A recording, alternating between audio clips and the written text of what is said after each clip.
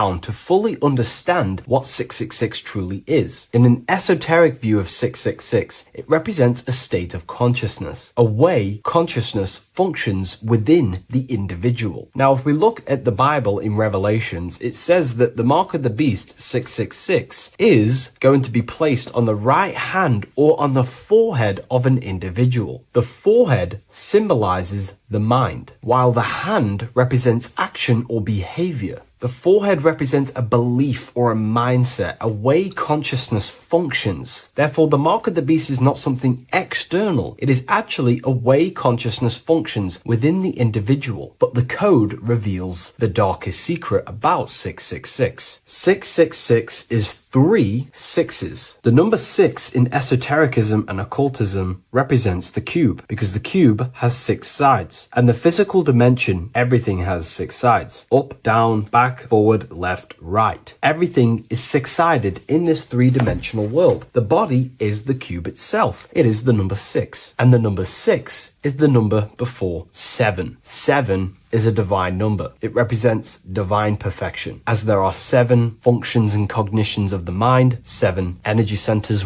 along the spinal column, 7 major planets for the 7 days of the week, 7 days of creation, 7 visible light spectrums, colors. The number 6, therefore, is often understood as imperfection, as the body is imperfect. The physical form is imperfect compared to our divine spiritual nature. But let's decode the 666 code properly so you can understand this. Now you understand that the number 6 represents the material 3-dimensional world, or the physical body of consciousness. We can then look at the number 3, because there are 3 6s. The number 3 represents the 3 ways consciousness functions. Consciousness thinks, consciousness feels, consciousness acts. We have a mental body, an emotional body, and a physical body. Most people confuse these things to be all one. They think their mind is their emotions and their mind is their brain, and they interlock all of these. But these are actually 3 different bodies of consciousness. Consciousness has many vehicles or bodies it expresses itself in. So the 3 ways that we ultimately create our life, the 3 ways that shift our reality, and the 3 full things that we have full control over are our thoughts, emotions, and actions. If you try and control anything else other than these 3 aspects of life and consciousness, you are then breaking natural law. If you try and control someone else, you are then breaking their will, their natural rights. These are the 3 things you have full control over: your mind, emotions, and your body. Therefore, the number 3 represents the 3 ways that you express consciousness in this life or reality. And the number 6 represents the material body. 666 is the mark of the beast. Therefore, the mark of the beast could be a state of consciousness where your thoughts, emotions, and actions are all directed towards the physical, material 3-dimensional world, leaving no room for true spiritual connection with your higher self, no divine connection to the source or God, giving no attention to your true internal nature, to the self inside the mind. All of your thoughts, emotions, and actions are directed only for physical pleasures, for materialism, for status, for egoism, leaving no room for connection with the divine. And this is the mark of the beast. When people's minds become so obsessed with materialism, chasing desires for the material things, they disconnect themselves from their true internal nature. And we can see this today. People are becoming so obsessed with materialism, money, becoming rich, whatever it is, they're gradually losing connection with their internal self. They think that they are the body. They think that they are these 5 senses. But ask yourself, if I remove my thoughts, if I turn off my mind, who am I then? Because who most people think they are is a bunch of beliefs in their subconscious mind. Their name, their job, their reputation, their friends. If you remove the mind and no longer think, who are you then? The observer, the pure awareness, beyond the mind, the body, the emotions. That is your true nature. You are the internal thinker. And when that internal thinker becomes so attached to the external physical body and does everything in its power to think, feel, and act only towards the material things, you become disconnected to your true powers, to your divine nature, to literally God. If you don't want to become the mark of the beast, then have balance. Now, I'm not saying materialism is evil.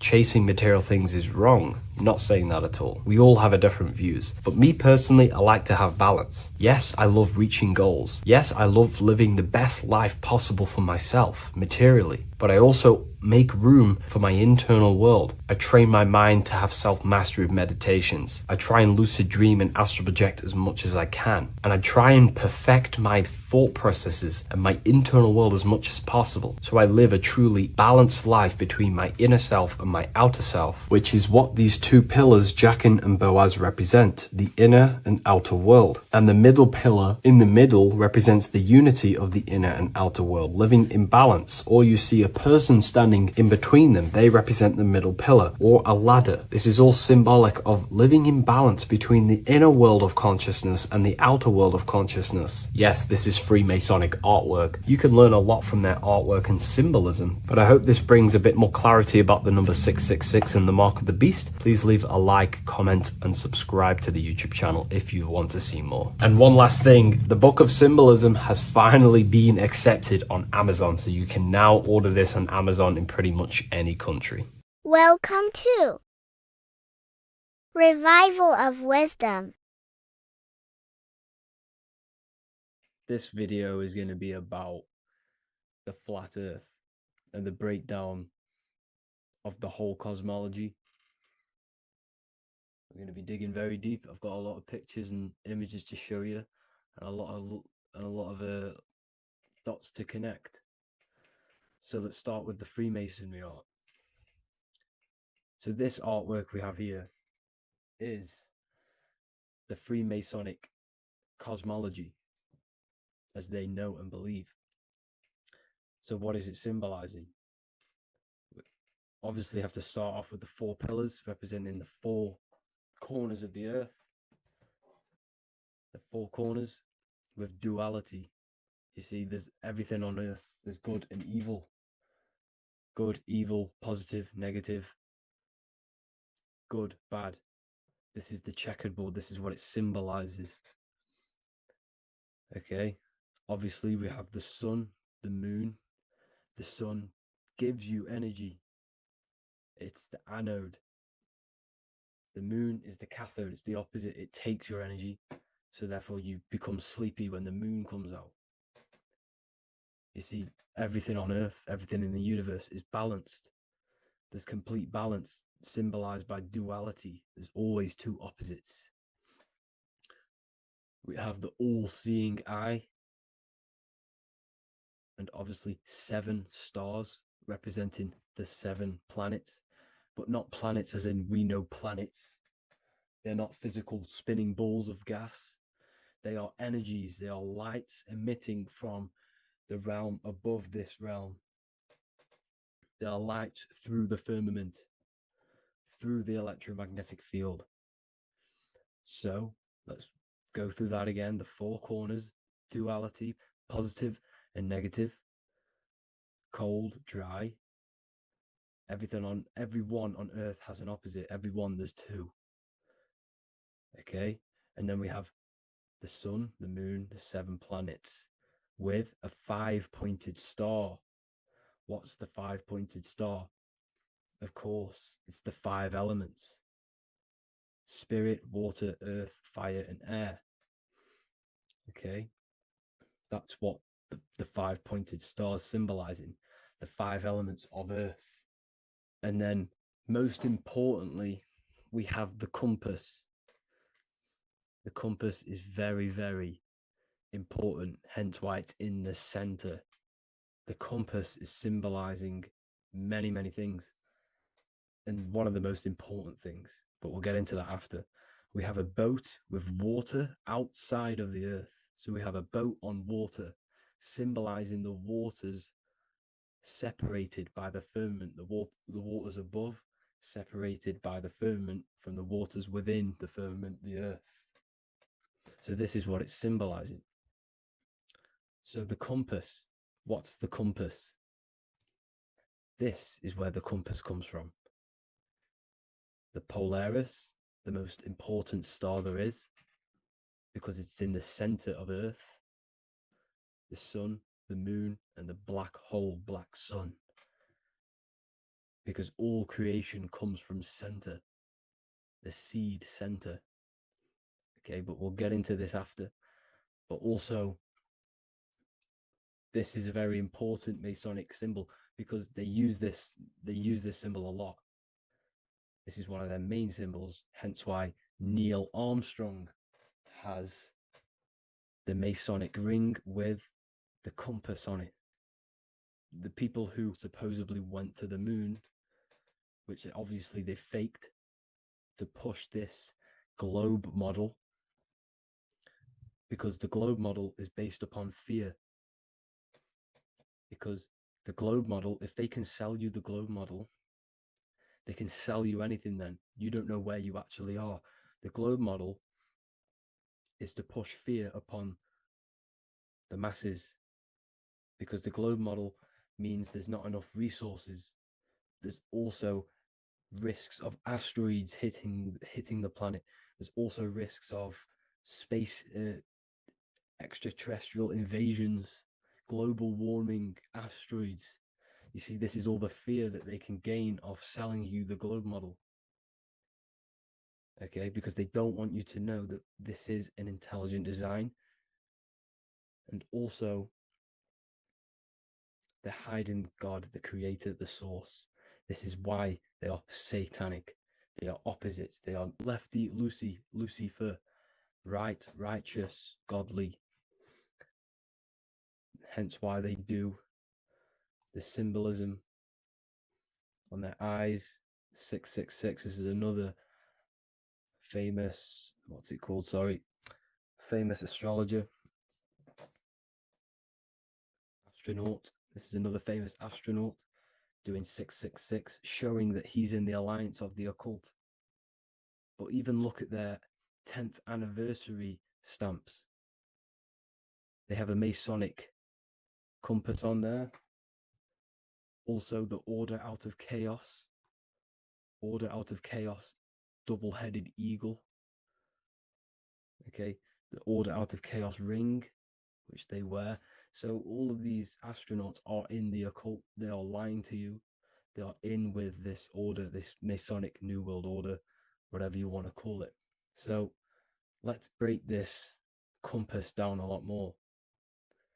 Because as I showed you here, the center, okay, this is what the compass is symbolizing.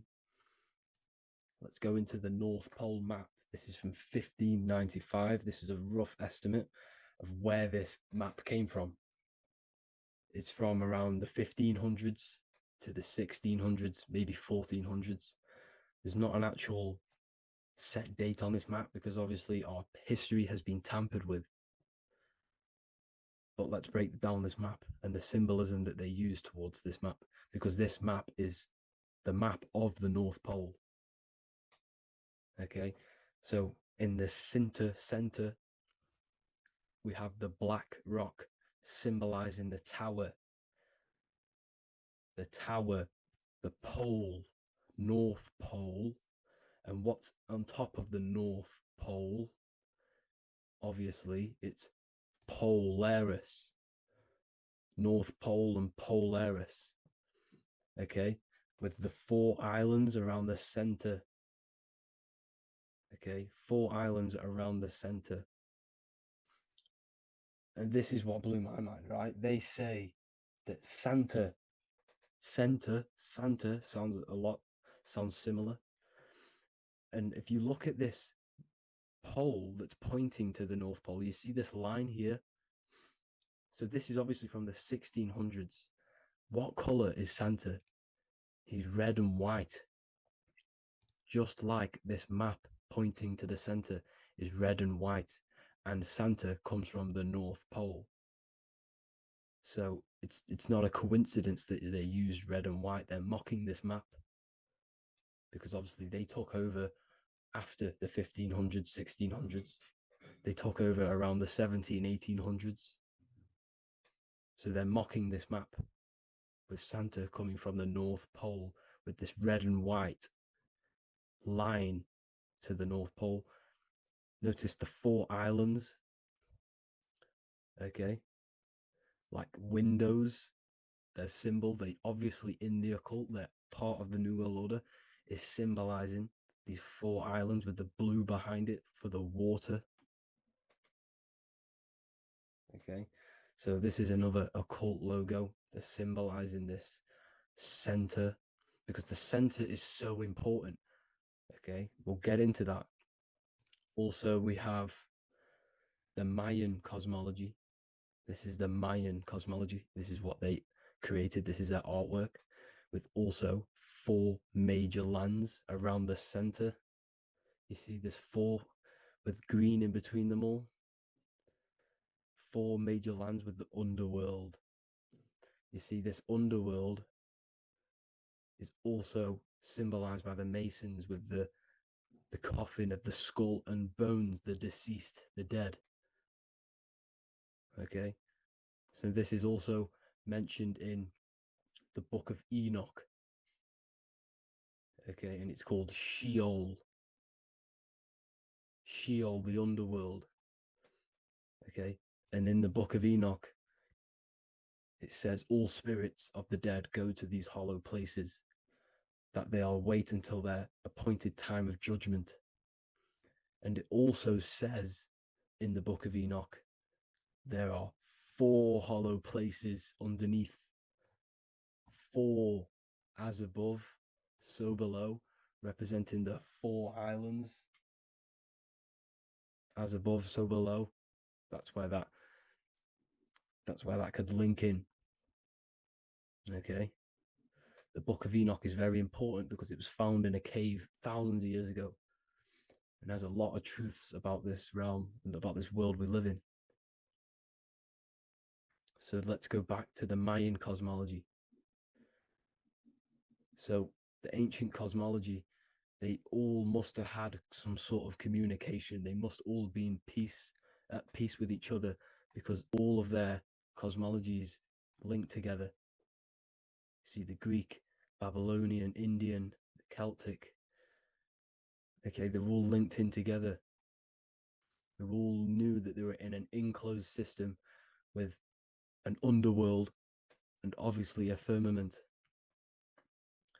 Okay, so this is what they all knew. They all must have had some sort of communication. They were a lot more advanced than us. They knew the center of the realm. Okay, and obviously the United Nations flag also symbolizes their center. You see how it has like a grid with a circle around the center. It's symbolizing that center of the realm, because that center of Earth is so important. The United Nations flag, all have it. See, some different ones all have that circle around the center, because the center is the seed. All things come from a center.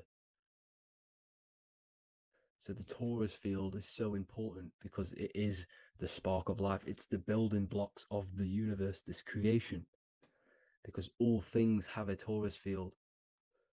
Just like an apple with what's in the center of an apple, a seed, because the center is where the energies hold, is where the energies meet, and it creates that spark of life.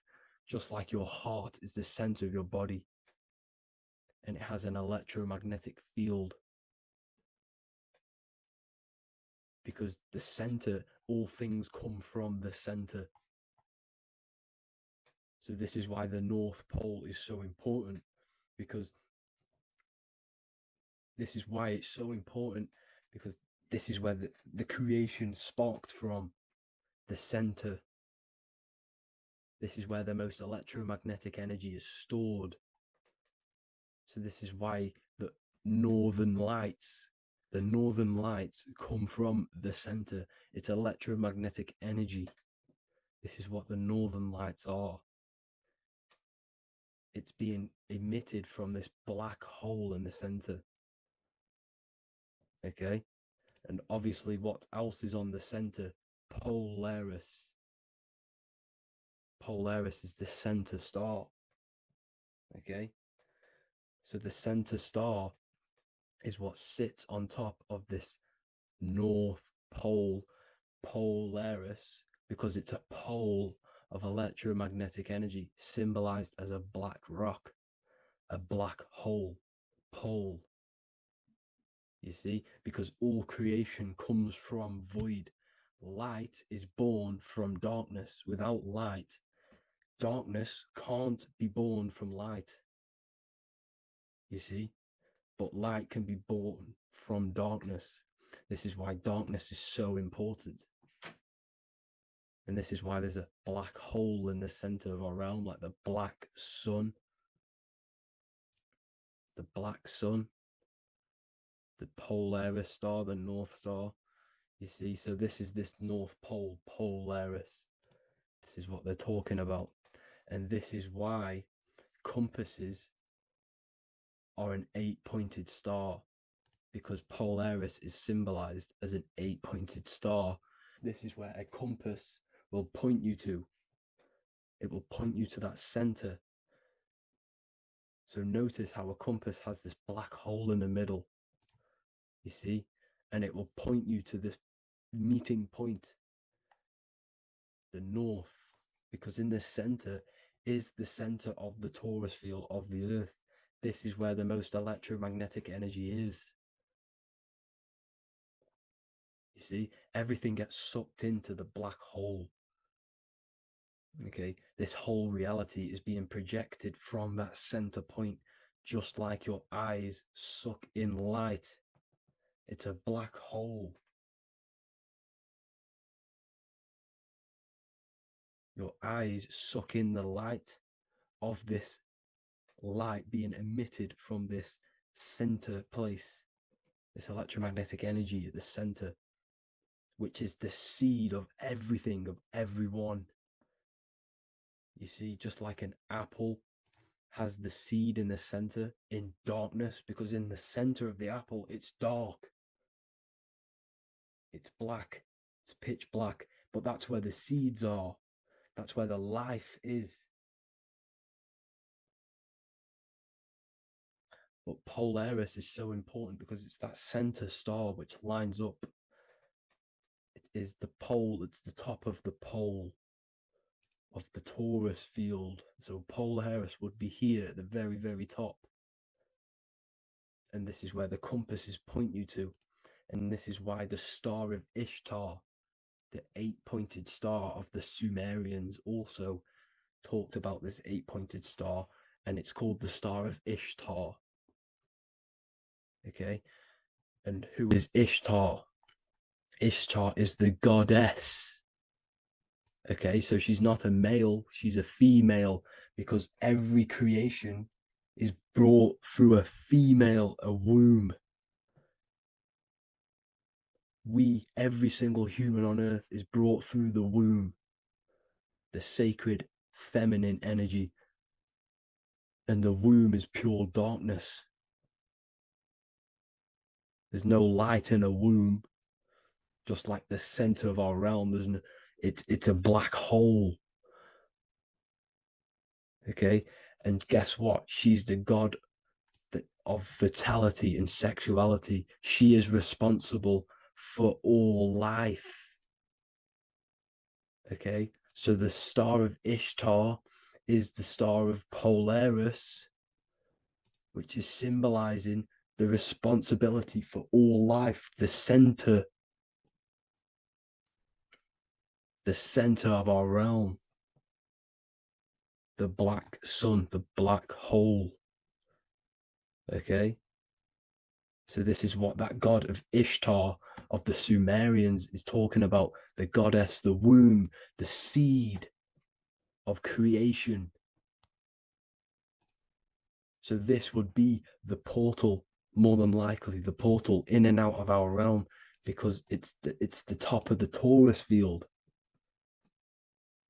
And what's above this realm is the heavens. So this is where you get sucked in from the heavens. Your soul gets sucked in and brought onto this plane of existence called Earth.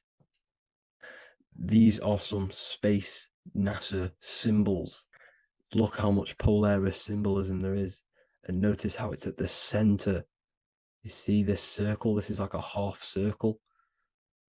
And at the center is an 8-pointed star of Ishtar. It's the same thing. It's Polaris. It's at the center. And notice on some of these, look, this one is a bear holding the key and an arrow pointing to the Polaris star, so that they hold the key to Polaris. Another one with like a demon holding a key to the what? Polaris on top of him. Also an eagle, which is a Masonic symbol. The eagle holding a key on top of the center. You see? And notice how there's an arrow going up to the Polaris and an arrow down, as above, so below, to Earth. So you can go out to Earth, out of Earth, and into Earth through Polaris. And the eagle holds the key. You see? The eagle holds the key, just like this. This demon dragon holds the key to Polaris. And look at this one, Earth, with an arrow up to Polaris, an 8-pointed star. So Polaris is more than likely that portal which the Anunnaki used, the Sumerian gods used, because the Anunnaki symbol is also an 8-pointed star. Okay, and like I said, that center is the seed of creation. The center is the black hole. Okay, just like your pineal gland is at the center of your brain. The pineal gland is at the center of your brain, and that's what connects you to that spirit realm, to the source. That's it for this video, guys. Thank you all for tuning in. I hope you all learned something today. Please leave a like, a comment, and please subscribe to the channel for more content. God bless you all. In this video, we're going to be talking about the evolution of consciousness. You are born human, however, you possess consciousness, which is the awareness behind your being, the awareness behind your thoughts, the experiencer behind your 5 senses, the experiencer, the observer behind your thought, emotions, and senses. You are an eye, an invisible consciousness looking through a lens, which is your body. Your body produces this physical world that you experience. Your brain produces this world. Your brain and body is a technological computer. However, you are an infinite, ever-expanding consciousness behind this physical body. And there is an evolution of consciousness, a cosmic journey of expansion. And this is why we see so much pyramid symbolism in the occult and esoteric world, and especially within Freemasonry. Because the pyramid represents climbing, an evolution, a raising state of consciousness, a journey. Steps symbolize a journey upwards. This is the raising and the evolution of consciousness, our inner world. The transmutation of our inner selves, of our souls and consciousness and our minds. So when we see this pyramid, we're seeing a evolution, a way up to source consciousness. And the eye in the pyramid represents your source consciousness. It represents illumination.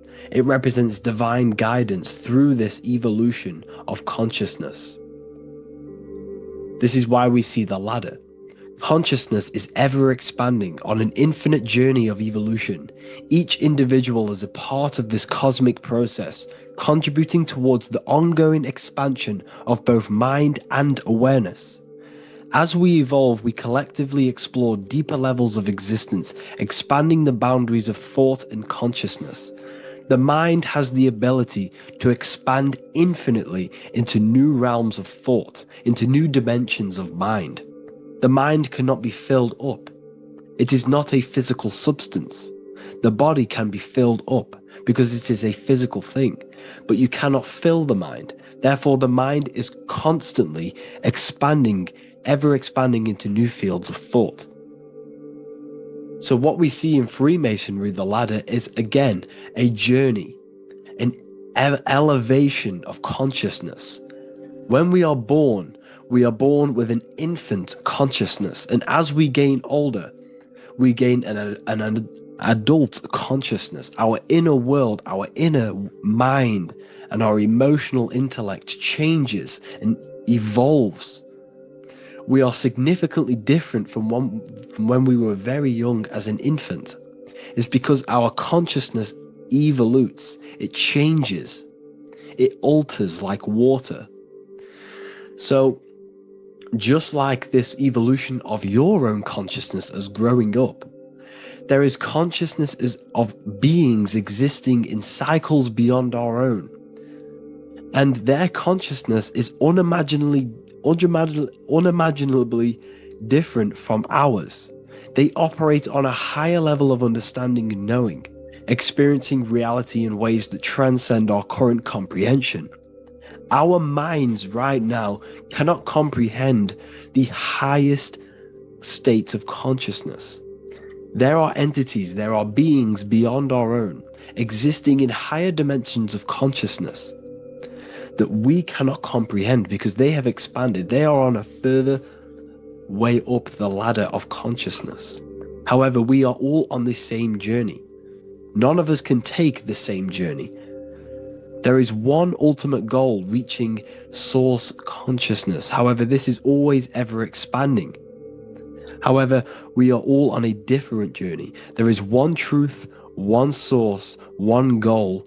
However, there are billions in different ways of reaching it, and we are all on these different paths to source consciousness, to this ladder, this evolution of universal evolution.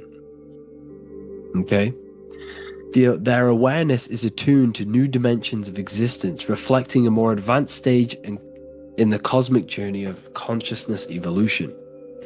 So when you take DMT, you are shot into these higher realms of consciousness where you meet these beings who look similar to these images. They are not speaking to you physically. They don't speak to you three-dimensionally through vibration and words. They speak to you mentally. If you have done DMT, then you know this. And if you have met these beings, then you know this. You might have even met some of these types of beings on mushrooms or any psychedelic drugs. Because ultimately, when you take these mind-altering substances, it's altering your consciousness. It's merging your consciousness with the spirit of that substance. And you are essentially attuning your mind to higher dimensions of consciousness. That's why we say we're getting high when we take these substances. Therefore, when you meet these beings on DMT, you are essentially meeting beings who are attuned to higher dimensions of consciousness, and they speak to you mentally. They speak to you telepathically through thought, because the universe is mental. Everything exists within the mind. The way you are now, your physical existence, is a state of mind. Mind, thought creates matter. Spirit and matter are two opposing ways of thinking. If we have a very spiritual mind, we have an expanded mind, we are a spiritual person through the mind. However, if we have a very low state of consciousness where we think about food, sex, lust, and all physical things, then we have a physical consciousness. Matter and spirit are two opposing forces, two ways of thinking. The mind attunes itself to different levels of understanding in different dimensions. So, essentially, this is what we're looking at. The body is a vessel for the fluidic, formless consciousness, a temple that houses the essence of our awareness. While the five senses are limited to perceiving only the physical plane, the mind transcends these limitations, capable of perceiving the full scope of reality. It is through the mind that we access deeper truths beyond the material, tapping into boundless nature of existence. Physical existence is a thin band, a thin layer of reality. It's like 0.001 100% of reality. And your five senses are only tuned into this layer of reality.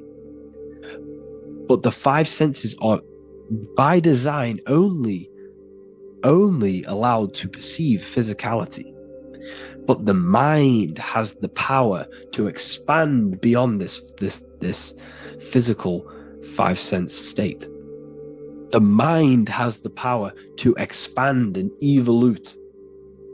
It is a conscious decision whether you want to take this path or not. You can stay in a three-dimensional way of thinking, or you can expand your consciousness from within. It's not an external journey. There is no God going to save you. You must save yourself.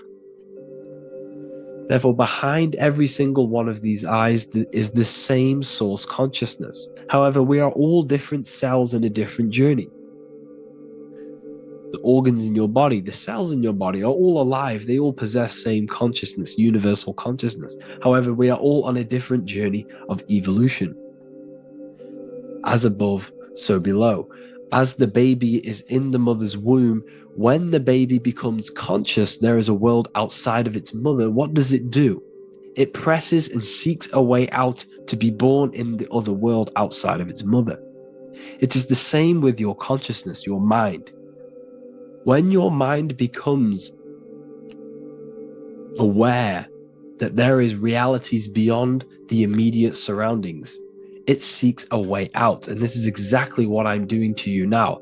I am now expanding your mind and telling you there is other ways of reality. There is other dimensions of consciousness which you can access through inner transmutation, through different ways of thinking, spiritualism, and meditating and connecting with yourself and detaching from external things. We can upgrade our consciousness. Your body is a womb. Why Jesus says you must be born again to see the kingdom of God, because you are born physically and then you must be born again spiritually, awakening your inner consciousness. So like I said, as the baby is in the womb, it's the same principle. As above, so below. You were a baby, you were in your mother's womb, and you figured out there is a world outside of your mother, so you seek to weigh out your mother to be born in another world. It's the same now. You must do this now. This is your spiritual evolution. This is the evolution of consciousness. It's ever expanding. When you die, this is a transition. You must learn to not fear death. This is another part of your spiritual journey. You must master death. Therefore, like I said before, the mind has limitless capacity to expand into new realms of thought, continuously exploring uncharted ideas and concepts without boundaries. The mind can ever expand. It can never be filled. It can never ever know everything. There is infinite fields of knowledge, infinite fields of thought. Your current state is just one stage on an infinite pathway. You won't remain human forever. The human experience is a crucial phase where we learn to balance polarities, master the fundamental laws of the cosmos. It is a period of growth and transformation, preparing us for the next stages in our cosmic evolution. The goal is to strive for perfection, yet the true perfection is unattainable. It's like a tunnel, and there is a light at the end of the tunnel. And as you walk through this tunnel, the light is ever moving backwards. You should forever seek to meet that light, but you will never meet that light because consciousness is ever expanding. You should strive for perfection, yet knowing that perfection is forever unattainable. The journey is endless, with each step revealing deeper layers of understanding and experience. The pursuit of growth and expansion is itself the essence of our evolution. You can find all of this knowledge in the amazing book that I have read for years. I have read this book, The Emerald Tablets of Thoth, the Atlantean, by M. Dorial, translated by M. Dorial. I'm telling you now, this book, now that I've told you this, you have some context on the book. The whole book is about evolution of consciousness. He's talking about higher dimensions beings. He's talking about how you can transcend this physical plane. It is truly the most amazing book you will probably read. One of the best spiritual texts you'll see. It's hard to understand, so you must read it over and over again. And the more your mind progresses, like for me, I read this every couple months, and the more I learn about consciousness, the more I expand my own consciousness. And every time I read this book, I pick out something new that just completely blows my mind, because you can only understand this book to your level of consciousness, to your level of understanding. So now that I've told you all this information, go and read this book and it will absolutely blow your mind. And so will the Book of Wisdom Volume 2, which is now available. I released it the other day. I'm just going to read a page out now. This page is called Spirit and Matter. The Earth is not merely a dense, lifeless rock drifting through space. It possesses spirit, a living essence that animates its form. But what do we mean by spirit? Spirit in esoteric terms refers to the energy, the life force, animating the principles infused in matter. So essentially, what this page is talking about is how everything has spirit, consciousness within it. You are the middle, you are spirit and matter. You have the ability to expand your mind to the God self and raise above our animal instinct, our material self, and know the divine and expand. Animals cannot do this. Animals are not self-aware. Humans possess self-awareness. We can observe our consciousness. We can say, why do I exist? We can look in the mirror and know that we need growth.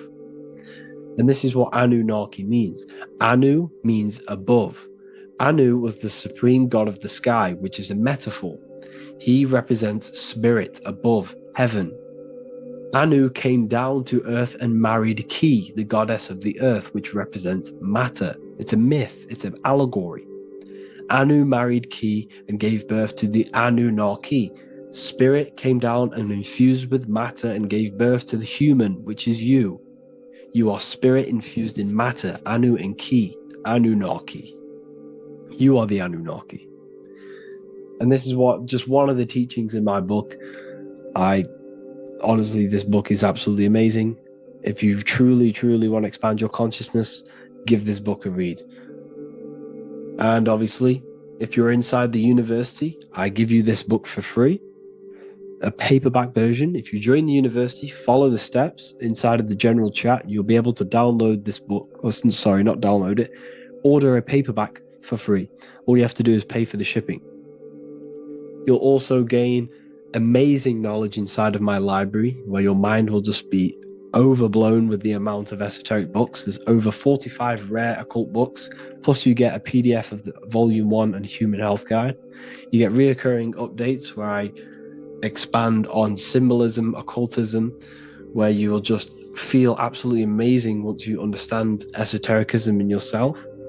You'll also learn how to create the dream reality that you want with the Manifestation Mastery course, where I teach you how your consciousness creates reality. You'll have a real lectures where I post lectures on symbolism, occultism, esotericism. There's a conscious community and live calls and Q&A where you can ask me questions and I'll answer your questions. I just want to say thank you to everyone who has joined the university. Thank you for even liking and watching this video. Any support I just appreciate every single one of you. Please, if you can, leave a comment and a like on this video and let me know any videos you want me to make in the future. And I will start uploading a lot more to the YouTube. So yeah, thank you all for tuning in today. Have an amazing day.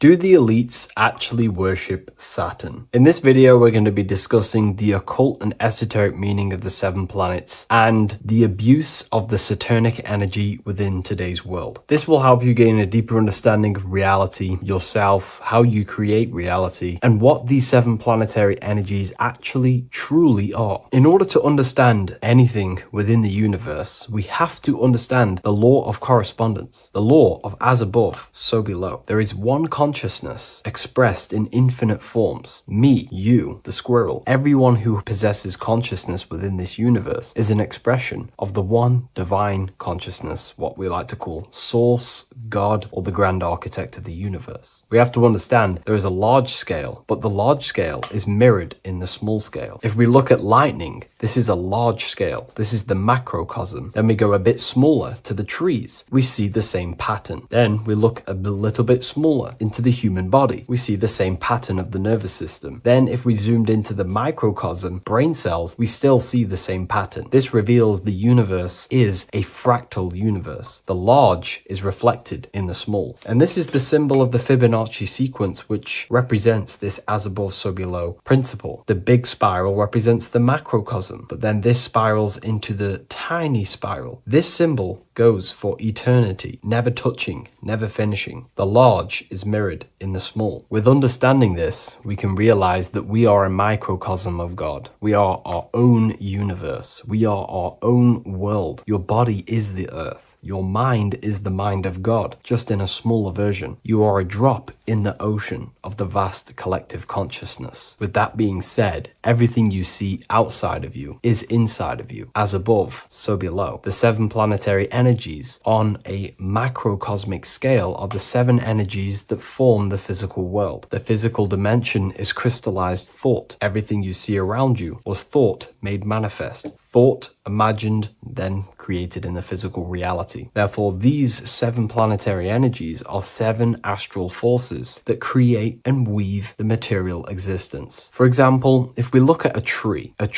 has 7 categories of consciousness, 7 creational forces that create the tree. This is the reason why we have 7 days of creation in the Bible. This is the reason why we have 7 days of the week for the 7 planetary energies. Monday is for the moon, Mars is for Tuesday, Mercury for Wednesday, Jupiter for Thursday, which is Thor. Thor is Jupiter. Venus for Friday, Saturn day for Saturn, Sunday for the sun. This is also the reason why we have 7 major energy centers within the body. The 7 life forces that flow through the body to give physical existence to the physical form. Man is a microcosm of the universe. With that being said, if we look at a tree is nature, and nature is the macrocosm, the creation of God's mind. And if we look at the tree, we can see 7 creational categories that go into create the tree. For example, the stem of the tree, the trunk, represents the sun. The root system, the base of the tree, where the tree grows out of, is Saturn. If we look at the fruit of the tree, that represents Jupiter. The smell, the look, the colors of the tree, that's Venus. How the tree communicates with other trees through the root system is Mercury, the intellect, the intelligence, the communication. The leaves of the tree is the moon. The defense mechanism of the tree, how it defends itself from infections and other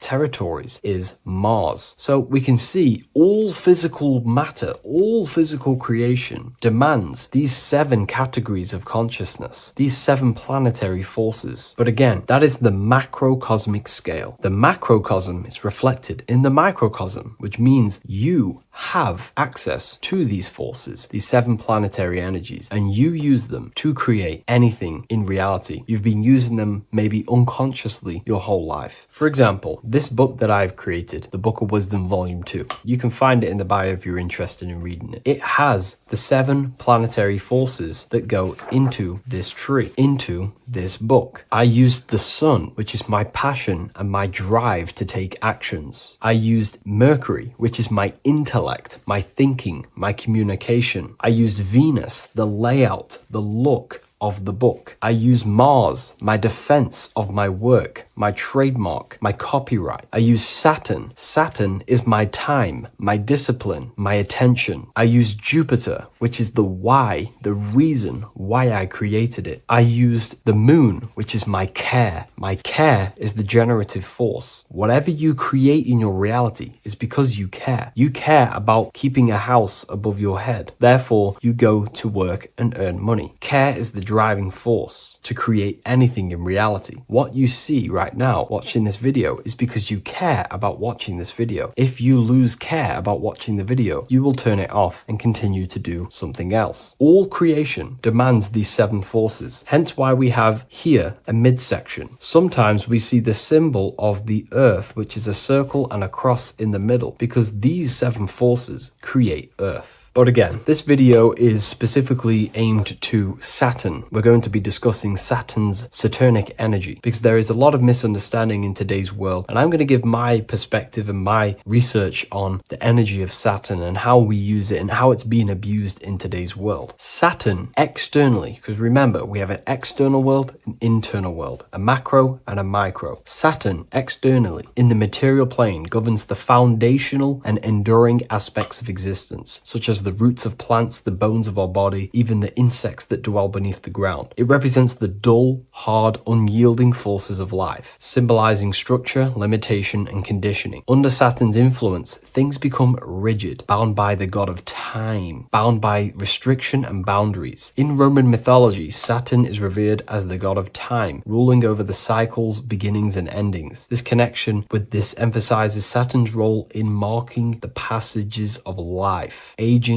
and inevitable constraints we all face. Internally, inside yourself, the microcosm. Internally, Saturn embodies the conditioning within our own consciousness. When Saturnian aspects of consciousness dominates, we become overly rigid, fixated, restricted in our thinking and actions. For example, Saturn's influence is strongly felt in today's world, where many people's minds are confined to societal norms and conditioned responses. The pervasive control Saturnian energy can lead to the sense of limitation, as people become trapped within structure imposed by society and power structures. However, we have to remember that limitation, there is dark and light. Limitation is not bad. This is why Saturn is connected to the god Satan. They are the same being. It's something that restricts, holds back, and keeps you limited, conditions and limits consciousness to its lower power. Saturn is a great teacher, guiding us through difficult life lessons that ultimately lead to growth and expansion and power. Although Saturn's energy is harsh and often challenging, it helps us to develop resilience, discipline, and wisdom. Yet in modern age, this energy has overpowered the minds of the masses, fostering excessive rigidity and limitation. Instead of being ruled by Saturn's constraints, we should seek to embrace more freedom, love, joy, balancing Saturn's lessons with openness and fluidity in our life. So like I said, Saturn rules law. Anything that is limiting or holding back, something that is a restriction or a wall. This is why we see judges wear black robes. The color black is associated with Saturn because Saturn rules over the nighttime and the winter time. Capricorn, they wear black robes. A graduate also wears a black robe with a black square cap on its head because black is associated with Saturn, restriction, limitation. University graduates wear this. Personally, not to offend anyone, these educational systems that we have in today's world are not here to give you power, to find you the power of consciousness or yourself. They are simply to restrict you, to keep the mind limited in a certain belief system. That's not to say the things in university are completely useless, but what I'm saying is it is a conditioning by the educational system. And if we actually look at the top of the hat, it's a square over a circle. And in Freemasonry, we see the compass on top of the square. In Freemasonry, we see the square underneath the compass on top of the square. The square creates squares and the compass creates circles. So this is symbolizing the square, which is matter, the circle, which is spirit, matter over spirit when it needs to be spirit over matter. This is a symbol of conditioning, limiting the mind into being locked in the 5 senses and base consciousness. Saturn's energy is keeping people restricted. This is why there is so much Saturn symbolism in today's world, because Saturn is anything to do with limitation, restriction, and time. All of the systems in place are to limit our minds, to keep us on base consciousness, only thinking in a limited box, only thinking and aware of the five senses. In base consciousness, in animal nature, one only thinks according to their senses. When they have a sense, their mind thinks. This is an affect state of consciousness. They're living in the affect. We need to understand that in base consciousness, we have no true power to create. We're simply living in cycles of affect. Now, what do I mean? The physical world is the effect. It's already manifested and cannot be changed. Our consciousness needs to rise to become a cause instead of playing around and being lost in the effect, to become a co-creator. And this is what the system does not want you to do. It does not want you to become a conscious creator. So they keep you in base consciousness, not giving you the awareness that you are literally a god creating a world right now. You are a world and you are shaping the world. Our consciousness needs to be mastered, controlled, and then we can become a conscious creator instead of running around in the world of illusion and effect. As above, so below. What happens in the mind happens in reality. We do not want to be matter over spirit, which means the external world over the internal world. We need the internal world to rule over the external. Saturn's symbolism can be symbolized as a black cube. The cube symbolizes this physical world because everything has 6 sides. We can move forward, backward, left, right, up, and down. We are in this cube. This is why we say think outside the box. Thinking outside the box means to become a cause and not an effect. The mind needs to be a cause, an instruction center, and not just thoughts that are reinforcing the effect and lost in the effects of the material world. Instead of reacting, we need to become a commander. This is a symbol of conditioning and the physical plane. Black is dull, lifeless. The physical world is lifeless. It has no power to create. It has no power to do anything. It is simply a projection and an effect. You, the mind, consciousness, are the cause. You can create the effect. In today's system, Saturn's energy is heavily relied on, which is just simply man-made laws, restrictions, time wasting, and keeping people in base consciousness, only aware of the physical 5 senses. Let's get something straight about the elites. They do not worship Saturn. There is nothing to worship. They simply use the energy of Saturn to keep people limited. They're not using the planet Saturn, but they're limiting people in their belief systems and physically where they can go, restricting boundaries, countries, restricting people's minds through mass media, which is all symbolism of limitation and restriction of Saturn. They're not worshipping it, they're using it and abusing it. Saturn could be anything in your mind that keeps you limited. If you have a limited thought that does not allow you to take action on something, that is a Saturnic energy within your own mind. Anything that is indoctrination, anything that is boundaries on you, that is a Saturnic energy. Some people say that the Saturn and the moon are working together to trap our soul. This is highly symbolic. Saturn and the moon are not forming a matrix to trap your soul and keep you reincarnated. Again, this is symbolic, and in the esoteric version and understanding of this, we can see that they do have a relationship. The moon is our subconscious mind, and Saturn is restriction. If we have restrictions and belief systems in our subconscious mind that keep the soul locked and trapped only in these 5 bases, these 5 senses, then we will think and condition ourselves that we are only the physical body and never actually free ourselves from the material world and ascend. Saturn and the moon are not working together, but these are highly linked. By limiting the subconscious, we keep people stuck in base awareness, keeping them locked in the world of effect, never becoming a conscious creator. We have 2 spiritual currencies, time and attention. These are the 2 currencies that we spend. We spend time or pay attention. These are the 2 spiritual currencies that pretty much create our reality. And the system aims to hijack these 2 currencies from you, to limit you, to dominate you, so you do not become a conscious creator. So again, no one worships Saturn. It's simply just a symbol of limitation and restriction. Limitation has good and bad. Limitation can make us learn, overcome, become strong, disciplined. But when it's abused, it can keep people locked in base consciousness and stuck in their lower nature, never figuring out how powerful they are. You hold the power to shape a world. That's how powerful you are, to turn thoughts into physical existence. I'll see you in the next video. Please leave a like, comment, and a subscribe. Neo is plugged in on the back of the neck, which is the reptilian brainstem. The reptilian brain is all to do with survival mode, survival state. It's always scanning the environment for safety, whether that's physically, emotionally, or mentally. It does not think. It is instant. For example, do I smack the guy or run off? If something happens to you, like a car's coming really quick to you, you do not think about this. The reptilian brain is the animal instinct that will instantly move your body on the instant reactions. Hence why it's the closest brain to the rest of the body. It has instant access to the electrical nervous system to control the body at instant reactions. Now, Neo is plugged in on the back of the neck, which is the reptilian brain. Therefore, the matrix is the body itself. It is the lowest state of consciousness. This is what it represents. The word matrix means womb. It translates to womb because your body is a womb.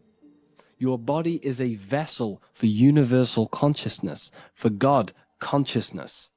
And the body is also a womb where you can be born again outside of this body by raising your consciousness, by awakening the neocortex. This is why Neo is called Neo, because it represents the neocortex. This is the higher aspect of our brain. This is all to do with new things, higher reasoning, higher thinking, new learning. You see, the brain is a receiver for universal consciousness. Now, what do I mean? It is a radio receiver. Think of it like this. You have a radio tower which emits frequencies, and each little frequency, 00.1, 00.2, 00.3, each 00 point is a different person. We are all the same universal consciousness, encapsulated inside of a different vessel. This is why our body is the temple of God inside of the Bible. Your body is a sacred temple of the divine essence of the universe. However, consciousness is controlling this physical body. And I'll show you this diagram here. Consciousness consists of imagination, emotions, thought, and memory. All of these things are not physical. They're not made out of atoms. You cannot think with atoms. If I split open your brain while you are thinking of a cheesecake, I would not see a cheesecake. It's because these things exist metaphysically within consciousness. They are not physical. The body is physical. It's part of matter. It's part of time. You see the Leonardo da Vinci, the circle and the square. The square represents limitation, beginning and end, because when you draw a square, there is a beginning and end. It represents the body, the mortal self, the ego, the echo.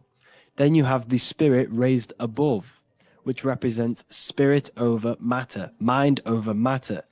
Invisible forces create physical forces. Everything physical exists in non-physical. This is also the Freemasonic square and compass, why the square is below the compass, because the compass creates the circle, which is spirit or mind. Then you have the square, which is matter. Mind and matter are the same substance. Mind creates matter through thought. Everything in this physical universe manifested through thought. Everything began as thought. So you are spirit and matter. You have a material body and a spiritual body. And you are right in the middle. This is why humans are very, very important.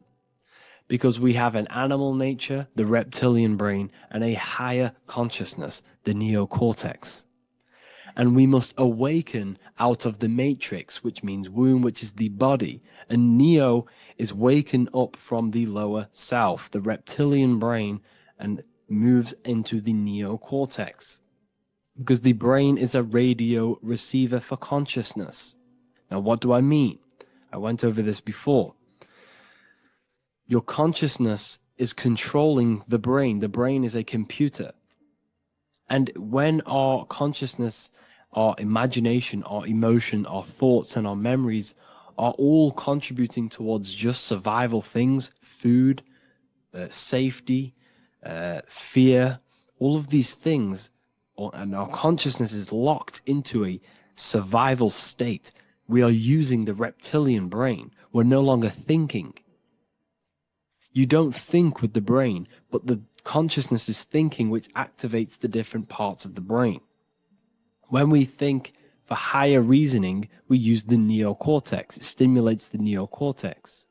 When we think about survival, we're using the reptilian brain. So therefore, when Neo wakes up, he wakes up to the higher aspects of consciousness, which is only utilized by the neocortex, by learning new things, and expansion of the mind and expansions of consciousness. Okay?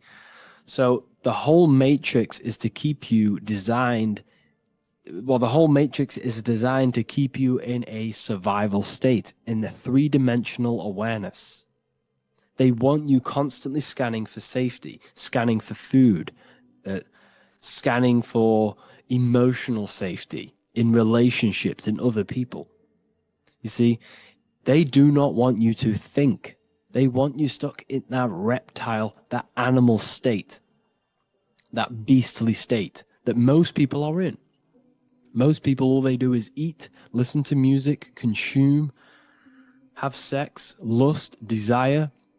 This is all the reptilian brain. So when we say the world's being ran by reptilians, it's symbolic. There is no physical reptilian humanoid beings controlling, manipulating human consciousness. We are all the same consciousness. However, there is a corrupted state of consciousness running this world. And this consciousness worships the physical plane. And they control the physical plane. So by doing that, they keep you stuck in a reptilian way of thinking, the animal state, to keep you stuck in the lowest state of consciousness. Now, this is the god Osiris, which represents the reptilian brain. None of the Egyptian gods ever existed. They are all symbolic for the brain and anatomy of the human body. Osiris represents the reptilian brain. As you can see, this anatomy compare to the brain stem and Osiris statue found in Egypt.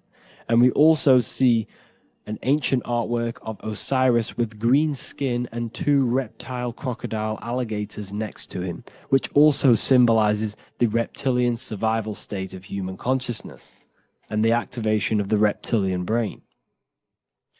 This is what it symbolizes. Now, this is what the Matrix is all talking about. It's talking about the awakening, the expansion of consciousness. The word divine is dive in because you connect with the divine by diving inward. There is no man in the sky going to save you. You must connect with the self. Know thyself. Truth comes from within. All of these things I'm telling you comes from within you. I'm just pointing it out. All of this is self-realization. A lot of people say, well, what are my sources? My sources is knowing thyself, observing thyself, using the neocortex of critically thinking, sitting down and thinking about yourself and having deep realization of yourself. You can realize that your thoughts are not of this physical world. It's quite simple. The brain does not think. The brain does not imagine. The brain does not hold memory. All of these things exist in consciousness, the one consciousness, but we are all fractal, infinite parts of. This is the eye on the triangle, consciousness being given down to the rest. This is separate. Consciousness is separate from the rest of the pyramid. The pyramid is your body. Neo is the one consciousness. This is the Egyptians symbolizing the one consciousness giving Ankh, which is life, to all the different life forms.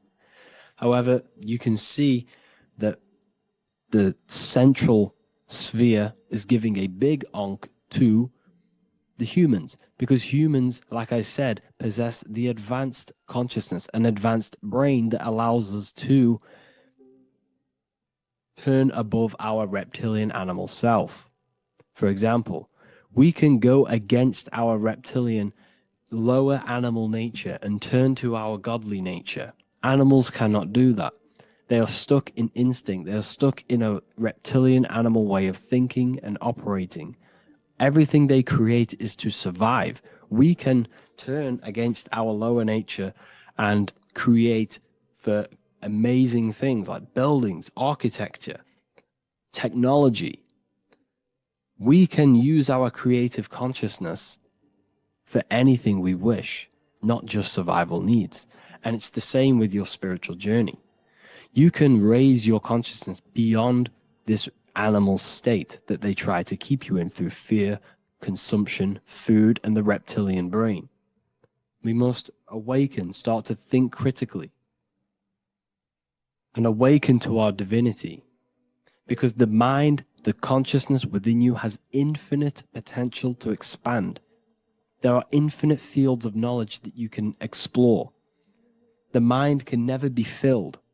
It can never ever be full of knowledge. It always expands, and that's why you are alive. That's why you are part of this universe. That's why the science always says the universe is always expanding, because the universe exists in your mind, and the mind is always expanding into new fields of thought, new fields of knowledge and information. And that is your whole sole purpose, of expansion of mind and expansion of consciousness, and the exploration of the mind of God. We are living in the mind of God. You are a thought in the mind of God. You must awaken out of this body. This is why Jesus says you must be born again to see the kingdom of God. You must be born again. You must raise your consciousness beyond physical limitation and awaken to your divinity. And this is pretty much it for this video. I hope you all understand this, that this is all symbolic for consciousness.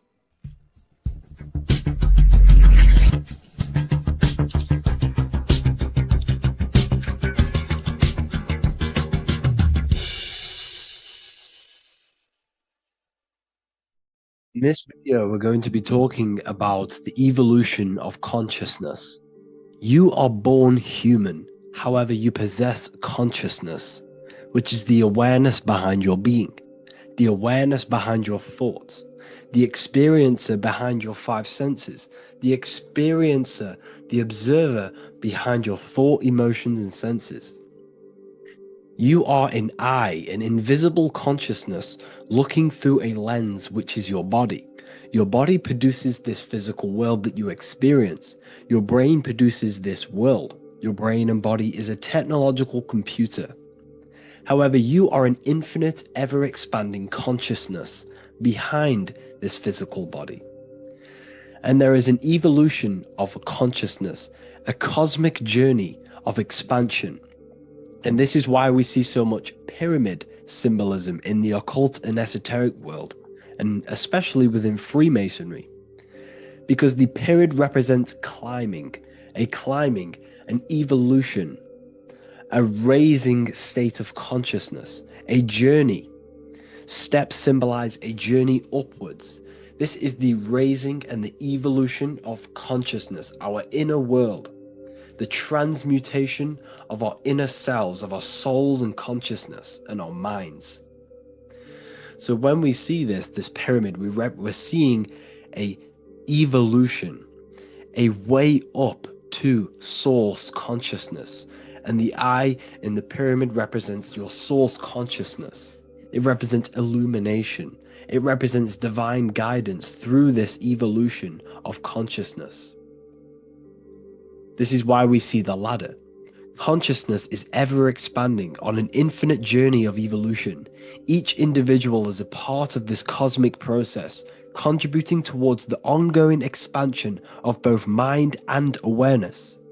As we evolve, we collectively explore deeper levels of existence, expanding the boundaries of thought and consciousness. The mind has the ability to expand infinitely into new realms of thought, into new dimensions of mind. The mind cannot be filled up. It is not a physical substance. The body can be filled up because it is a physical thing, but you cannot fill the mind. Therefore, the mind is constantly expanding, ever expanding into new fields of thought. So what we see in Freemasonry, the ladder, is again a journey, an elevation of consciousness. When we are born, We are born with an infant consciousness, and as we gain older, we gain an adult consciousness. Our inner world, our inner mind, and our emotional intellect changes and evolves. We are significantly different from when we were very young as an infant. It's because our consciousness evolutes, it changes, it alters like water. So, just like this evolution of your own consciousness as growing up, there is consciousness of beings existing in cycles beyond our own. And their consciousness is unimaginably different from ours. They operate on a higher level of understanding and knowing, experiencing reality in ways that transcend our current comprehension. Our minds right now cannot comprehend the highest states of consciousness. There are entities, there are beings beyond our own, existing in higher dimensions of consciousness that we cannot comprehend because they have expanded. They are on a further way up the ladder of consciousness. However, we are all on this same journey. None of us can take the same journey. There is one ultimate goal, reaching source consciousness. However, this is always ever expanding. However, we are all on a different journey. There is one truth, one source, one goal. However, there are billions in different ways of reaching it, and we are all on these different paths to source consciousness, to this ladder, this evolution of universal evolution. Okay? Their awareness is attuned to new dimensions of existence, reflecting a more advanced stage in the cosmic journey of consciousness evolution. So when you take DMT, you are shot into these higher realms of consciousness where you meet these beings who look similar to these images. They are not speaking to you physically. They don't speak to you three-dimensionally through vibration and words. They speak to you mentally. If you have done DMT, then you know this. And if you have met these beings, then you know this. You might have even met some of these types of beings on mushrooms or any psychedelic drugs. Because ultimately, when you take these mind-altering substances, it's altering your consciousness. It's merging your consciousness with the spirit of that substance. And you are essentially attuning your mind to higher dimensions of consciousness. That's why we say we're getting high when we take these substances. Therefore, when you meet these beings on DMT, you are essentially meeting beings who are attuned to higher dimensions of consciousness, and they speak to you mentally. They speak to you telepathically through thought, because the universe is mental. Everything exists within the mind. The way you are now, your physical existence, is a state of mind. Mind, thought creates matter. Spirit and matter are two opposing ways of thinking. If we have a very spiritual mind, we have an expanded mind, we are a spiritual person through the mind. However, if we have a very low state of consciousness where we think about food, sex, lust, and all physical things, then we have a physical consciousness. Matter and spirit are two opposing forces, two ways of thinking. The mind attunes itself to different levels of understanding in different dimensions. So, essentially, this is what we're looking at. The body is a vessel for the fluidic, formless consciousness, a temple that houses the essence of our awareness. While the five senses are limited to perceiving only the physical plane, the mind transcends these limitations, capable of perceiving the full scope of reality. It is through the mind that we access deeper truths beyond the material, tapping into boundless nature of existence. Physical existence is a thin band, a thin layer of reality. It's like 0.001% of reality. And your five senses are only tuned into this layer of reality. But the five senses are, by design, only allowed to perceive physicality. But the mind has the power to expand beyond this physical five-sense state. The mind has the power to expand and evolute. It is a conscious decision whether you want to take this path or not. You can stay in a three-dimensional way of thinking, or you can expand your consciousness from within. It's not an external journey. There is no God going to save you. You must save yourself. Therefore, behind every single one of these eyes is the same source consciousness. However, we are all different cells in a different journey. The organs in your body, the cells in your body are all alive. They all possess same consciousness, universal consciousness. However, we are all on a different journey of evolution. As above, so below. As the baby is in the mother's womb, when the baby becomes conscious, there is a world outside of its mother. What does it do? It presses and seeks a way out to be born in the other world outside of its mother. It is the same with your consciousness, your mind. When your mind becomes aware that there is realities beyond the immediate surroundings, it seeks a way out. And this is exactly what I'm doing to you now. I am now expanding your mind and telling you there is other ways of reality. There is other dimensions of consciousness which you can access through inner transmutation, through different ways of thinking, spiritualism, and meditating and connecting with yourself and detaching from external things. We can upgrade our consciousness. Your body is a womb. Why Jesus says you must be born again to see the kingdom of God, because you are born physically and then you must be born again spiritually, awakening your inner consciousness. So like I said, as the baby is in the womb, it's the same principle. As above, so below. You were a baby, you were in your mother's womb, and you figured out there is a world outside of your mother, so you seek to way out your mother to be born in another world. It's the same now. You must do this now. This is your spiritual evolution. This is the evolution of consciousness. It's ever expanding. When you die, this is a transition. You must learn to not fear death. This is another part of your spiritual journey. You must master death.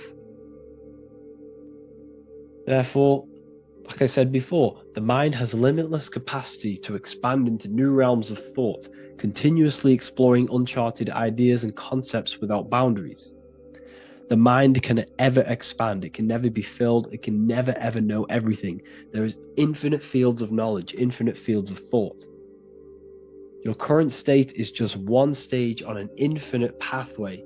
You won't remain human forever. The human experience is a crucial phase where we learn to balance polarities, master the fundamental laws of the cosmos. It is a period of growth and transformation, preparing us for the next stages in our cosmic evolution. The goal is to strive for perfection, yet the true perfection is unattainable. It's like a tunnel, and there is a light at the end of the tunnel. And as you walk through this tunnel, the light is ever moving backwards. You should forever seek to meet that light, but you will never meet that light because consciousness is ever expanding. You should strive for perfection, yet knowing that perfection is forever unattainable. The journey is endless, with each step revealing deeper layers of understanding and experience. The pursuit of growth and expansion is itself the essence of our evolution. You can find all of this knowledge in the amazing book that I have read for years. I have read this book, The Emerald Tablets of Thoth, the Atlantean, by M. Dorial, translated by M. Dorial. I'm telling you now, this book, now that I've told you this, you have some context on the book. The whole book is about evolution of consciousness. He's talking about higher dimensions beings. He's talking about how you can transcend this physical plane. It is truly the most amazing book you will probably read. One of the best spiritual texts you'll see. It's hard to understand, so you must read it over and over again. And the more your mind progresses, like for me, I read this every couple months. And the more I learn about consciousness, the more I expand my own consciousness. And every time I read this book, I pick out something new that just completely blows my mind. Because you can only understand this book to your level of consciousness, to your level of understanding. So now that I've told you all this information, go and read this book and it will absolutely blow your mind. And so will the Book of Wisdom Volume 2, which is now available. I released it the other day. I'm just going to read a page out now. This page is called Spirit and Matter. The Earth is not merely a dense, lifeless rock drifting through space. It possesses spirit, a living essence that animates its form. But what do we mean by spirit? Spirit in esoteric terms refers to the energy, the life force, animating the principles infused in matter. So essentially, what this page is talking about is how everything has spirit, consciousness within it. You are the middle, you are spirit and matter. You have the ability to expand your mind to the God self and raise above our animal instinct, our material self, and know the divine and expand. Animals cannot do this. Animals are not self-aware. Humans possess self-awareness. We can observe our consciousness. We can say, why do I exist? We can look in the mirror and know that we need growth. And this is what Anunnaki means. Anu means above. Anu was the supreme god of the sky, which is a metaphor. He represents spirit above, heaven. Anu came down to earth and married Ki, the goddess of the earth, which represents matter. It's a myth, it's an allegory. Anu married Ki and gave birth to the Anunnaki.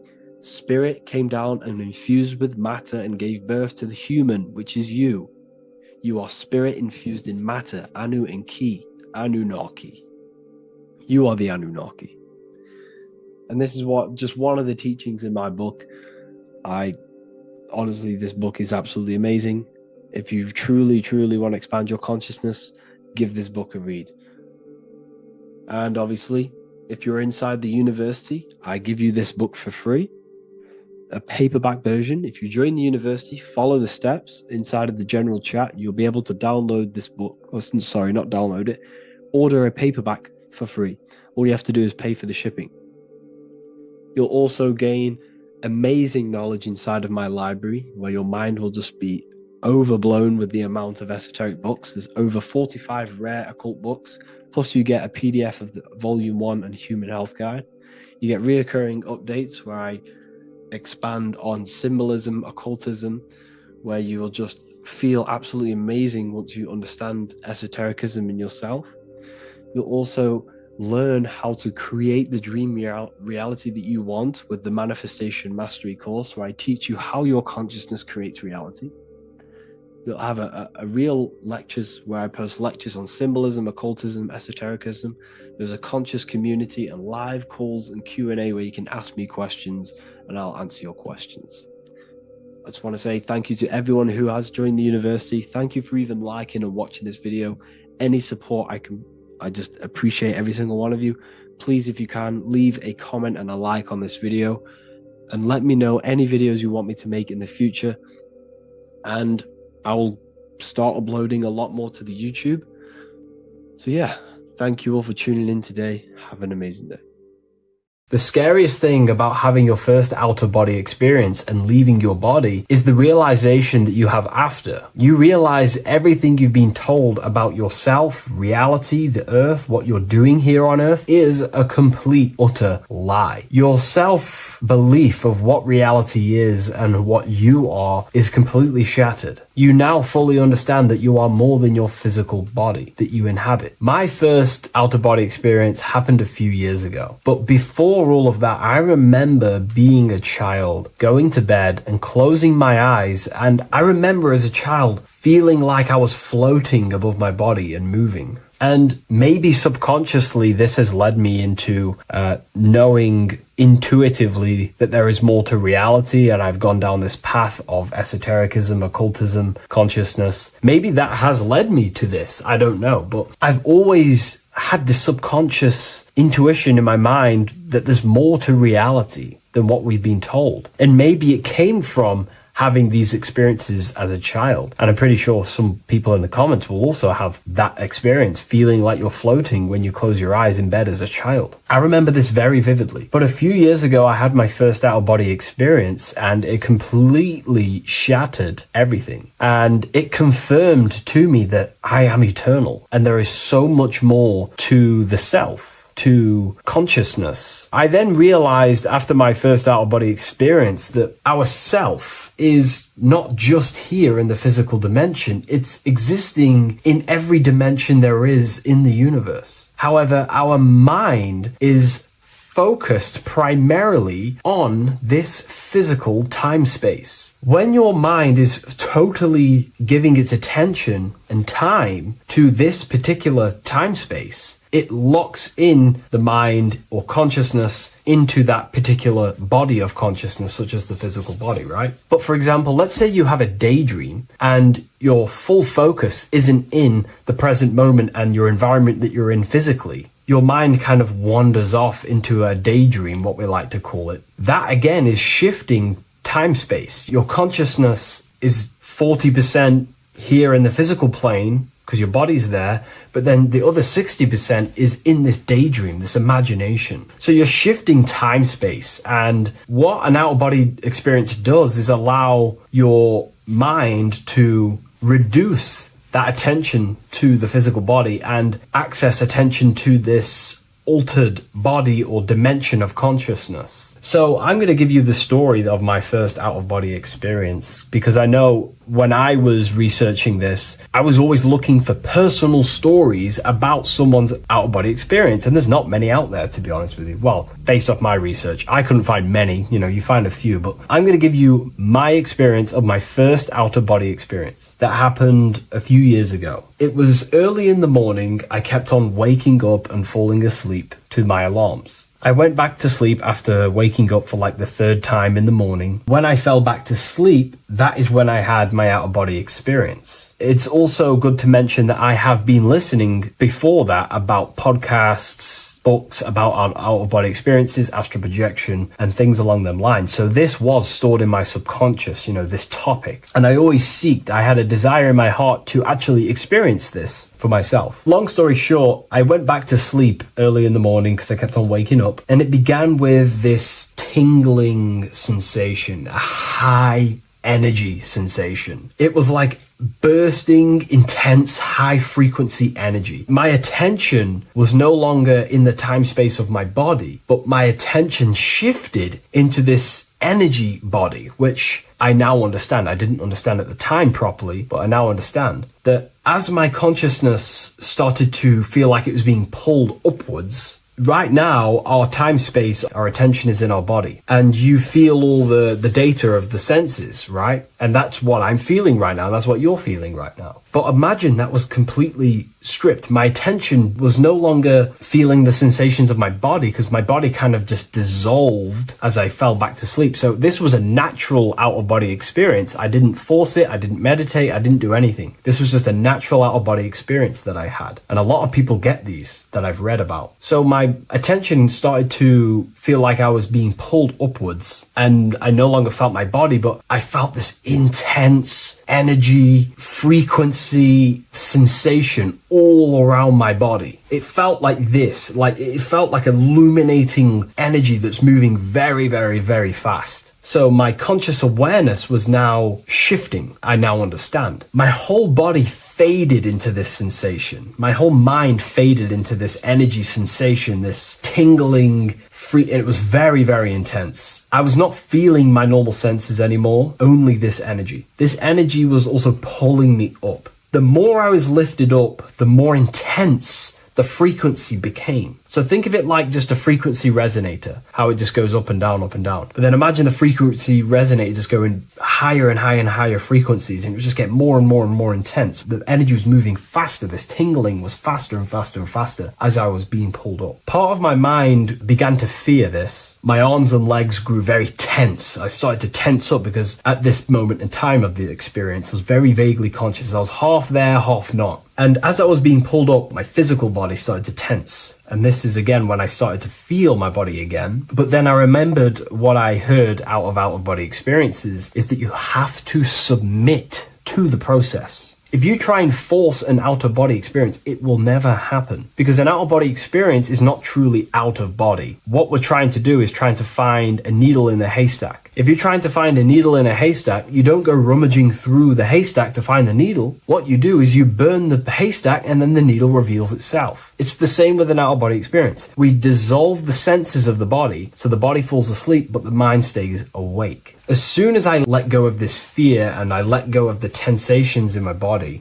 I started perceiving through another state in this energy body, but I didn't see my body. It was just like perceiving and seeing, but no body, like a camera. When you look at a camera view, you don't see what the camera looks like. You're just seeing through the camera. It's the same as that. I had no form, but I was just seeing. I was just like a floating eyeball, seeing into this altered state of consciousness. I was just seeing. I first saw my street outside my house with lots and lots of people walking on the street, but I could not see the people directly. Everything was black and green. The background was black, but I couldn't see the people. I could just see a glow of light around people, like an egg shape. They were just walking on either side of the road, other directions. I could just see more and more people moving faster and faster and faster. I didn't realize then, but then I did start to realize later on in my journey that that was more than likely the etheric plane that I saw. The etheric plane is the plane of life force and vitality and electromagnetic auras. So that was my awareness shifting from physical into then the etheric plane, the plane of life force and energy. Now, the etheric plane is very, very, very difficult to actually access consciously. The etheric plane acts as a bridge between the physical body and the astral body. To actually access the etheric plane alone is very, very, very difficult, and only certain trained individuals can do that. The etheric plane is not really a conscious plane where you can stay there and be conscious. It acts as a bridge between the physical and the astral plane. I could see the glowing auras around people moving along the pavement. The people moved faster and faster until the scene started to just dissolve as these people were just moving faster and faster. It was not very clear at first, but I subconsciously knew that I was having an out-of-body experience. This is when I really started to realize that I'm being shot out my body. When I realized this, I submitted even more. I started to just let go. The more and more I let go, I kind of like split through a veil, and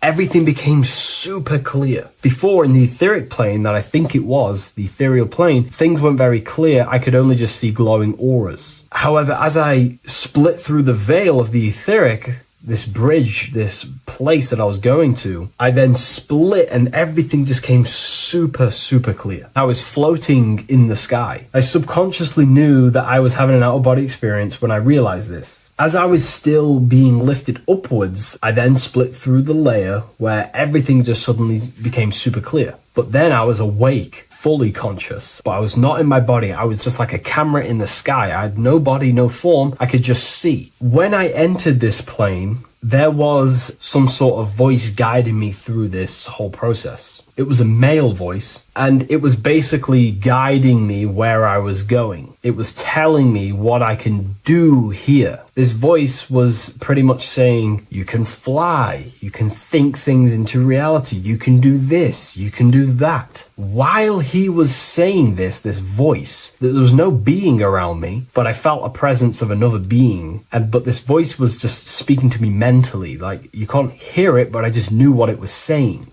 It was so weird to describe. It was like telepathy. You couldn't hear it, but I just knew what it was saying. But it was a male voice. It's so hard to describe. I still could not see any form of myself. I was not seeing my astral body or any shape. I was just perceiving a point of awareness like a floating eye, like I said earlier. While this voice spoke to me, I saw fractal patterns as he was saying, you can do this, you can do that. And while he said, you can fly, I remember just seeing this line like splitting and creating fractals. It was like this black line that was just splitting off into duality, creating fractals. But then my physical body just went through this line, split, and then split into fractals again. So strange, very difficult to explain, because it's four-dimensional. To explain it in physical language, it's very difficult to actually explain what was going on. So as he was saying what you can do, I was seeing these fractals dividing and then creating fractals.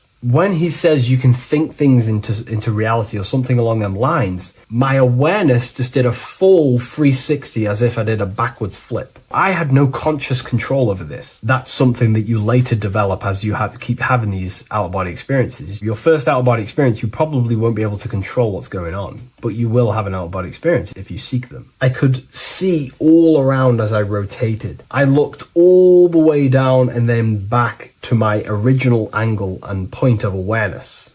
During that rotation, when I started to turn upwards to do the backflip, I looked up and it kind of looked like the sun in the sky. It was very dark and gloomy. Now I know that was more than likely the lower astral plane, because very dark and gloomy, and it was very kind of dense there. I looked up and I could see this. It was like the sun, but it was white, pure white light, and it was shining down over the astral plane. And that was the only light in that place. That's why it was so dark and gloomy there. And I then realized in that particular state, at that time, I thought that was God. I don't know what it was. Maybe it was, maybe it wasn't. Maybe it's the light of the higher mental plane shining through into the astral. But I looked up at it and I realized that was God. That was the source. That was the higher dimension beyond the astral plane, which is the mental plane. The higher astral planes and then the mental planes, the planes of thought. Then once I saw that, I was in complete shock. As I rotated backwards even more, I then get the view of seeing down, completely down, like a bird's eye view. And I could see like an old medieval gloomy town.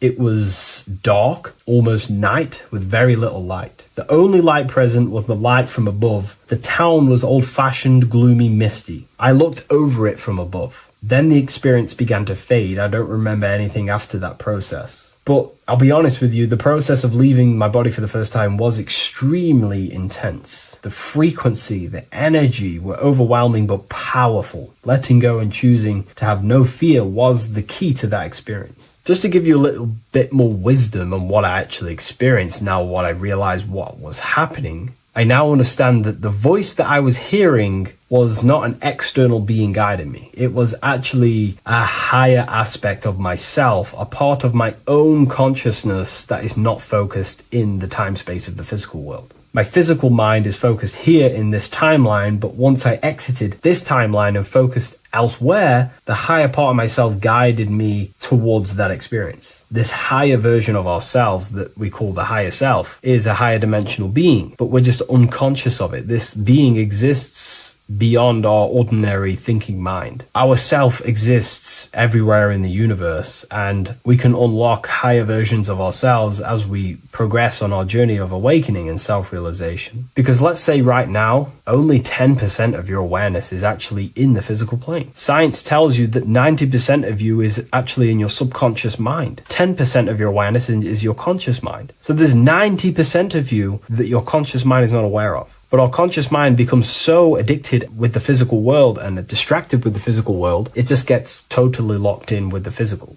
And we never pay attention to the hidden aspects of ourselves, the unconscious aspects of ourselves. And that's why everyone in the esoteric and occult space talks about gnosis, seeking knowledge of self. Gnosis is not knowledge, it's knowledge of self obtained through direct experience. So gnosis is about rediscovering who you truly are. And another bit of wisdom that I could give you from this is that the observer is the same observer that is observing this video right now. You're watching this video, but who is the one seeing the screen? Who is the one seeing the screen of your reality, of what you call life? There is an inner witness consciousness within you who experiences and observes your thoughts, emotions, and actions, experiences and observes the screen you call reality. And that witness also witnesses your dreams. When you shift your awareness from your time space of this body into your dreams, that same witness is witnessing witnessing your dreams. So when you meditate, connecting with this witness aspect of our consciousness really does help to excel the process of having an out-of-body experience. Because a lot of people have out-of-body experiences, but they don't understand what's actually going on. They don't understand the nature of it. But it's all mental. You move mentally in that dimension. You create mentally in that dimension. The same that you do in this dimension, but just on a quicker scale, because things manifest in the astral plane instantly as soon as you think of it. Just like the screen in your mind, you think of something, you have a screen of an object in your imagination. That plane, it manifests instantly, but down here, it takes a longer time for things to manifest and condense. Once you understand that thought rules the universe, thought is the creative force of the universe, you start to understand,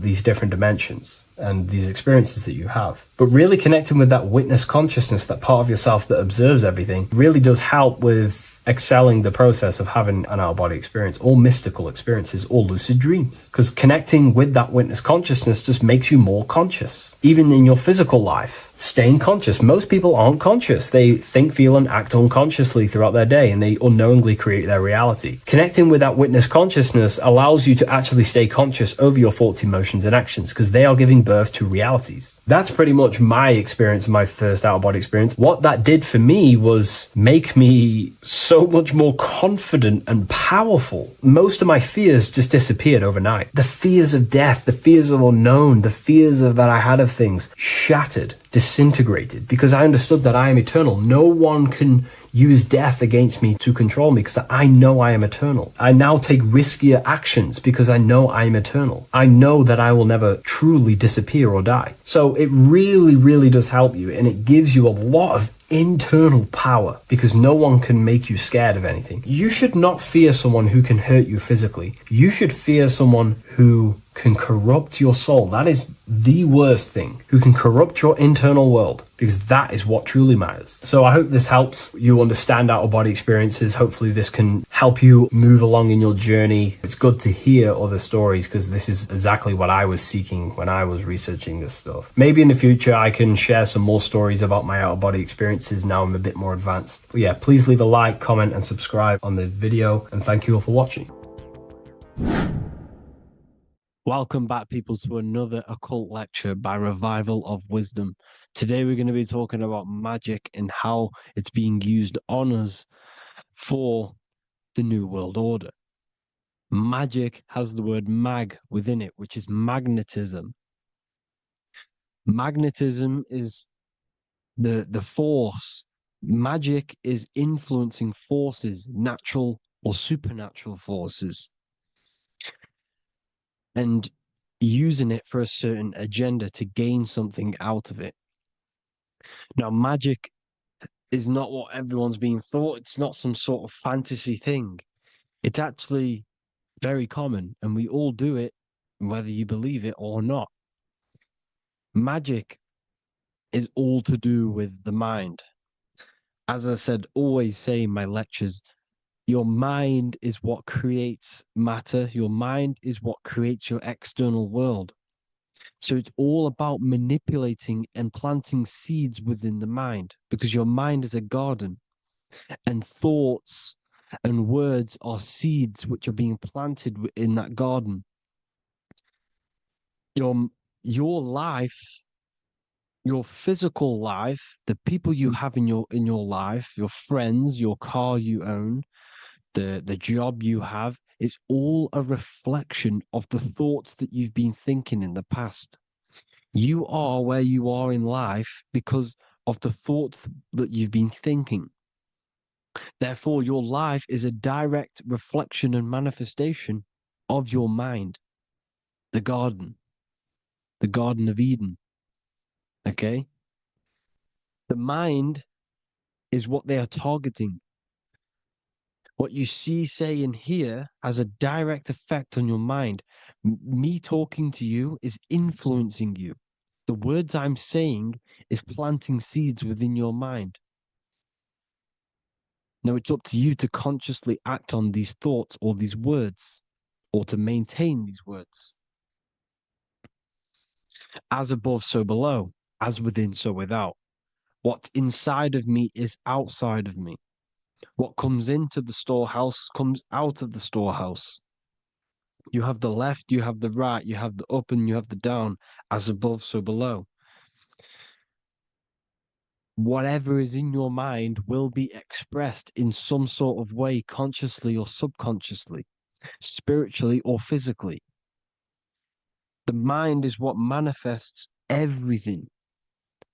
And this is what we need to understand. We need to understand is that the mind is not physical. All things spiritual manifest physical. All things seen come from the unseen. The words you're thinking, that everything you have is coming from the unseen. The actions that you do come from the unseen mind. Another expression for as above, so below is you are the universe itself. You are a universe, a mini universe. But just because you are mini does not mean you are the whole thing. If I take a little piece of infinite, let's say there's an infinite light source. Let's say I take a little chunk of that infinite light source. That little chunk I took is still infinite because it's been taken from infinite. You are the universe. Your awareness, your mind is the universe. It's information. You are the universe experiencing itself. This is why we say we are all God. As above, so below. What is in me is outside of me. The sun, the physical manifestation of the sun is your soul. The 12 constellations are manifested in the physical body. The 5 elements are manifested in the physical body. They're manifested in the 5 fingers you have. As above, so below. This is manifested, well, this is a symbolized in Freemasonry and secret societies as the 2 pillars. The mirroring reflection, the reflection of reality, the mirror, as above, so below. What happens in the mind, what happens in the astral, happens in the physical. This is Aleister Crowley. This is all symbolism. This is the 2 pillars with the all-seeing eye and the triangle at the top. Aleister Crowley was a master magician, very powerful dark magician, black magician. There's 2 types of magic. You have white and black, just like the checkered board, the Masonic checkered board. You have white and black. You have good and evil. White magic is influencing natural forces to gain something that will help the collective consciousness, help the collective, help the earth, help other people. Black magic is something you manipulate something so you can get something personal out of it. Doesn't matter if it's good or bad. It's still considered as black magic because you're being selfish. Everything you do should be contributing towards the collective consciousness and helping others. And this is why the ancients lived in a system where everything was in unity. We understood that I am you and you are me. What I do to you happens to me because I am you and you are me. We are the same mind substance on the inside. We're all the same mind substance being expressed in different bodies. So what I do to your mind will have a ripple effect on my mind because all of our minds are connected within the mental plane. So this is why they know all this knowledge. They know all this knowledge. So yeah, this is the mirroring effect of reality, the 2 pillars, or symbolizes the number 11. The number 11. We'll go deeper into that. The technology we're using is magic. It's a form of magic. Television is tell a vision. They're telling a vision into your subconscious mind, into your memory. And when you turn on the television, you get a program because they're telling a vision to create a program within your subconscious mind. You see, the conscious mind is only 10% of your mind, which is to do with your, what you're aware of, your 5 senses. What are you consciously aware of? Well, I'm aware I'm here, I'm talking, I'm aware of what I'm wearing, The five senses, what I can hear, taste, smell, hear, what I'm aware in, I'm aware of what I think of. But the subconscious mind is the 90% of your mind. It's the hidden part of the mind, which is telling your heart to beat, telling your body to breathe. It's storing all of your emotions. It's storing everything you see, storing all the belief systems that you have. It has everything. It stores all of the habits you have, the values. It stores everyone's name that you know. All the words that I'm speaking right now is all coming out of the subconscious. Everything is subconscious, and it literally manipulates 90% of your daily basis behavior. Most people don't know this. What you did yesterday is what you will do today because of these beliefs and mental programs within the subconscious, stored within the subconscious. So the subconscious is what they're aiming at. They're trying to create programs within the subconscious because the subconscious manifests 90% of your thought patterns, 90% of your actions and words. They know all this stuff. So the subconscious mind is the most powerful part of the mind. Another way the subconscious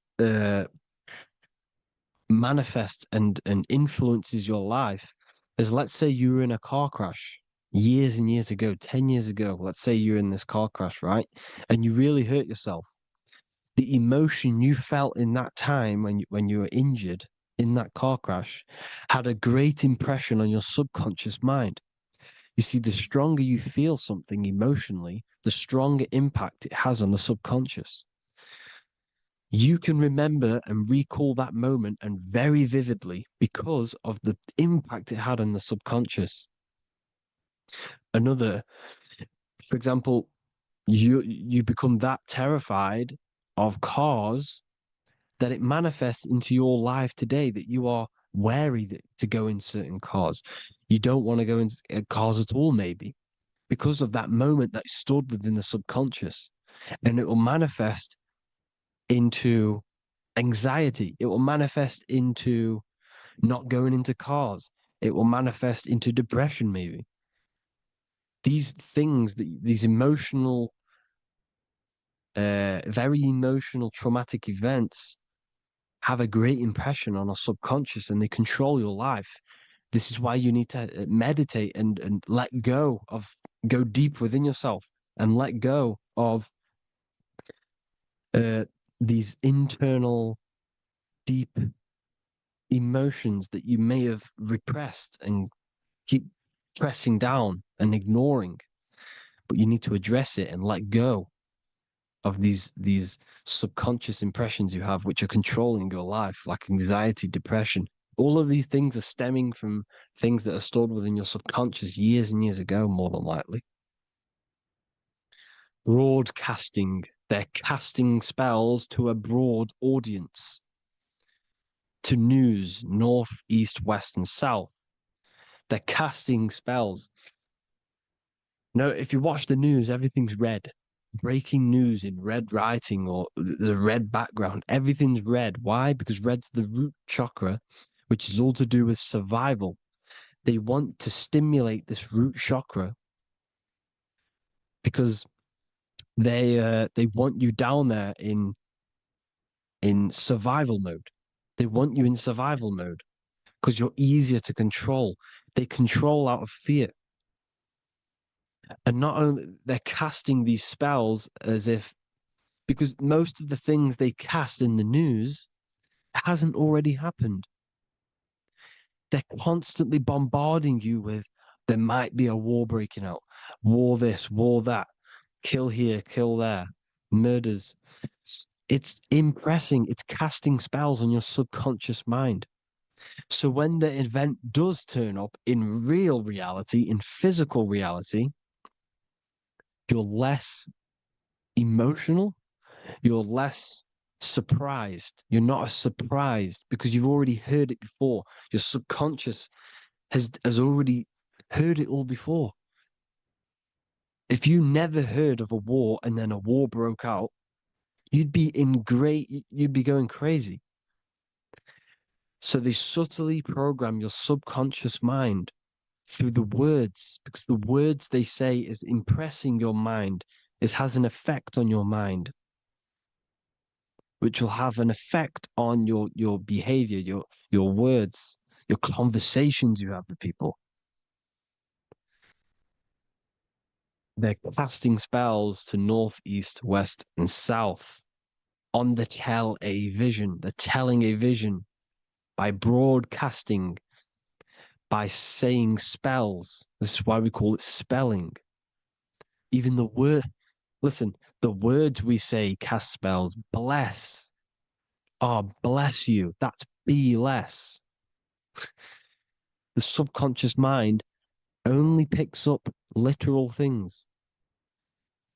You see, when I say bless you, your conscious mind picks that up as, oh, thank you, you're blessing me.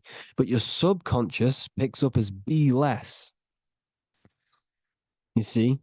Because the subconscious it has no filter. It's just, it is what it is. Everything is factual in the subconscious. Therefore, if I call you an idiot, your subconscious, my subconscious will think I'm talking to myself and calling myself an idiot, and it will take that as true. That is truth. Everything is truth within the subconscious, and the subconscious manifests your behavior. The devices this is the biggest one. Black scrying mirrors, device, the devil's vice, the device. Okay. Black scrying mirrors, black screen is scrying. Black scrying mirrors were used to communicate with spirits within the astral plane in the medieval times. They're still being used now by black obsidian mirrors. And look at your phone, it's a black mirror. And there's some sort of, I'm not saying this is fact, but personally, I believe these are portals for spirits and ethereal entities to come into your life, to come into your surroundings. So this is the next big thing: the TVs, your iPhone, your iPod, all black mirrors, and mirrors are very, very powerful. Even just a normal mirror. Mirrors have an effect. Whatever you say into a mirror, what you say is energy.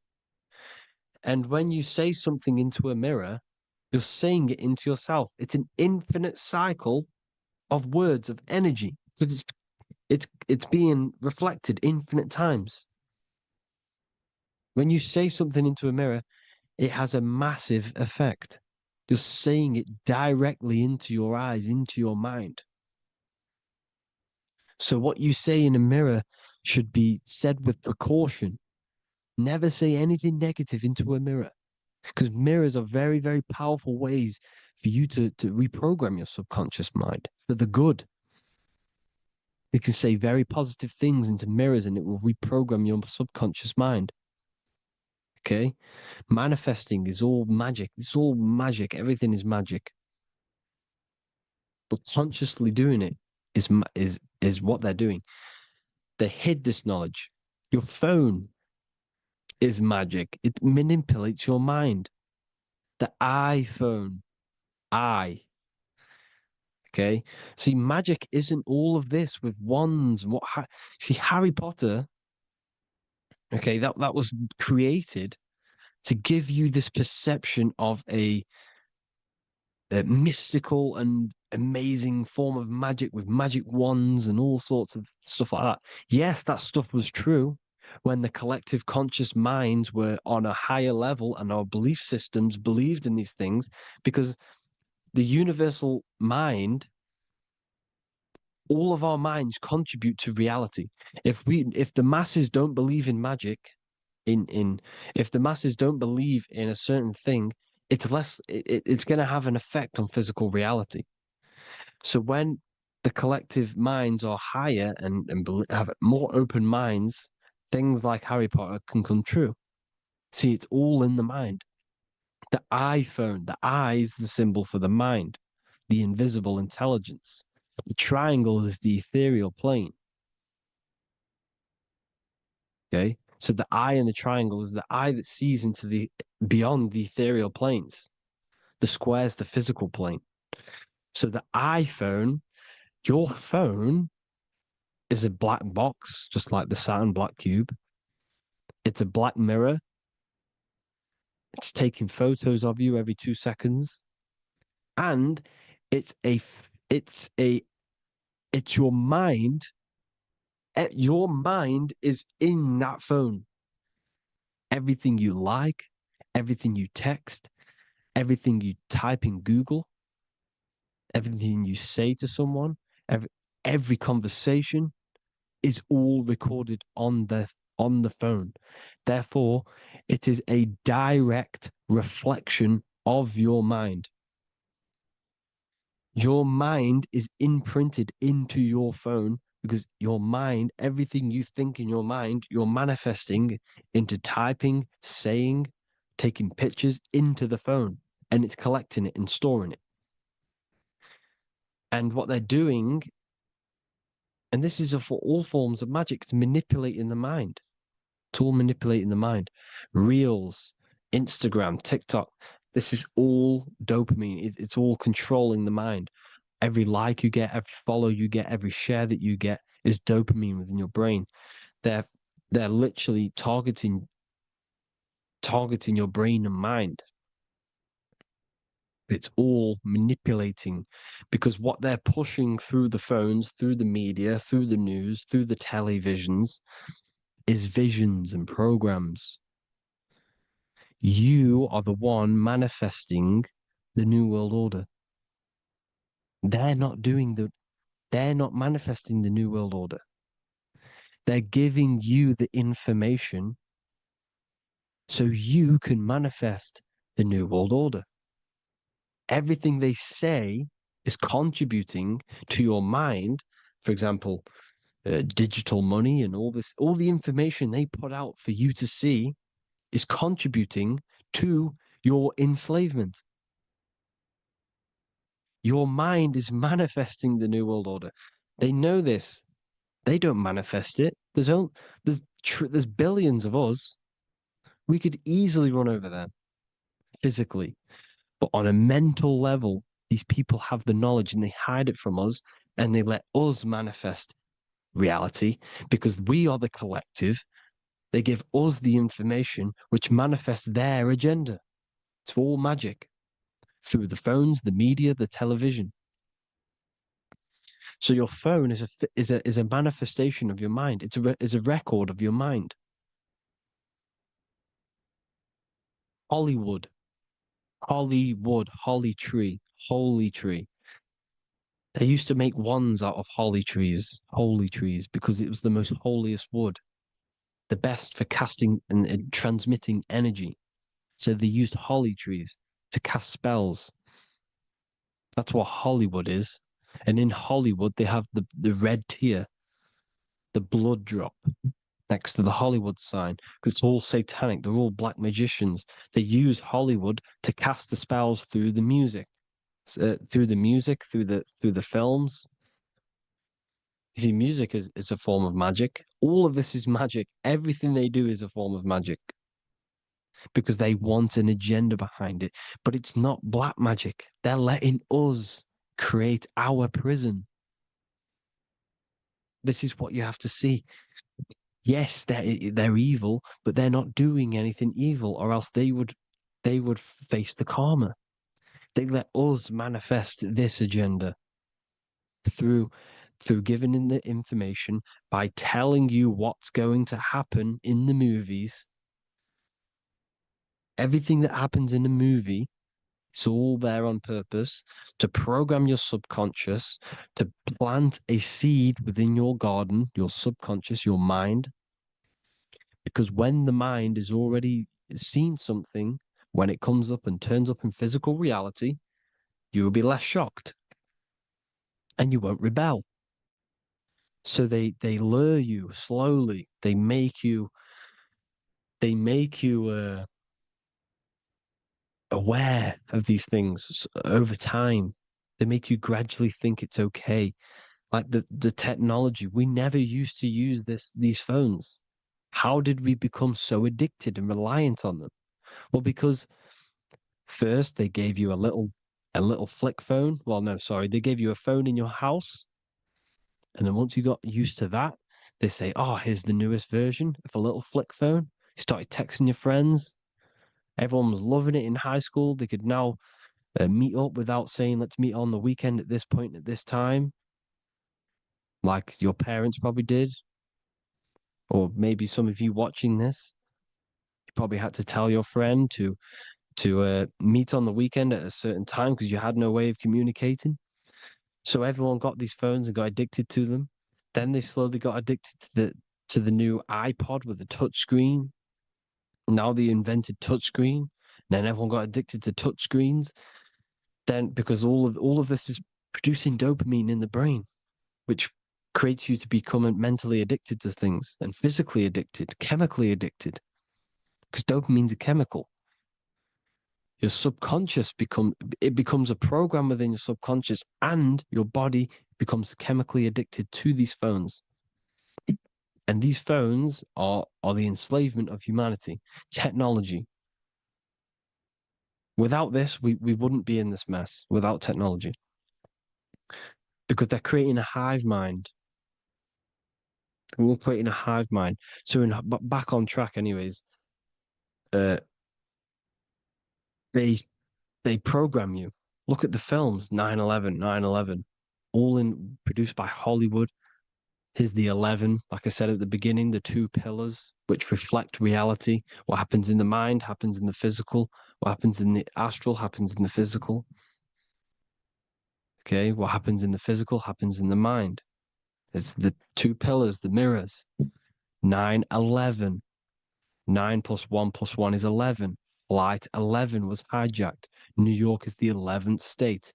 New York adds up to 111. This is not a coincidence. It's all a form of magic. It's a ritual, energy harvesting ritual, because your mind produces energy. Your mental attention produces energy, and they're feeding off this energy in the astral plane, these demons. Music is the most powerful. Personally, I think the music is one of the most powerful forms of magic they're using. Okay. Music is hypnosis. It puts your brain in a hypnotic state. It influences your electromagnetic field through vibrational energy. It reprograms your subconscious mind. Why do you think you remember the lyrics? You see, your subconscious stores all of the memories. Remember, the subconscious manifests 90% of your behavior. So, therefore, the music you're listening to is manifesting your behavior. You wondered why some people wonder why they have drug addictions and they can't get out of violence and they can't get out of all this negative mind space. It's because the music they're listening to is creating a negative mind space. The words you listen to have plant seeds within your mind.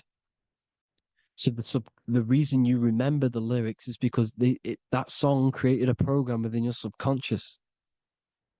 Yes, that is what happens. You can use magic to reprogram your mind, but you can use music to reprogram your mind because it's all forms of magic. It's using natural mental energy forces to manipulate the physical reality. You manipulate your mind, you manipulate reality, physical reality. Okay. So the music, another very, very big one. When you turn on the radio, it's just all talks about alcohol, drugs, and sex because they want you down in the lower three chakras. They want your mind attached to matter when it's mind over matter. Your mind's not physical. You see, the word spirituality is the new trend. It's not about your spirit. It's not about your spirit. It's about your mind. It's not about, you know, uh, spirituality and looking after your spirit. And They've got you focused on your spirit. Why? Because they hide your mind from you. You see, a lot of people think their mind is their brain, but the mind is everything. There is no physical reality without mind. You can have a brain. Imagine if you had no mind but a brain. It wouldn't work. The mind is everything. The mind controls your avatar. It begins in the mind before it happens in the brain. Then the brain manifests through the body. The brain's just an electrical computer. So that, they've got people scared, or do I have a soul or not, and all this stuff. Listen, if you have a mind, you have a soul, because you are not the mind.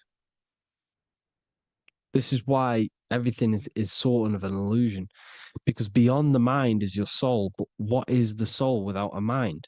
You can't have a soul without the mind. But if the mind didn't exist, the soul doesn't exist.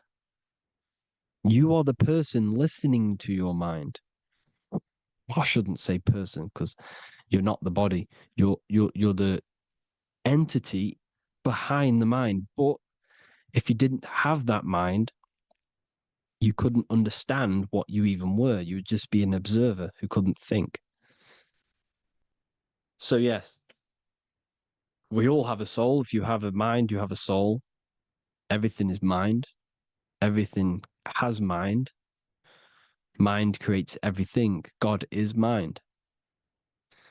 And then manipulating your mind through TV, your phone, every little thing.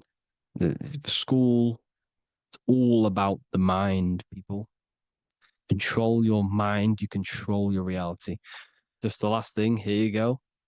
Aleister Crowley, the dark magician, Kanye West doing the exact same thing because they're implementing magic in the music. Here's the Beatles with Aleister Crowley in the background. Bet you never noticed that.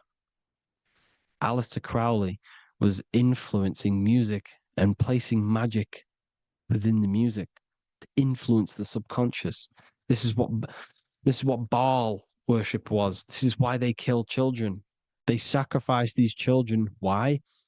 Well, because in order to ascend, in order to raise your consciousness internally, godly, by being good, God, or being in order to be good and raise your consciousness and to get something in the physical world, you have to sacrifice yourself.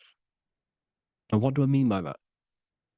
In order to raise your consciousness and ascend, you have to sacrifice the lower nature of yourself. You got to abstain from having sex to retain your sexual energy, to transmute it, or staying away from negative, some poisonous foods like meat. So, staying away from blood. We shouldn't be consuming other animals' blood. We should be keeping our blood pure. We are humans. We shouldn't consume chicken blood, chicken germs. We are the most divine creatures on this creation. We are the most intellectual creatures in this creation. Therefore, we should keep our temples pure. We are not animals. If you want to associate yourself with an animal, go out in the wild, go and find a wild boar and go and try rip its guts out with your bare teeth, because you can't do it. You're not a carnivore. Okay? So in order to ascend, you have to kill and sacrifice your lower part of yourself to ascend up to your spirit self, your mind self, the highest version. And the elites don't want to do this. So they sacrifice other things like babies to kill them, to exchange their life over to the astral plane, so these demigods in the astral plane can give them something in return in physical.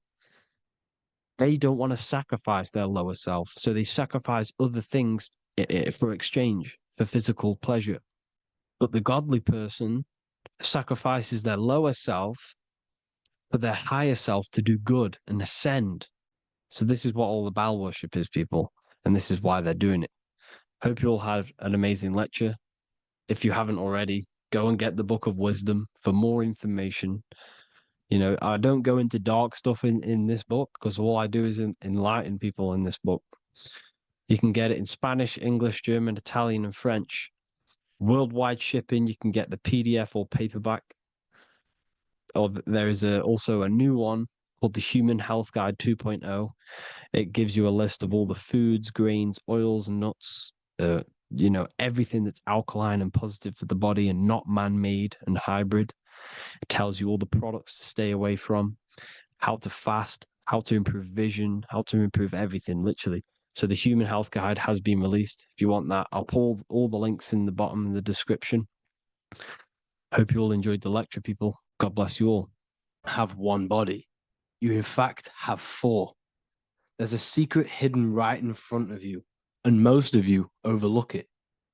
And by learning these teachings today, this will change your perspective on life, on yourself, and completely change the conception of yourself. This is the key to your highest potential. If you stay with me today, you will find secrets about yourself that will change your life. But I warn you, once you step this path of esoteric knowledge, there's no going back. Once you see, you can't unsee. So stay with me, and we will discuss the four bodies of your soul and how you can master yourself to reach your highest potential.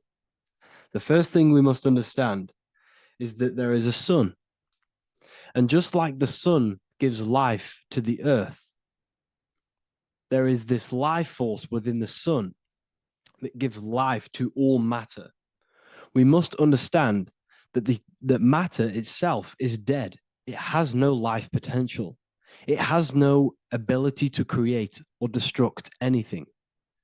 All of the life comes from above, from the sun, from the life-giving power of this infinite energy source we call the sun.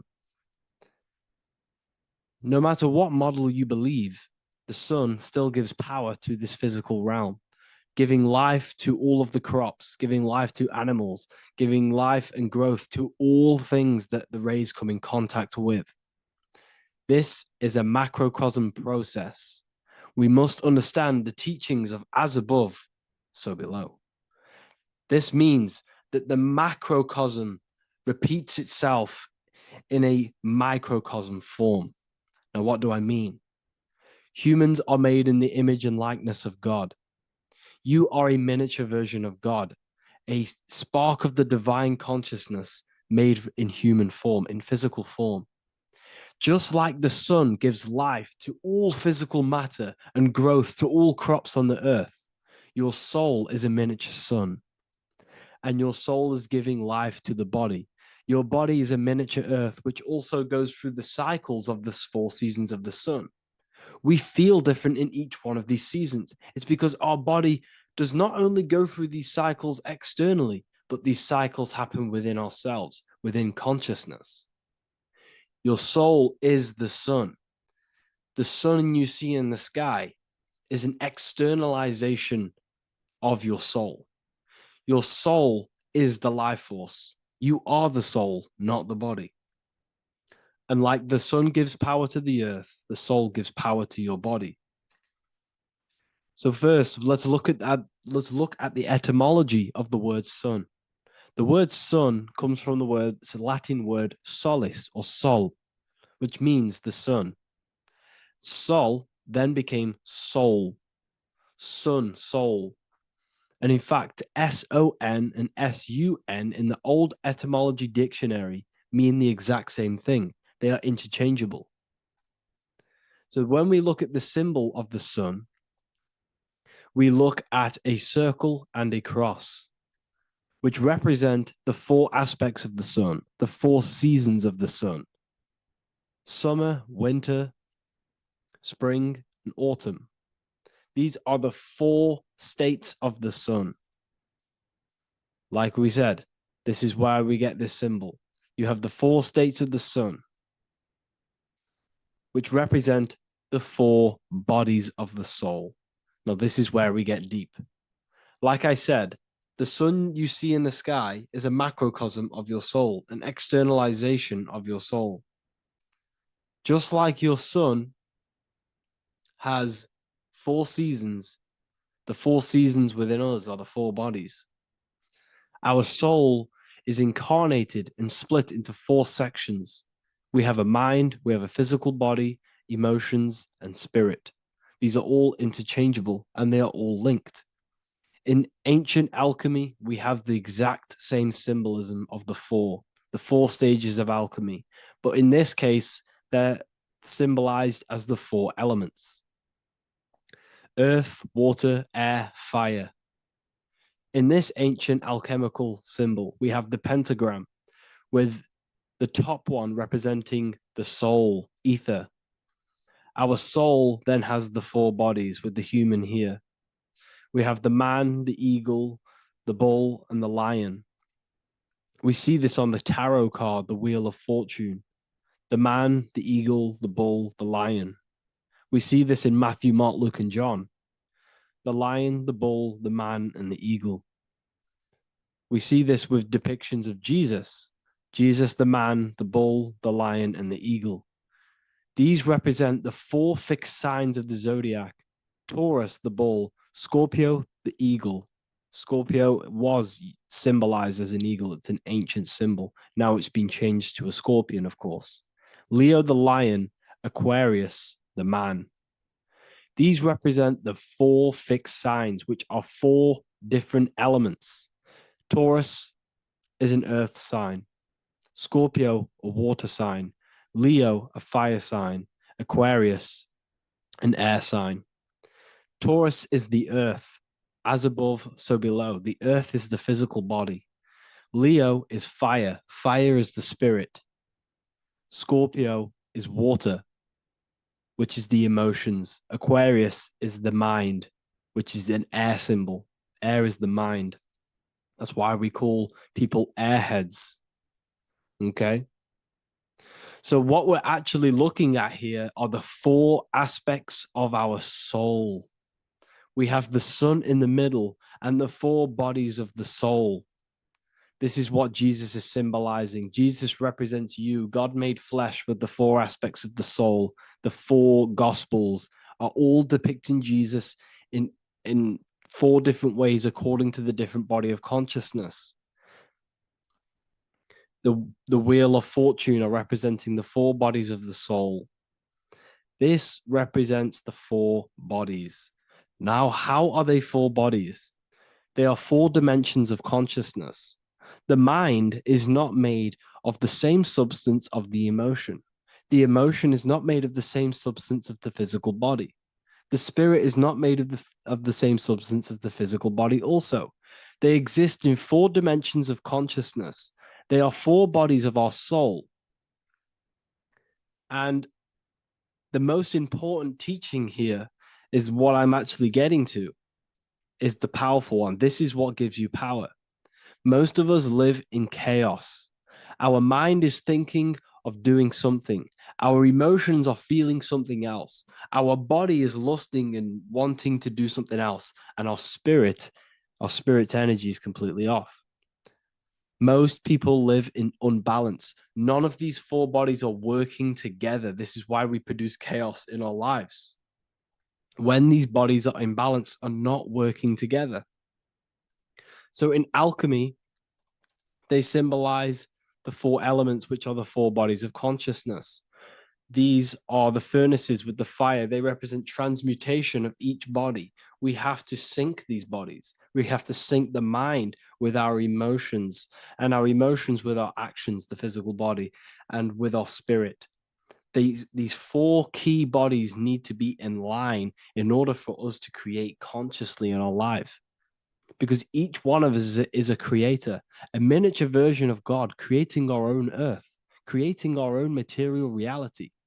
And in order for us to create consciously and with effect and power, we must have these bodies unified so that we can create consciously and not create chaos. So This is very, very important. And this is a secret teaching found in all ancient societies. But this is what the hidden symbolism of astrology actually is. The sun is our soul, and the 12 zodiacs are 12 aspects of our soul. And we have the 4 aspects of the 4 main bodies. This is what we're looking at. We're not looking at the sky. We're actually looking at aspects of ourselves, aspects of our soul that we must master and transmute in order to become our highest potential. So I hope this makes sense.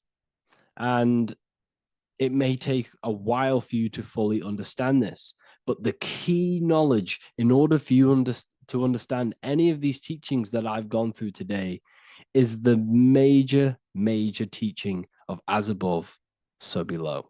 What is above is below. What is within is without. Your inner reality projects the outer reality. What is inside of you is outside of you in some form or way. Whatever trees, whatever roots that go down will always shoot up. When you throw a bouncing ball, you shoot it down, it will go up. As above, so below. As within, so without. God did not make a creation separate from himself. We are all extensions of the divine made in physical form. And we are incarnated into 4 sections. Our soul is separated into 4 sections. These are the 4 corners of reality. These are the 4 pillars of reality that we must control.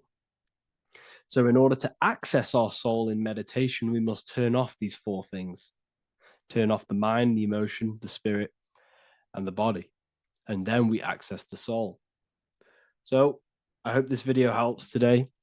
And you can learn all about this in the Book of Wisdom, Volume 2.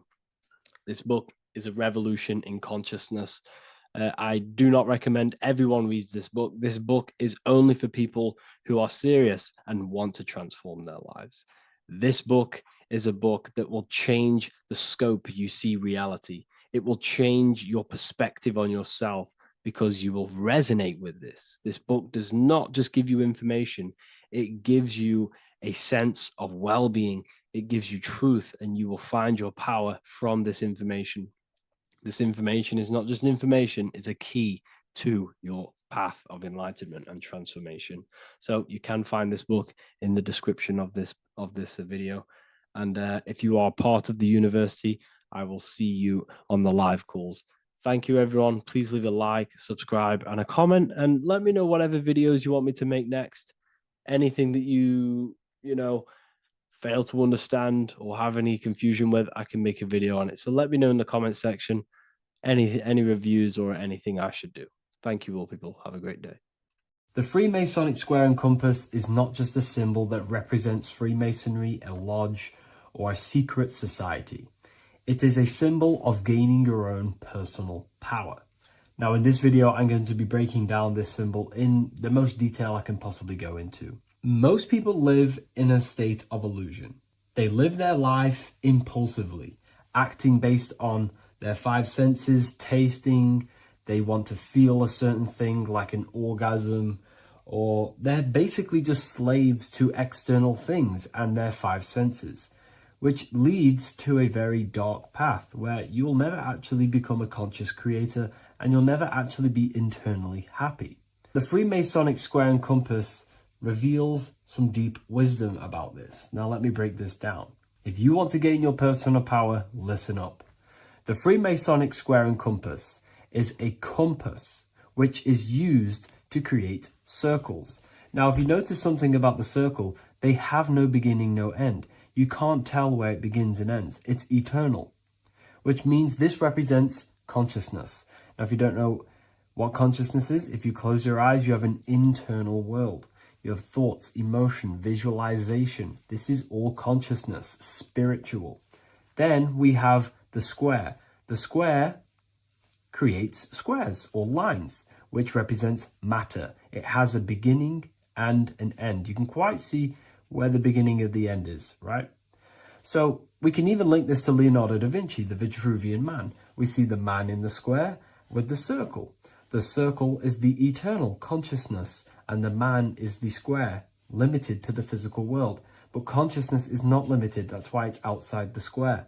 This is eternal, the body is mortal. The body will die, consciousness will never die. If we look even closer at the symbol, we notice in this particular symbol, we have the compass overlapping the square. This is very, very symbolic. This represents spirit over matter, also known as mind over matter, consciousness over matter, the circle over the square. Like I mentioned earlier, most people are slaves to their senses. They go through their day and all they do is chase validation and feelings. They eat all day to feel good, which means they're a slave to their taste. They're slaves to their feeling. They masturbate, which means they're a slave to orgasms and external things. They're literally being governed by the external world controlling their internal world.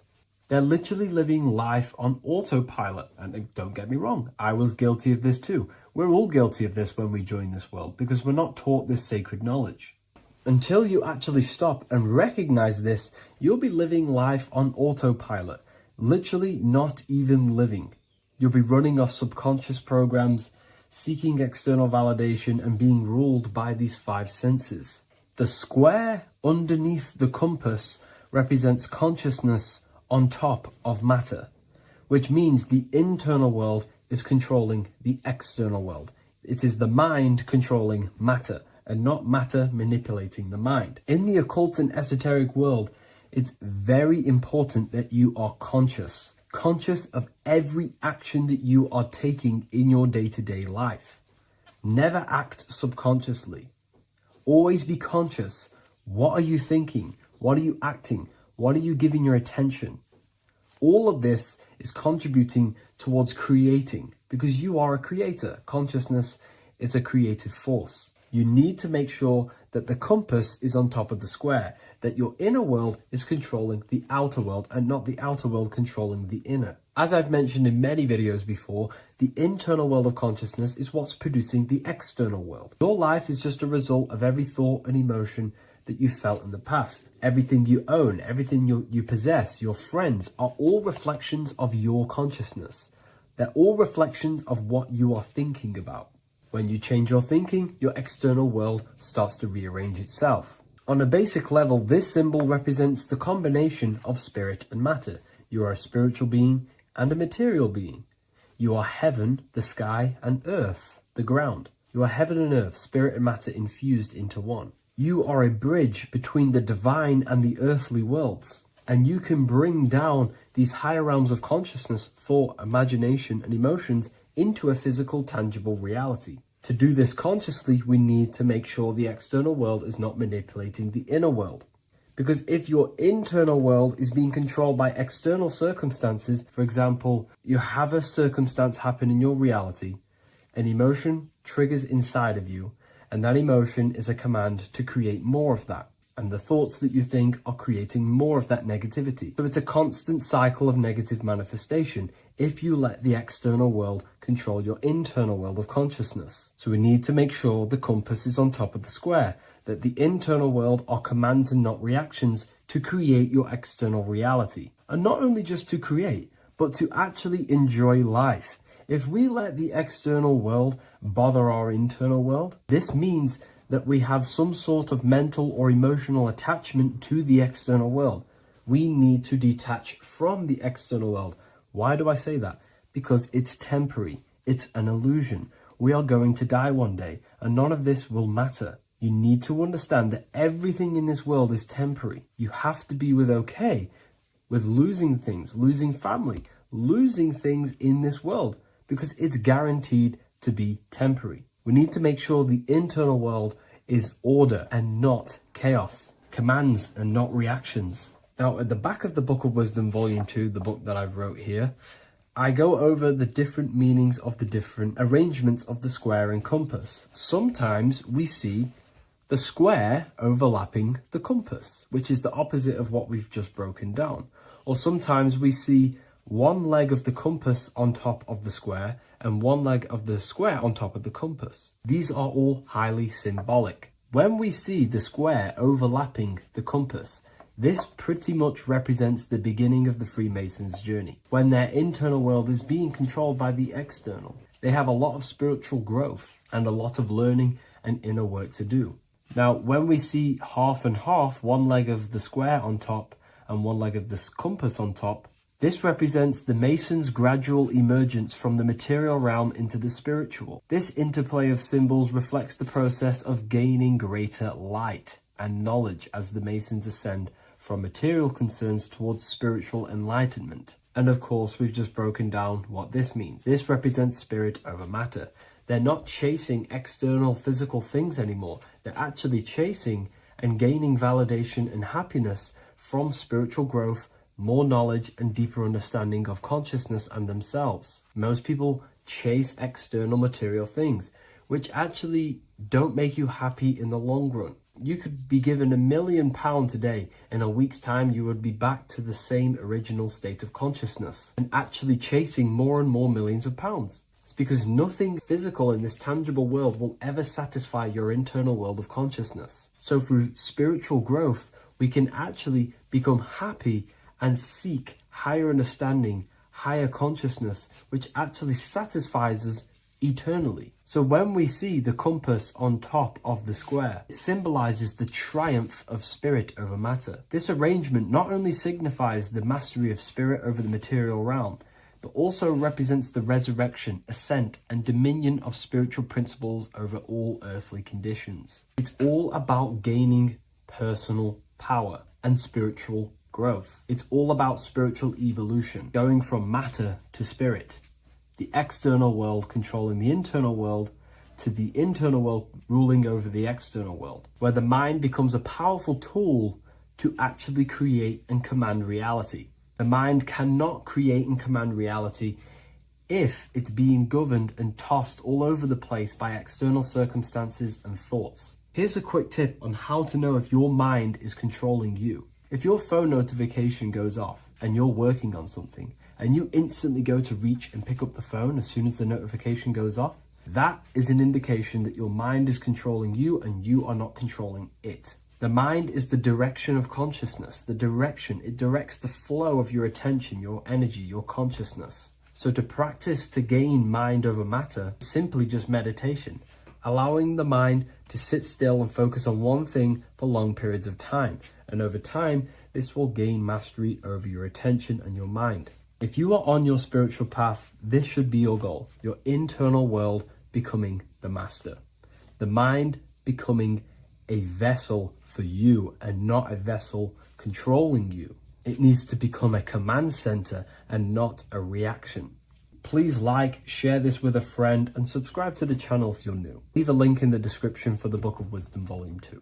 Watching pornography makes you see people as objects. It does a lot of psychological damage to the human mind. And if you truly want to progress in life, your spiritual journey, mastery, whatever it is, mastering your sexual urges is essential to become powerful, successful, and become the best version of yourself. And there are some occult practices that I used to help master this urge. They're not really techniques, they're more mindsets, which will definitely help you overcome your urges. So if you want to quit pornography today, this is the way forward that I used to create this version of myself. Before we go into the tactics, we must understand that whatever we do in darkness comes into light some way or another. If you watch pornography, you know you have a problem, you keep this to yourself. We all naturally do. These things are private, and what we do on our private time molds our subconscious mind, and we keep it away from people. But whatever we do in darkness always comes to light. If you're doing things you don't want others to see, such as watching pornography, it will come out through a subconscious force. It will come out in your eye contact. You won't really be able to make eye contact with the person you're attracted to. It comes out in your energy, your aura, your presence, your confidence. All of this plays a role in molding your consciousness. And especially women can pick this up so easily. Females are more subconscious, males are more conscious. Females speak indirectly, males should speak directly. If a woman is hungry, they will say, I'm hungry. Are you hungry? But a male will say, let's go get some food. You have to see the underlying subconscious messages in women because they speak in more of a subconscious language. Men speak in a direct language. And maybe even men will pick this up. If you want to be taken seriously in the business world or your career, whatever it is, this is essential for your body language and your personal power. So you must master your sexual urges. Releasing your sexual energy, your sexual fluids, removes the life in your eyes.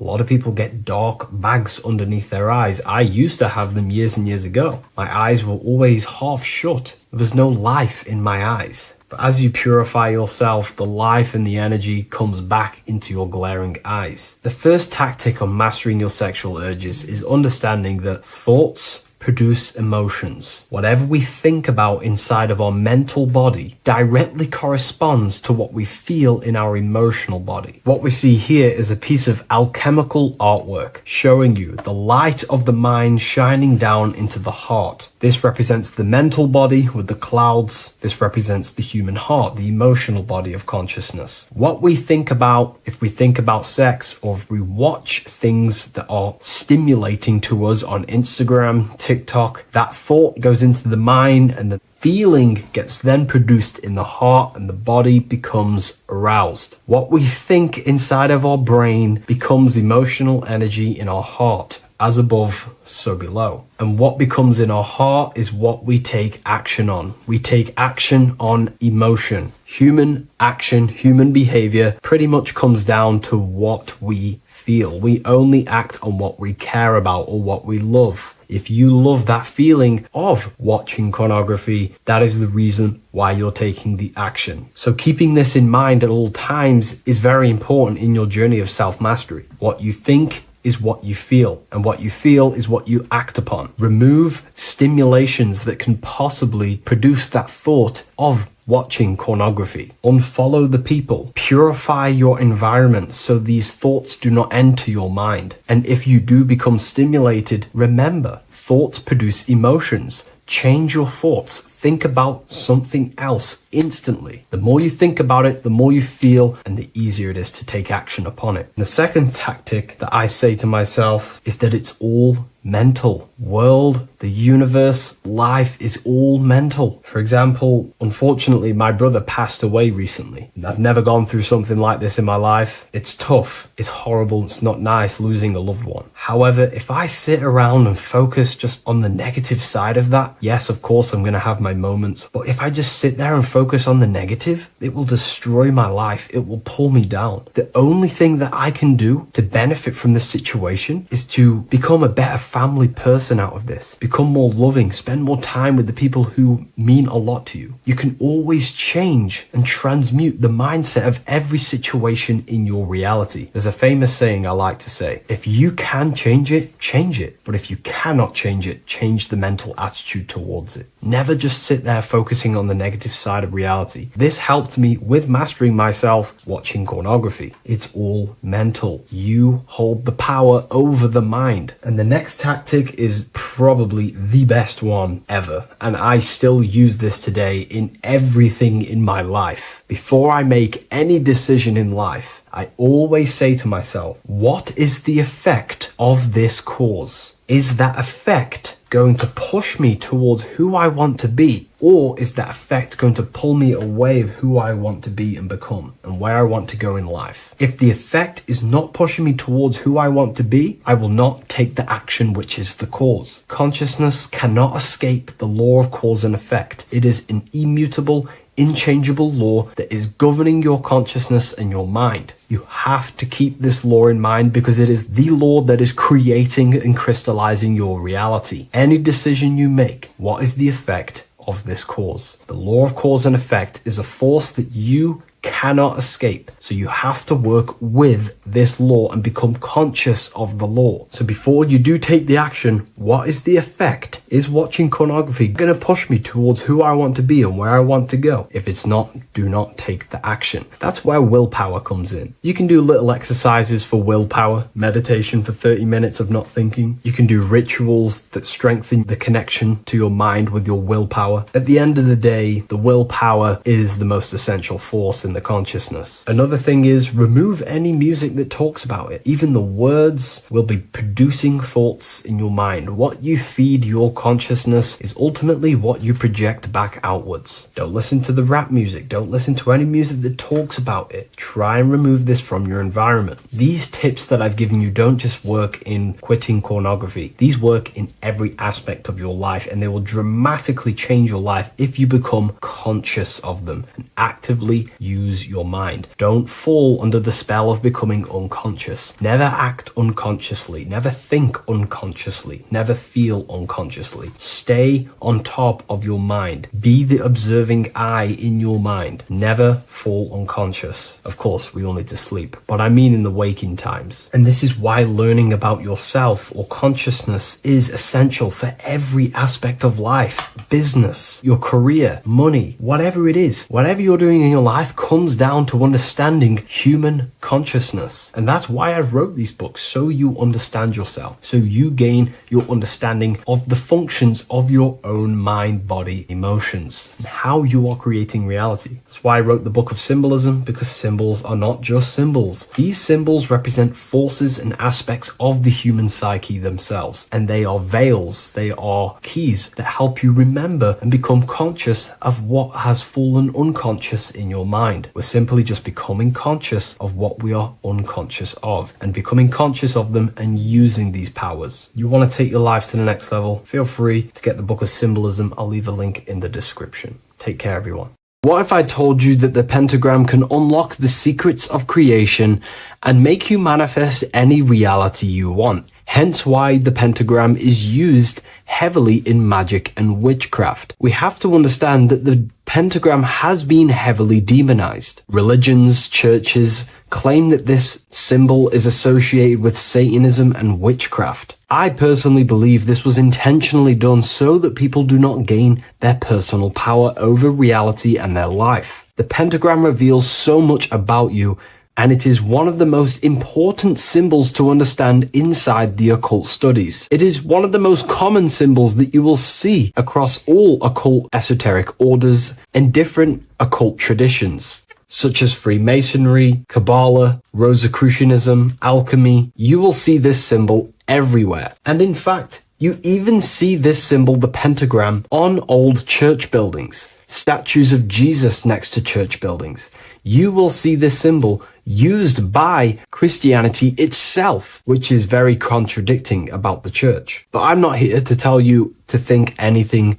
You can simply take this information with a pinch of salt and see if it benefits you. The pentagram used by the early Christians was said to symbolize the 5 wounds of Jesus on the cross. But this goes much deeper in an esoteric explanation. The pentagram ultimately represents the 5 elements of creation. All creation falls within these 5 elements. We have spirit on the very top, then you have air, water, earth, fire. This is the correct placement and order of the elements. Air is always on the left, water is always on the top right, earth very bottom left, fire bottom right, and spirit placed on the tip point of the pentagram. It's a 5-pointed star drawn with one continuous line. But this actually reveals much deeper things, and we're going to be going into how to use this symbol for magic and creating your reality towards the end of this video. But now we're going to give you a basic understanding of the pentagram. It's showing you the 4 physical elements symbolized as triangles and spirit symbolized as a circle. The 4 physical elements are made out of the base element, spirit, or what the ancients call ether. Ether is the underlying base of all physical matter. This is the substance that animates physical matter with life force. All physical matter has its origin in the etheric substance, or spirit, what we want to call it. It is simply the life force that animates the physical thing. However, if we go deeper onto this symbol, it also represents something personal to the individual who wears this symbol. If you wear this symbol, you're basically saying you're putting your divine nature over your material nature. Your divine self is in control of your material self. You put your spiritual needs before your physical desires and needs. Hence why the spirit is on top, looking down over the four physical elements. The circle is continuous, one line, eternal, no beginning, no end. The triangle has beginning and end and points. You can see the beginning and the end when you draw it. On a deeper level, this is pretty much showing the process that symbolizes the structure of the macrocosm, the universe itself, showing how the invisible spiritual planes condense and crystallize into the visible physical world, spirit turning into physical reality. But if you wear this symbol, you're basically saying, I put my divine nature over my material nature, showing that your spiritual nature rules over your earthly existence. You put your spiritual needs first. If you see this inverted, it is now the opposite, placing spirit on the bottom, basically saying, I desire the physical things over the spiritual. But what exactly is your spiritual nature?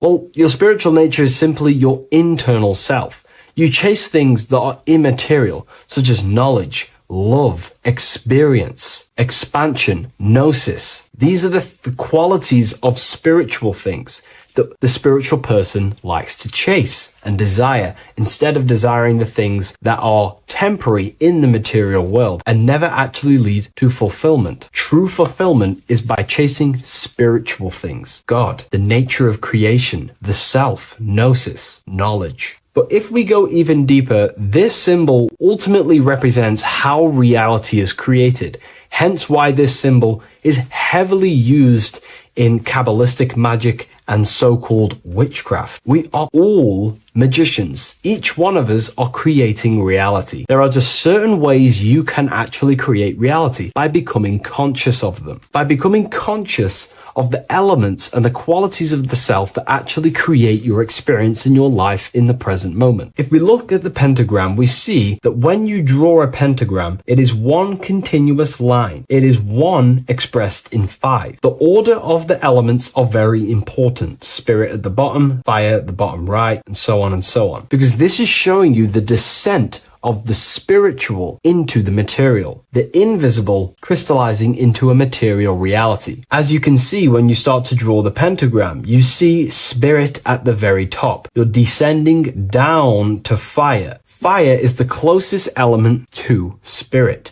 Hence why in magic and witchcraft, people like to use candles. So you're descending first into fire, then into air, then into water, then into earth, then back into spirit. Because of course, the cycle of creation unfolds itself. When you die, you return back to spirit, and then you reincarnate yourself back into physical reality if you wish and desire to. Everything is under this process of matter spiritual. In the daytime you wake up, you're in your material body. When you go to sleep, you enter your astral spiritual body. Everything's in this continual process, renewing itself in spiritual, then material. But the reason why this is associated with magic so heavily is because each one of these elements corresponds to a different body of consciousness, a different vehicle of consciousness. Consciousness has many different vehicles it uses to create the tangible self, the physical reality. For example, consciousness has a spiritual nature. The spirit element in this case symbolizes the emanation, the descent of the one power, the one force that we are all using. Each one of us is using this one power, the power of the source consciousness,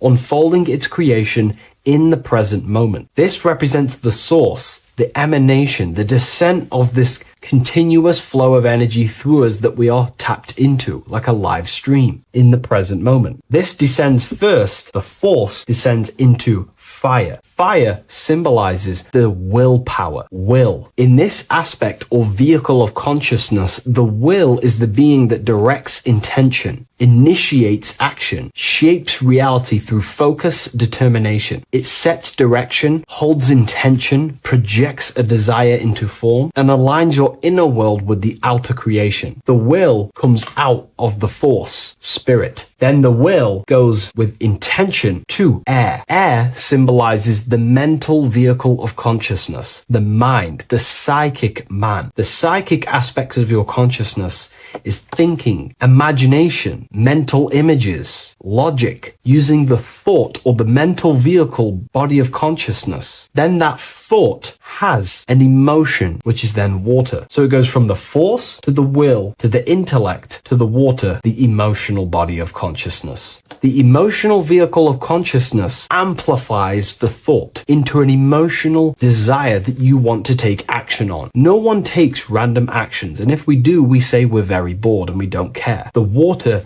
is the energy, the emotion you have to fulfill something. And that emotion then descends into earth, which is the physical body to take the physical action in the present moment, to fulfill that desire, to fulfill that will, that thought, that desire. And that is how reality is created all the time. Now, there is much more that you can go into with the pentagram, because true magic is about changing consciousness at will, not casting random spells. It's the ability to change the direction of consciousness using the power of the will to direct these forces to create change in the internal world so it can project outwardly in the external world. Because consciousness creates the external reality. What happens within us, we see change outside of us. So true magic is about manipulating the forces and the vehicles of consciousness that exist within our own mind to produce a change in the material world. There are other ways you can use magic, by purifying each body of consciousness or banishing each body of consciousness. Other forms of magic, you can dissect each body of consciousness and work with that specific body. If you think you're using your mind too much,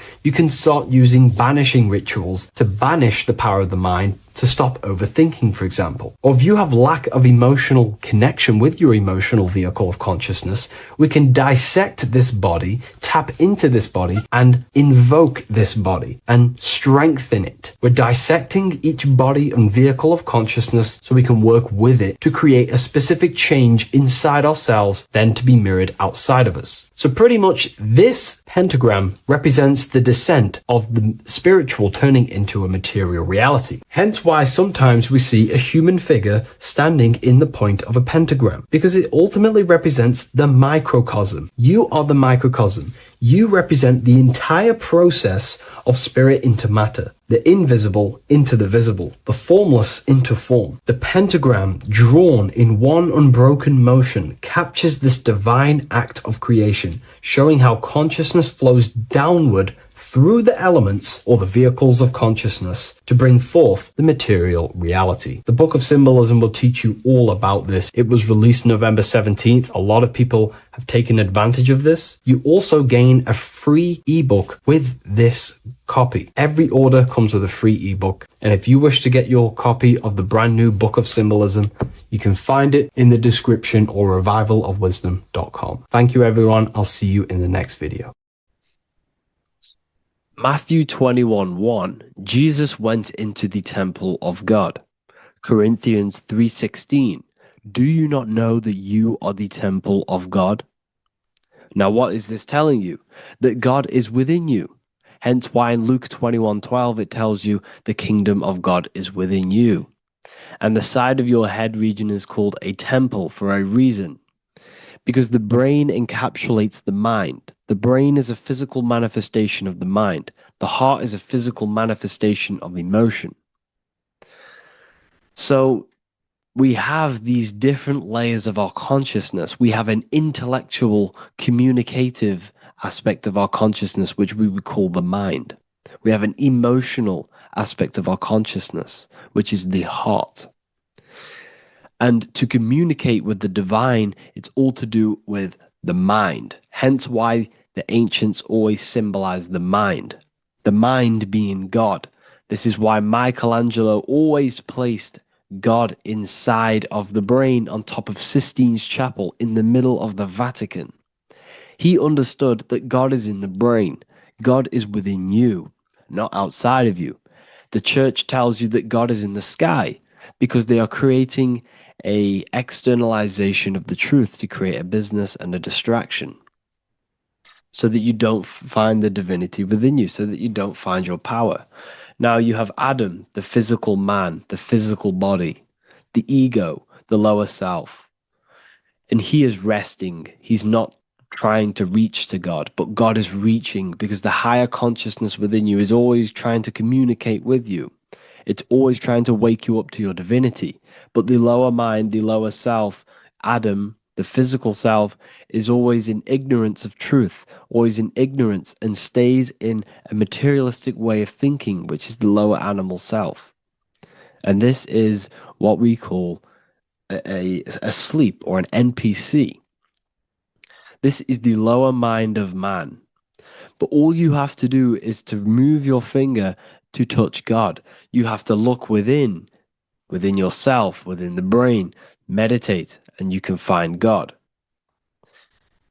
This is why in the Bible we see many references to the human body and anatomy to truly connect with God. Kings 6:8, the door to the middle chamber was in the right side of the house, which is the right hemisphere of the brain. The middle chamber is the pineal gland, where the seat of your consciousness is, where the seat of your higher consciousness is, the mind. And they went up the winding stairs, which is your spinal column, into the middle chamber, and out of the middle chamber into the third. So they went up the winding stairs. This represents raising your consciousness up the winding stairs. Your spinal column acts as a stairway of consciousness. Depending on what sort of consciousness you are operating in, depends on what part of the spinal column you are using. Because the spinal column ascends and descends consciousness. What do I mean? If you are in a reproductive way of thinking and you're always thinking about sex, you're jerking off all the time and you're always eating, all of your brain's power and your mind's power is being descended into the lower aspects of the spinal column, which represents hell, the physical state of man, Adam, the ignorant state. We're basically living off low-level pleasures like an animal. And the stairway to heaven is your spinal column. They went up the winding stairs into the middle chamber, which is your mind, your pineal gland, and out of the middle into the third stage of consciousness, physical, etheric, astral. When you meditate and you start to raise your consciousness during meditation, you enter the astral plane when you turn off thought. But this is the middle chamber inside of the brain. Here we see another painting inside of Sistine's chapel of God inside of the brain. This is the brainstem. This is the brain. This is the frontal lobe. This is the back lobe. This is the back lobe. This is the cerebellum. Here's the reptilian brainstem. Here's the claustrum. This is what we are seeing here. Anatomy. Here is another one in Sistine's chapel in the middle of the Vatican. This is depicting the brainstem. God's neck looks exactly like the brainstem. Here we see a real brain compared to God's neck, because the neck is just below the brainstem. And this is what they are symbolizing, because they knew that God is within you. God is a part of the human body. God is inside of the body, because the body is a vessel for consciousness, for universal consciousness. Inside of you, inside of me, is the same spark of consciousness. And this same consciousness is spread out into every living essence, because everything comes from the one source, the one God, the one consciousness. Matthew 6:22-23. The light of the body is the eye. If therefore thine eye be single, thy whole body shall be full of light. Practicing the single eye. What is this? This is meditation. This is entering within yourself. So the Bible's telling you to practice the single eye. But if thine eye be evil, thy whole body shall be full of darkness. What does this mean? If your consciousness is in an evil way of thinking, if your mind is filled with an evil, negative mind space, then your body shall be filled with darkness, with evil, with negativity, because negative thoughts destruct the body. Positive thoughts heal and regenerate the body. So he tells you to be, the light of the body is the eye, your consciousness, the inner eye of consciousness, the eye that lets you see. And what do I mean? You look with your two physical eyes, but you see with the inner eye. What you see is perception. You look with the two eyes, and what you see is perception. You are seeing, you are understanding, and that's what consciousness, the mind, gives you. Consciousness, or the mind, is the force that allows you to be a human being, that allows you to understand things and interact with things and make decisions. It's an infinite intelligence. See, the mind is not the brain. This is a big confusion with people. Hence why the eye on top of the pyramid is separate from the bottom half of the pyramid, because the consciousness is separate from the body, the eye, the all-seeing eye. It represents the observer, the eye that sees into this body, into this world, into this. You are the perceiver. You are the invisible spirit within the body. Theologians 4:17. After that, we are still alive, and our left will be caught up together with them in the clouds to meet the Lord in the air. You don't meet the Lord in the physical air. Okay? This symbolism of the ancient Christian artwork is showing you this is symbolic. These things never happened. There's no man in the sky. Moses didn't go on a mountain to meet with God. The air represents the mind. This is why you say you're an airhead when someone's very stupid. Earth is your body. Water is your emotions. Fire is your spirit. Air is your mind, the invisible mind. So Anton Mengs, an ancient Christian art worker, is showing you anatomy of God in the clouds. But this is the anatomy of the human body, raising yourself to the mind and turning the mind inwards on itself during meditation. And that's how you meet the Lord in the air. You meet the Lord in an elevated state of consciousness.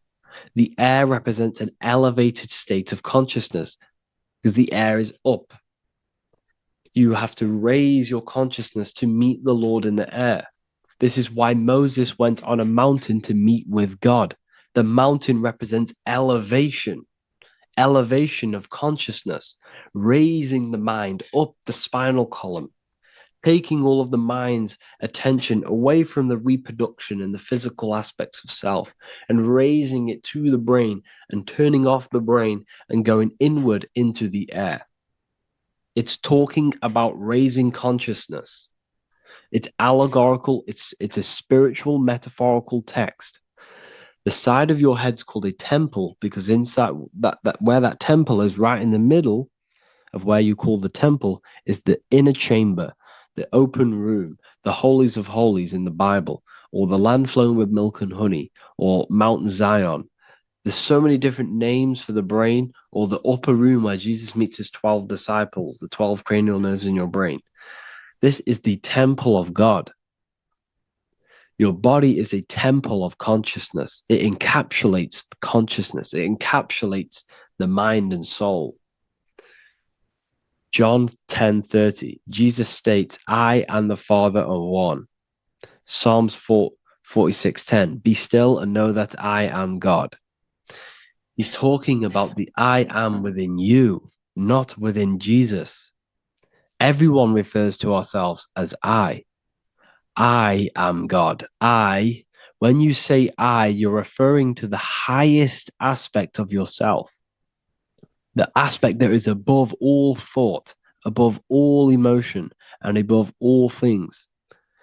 When you say I, you're referring to your pure awareness, your pure consciousness, the highest aspect of yourself. And anything after I is egotistical. I is God. The letter I is the Roman numerals for one, because there is one God, one consciousness. The letter I is one line, just like the number one. Matthew 6:3-4, take no thought. Therefore, take no thought. Take no thought. He says this 5 times because you must turn off the 5 senses and take no thought to connect with God. Be still. This is telling you to meditate and know that I am God. The I am within you. I and the Father are one. I and God are one. You, who you think you are, is a completely wrong. The body is matter. Your name isn't you. Your job isn't you. Your reputation, your trauma, your memories, your friends, family, worries, bills, interests, dislikes, goals, passions. Anything to do with the thinking mind is not you. Who you think you are is a part of your thinking aspect of consciousness. But once you remove thought, you are no longer your name. You are no longer your body. You're no longer your reputation. You are the I. You are pure awareness, pure consciousness. Pure consciousness. And this pure consciousness has latched on to this name, this job, the body, and your traumas. Your pure consciousness has attached itself to this character who you're playing in the physical world. And this is essentially who you think you are, but you are not. You are the I, you are the self, you are pure awareness. So, in order for you to detach from these things, you must learn how to detach from your name, your job, your reputation. And you do this through meditation by turning off the thinking mind. Turning off the thinking mind allows other aspects of your consciousness to open up. What do I mean? Your whole life you've been thinking, and all of these thoughts has attached you to this physical body. You haven't allowed your consciousness to open up. And you can only do this by taking no thought. That's why Jesus tells you, take no thought. When you turn off the thinking mind, other aspects of your consciousness starts to open up. Other aspects of your being can open up. And this is how you have astral project. This is how you do all these mystical things and things to do with consciousness. It's taking no thought. Imagination, emotions, thought, and memory are all to do with consciousness. These things are not physical. You can't touch thought. You can't touch emotions. You can't touch these things because they are not a physical thing. So you must turn off these things for other aspects of your consciousness to open up. Okay? So essentially, the Bible is a metaphorical, astrological, numerological, metaphysical, spiritual, encoded text that talks about human anatomy, spirituality, and the true nature of the human experience. Everything they teach you in school is to make you think that you are this body. Everything they teach you in church is the externalization of the true teachings of Jesus. Jesus was telling you to meditate. Jesus was telling you to practice the single eye. Jesus was telling you to look within yourself and find God. He wasn't telling you to pray to him. Mark 16:19, he was taken up to heaven and sat at the right hand of God, the right hemisphere of your brain. John 21:6, cast the net onto the right hand side of the boat and ye shall find fish. Fish is understanding. The boat is your body, your brain. Cast your awareness into the right side of your brain and you will find understanding, because the right side of your brain is all to do with the creative aspect and the intuition and the spiritual sides of your consciousness. This is why God is here.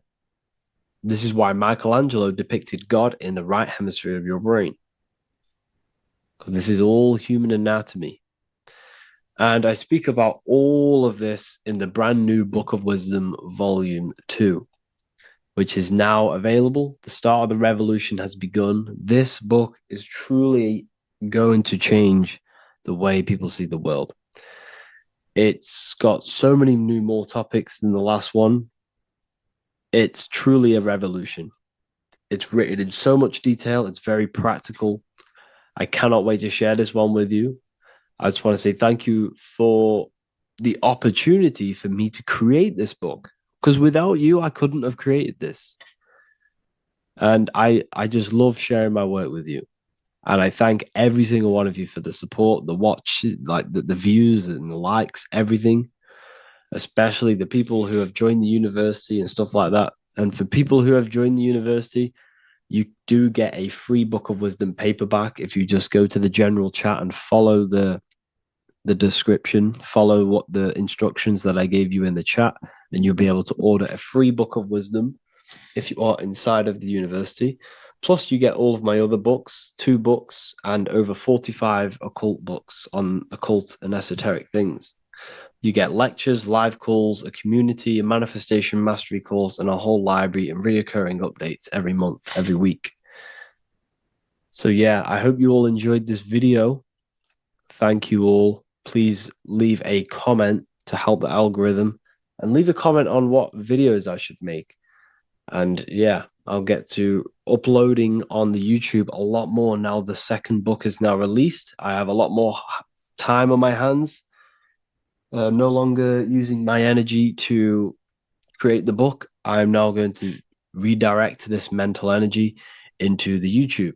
So there will be a lot more content coming. So I need some content ideas. So feel free to comment some ideas, some YouTube videos that I can create. Thank you all, people. Have an amazing day. Welcome to Revival of Wisdom. Welcome people, we're back with another video. Please make sure to hit that like button, subscribe, and turn on notifications to never miss a video.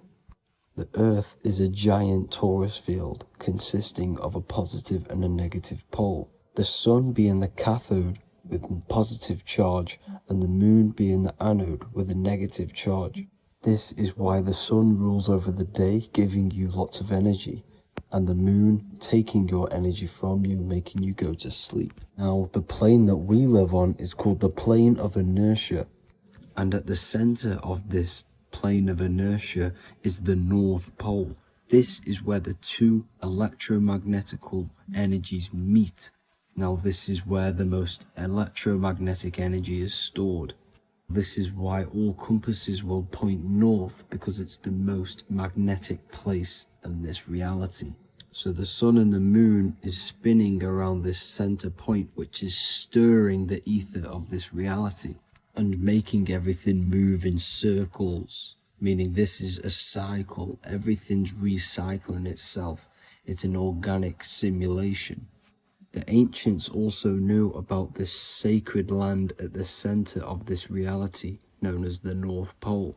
As you can see on this map from the 1500s of the North Pole, you can see 4 islands around this center black rock. Ancient civilizations like the Mayans, the Buddhists, and ancient Chinese also depict these 4 islands. The endless symbology of these sacred lands at the center has been going on for thousands of years. These sort of secrets are now kept by the elites, but as always they have to show the truth in plain sight, and this is what they are doing with the Windows symbol and also the Wizard of Oz. Now in the Wizard of Oz, as you can see, there's something called Munchkin Land. Munchkins are these unusually short people. Then on the ancient 1500s map it says Pygmy, and then the Pygmy people in mythology are also these unusually short people. Just like Santa and his elves, they come from the North Pole, and elves are these unusually short people. These stories that we are told about Santa and Munchkins are putting truth in plain sight about this sacred land. This sacred land at the center of the earth is where the aurora borealis comes from and is being emitted from this black hole in the center, also known as the black sun. The aurora borealis is the Earth's aura, hence why it has the word aura inside of it. It is the life-giving essence to all life within this realm. As this dualistic reality we live in consists of both physical and spiritual, the black sun is like our sun for the spirit. It's our spiritual umbilical cord, connecting us to the spirit realm. And the rising sun is the opposite. It's our sun for our physical 666 carbon suits, known as our human body, our physical aspect. As it states in the 40,000-year-old emerald tablets, deep in Earth's heart lies the flower, the source of the spirit. The flower of life is as thine own place of spirit, and streams through the earth as thine flows through thy form, giving off life to the earth and its children. So the North Pole is the core of this spiritual reality, and the closer you get to it, the more spiritual and lucid it becomes. So the elites have covered this up in order for us to forget the true nature of this reality. And they did this cover-up by introducing the globe model. Nicholas Copernicus was around in the 1400s, and he introduced the globe model. As you can see, he is a Freemason. He depicts himself with a globe and a Masonic compass in all of his paintings and portraits. Galileo was also a Freemason, as you could see in all of his portraits with a globe and a Masonic compass. He was also a massive part of introducing the globe model after Nicholas Copernicus. So yes, the globe model was a spiritual and political move to gain more control over the masses. After the globe model was then introduced, they introduced the theory of evolution by another Freemason, Charles Darwin. See how these two theories go hand in hand? They both degrade humanity, and they make you confused of where we actually came from. By hiding the true form of this divine creation and hiding the true power of each and every one of us, they maintain control over the masses. Now this is order out of chaos, known to be the 33rd degree slogan of Freemasonry. Now this is the Masonic cosmology, and as you can see, you have the checkered board for the duality, the 5-pointed star for the 5 elements, the 4 corners for the 4 pillars, the all-seeing eye, which is Polaris, the sun, the moon, and the 7 stars. So even Freemasons are taught the flat earth cosmology and the true form of this reality. Now the true nature of the sun, the moon, and the earth is shown and reflected through the Masonic compass. The Masonic compass is the sun, the moon, Polaris at the top, and the black sun at the bottom. It makes sense why all the scientists who introduced the globe model all used the compass and the globe together, because it's truth in plain sight. As I explained in my other video, all Freemasons have to take the oath, so it goes to show, why are we all learning these theories from Freemasons who can't talk about certain topics that they learn about? Why should we believe their theories when they're holding back the real truth about this reality? Now going on to NASA. NASA means to deceive in Hebrew, and they are also funded by the government. They are not a private company. The old owner of NASA, Werner von Braun, on his grave has the Bible verse Psalms 91. The heavens declare the glory of God, and the firmament showeth his handiwork. Now why would the owner of NASA put this on his grave? Seems a bit suspicious to me, alongside with the NASA astronauts are all Freemasons. And not to mention the countless mistakes they've made on their live videos in space stations, the moon landing, and the CGI footage of the Earth, which is obviously photoshopped.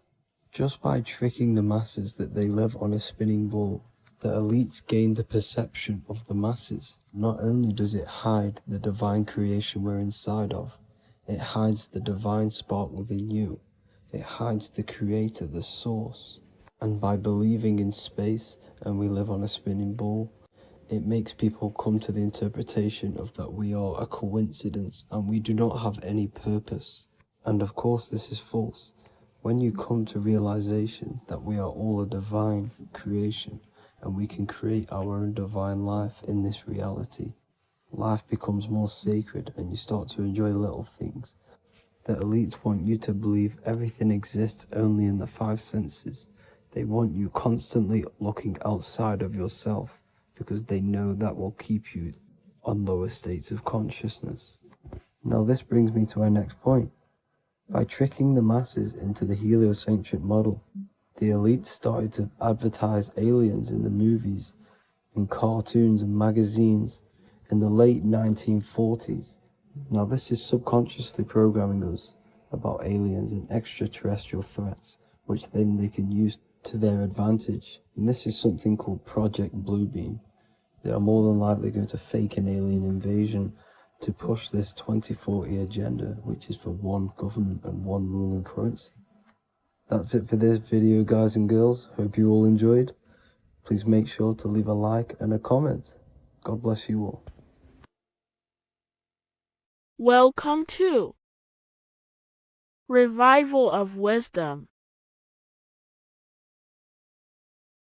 Today, we're going to be talking about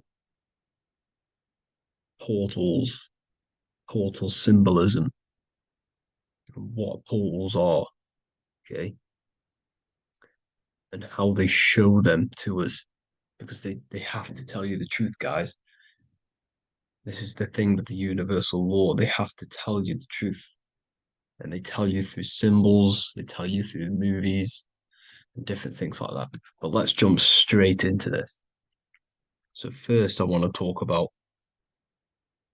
the Freemasonry symbols.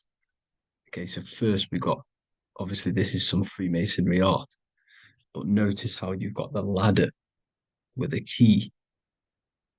Okay, so this is ladder symbolism with a key. So maybe this is talking about ascending. Okay, because look, because this is ascending into the heavens, because it's a ladder with humans going up it with a key. In order to ascend, you must have the key. Okay, so what else do we have with a key? Well, the Netflix show Lock and Key, which is all about portals and keys. Because what the keys do, they open doors, gateways. Okay, so what's interesting about this is that they've got this key here, which represents the Kundalini energy rising up the spine. Okay, but we'll come back to this. But it's that same portal key symbolism. We've also got the Vatican. The Vatican is in the shape of a key. Okay, so you can see the start of it here and the end. So this is key symbolisms. Keys open doors. And notice how it's got the 8-pointed star. Okay, what is the 8-pointed star? Okay, we'll come back to this. This all ties in, guys. I'll break it all down for you. But then you've also got the god Janus. Janus, okay, is known as the god of the doorways. He's an ancient god of Rome, and they worshipped him. However, he's not a god, he's more like a high-level ranked demon. Because he is the god of the doorways. And notice how he's got two faces. Because doorways always have two sides. You're going into somewhere, there's always two sides of a door. And he's always depicted with two sides of a face and a key, because he holds the key to the doorways, to the portals, to other worlds and realms. Okay, as you can see, he's always got two faces and a key. Okay, so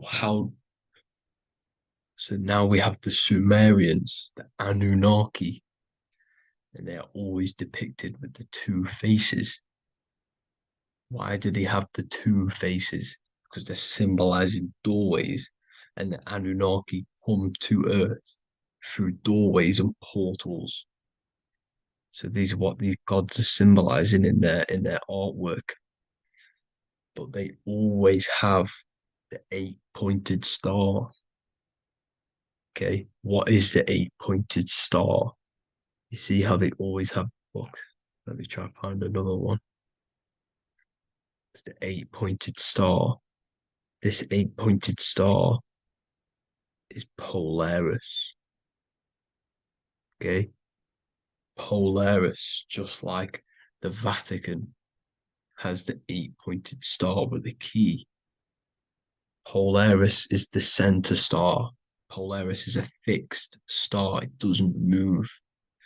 Okay, so the Anunnaki's symbol is also the 8-pointed star. So this is symbolizing the portals and doorways that they come through in order to get to the Earth.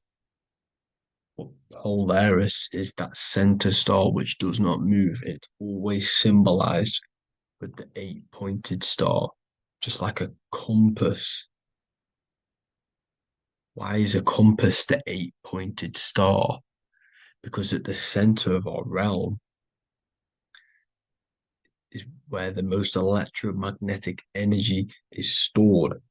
As you can see, we have an aura field, an electromagnetic aura field. So does the Earth. And in the center, so like our heart, for example, is where the most energy is stored. And like the center of the Earth, this is why all compasses point to the center, because this is where the most electromagnetic energy is stored. Because it's at the center of our realm. Okay. So like I was saying with the lock and key series, see this here? The Kundalini energy rising up the spine, just like your Kundalini energy rising up the spine. Let me try. I can't zoom in. But you know what I'm trying to say here. Let's go back to Polaris. Because at the center is where pole. Can you see the pole of electromagnetic energy? Polaris, the North Pole. It's symbolized. The truth is in the words. It's like a pole of electromagnetic energy. And this is where the aurora borealis comes from. Notice how it's got the word aura in it, because it's the Earth's aura, electromagnetic field. Just like you have an aura, also known as the northern lights, because it's coming out of this center hole in the center of our realm, where the black sun is. And this is where the electromagnetic energy is coming up from. And this is what the aurora borealis is, or the northern lights. It's just electromagnetic energy. And it's symbolized through our symbols, the original O. Okay, because it's like a pole through the middle. Polaris. So this Polaris is the sky vault. It's the portal into this realm. Because this is what the Anunnaki are always talking about. Always symbolize it with the 8-pointed star. And just like a compass is the 8-pointed star pointed to the center, to Polaris. Okay. See here on the Sumerian tablets with the 8-pointed star again. And how we know it's talking about portals with this 8-pointed star is because CERN 666 are opening up portals to the underworld, letting in demonic entities into this realm. How do we know it's a portal? Because their Hydro Collider has 8 points, just like the 8-pointed star. So they are creating synthetic portals to the underworld to let these demonic entities into our realm. What is the key? Because if we're talking about ascending through Polaris, notice how here on the masonry art, this luminary here, so this is the sun, that's the moon. This is Polaris because it's a luminary with what? 1, 2, 3, 4, 5, 6, 7, 8 beams coming off the luminary, just like the 8-pointed star. So you see the ladder with the key going up to Polaris. It's symbolizing ascending out of Earth. So what is this key that they're keeping from us? Because it's a human holding a key going up the ladder to Polaris. Well, chakras. We have 7 chakras. Okay, so this is what they are telling us in the lock and key symbolism. The Kundalini energy rising up the spine. Okay, just like they have 33 vertebrae on the back of your spine. Okay, this represents the Kundalini energy going up your 33 vertebrae, just like in Masonry has 33rd degrees. Okay, so what is the key? Your chakras. Your chakras have to be unlocked. Okay, you have to unlock your chakras, and you can't unlock this one without going through this one. You have to go through them all. It's like a ladder, just like Jacob's ladder. You can't go from the bottom to the top. You have to unlock each one. Okay, just like you have 7 chakras, you have 7 layers of your aura. Okay, you have to unlock your chakras to the highest point in order to reach Christ consciousness. And this is the key that they're talking about. They're symbolizing the organic portal within each and every one of us to ascend out of this realm. Okay, so this is the key that they're talking about, and they're holding back this knowledge to keep us trapped in this 3D realm. Okay, so like I was saying with the 33 vertebrae and the Kundalini energy coming up the spine, 33 vertebrae, you can see this sort of symbolism going up to the light, because it's the light you see here.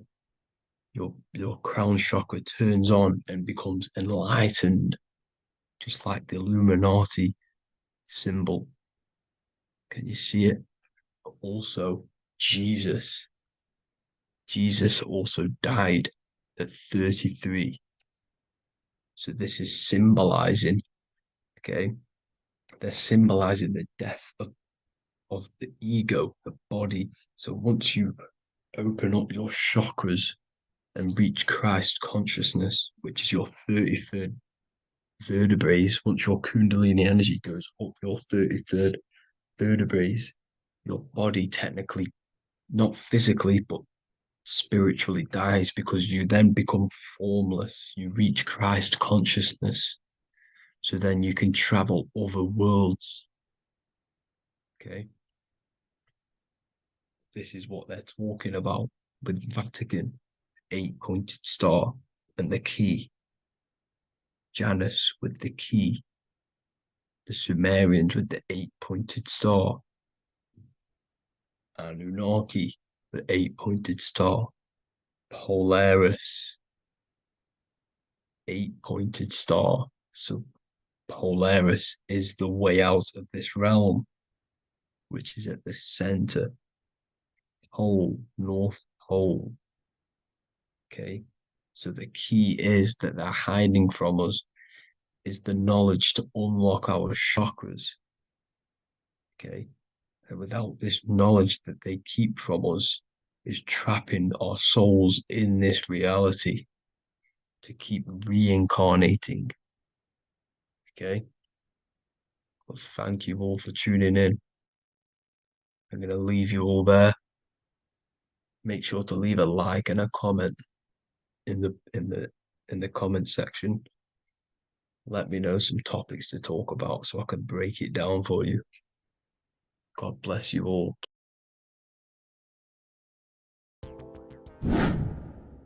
Hello and welcome to another video, people. Before we start, please like, comment, and subscribe if you wish to see more content. Today we're going to be talking about the mental universe and how everything is mental. This is the number one law on the Kabbalion. If you've never read that book, it's called The Kabbalion. A very good book. It's the first law because this is the most important thing you need to understand, is how everything exists within the mind. Behind every single one of these eyes is the same consciousness expressed in different bodies. The mind is what gives perception to what you're experiencing. Behind every single one of these eyes is the exact same consciousness, but the brain that they inhabit is giving them a different perception, a different being, a different body. Now, this is the difference between humans and animals.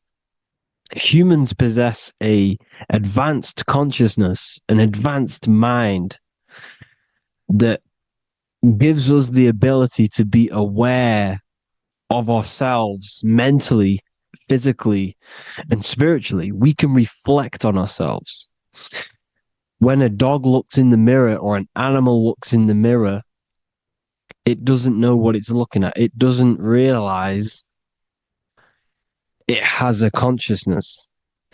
It can't reflect on itself. It can't say, I want to improve in this area. It doesn't have that consciousness. We have a divine consciousness.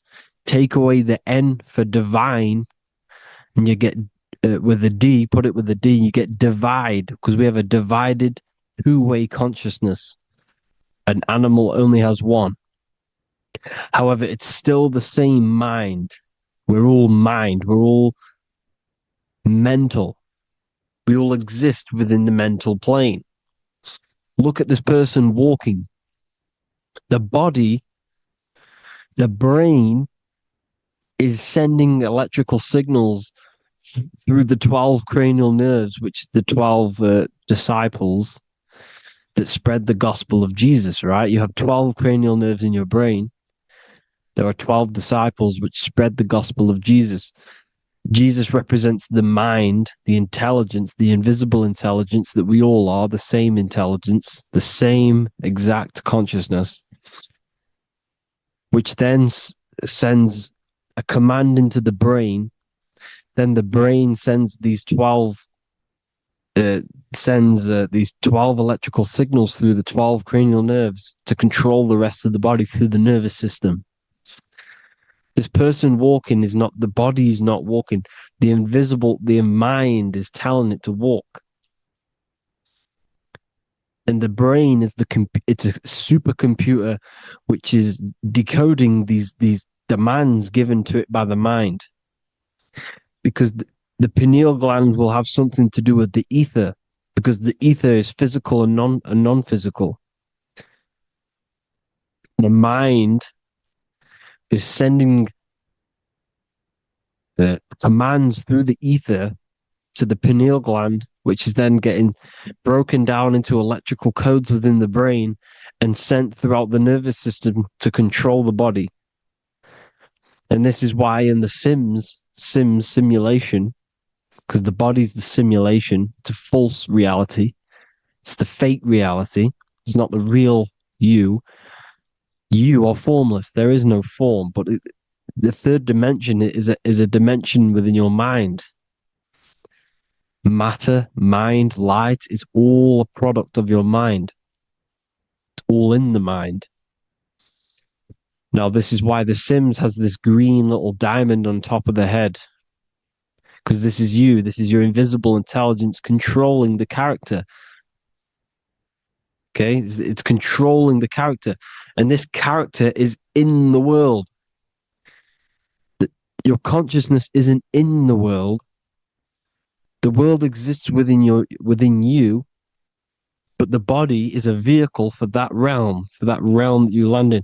When you have a dream, your mind transcends this body into another body, duplicates your body into another universe, unite. Unite is one. We're all one. It's all one universe, expressed in many different ways, infinitely. And the vehicle that you land in is the body to operate in that realm. This is the all-seeing eye, as you see here. The eye, this is all the intelligence. This is the ball of consciousness, God, expressed in different bodies. We're all this same one in different bodies, as you can see here. And this intelligence is expressing infinitely throughout the universe, an infinite universe. There's no beginning, no end. There was no beginning of the universe. There is no end. It's infinite, always has and always will. But the mind is what gives you the ability to explore the universe, to make perception of it. We are God in disguise. We are God in disguise. We are God in flesh. But the body can become attached to the mind, can become attached to the body if the mind is not aware of itself. When the mind is that blinded by matter, and we lack knowledge and understanding of what we truly are, a formless, infinite being, a traveler. This is why Freemasons are called Freemasons. Mason means traveler, free. You're a free traveler because your consciousness is a traveler of the universe. When we lack understanding, our mind bounds to the body because we don't separate the body with our different layers of consciousness. When we separate them and identify that we are mind, body, emotion, you then can apply this knowledge to when you want to astral travel and explore the different realms of your mind, because the mind is the universe. People, this is what we need to understand. The mind is the universe. I am you and you are me. This is the Egyptians showing you this. The Ankh is the symbol of life. This is the one ball of consciousness, mind, giving it the Ankh life to all the different life forms. The cows, the birds, the snakes, and the big Ankh given to the humans, because the humans are the most intelligent. We have the most advanced consciousness. We have the most advanced consciousness. This is why the one is giving a big Ankh to the humans here. Here you see it again. This is not the sun.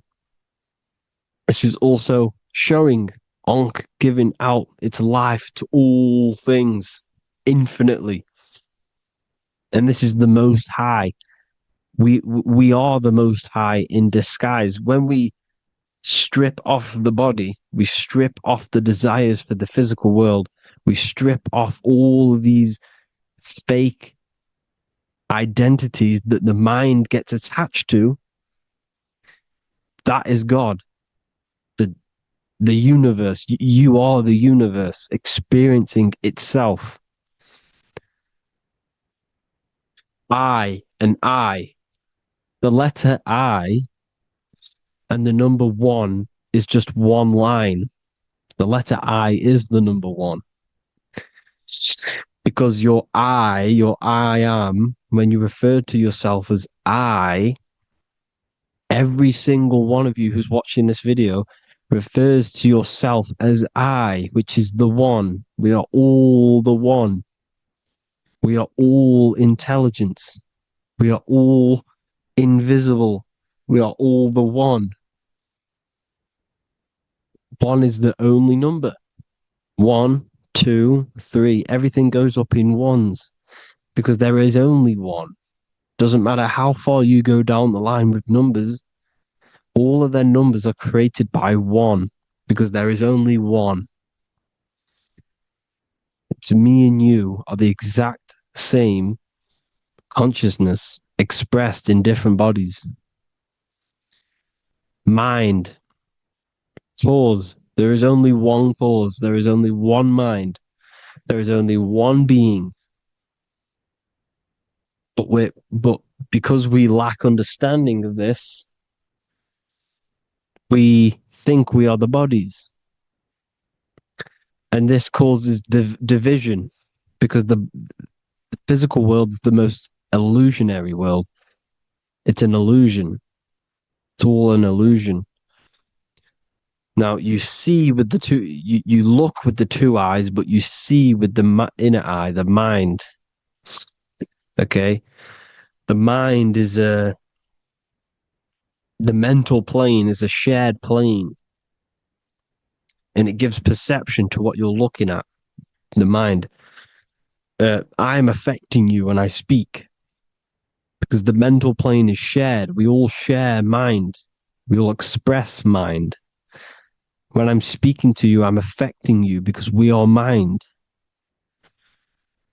So the words that I'm saying, which are being manifested from my mind, are being manifested through my body into vibration, is affecting you. I'm affecting you with what I'm saying. And these words are having an effect on your mind because we're all mind. This is why you need to be careful what you're listening to, music and all sorts. Because music can also create thought loops within your mind. Because the chorus, we shouldn't be listening to choruses. Choruses are loops. And what they're saying in the chorus is being looped. And this can create thought loops within your mind. Go and listen to an old song that you used to listen to about 5 years ago, 10 years ago, 20 years ago. Go and listen to an old song, and you guess what? You will get nostalgia. Why will you get nostalgia? Because that song will trigger the thoughts that you were thinking in that time of listening to that song. So songs with choruses create thought loops, and they reprogram your subconscious mind. It's important why music is very powerful. Mine and mind, same word. See, language is the truth, people. This is why I use language in all of my presentations, especially the English language. It's riddled with occult truth. I is my me. I, you, and me, or I, one. We are not the name. We are I. Every single one of you is I because we are all the one, all mind. Now, the only thing that is truly mine is my mind. When you say something is mine, it's an illusion. It's not yours. The only thing that is mine is mind, my mind. Okay? It's my mind. It's the only thing. It's the same word, mind and mind. Like I said before, everything's one.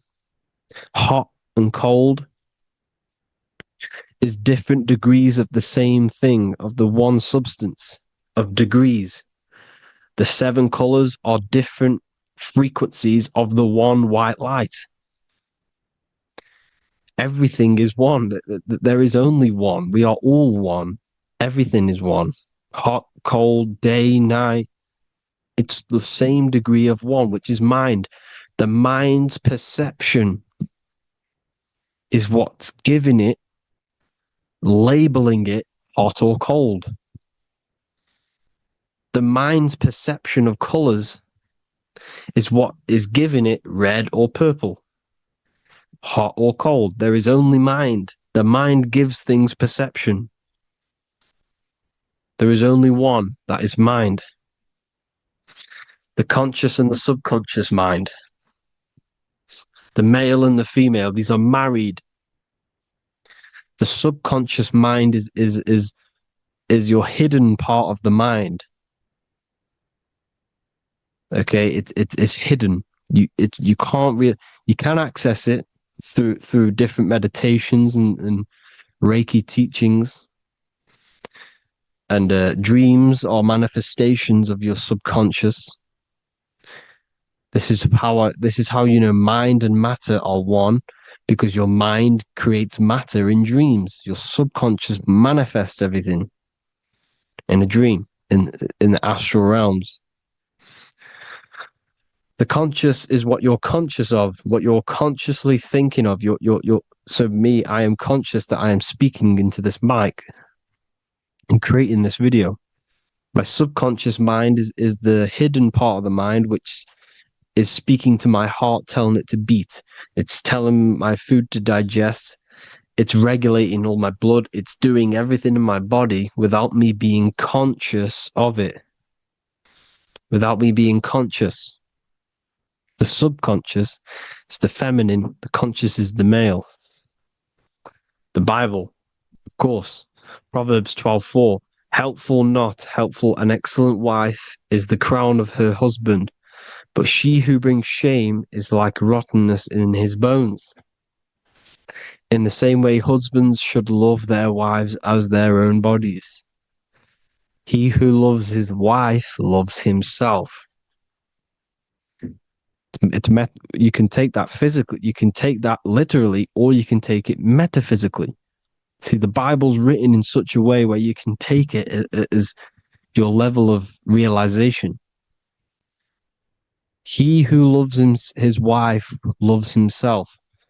If you love your subconscious, if you love yourself, you speak good about yourself, because your subconscious takes everything literally. If you say, I hate you to someone, your subconscious does not know the difference between me and someone else.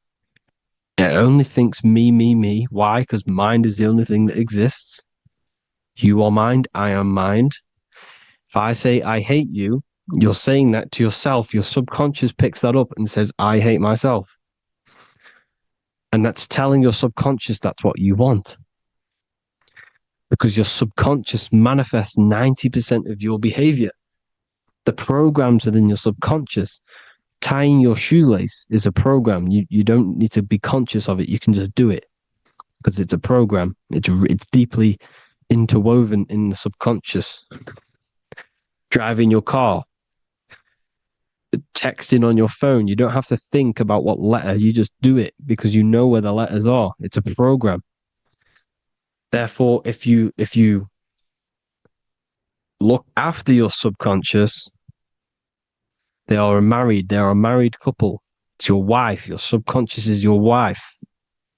And it manifests 90% of your daily basis thought patterns, actions, behaviors, emotions, all the things that you all the trauma that you've experienced is stored within your subconscious, which is affecting you.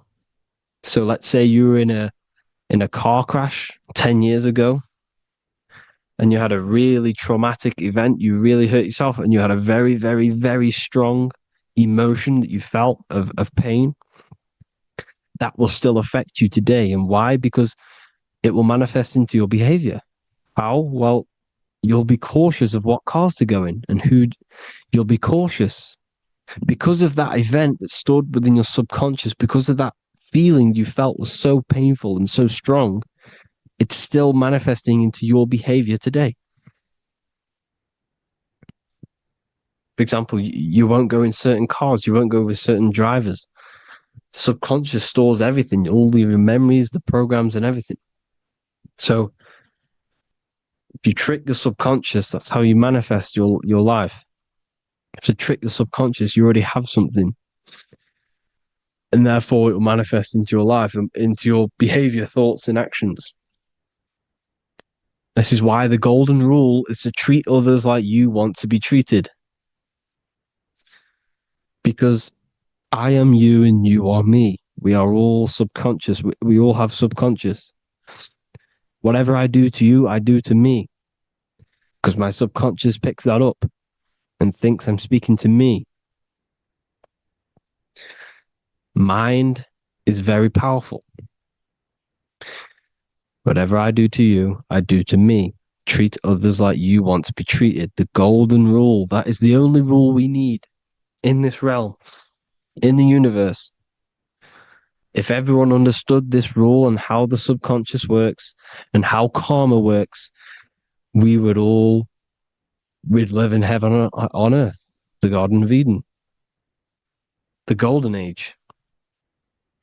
As a man thinketh in his heart, so is he. Proverbs 23:7. Where your heart is, there will be your treasure. Your heart's the emotions. This is the storehouse of emotions. This is where you feel emotions.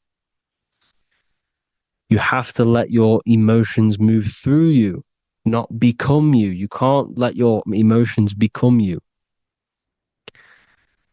But except be like the sky and let them pass through you. Be like the clouds and the stars passing over. Let them pass through you. Do not let them become you. And this is how emotions can take over your mind. We are driven by, when a man is driven by emotions, he has no self to control. You must control the mind, because the mind can be corrupted. Because your thoughts are electrical in the brain. Your thoughts come from the mental plane. So how the mind works is that you place your attentions on something in the mind, and infinite information just flows in. Think about it. When you think of a certain topic, as soon as you think of that topic, information comes flying into your mind. Different ideas, ping, ping, ping. It's all connected. It's why we call it a mindset, because your mind sets itself to frequencies. And when we think of something, we tap into that frequency, and just the universe, the mind, the mental plane just flows in information based on that frequency and that thought. The universe is just information. All of the information out there, nothing is new. It's all there. You just have to tap into it.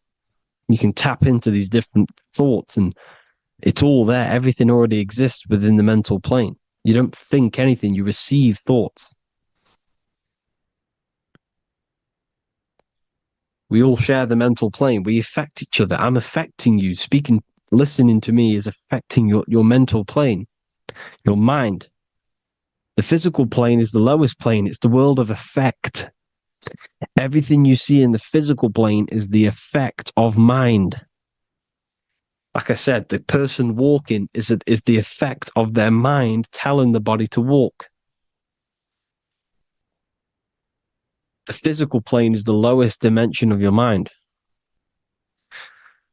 Mother Earth, we are in a mother. We're in the womb still. The Earth is feminine. It looks after you. It provides you with food for free. It grows on trees, with water. It's Mother Earth. It's the womb. The dome above your head is your mother's belly. Okay? Is your mother's belly. You're in the womb still. You're forever in the womb, because your mind's constantly expanding. Because when the baby's mind figures out that there is a reality outside of its mother, it starts to hear the people on outside of its mother, what does it do? It figures a way out of the mother, and it becomes born again in the water,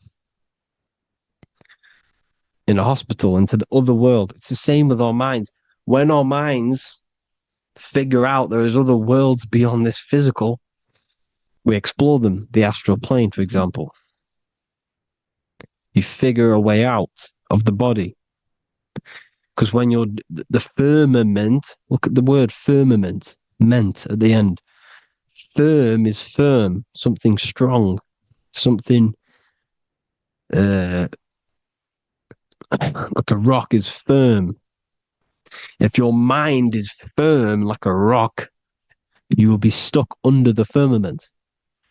So, for example, people who are very programmed and can't think outside the box, they have a firm mind and they'll be stuck under the firmament because your mind is the only thing that's keeping you under the firmament. It's the only thing.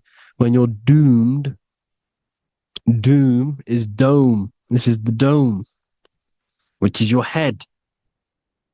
Your head is the dome. Above your head, above the earth is the dome, the ethereal barrier.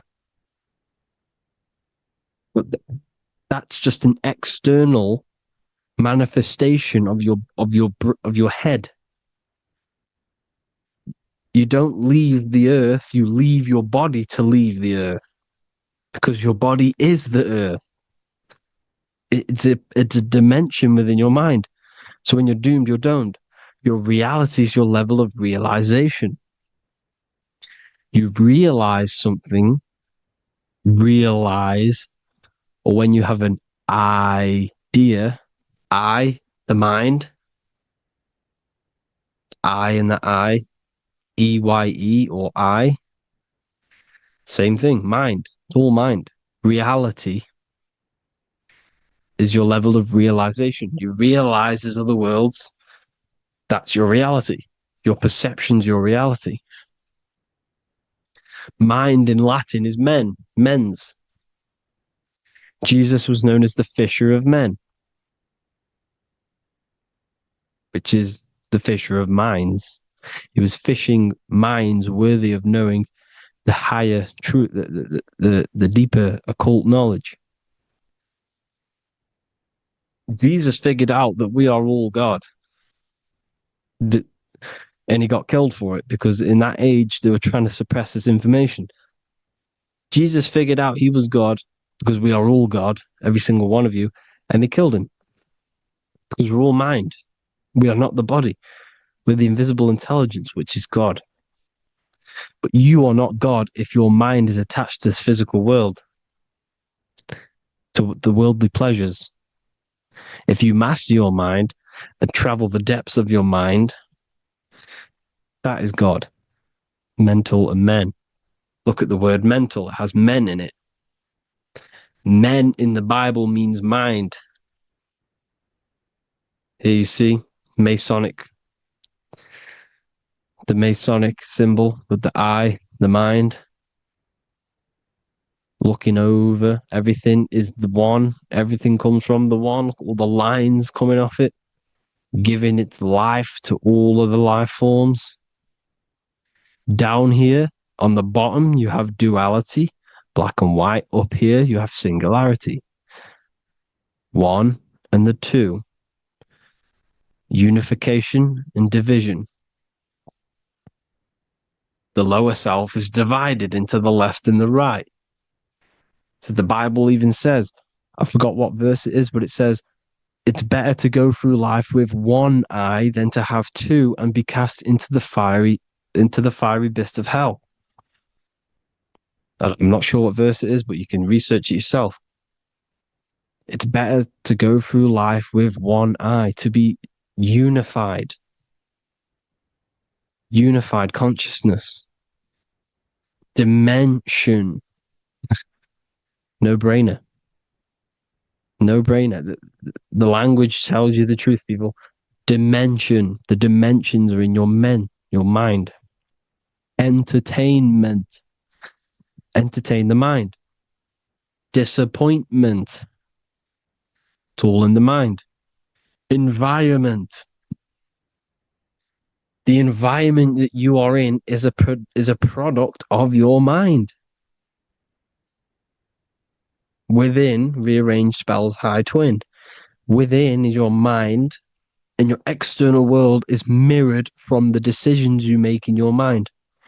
Advertisement, commitment, it's all meant, it's all mind, everything is mind. everything. So this is important. The collective thoughts and collective beliefs. The collective, because we all share the mental plane.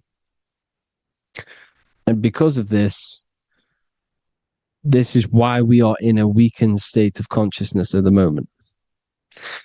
Because the collective thoughts and the collective minds overall are asleep.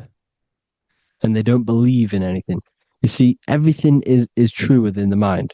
You think of something, it is there instantly. You think of a chair, it's there in your mind. You think of anything, it's there instantly. So everything's true within the mind. Anything can happen in the mind. Anything can happen on the physical plane if the collective consciousness, the collective minds, believe it to be true. This is why back in the days, in the ancient days, you look at all the old world stuff, you see all this crazy technology, and it's because as a collective, as humanity back then, they believed that they had much more open minds. Therefore, the things manifested in the physical world were a lot more out of the box, so to say, compared to today. For example, magic is not as powerful today because the masses don't believe in it. It's still powerful, don't get me wrong, but if the masses believed, or if everyone knew magic could be real, because it is, anything's real in the mind, it would be a lot more powerful. You see? So and what they're trying to do is create a hive mind worldwide. They're trying to make one religion, an external god. What happens when you worship something external? You give energy to it, because where attention goes, energy flows. Where your mind gives attention to, energy goes there. And when we all believe in external gods and give our worship and our power to these external things, we all give energy to it, which will manifest as a demon in the astral planes. It's a hive mind. They're trying to make a hive mind to summon our energy. Trying to summon our energy. And it through mind, through collective thoughts, the hive mind. They want one religion, one government, one currency, one belief system. And that will create a hive mind, which will limit our consciousness, which will limit what we can do in the physical world. Because if everyone doesn't believe in certain things, it cannot happen, because it's all in mind. Mind is so powerful. I am you and you are me. I hope you all enjoyed this video, people. If you haven't already, join the Wisdom Academy. The Wisdom Academy, we have many occult lectures just like this one. Also, we have just launched Mindwave Hub. If you want genuine frequencies, genuine binaural beats, because the ones on YouTube, the ones on Spotify, Apple Music, they're all tuned to A440 hertz, which shuts down the right hemisphere of the brain. If you want to gain access to your true consciousness, your mind, you need to balance the two hemispheres and balance the chakras. You can do that externally by listening to binaural beats. If you want true frequencies, true binaural beats to hemisync the chakras, hemisync the brain, to gain access to the different dimensions of your mind, well, you can gain access anyway, but it's going to help you if you're trying to learn this. Join Mindwave Hub. The link will be in the description. Listen to the binaural beats, meditate to them, listen to when you go to sleep. They'll massively benefit you. Thank you all, people. Hope you had an amazing, lesson. Hope you learned a lot. And please subscribe. God bless you all. You don't just have a physical body. You have a physical, mental, spiritual, and emotional body. Each one of these aspects are a body of its own. Body does not just refer to a physical substance. You have a mental body for thinking, an emotional body for your emotions, a spiritual body for your energy in your astral form, and a physical body to encapsulate all of these. Each four of these aspects are essential for the human experience and essential to balance.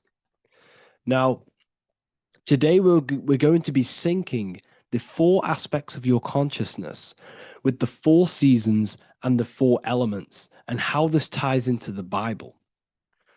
So we have four physical elements. We have 5 elements in total, spirit being the most important, but spirit is pure invisible. We have 4 physical elements. We have air, fire, earth, water. Air and earth, earth and water are feminine. Air and fire are masculine. Air and fire are active. Water and earth are passive. The air corresponds with the mental body of consciousness. This is where your intellect, this is where your communication, this is where your thoughts, intuition all comes from. This is the mental body of consciousness that allows you to think, allows you to process, figure things out, and have intellect and gain knowledge. This is your intellectual aspect of your consciousness, located in the head region. We have a fire nature, a spiritual nature. This is our astral body. Our astral body is all to do with the subconscious realms, the higher realms of consciousness. This is the body that allows us to be free from the physical body. Our spirit is more of our energy. Water is our emotional body. This is what allows us to feel things, that allows us to gain intuitive feelings of conscience. So emotion allows us to understand what is right and what is wrong. When we feel something bad, we know that this is wrong. When we feel something good, we know that we are doing good. Emotions are a creational force that allows us to feel certain things to bring them into existence. Our emotional body is a creational force and should not be reactive, and it should be controlled. Most actions are stemmed from emotions. Actions bring thought into physical existence. Emotions are the driving power. They are what drives your actions. The thought, then the emotion, then the action. Earth is your physical body. This is your physical state that allows you to take mind and emotion into action, into fruition, into physical matter. This is what your physical body allows your consciousness, your soul, to interact with the physical world and bring things into physical existence. The physical body, the physical world, is an outcome and an effect of the thinking mind. All physical substance comes from the thinking mind. The pen, the phone you're holding, the microphone I'm speaking into, all began as a thought in the thinking mind, then it was brought into physical reality.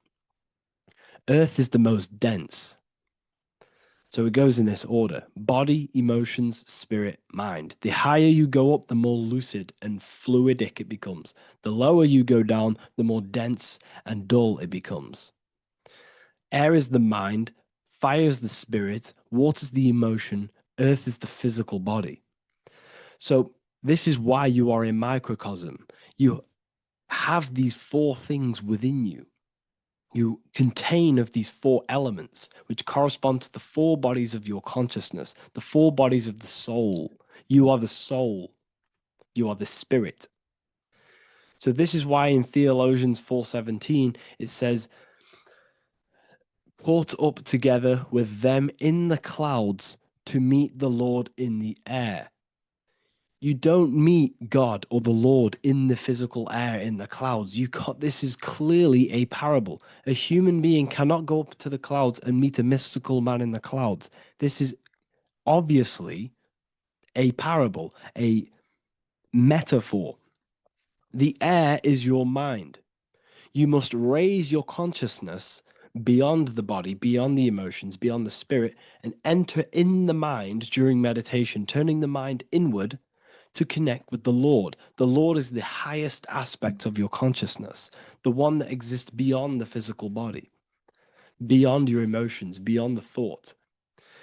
So you meet the Lord in the air, in the mind. The mind represents the air. This is why in America there's a saying called an airhead. You're an airhead. This means that you are stupid, or you don't think, or you have nothing in your mind.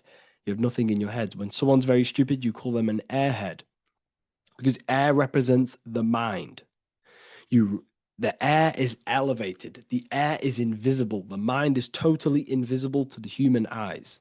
It is a metaphysical substance. In fact, it's not a substance at all. It's so fluidic. It's everywhere. The mind can be everywhere at all times. It can be anything. Nothing is impossible within the mind.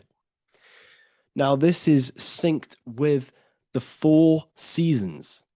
The 4 seasons represent the 4 aspects of human consciousness, the 4 bodies of your consciousness, the 4 bodies of your soul.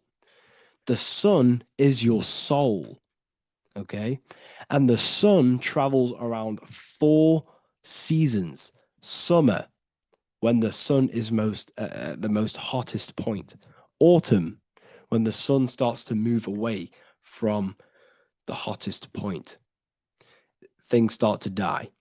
Then it goes to winter. This is when everything dies. This is when things enter in within itself. This is when darkness occurs. Then spring. This is the reignition of the sun. This is when the sun starts to bring back the warmth back to the summer. You have 4 seasons, which correspond to the 4 bodies of consciousness. Fire is the spirit. This is when you are passionate. This is when you are taking action. This is when you are fiery. The sun is blazing. You're taking action. You're very passionate. You're very spirit. You're in the spirit. Autumn is water, emotion. This is when you start to become very reflecting. This is when you start to feel emotional, because in autumn there's lots of water. This represents the emotional body of consciousness. Winter is the mind. This is air. Winter, what happens in winter? Everything enters within itself. The leaves die, the trees die, everything dies and goes within. This is the mind. The mind is the darkness, remember. You close your eyes to enter within the mind. The winter represents meditation. In the winter, what do people do? They stay inside of their house. They research more. They read more books. They become more intellectual. They think more in the winter because we are so we're stuck inside. So we're more reflective. We're thinking more. We're more communicative. We're more intellectual. In the spring, this represents the earth, the body. This is when we start to come out of the mind and we awaken to the body, and things start to grow again. The plants start to grow. The earth is growing again and reborn again. This is the body. This is when you become more active in the spring. And then the summer, back to the summer, we then take action on these thoughts and these thoughts that we gained over the winter. Essentially, this is just a massive cycle. And this is a daily cycle also. The nighttime is the winter. The morning is the spring. The midday is the summer. And the evening time is the autumn. This is a microcosm. We have 4 bodies of consciousness. You are the sun. You are the soul. And the soul has 4 bodies: summer, autumn, winter, spring. Emotion, air, body, spirit.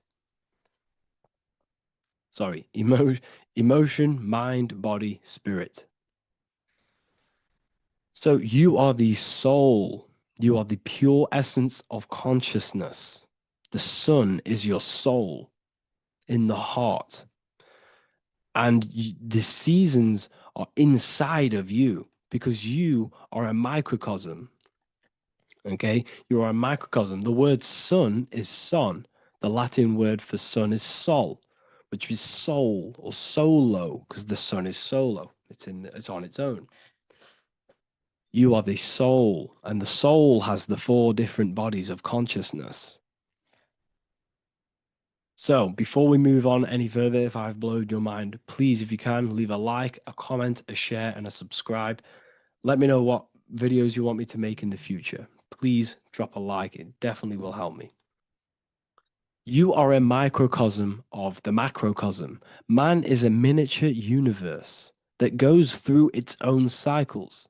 The seasons of the summer, winter, spring, and autumn do not occur merely outside of him, but within him as well. The summer is within you. You feel different in the summer. You feel different in the winter. You feel, depending on the body of consciousness, it's your soul's interacting with. So the sun in the sky is your soul inside, and the sun goes through these cycles, which is affecting your bodies of consciousness, because the cycles represent your bodies of consciousness.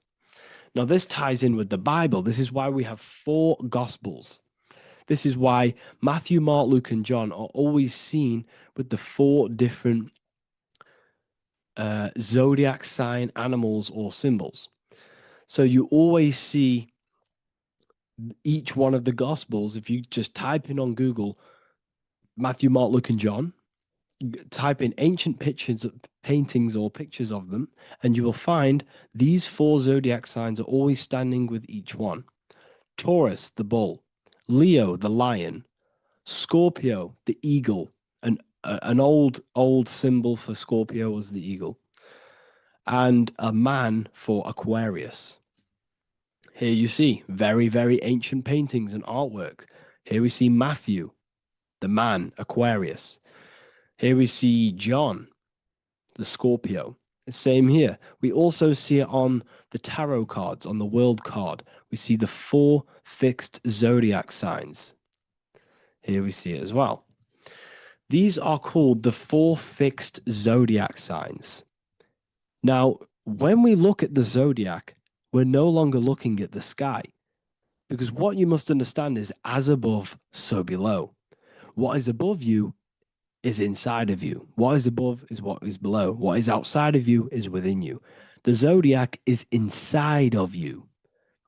The zodiac revolves around the sun. The sun is your soul. These are different energies of your soul. Like I said earlier, the 4 seasons are the 4 bodies of your consciousness. And in each body of consciousness, you have these different energetic energies that you can work with. Okay, so this is the true astrology. This is the true astrology, the internal esoteric astrology. You can't find much information on this at all. Very hard to find. So what we're looking at are the 4 bodies of consciousness. Obviously, when you look in the middle of each, when we look in the middle of each season, spring, the middle of spring is Taurus. The middle of winter is Aquarius. The middle of autumn is Scorpio. The middle of summer is Leo. These 4 signs are known as the 4 fixed signs. Okay, Scorpio is fixed. It's the middle of autumn. Scorpio is a water sign, emotion. Aquarius is the air sign, the mind. Taurus is an earth sign, the body. Leo is a fire sign, the spirit.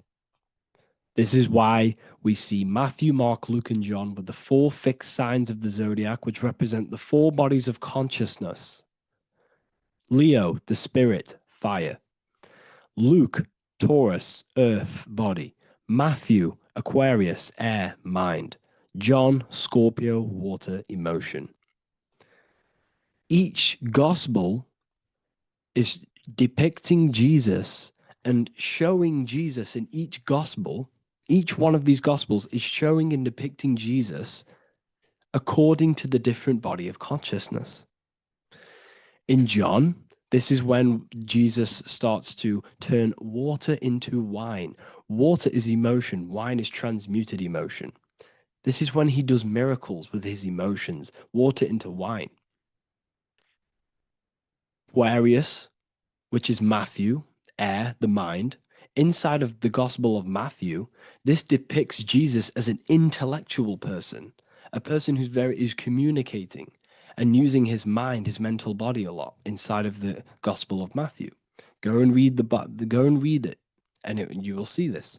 Luke, Taurus, Earth, the body. Luke shows and depicts Jesus according to the body of consciousness, the physical body. He shows Jesus as a human, being a human being, helping people physically and helping people's physical needs, like giving away food and doing all sorts of good things for other people.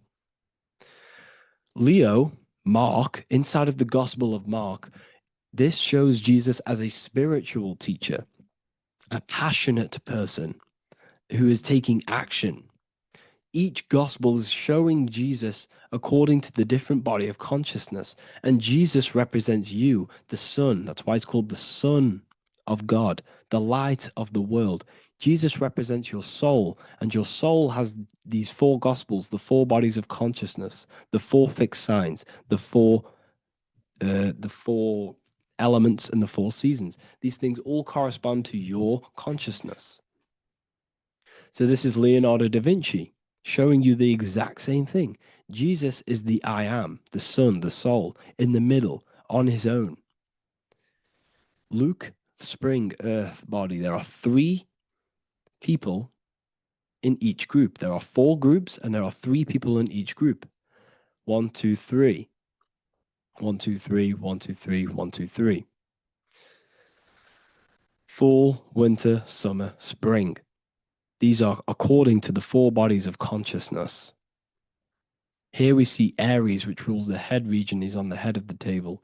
Gemini, he's holding up the two hands because Gemini rules the two hands, the two arms. Gemini is the two twins, which is the two arms and two hands, and the two lungs. Here we see the beginning of summer, which is Cancer. You see the big knife here? Cancer, him here, this gray-haired guy, holding a knife for the crab. Cancer, they pinch. You have a knife, symbolizing the crab. Leo, the middle of summer, showing dominance. The sun is very dominant. He's got his elbow on the table, showing dominance. Virgo has no Adam's apple. Cancer here is pointing at this woman's neck, saying there's no Adam's apple. This is Virgo, the virgin, the only woman. Jesus, the sun. This is Libra, the balancing. He's holding his arms out, balanced, showing the balancing of the sun, because when the sun enters Libra, the sun is balanced between winter and summer. So it's balanced. This is all astrology, but this is internal. Okay? This is Ezekiel's vision. Ezekiel had a vision in the Bible, and he saw the face of a man, the face of a lion, the face of an ox, and the face of an eagle. The eagle, Scorpio, the ox is Taurus, the lion is Leo, and the man is Aquarius. He saw the throne of God, and he saw the different bodies of consciousness. This is all symbolic for the different bodies of your soul. So when we look at the zodiac, we are actually looking at a map and the energies of our soul, and the energies of our bodies, and the energies of our consciousness. This is what we are looking at. Each zodiac is an aspect of our consciousness and an energy that we can work with and that we must purify. Balance and purification is essential. Imagine playing a brand new video game. Let's say a brand new video game came out and you had to play it. What happens when you play that game? You don't know the controls. You cause chaos in that game. You can't really run properly. You can't do anything properly. You're getting destroyed by other people who are playing that game. It's the same with your physical body. When you are born, you must learn how to play the game. You must learn how to balance the mind, learn how to balance the spirit, the emotions, and the physical body. We must balance and purify each body of our consciousness, which we must look after our physical body with our physical health by eating physical, electrical food like fruits and veg. We must look after our minds by being conscious of what enters our eyes, enters our ears, enters everything. Whatever enters our five senses is affecting our mind, our mental health, our environment, mental. We need to look after our thoughts. control our thoughts by purifying our thoughts, only positive thoughts.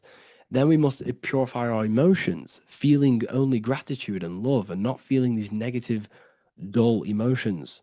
Then we must look after our spiritual body through meditation and looking after our spirit. But remember, when we look after our mind, it all begins in the mind. Each body of consciousness is interlocked with the other.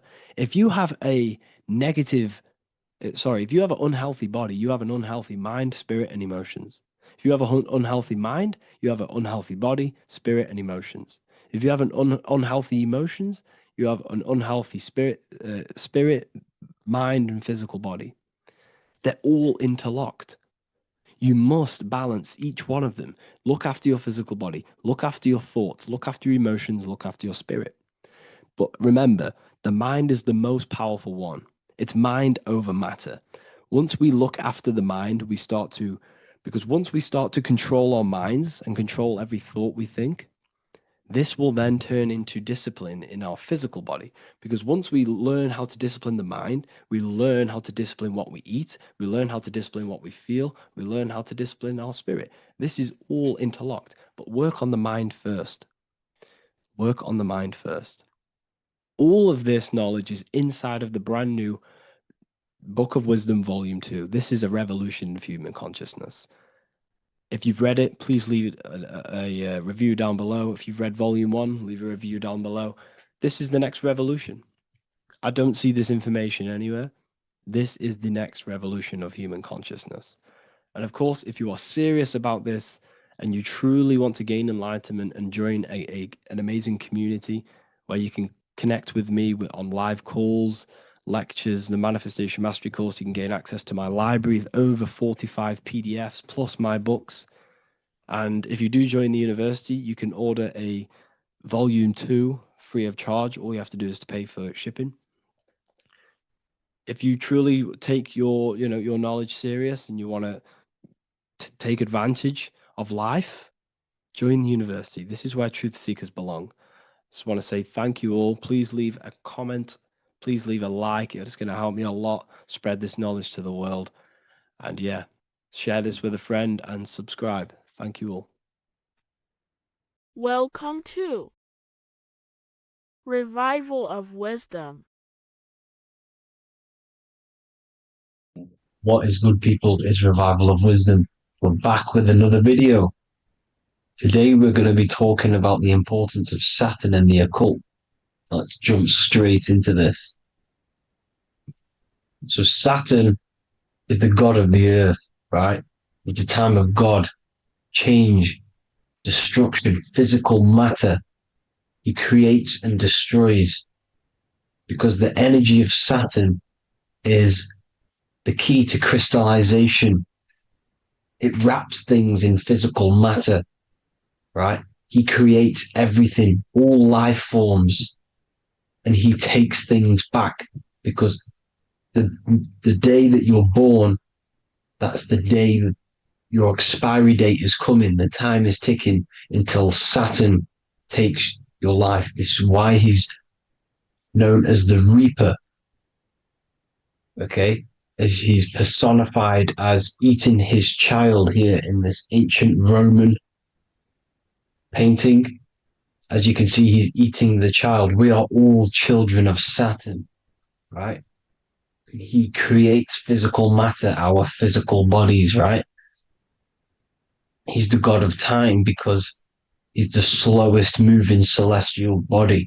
He's the Lord of the Rings, as you can see here. He's the last one on the ring. He's the slowest one moving, okay?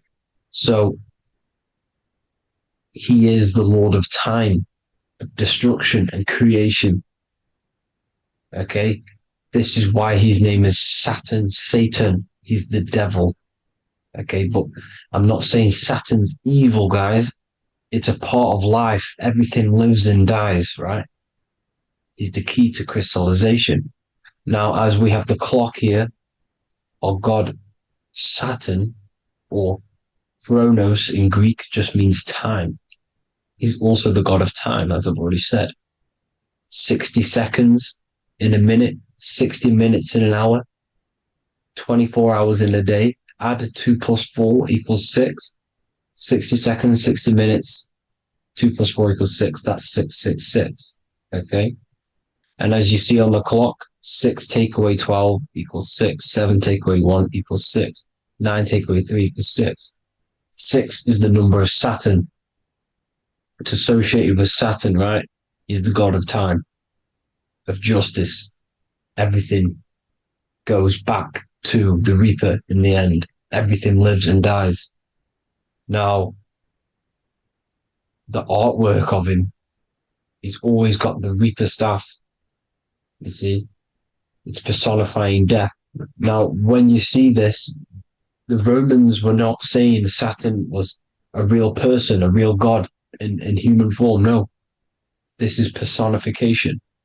This is what the ancients always did. They personified, just like the Bible. It's all personification. So the personifying Saturn eating its children because it eats, it's the Reaper. No one can escape the Reaper. No one can escape death. Now, Saturn is 666, which is in the Bible, the number of the beast, right? The number of the beast, Satan, 666, right? So on the North Pole of Saturn, you have a hexagon, which makes a cube, right? Now this hexagon, when you join up all the corners, creates the 6-pointed star known as the Star of David, right? In the Jewish religion. Now, as you can see, the 6-pointed star has 6 points, 6 mini triangles, and a 6-sided hexagon. That makes 666. And also, your Saturday is named after Saturn, the 6th planet, the 6th day of the week, and has a 6-sided polygon in its North Pole. That's also 666. Now, this Star of David, this symbol goes back thousands of years, and it originates from Saturn. It's not the Star of David, right? It originates from Saturn. It symbolizes the physical and spiritual aspect combined into one, which makes us humans, right? Also symbolizes the male and female combined into one. These two sacred energies create the human. We consist of both male and female energy, also known as the Seal of Solomon. And we all know if Solomon was a real person, he talks about communicating with 72 demons. He could apparently in the text, he could communicate with 72 demons, and this is sorcery. This is black magic. Now, this symbol is associated with hexing people. When you place a hex on someone, that is a form of witchcraft, which a hex is just a curse. When you're cursing someone, this is black magic. Now, the black magician would stand in the middle of the symbol and cast his spells onto other people. Now, this symbol is obviously on the $1 bill, twice on the $1 bill. And it's very, very ancient symbol. And it originates from Saturn. And let's keep going. So the cube. So I've just said how you see the cube on the North Pole of Saturn, right? The cube is limited. It's a 3D shape. It symbolizes limitations to the physical 3D dimension, the third dimension, the physical realm which we are in. Now, as you can see, the color associated with Saturn is black, right? Black is infinite potential. Black is the creation of all things before there was light. Light is born out of blackness, darkness, okay? Now, black is physical matter. And as you can see, the black cube, black symbolizing physical matter, the cube being limited as the physical realm that we are in is limited. It's not like the fourth dimension where everything can exist in a thought. The third dimension is limited, right? And this is what Saturn is. It limits you to the 3D 666. Your body limits you to your physical body. Now, these black cubes are placed everywhere, as you can see: Australia, Denmark, Manhattan. There's one in New York. As you can see, the Apple have a cube. The Nintendo GameCube, Trump Tower is a black cube. This is worshipping the energy of Saturn, the god Saturn. Okay, it's not a god; it's a celestial energy. However, it rules over Earth because it pretty much created the physical realm. Now, as you see, when you go to a funeral, you wear black, a black suit symbolizing Saturn, which is the color associated, black. And as you see in Mecca, they walk around the black cube in rings. As you can see here, they're stood around in rings, like the rings of Saturn. The Mercedes symbol.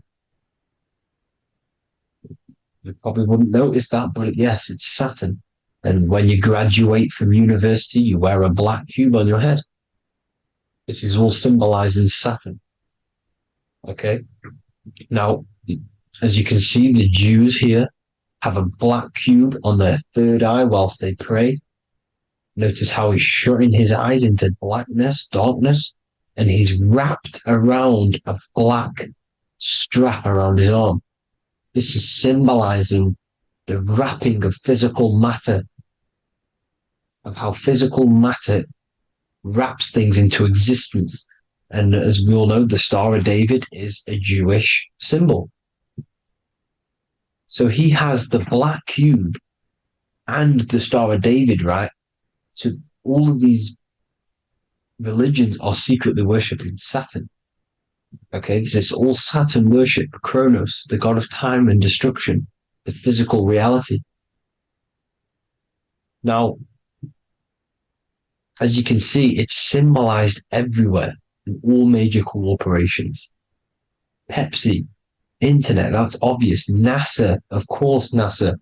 NASA means to deceive in Hebrew. Universal, Walkers, that one's so obvious. Nike, Toyota.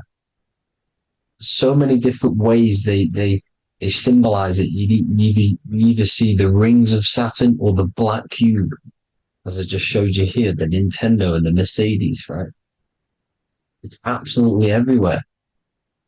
Now, they also use 666 to symbolize it, as I've just broken it down to you. 666, the World Economic Forum. We all know how they're trying to enslave us into this new world agenda. Google Chrome, CERN, Disney, Coca-Cola, Cadbury's, all of these have 666. Now, every UPS barcode has 666. And even www. Is Hebrew for 666, as you can see here. Monster. It's the same Hebrew letter that means 666. Drake, 6 God. That's his God, Saturn. Why? Because they love physical realm. They love the physical dimension, the third dimension. Because they can rule here through riches. They can build an empire here. It's not like the fourth dimension. They don't want to ascend. They want to stay down here in the physical realm. Okay? Now, this is why they're cloning. They can move their consciousness into other clones to live forever. This technology exists. This is why they love the third dimension. As you can see, all of these sellouts here, Drake, Leonardo DiCaprio, you know, all of these people doing 666 because this is their God. This is their God. They love the physical realm. They sold their souls for wealth and fame in this physical realm. So why would they leave? You see? Now, this isn't all just evil, okay? So you have 7 chakras, right? You have 7 days of the week, 7 solfeggio scale notes. These are frequencies, the solfeggio scale. Now, it's called the Saturn moon matrix because the moon symbolizes your mind, because you're created out of the Holy Trinity, which is body, mind, and spirit, right? That's the triangle, the equal triangle, body, mind, and spirit. Now, the 3 main celestial bodies are Earth, Moon, and Sun. The Earth being your physical body, the Moon being your mind, and the Sun is your soul, hence why it's called solar. It's a solar soul. Now, these symbols are alchemical symbols. So when you're doing alchemy, you use these symbols to obviously symbolize what we're talking about.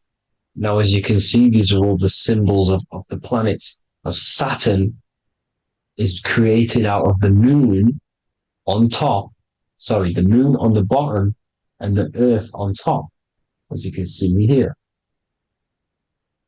You see? And this creates the number 5. Now, with the moon being your mind and the earth being your physical body, this is mind over matter, because the earth is your body's matter. This is matter over mind. You don't want to be matter over mind. This is low states of consciousness. You won't be mind over matter. You see, to manipulate matter, to create your own reality. Now, obviously, we all know Saturn is associated with the lowest chakra, which is the root chakra. This is to deal with your animal instincts. When you're down here, you identify as the physical body. You don't know anything spiritual. You're you have a pure physical mind. You don't believe in anything spiritual. This is survival mode, consumption. They want you trapped down here, which is matter over mind. They don't want you to create your own reality, which is mind over matter. You see? Now, that's what Jupiter is. Saturn is the moon on the bottom and the earth on top. But Jupiter is the moon on top with the earth on the bottom. That's mind over matter, you see? So these chakras are an ascension process from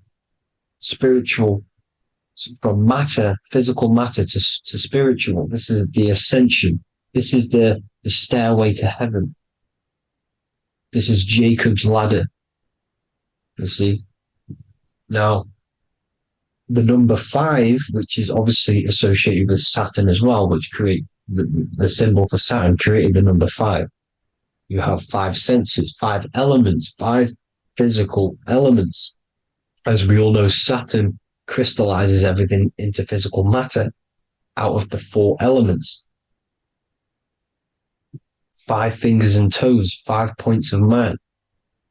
Okay, the number 5 is the number of justice.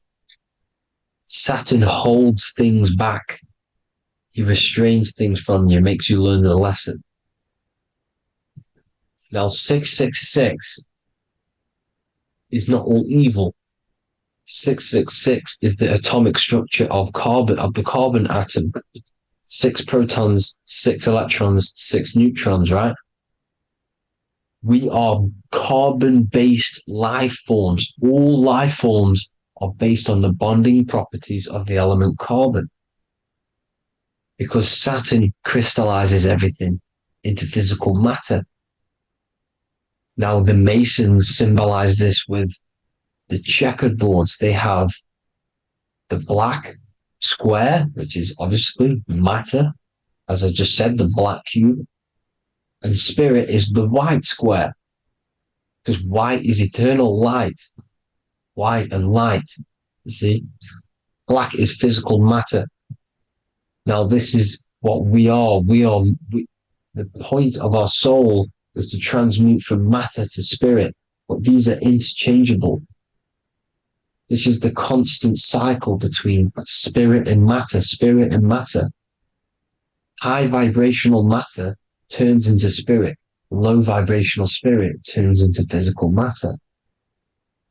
You see?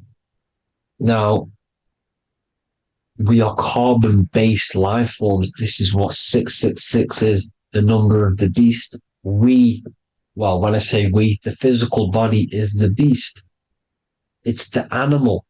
It's the carbon suit to operate in this physical dimension, in this physical realm. See, it's the vehicle used to operate in this physical realm, but your mind isn't from this physical realm. You see, the brain is the physical manifestation of the soul. Okay, so as you can see here, the spine is an extension of the brain. Everything goes back to the brain. This is literally what your physical body is. You see, this is the nervous system, and everything reports back to the brain, and everything's controlled from this control center. And this spinal column, at the top of the spinal column, is your third eye, which is known as the pineal gland. And this is the seat of consciousness. It's the center of consciousness. That is your true self, pure consciousness. This body is just a physical body. This body is mortal.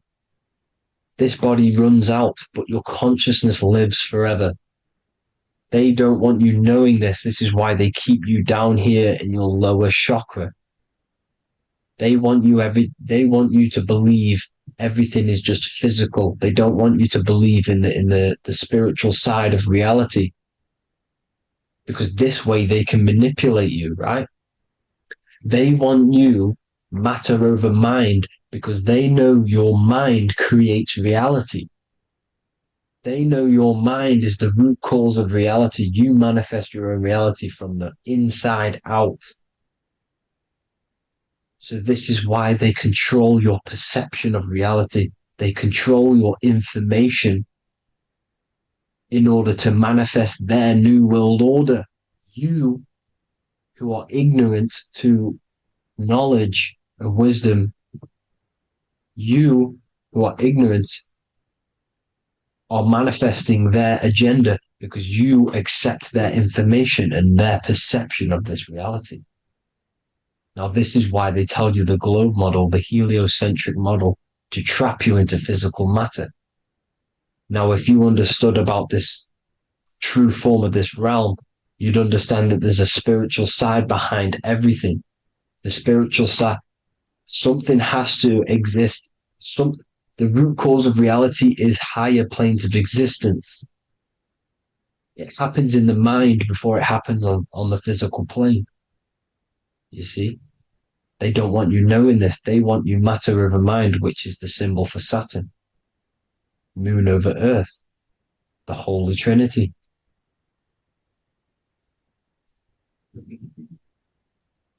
Now, as you can see, the cube also makes IXXI. This is Roman numerals. This is Roman numerals, and when it's translated from 9/11. Yes, 9/11. This is the secret code of the one world order. The two twin towers, when the two become one. Okay, when the two become one, this is how you reach the higher states of consciousness, the physical and spiritual. Now, as you can see, the 9/11 memorial are two black cubes. It's two black cubes. This is all Saturn worship. Now, I'm not saying that Saturn is an evil celestial body, right? No, everything has a good side and a bad side, right? It's duality. The spirits of Saturn on the dark side are the most evil demonic spirits. Now, these are the spirits that these are invoking through these rituals, right? Yes, 9/11 was a massive ritual. It's a satanic ritual, okay? Now, we all know Elon Musk. Elon Musk is coming with the mark of the beast. And English gematria, this equals 666, right? 666, as I said, is the number of the beast. You are the beast, your physical body. You see how the Bible twisted things up to make things more confusing, right? But it's there. You just have to have the knowledge to be able to read the Bible properly. As we all know, we had this virus. I'm not going to say the name because I'll get flagged. This virus adds up to 666 because this is all part of the New World Order. It's all part of keeping you in this physical dimension. Okay, now as you can see here, Novus Ordo Seclorum on the back of his shirt, on Elon Musk's shirt. This is also on the $1 bill, Novus Ordo Seclorum. This means New World Order. Yes, New World Order. This is on the back of Elon Musk's shirt. And as you can see here, he owns Neuralink, which is the brain chip, which they're going to be putting into implanting this onto your brain. This is the New World Order to connect you and merge your consciousness with AI. Neuralink and Meta, he owns Meta as well, which is the metaverse. These are going to be linked in, hence why they have the same symbol, but just in a different format. It's the infinity symbol. And the infinity symbol comes from the Taurus field, as you can see here, your electromagnetic field from around your body. Now, the end goal is for this New World Order is to trap your consciousness inside of an alternative reality being projected from the metaverse. Because the metaverse will be the reality. Neuralink will be the brain chip inside of your brain, projecting your consciousness into an alternative reality while they harness your energy of your physical 666 body.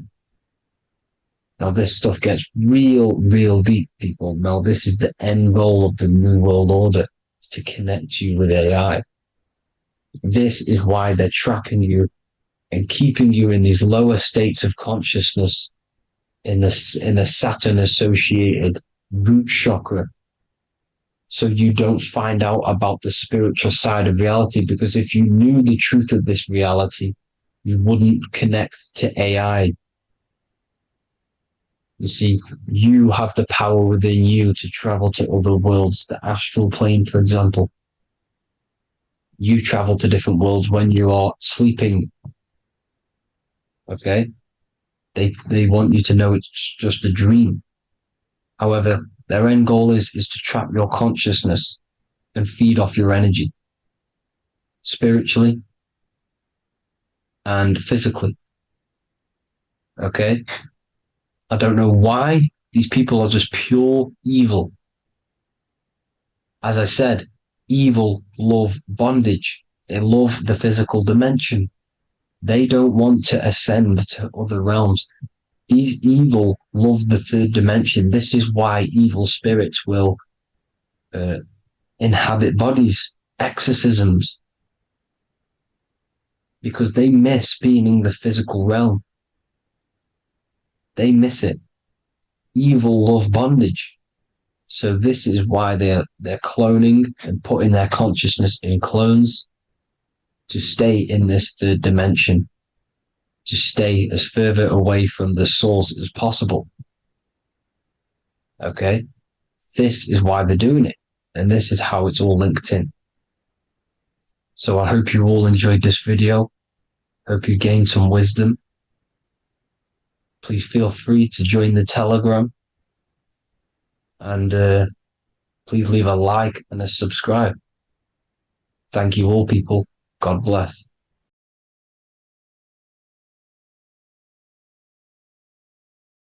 Geometry. This is the study of nature, of the codes, the mathematical codes behind physical reality. So today we're going to be going deep into geometry and the true esoteric internal geometry, the geometry that no one really talks about, and how geometry relates to human consciousness. So essentially, what we must understand when it comes to geometry, the basics of geometry is everything is vibration. And this vibration is vibrating on a certain frequency. And this certain frequency creates a geometric shape, which is why in nature we see all of these different geometric shapes. All matter takes form in shapes. So if we put sand on a plate and we vibrate the plate on a specific frequency, we see that the sand goes into specific geometric shapes and patterns. So essentially, matter is energy condensed. It's energy vibrating on a low frequency, vibrating at a certain frequency. So matter is condensed energy. And each geometric shape is manifesting and showing a specific energy. Some shapes carry more energies than others. For example, the cube is what traps energy. A square is what traps energy. So geometry and the flowers are basically how energy manifests itself into physical matter. We are in a world made out of energy or light. Light is energy. So everything is vibration, everything is frequency, and everything is energy. Even the words, each atom in our body, everything. So everything in nature has these mathematical energetic codes. So geometry is basically the study of nature and the shapes that are in nature and their energetic principles. Because like I said, matter is energy. So this is what we call cymatics, when we place water in a petri dish and we shine light on top and we vibrate the water. And we can capture, this creates certain patterns. Each frequency, like you see here, has its own pattern. So what we are seeing here in the physical plane is essentially energy condensed into physical reality. We see it in the turtle. We see it in every single form in nature. Now, external geometry and normal geometry, we normally get taught that this is God's way of creating physical reality, which is essentially true. However, it's far more deeper than that. Far, far, far more deeper.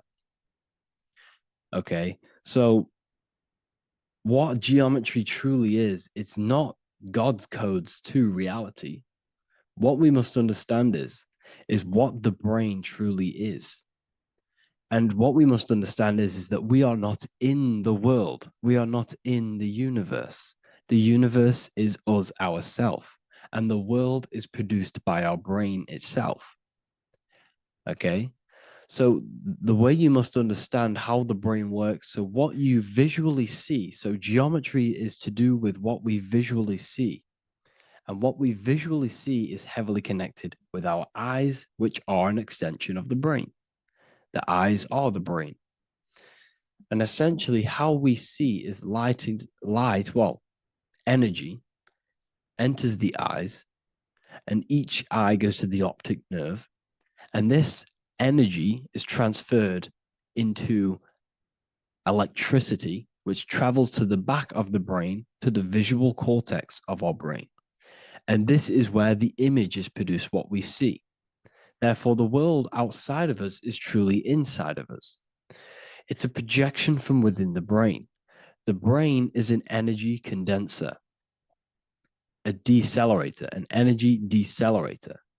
Everything outside of us is basically formless energy. It is formless energy vibrating at a certain frequency. So what the brain is, it's sucking in this energy, this light, and turning that frequency, that code, that light code, into a physical reality. It's condensing the energy and turning it into a visual image inside of the brain. Therefore, everything outside of you is not what it looks like. Everything outside of you is basically energy, infinite energy. And our brain is condensing this into a physical reality and projecting it outwardly, which you experience your visual field. Okay? And the ancients knew this. So this is basically called the sigil of Lucifer. Lucifer is known as the light bringer. Lucifer in Latin means to bring the light. This is the sigil of Lucifer, which shows the visual field and the brain. We also see this in the Google Play symbol. It's a powerful symbol showing you the visual field, which is basically a symbol that tells you that reality is inside of the brain. The brain is what produces reality, but consciousness is not produced in the brain. The brain is essentially a consciousness downloader. It's a computer, and it's a reality simulator. The body is a simulation of physical reality. You are inside of the body experiencing the body simulation. The body produces this reality. It's a piece of technology. So Lucifer is to bring the light. Lucifer is the light being produced in our brains. Okay? So this is why they say Lucifer can tempt you. Lucifer can be the devil because it represents physicality. It represents the false light. Lucifer can trick you because it represents the physical world can trick who you truly are. So now that you understand how the brain is basically an energy decelerator and it creates and simulates a reality to your consciousness, you are no longer a person in a universe. You are the universe itself experiencing itself. Therefore, geometry is heavily linked in with the brain. Geometry is essentially how your brain and how your eyes decode energy. So what you are seeing is the mathematical codes of your brain creating reality. So what they teach you is the external is that geometry is God's way of creating this world, and these are the mathematical codes God's created. But now I'm telling you the internal. This is the truth. Geometry is how your brain mathematically condenses energy and light into a physical reality. So therefore, your brain is a computer program. So now geometry is nothing outside of you. Geometry is not something created by something else. It's created by your brain. Your brain produces these patterns through mathematical codes by breaking down energy into physical reality. And this is why you see geometry in everything around you. This completely changes your view on geometry. It's in your ear, it's in your face, it's in everything. Geometry is everything. Okay? So now that you understand this, now, as we were talking about the visual field earlier, the ancients knew about this. The ancient Egyptians knew about this. We can see this symbolism inside of the casket, the Egyptian casket. See, this crossover represents the visual field. This represents the back of the brain. This is the left hemisphere, the right hemisphere. And now some of the most simplest teachings in geometry is that straight lines are masculine and curved lines are feminine. And we even see this in the human body. The feminine human body is curvy and the masculine human body is liney. And even with the genital reproductive area, we have a line and a curve. 0 and 1, the binary code of all creation, 0 and 1, because that's basically all that exists. Nothingness and one, nothingness and God, nothingness and consciousness. That's all that exists. Now that I've told you that, the basics of geometry and the line and the curve and the feminine and the masculine, what do we have here? You see this stick here? This is a curve. And what's the right hemisphere? The right hemisphere is the feminine, the feminine energy, the feminine aspect of our brain. Then we have a straight line. This is straight lines. Now this represents the left brain. So the Egyptians are showing you the left masculine brain and the right feminine brain because of the curve and the straight line. And this is the visual field, the crossover. So there's a crossover in the brain. The left eye is connected to the right brain. The right eye is connected to the left brain. Okay, so the left eye is connected to the right brain. The right eye is connected to the left brain. The solar and the lunar. So, like I said, everything outside of you is basically energy. Your body is basically a holographic avatar, condensed energy produced by your brain. There's nothing actually outside of you. Your five senses are electrical threads of light. And when you touch something, this is basically electrical signals in your nervous system, which are reporting back to the brain. Therefore, what you touch is actually, you're not touching. The feeling that you feel when you touch something is not the true feeling. That's your nervous system you're feeling. You're feeling your nervous system in the brain. It's electrical signals to your brain. So the five senses do not decode, well, what you're experiencing as the five senses is not outside of you. This is your brain interpreting electrical signals. You don't experience the world, you experience your nervous system and your brain. The nervous system is an extension of the brain. So this is the truth. This is not woo-woo spirituality. This is true consciousness science that I'm teaching you here. Okay? So nothing is truly outside of you. It is a universe. You yourself are the universe, the fabric of the universe itself. The only thing that exists outside of you is essentially energy. That is it. And your body and your brain condenses this energy into reality. So when we look into architecture, why is architecture, the ancient architecture, so important? Because what did I tell you at the beginning? Shapes and physical matter is condensed energy. Each shape holds specific energy. Some shapes hold more energy, emit more energy. Some shapes condense energy. Some shapes transfer energy.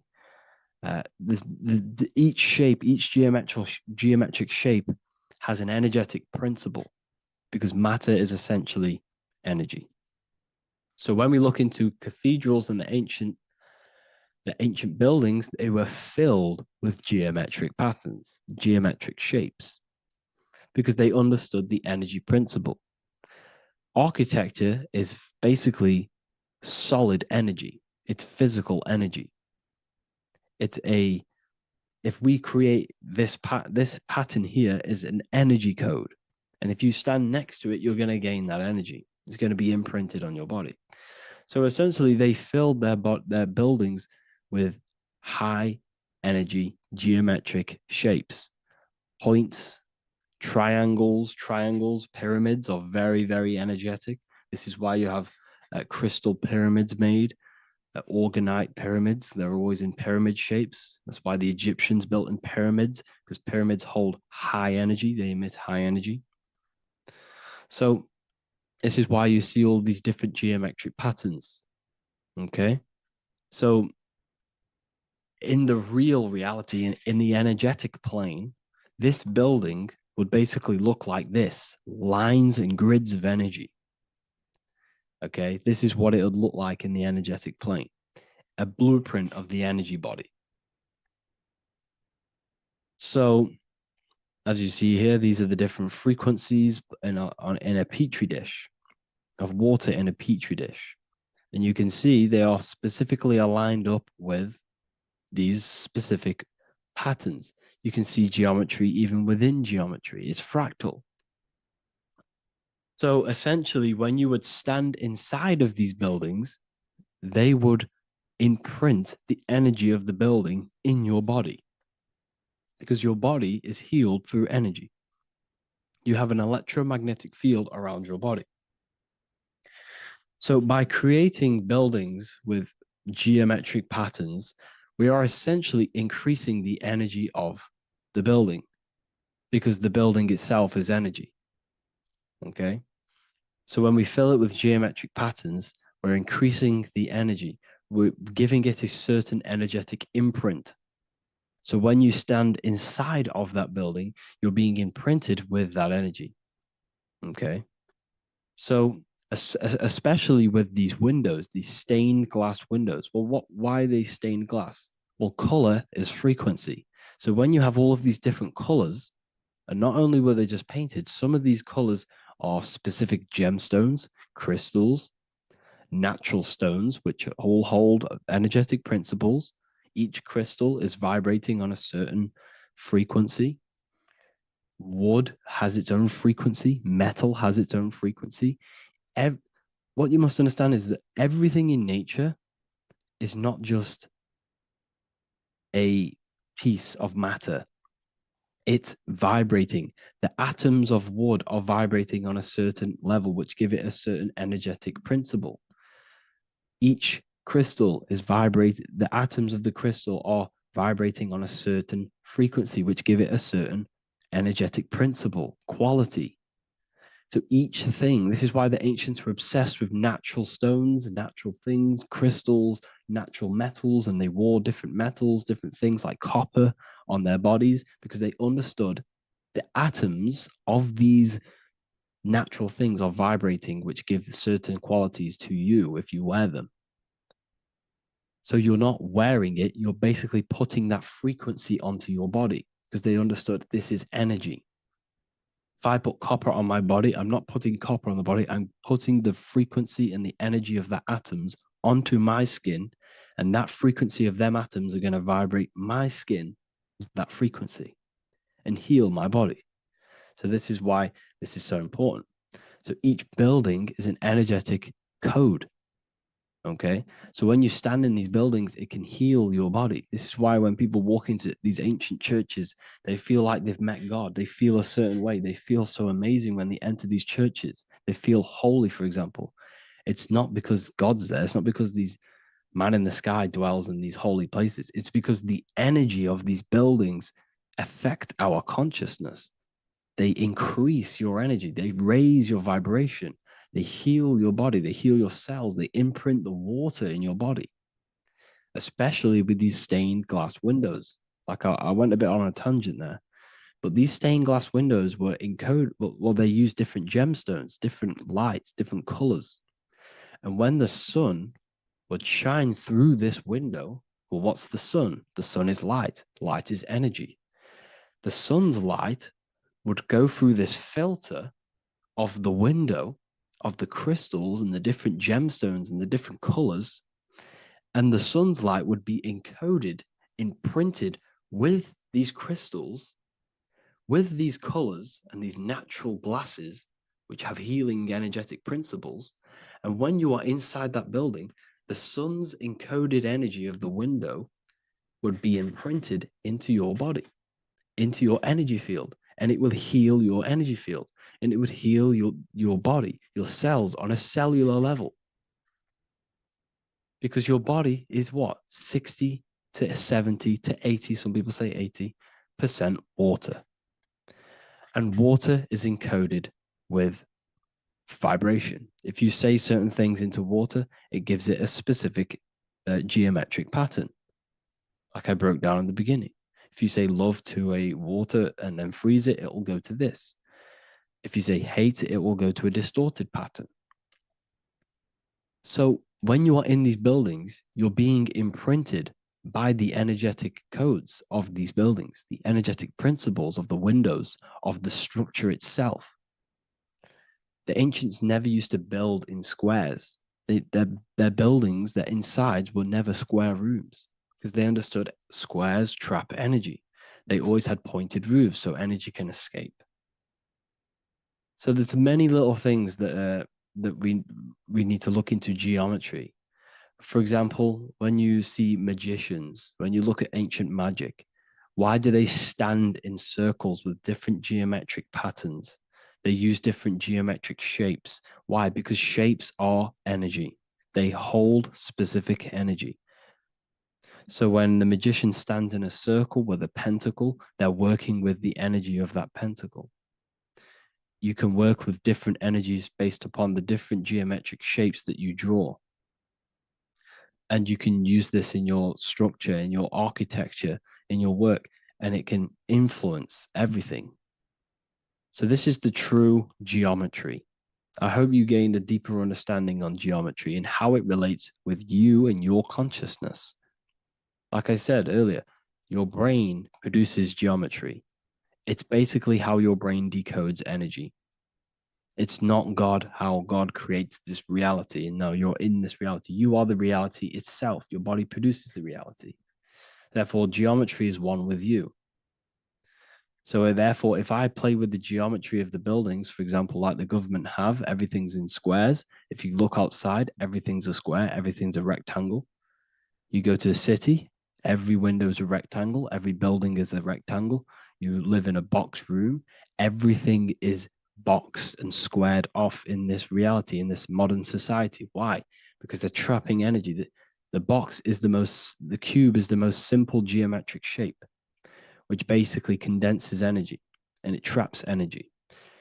And if you subconsciously see squares all the time, your phone's a square, your TV screen, everything's a square, your keyboard, your desk.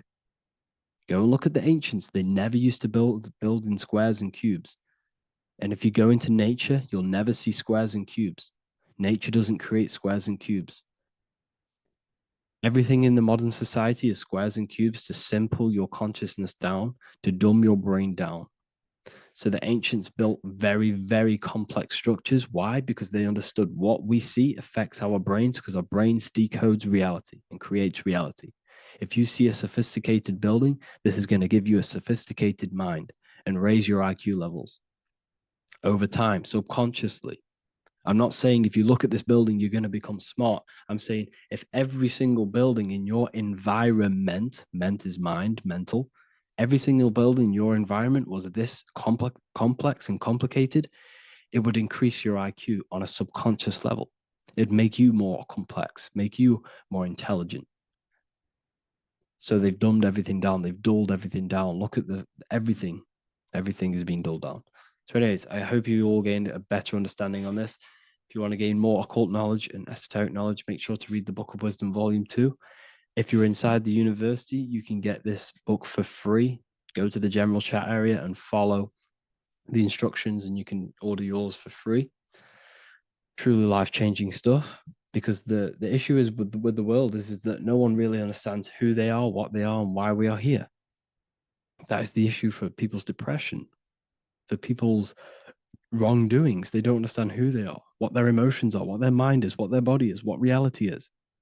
This book gives you that. This book gives you the sense of understanding, the sense of well-being that will give you a better life because you understand life and what life is. And if you truly want to take your studies to the next level, we have the Ethereal University. This is the place for truth seekers where you can connect with like-minded people so you don't have to feel insane, because not many people think this way. I've been there when you wake up and not many people around you are thinking the same way, and you start to feel a bit insane and you can't really talk to people about these things. That's why I created this, so you can connect with people and learn at the same time and become the best version of yourself by understanding truth and knowledge. If you join, you'll gain access to free live calls every single week, every single Saturday morning. We do live calls. You can ask me questions and all sorts. So make sure to leave a like and a comment, and thank you all for tapping in.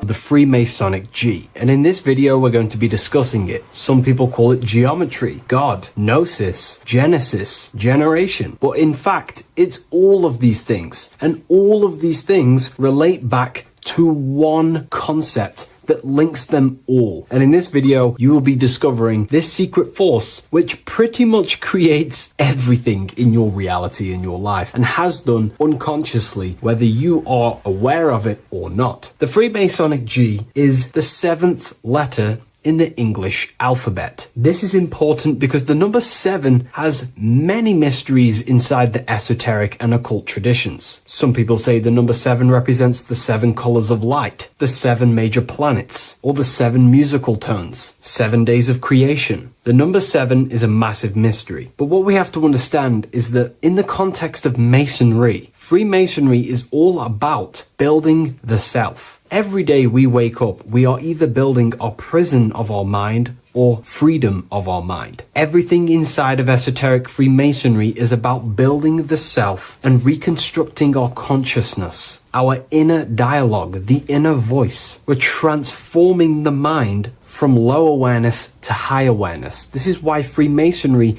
uses the allegory of stonemasonry, stones, chipping away at stones. The stone is in fact you, and we are perfecting the stone, which is your very own mind. Because the universe is a mental construct. Life is happening to us inside our minds. We are all the universal mind expressed and clothed in a different body. Therefore, now we understand that everything is about the internal inside of Masonry. This G relates to something inside of you. Hence why you see the G inside of the square and the compass. It's something internal in you. G is the 7th letter of the English alphabet, and the number 7 symbolizes the 7 cognitions of the mind. In esoteric and initiatory traditions, the 7 psychological cognitions of the mind refer to the 7 distinct modes through which human consciousness perceives, interprets, and transforms reality. Different schools use different names, but across Hermetic, occult, Gnostic, and mystical systems, the same underlying pattern emerges. The mind has 7 functional powers, each representing a layer of awareness and a stage of inner development. Number 1 would be perception. The first cognition is the raw reception of sensory and subtle impressions. It is the gateway where the outer world enters the inner world of our minds. Perception involves learning to see without distortion, to notice the symbolic dimension behind ordinary appearances in an occult interpretation of perception. The second one is interpretation. After perception comes the act of making meaning. The mind organizes impressions into patterns, beliefs, and judgments. Esoterically, this cognition determines whether a person interprets life through the ego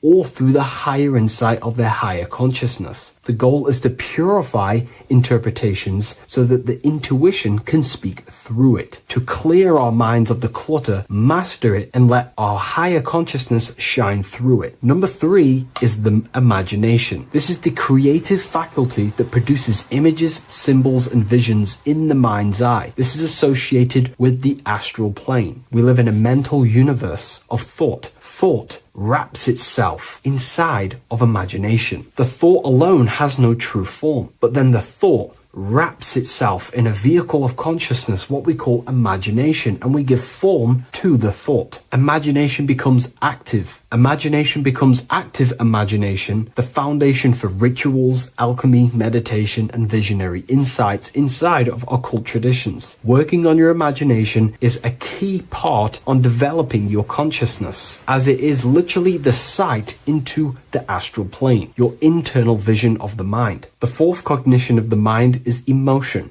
Emotion is energetic response that gives intensity, direction, and magnetism to thoughts. Emotion fuels the magical will. Unrefined emotion binds us to lower impulses. Refined emotions become devotion, compassion, and the inner fire to transform thought into a tangible reality, to become a conscious creator. The fifth cognition is will, the faculty of intention, decision, and directed energy. Will is the power that aligns personality with the higher self. It is the driver of discipline, transformation, and the capacity to act consciously rather than react unconsciously. Most people walk through life as an unconscious zombie, living day to day, running off subconscious programmings, never actually using their conscious mind. We develop our will and try to align our will with the highest will possible so we can align our will with our higher mind. So the higher mind can manifest through us in the material plane. The sixth cognition of the mind is memory, the storehouse of experience, impressions, and archetypes. It shapes identity, determines how one repeats and transcends past patterns. Memory includes not only personal memory, but also a deep strata of the subconscious and the collective subconscious field, what we call the Akashic records. Memory is a massive quality that you must work on inside the Masonic system. You are required to remember certain rituals and certain things so that you can regurgitate them to pass on along the degrees. based off my research. I myself personally am not a Mason. The seventh cognition of the mind is intuition, the highest cognition possible. It's direct knowing. It bypasses the linear reasoning and reveals truth as the inner illumination. Intuition is the voice of the soul. It is the guiding force, guiding our physical vehicle of consciousness through this physical experience, providing revelations, insights, and even sometimes gnosis and higher understandings.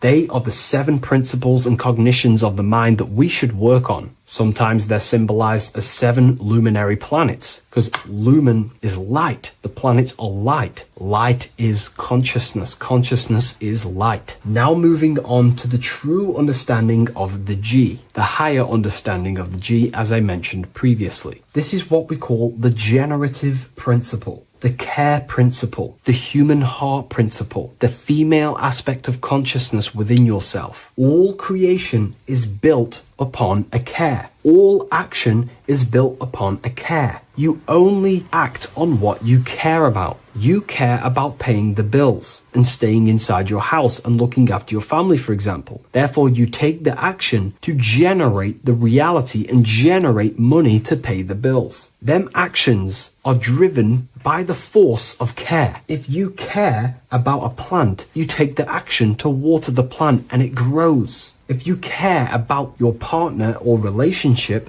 you give them attention and care and love, and you grow the relationship. As soon as you stop providing care, watch the relationship crumble and the reality destroys itself. Care is the generative force of reality. This is the generative principle that generates your experience in this world. We are in a continual state of becoming. Each cause gives birth to an effect, and that effect gives birth to a new cause. The G is the generative principle that drives creation in the present moment. Reality is creating, unfolding in the present moment, and the G is the force inside of you that generates your experience. You're watching this YouTube video right now because you have a care in your heart for the information I have provided in the past, and you have a care about watching this video. As soon as you don't care, you take action to do something else with your time that you actually care about. The G is the generative force of the heart. It is the love energy. You only take action on what you love or care about. The whole world is built upon this principle. This is why we say money makes the world go round, because the whole world has a G or a care for money, and it's making everyone wake up in the morning, take actions, and make the world go round. It is the G, the care for that principle or money object to generate that reality. It is the force that drives you, hence why the G is sometimes surrounding with light rays, because it represents a force, emanation, something that is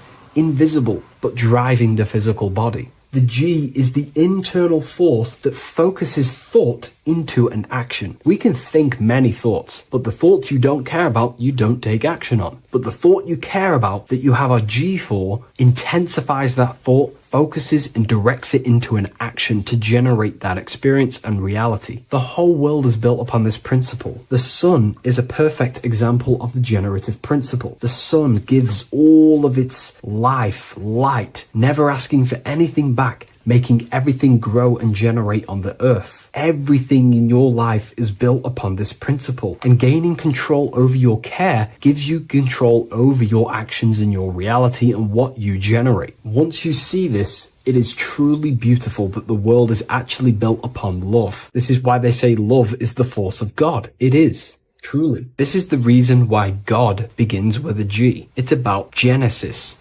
Genesis means creation. G, generation. Anything that generates and creates is all to do with a care or a love energy. But don't get me wrong, people can love sick and twisted things, and they act upon them sick and twisted things. This is why purification of ourself is important by understanding this principle, as it is a very powerful principle to understand. This is the reason why the word gift begins with a G. You're giving something. I care. I'm going to give you something, a gift. Or guidance. This is what guides you into becoming something, what you love. This is why also gnosis begins with a G. Gnosis is not actually knowledge. Gnosis is knowledge obtained, attained by direct experience or through direct experience. For example, you're not believing you're watching this video right now. You know you're watching this. No, gnosis, same phonetic sound. It's about knowing. Gnosis is about gaining knowledge of the self. Self-knowledge through direct experience.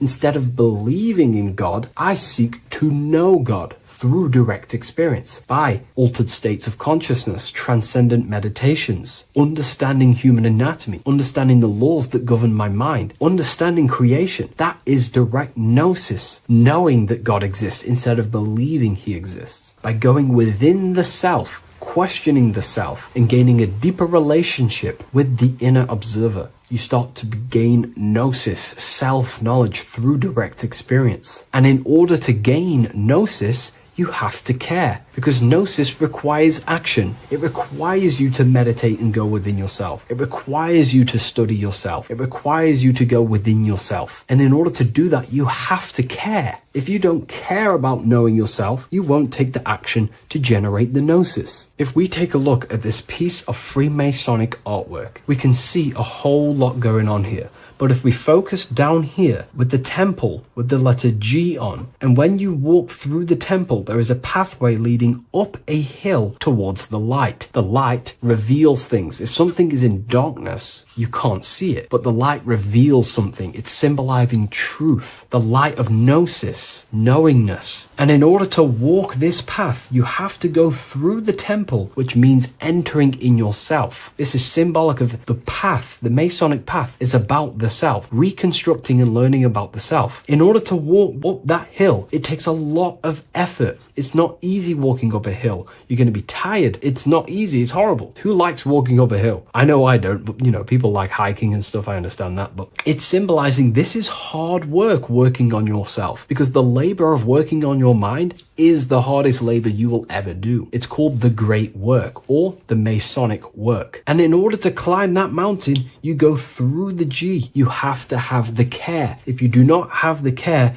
you will not walk up that mountain. You will not generate the gnosis. You will not get close to the light. You have to have the G to walk that path of self-mastery and working on your mind. This is very, very important. If you want to gain the light, you have to have the G inside of you. You have to have the care to generate a higher consciousness. If you want to earn more money, you have to have the care, or else you will not take the action necessary to generate that reality. This is why we have to master ourselves and write down everything you love. It could be even the bad things. It could be lust. It could be anything you're wasting your care energy on. Try and remove them one by one. Master them and become disciplined. And then you'll have more G energy, care energy to direct towards something else in your life to generate and grow that experience or reality. Again, the word grow, G. It is a growing force. What you place your love and care into grows and expands. What you have a G for is what you spend your time and attention on, your two spiritual currencies. So this is the Masonic G, and I hope you gain a deeper understanding of this. So that is pretty much everything about the Masonic G that you need to know, and hopefully this has helped you. If you wish to learn more and gain guidance through your life and understand yourself on a deeper level, the book I've used today is called The Book of Symbolism. I'll leave a link in the description.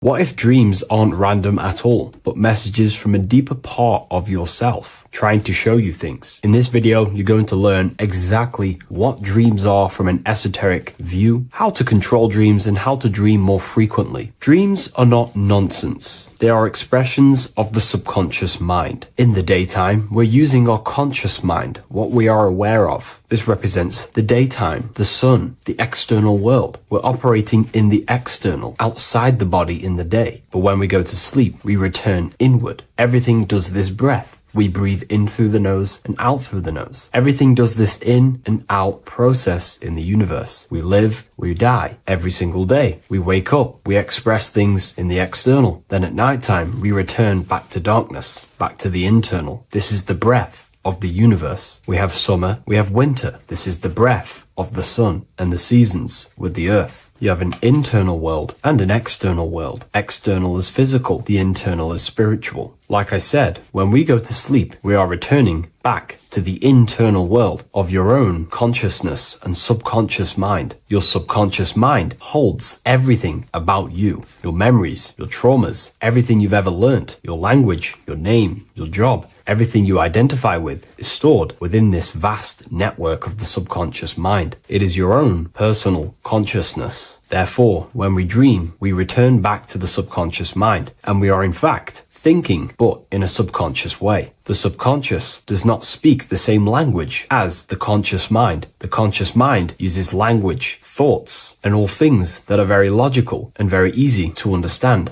The subconscious is the complete opposite. It is very indirect, metaphorical, and symbolic. The subconscious communicates and works in symbols. Ultimately, symbolism is the language of consciousness. This is why in occultism and esotericism, it is filled with occult symbols, because symbols are used to communicate directly with the consciousness within the subconscious mind, and the subconscious mind is ultimately connected to the collective consciousness. We are all connected and tapping into the mental plane, where we receive thoughts, ideas, depending on what we attune our mind to. That's why we call it a mindset. But getting back on topic, the subconscious mind is your own personal network. It is like a net, an interconnected web of your thoughts, memories, traumas, emotional blockages, and all the things you identify with and have experienced in your life is stored within this network. It can be seen as a web. One example of the subconscious mind using symbolism is this next story I can tell you. Let's say I was in a very traumatic car crash as a young child. I experienced a lot of emotional trauma in that car, and that deeply impressed my subconscious mind with that trauma of emotion that I felt. Therefore, every time I see a car in my external world, that car is now a symbol that represents the state of consciousness I was feeling in that particular time of the traumatic car crash. The car is a symbol for a state of consciousness within my subconscious mind. Just like when you see a word, that word triggers what you believe that word to be in your subconscious mind. Symbols are the language of the subconsciousness. Therefore, when we dream, we are basically seeing symbols of our own personal subconscious mind. Our higher mind, which is basically our subconscious, the higher version of you that exists beyond your human thinking mind, communicates using symbolism. The higher mind does not speak human thoughts, human language. It speaks the language of symbolism. Therefore, when we dream, every event, every person, everything that happens, and everything you see is your own personal subconscious mind materializing within the plane of the astral plane. This is a dimension that sits just above the physical world that everything is pulled out of. For example, look around you. Everything you see around you was thought, then imagined. Imagination is the astral plane, and this astral plane sits above the physical world. As above, so below. These objects were thought, imagined within someone's mind, and then pulled into a physical reality. Therefore, the imagination is what you're experiencing within a dream. It is your subconscious mind thinking and materializing within the imaginative plane.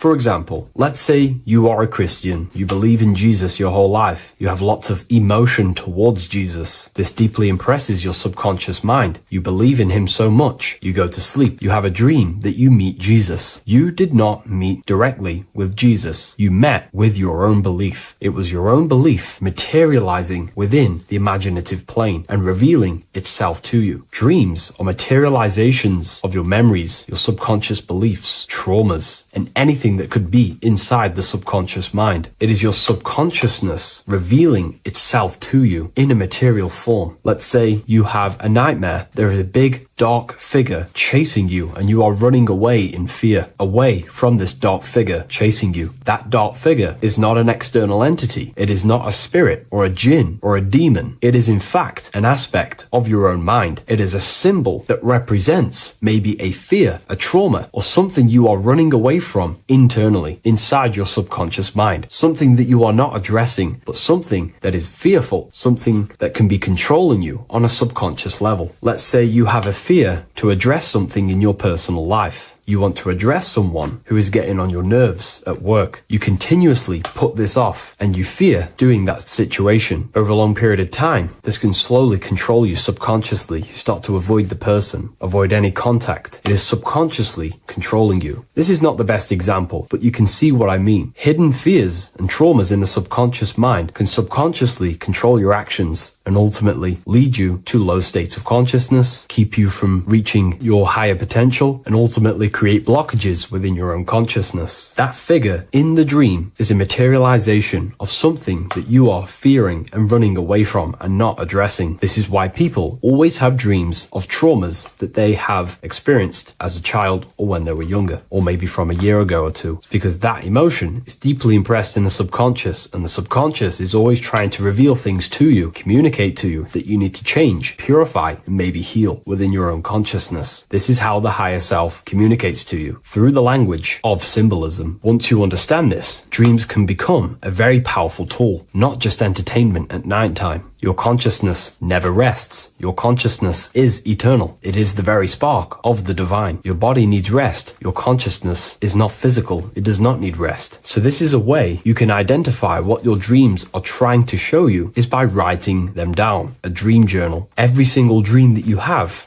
a book placed near your bed. Every time you wake up, first thing you should do is pick up the book and write every single detail that you can remember about the dream. The people that you met are all symbols or aspects of yourself. Maybe it is a friend you saw in your dream. That friend represents a state of consciousness that is within you and is trying to reveal something to you. It's about making the subconscious into the conscious, to become conscious of the unknown. Write down every detail, everything you saw, every event that played out, even the details of the clothes that they were wearing. Everything is symbolic within dreams. Write everything down and then analyze the dream. Don't analyze it from a logical mind. Analyze it with the right hemisphere of the brain, which allows you to see metaphors, read between the lines. Try and gain the message that it's trying to show you. What does this overall mean to you? And what could this reveal about aspects of yourself that you need to heal or maybe take action in your life and world? Because your higher self is always guiding you towards awakening and fulfilling your mission in the manifested physical world. Dreams speak in symbols, not logic. Ask about your dreams. What is this trying to tell me? Don't take things literally. Look for an emotional tone and symbolic resonance. With practice, you'll begin to understand the personal language of your subconscious mind. Now that you understand that, again, please leave a like or a comment on this video. This is now a technique for lucid dreaming and dreaming more often. This is not going to happen overnight. This is not an easy method. It simply takes practice and dedication. Every morning, choose 3 time slots. For me, I choose 4:30, 5 a.m. and 6 a.m. 3 alarms that are going to go off at these 3 times, half an hour apart from each other. Each time you wake up, stay awake for 5 to 10 minutes. Turn off the alarm. Try and keep your conscious mind awake, but drift back into sleep. There's no other better way for me to explain that. It's very difficult, but try and keep the mind awake, but the body falling back asleep. More than likely, you will drift off back to sleep. Then the next alarm will go off half an hour after. This will wake you up again, guaranteed. You will probably drift back to sleep by repeating this process. After the 3 alarms go off, each one of them times, you're either going to have a dream or a lucid dream, but definitely you will have a dream. And if it doesn't work one time, keep trying it. I've been using this method for a very long time, and I can tell you 70-80% of the time it triggers a dream, and a very vivid dream. And it's ideal for lucid dreaming because keeping the conscious mind awake while letting the body fall asleep, you can become conscious within these subconscious realms of your mind. But when you are conscious inside the dream world, you can do what you want, but you also want to let the dream naturally unfold. If you try and take too much control, then you will wake back up. If you feel any fear in your dream, you will wake back up into the material world. Another tip to dream more often is to meditate before bed. Simply close your eyes and think about nothing for 5 to 30 minutes. Detach from everything outside you, your name, your job, work, thoughts. Mentally detach from the world and the physical pleasures and become pure awareness before you try and go to sleep. This will help you become conscious while being within the self. If you wish to learn more about consciousness, yourself, the Book of Wisdom Volume 2 can definitely help you. I'll leave a link in the description. Thank you for watching this video, and I'll see you in the next one.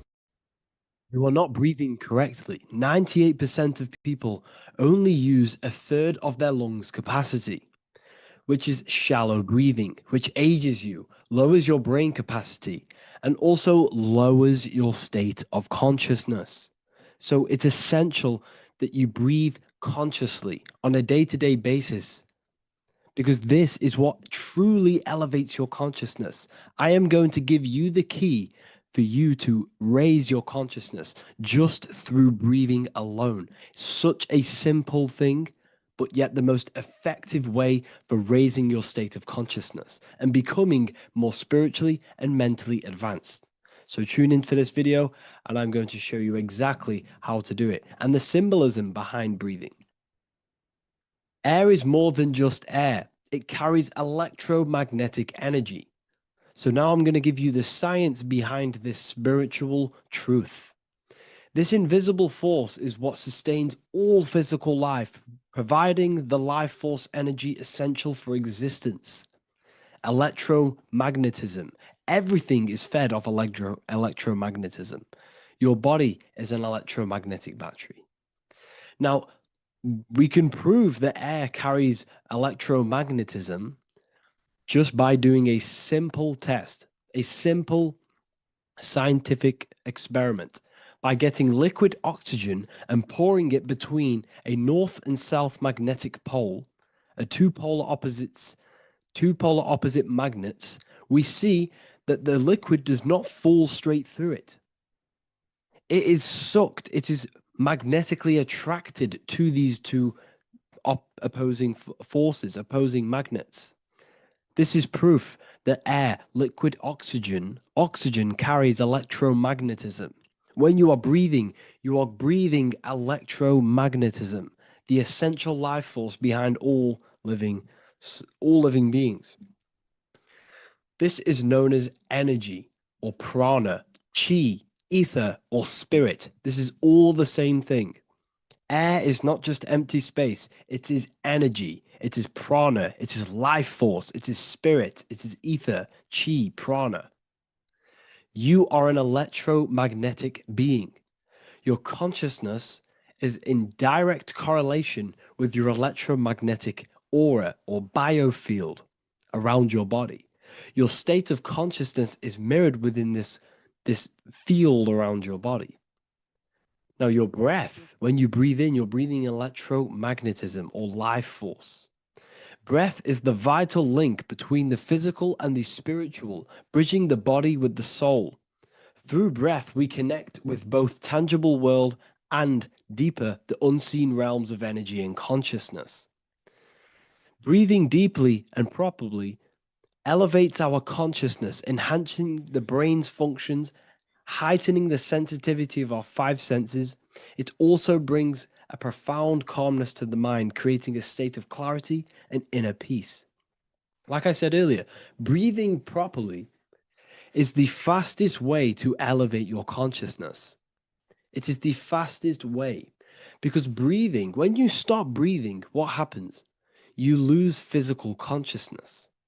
Your body will shut down if you do not breathe in this vital electromagnetic energy in the oxygen.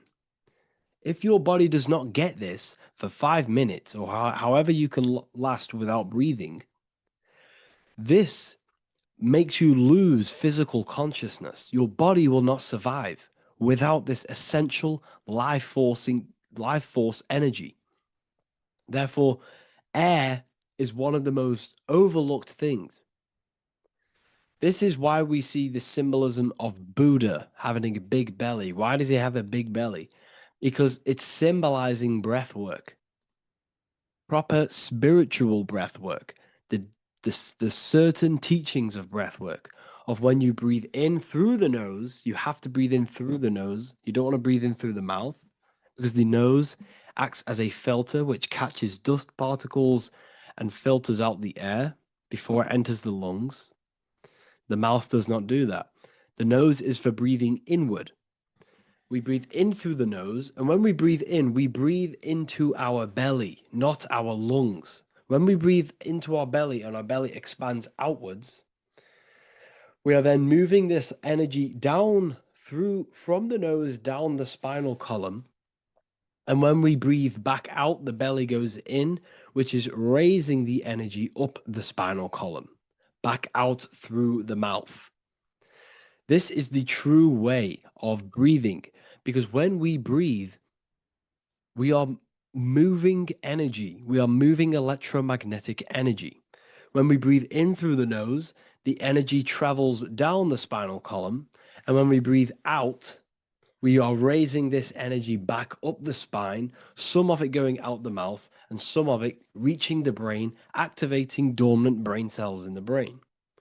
But when we breathe, we need to make sure we are using 100% of our lungs' capacity, because the lungs is what transforms this special energy into consciousness, physical consciousness. So this is why Buddha has a big belly. It's not because he was fat. It's not because he was overweight. It's symbolism. It's symbolism of breath work. So try this. Do this for 2 minutes while you watch this video. Breathe in through the mouth as hard as you can until you no longer can fill any more air into your lungs and belly. Breathe it into your belly, not your lungs. And breathe out through the mouth. Do this for 5 minutes or 2 minutes, however long.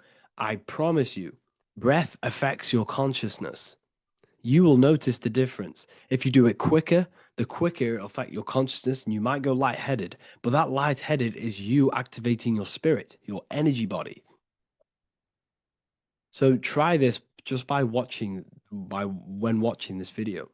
When you breathe consciously, you are renewing both your energy body and astral body, aligning your consciousness with a higher state. This practice feeds new life force energy into the body, revitalizing and enhancing your overall well-being. Like I said, your brain requires the most amount of oxygen.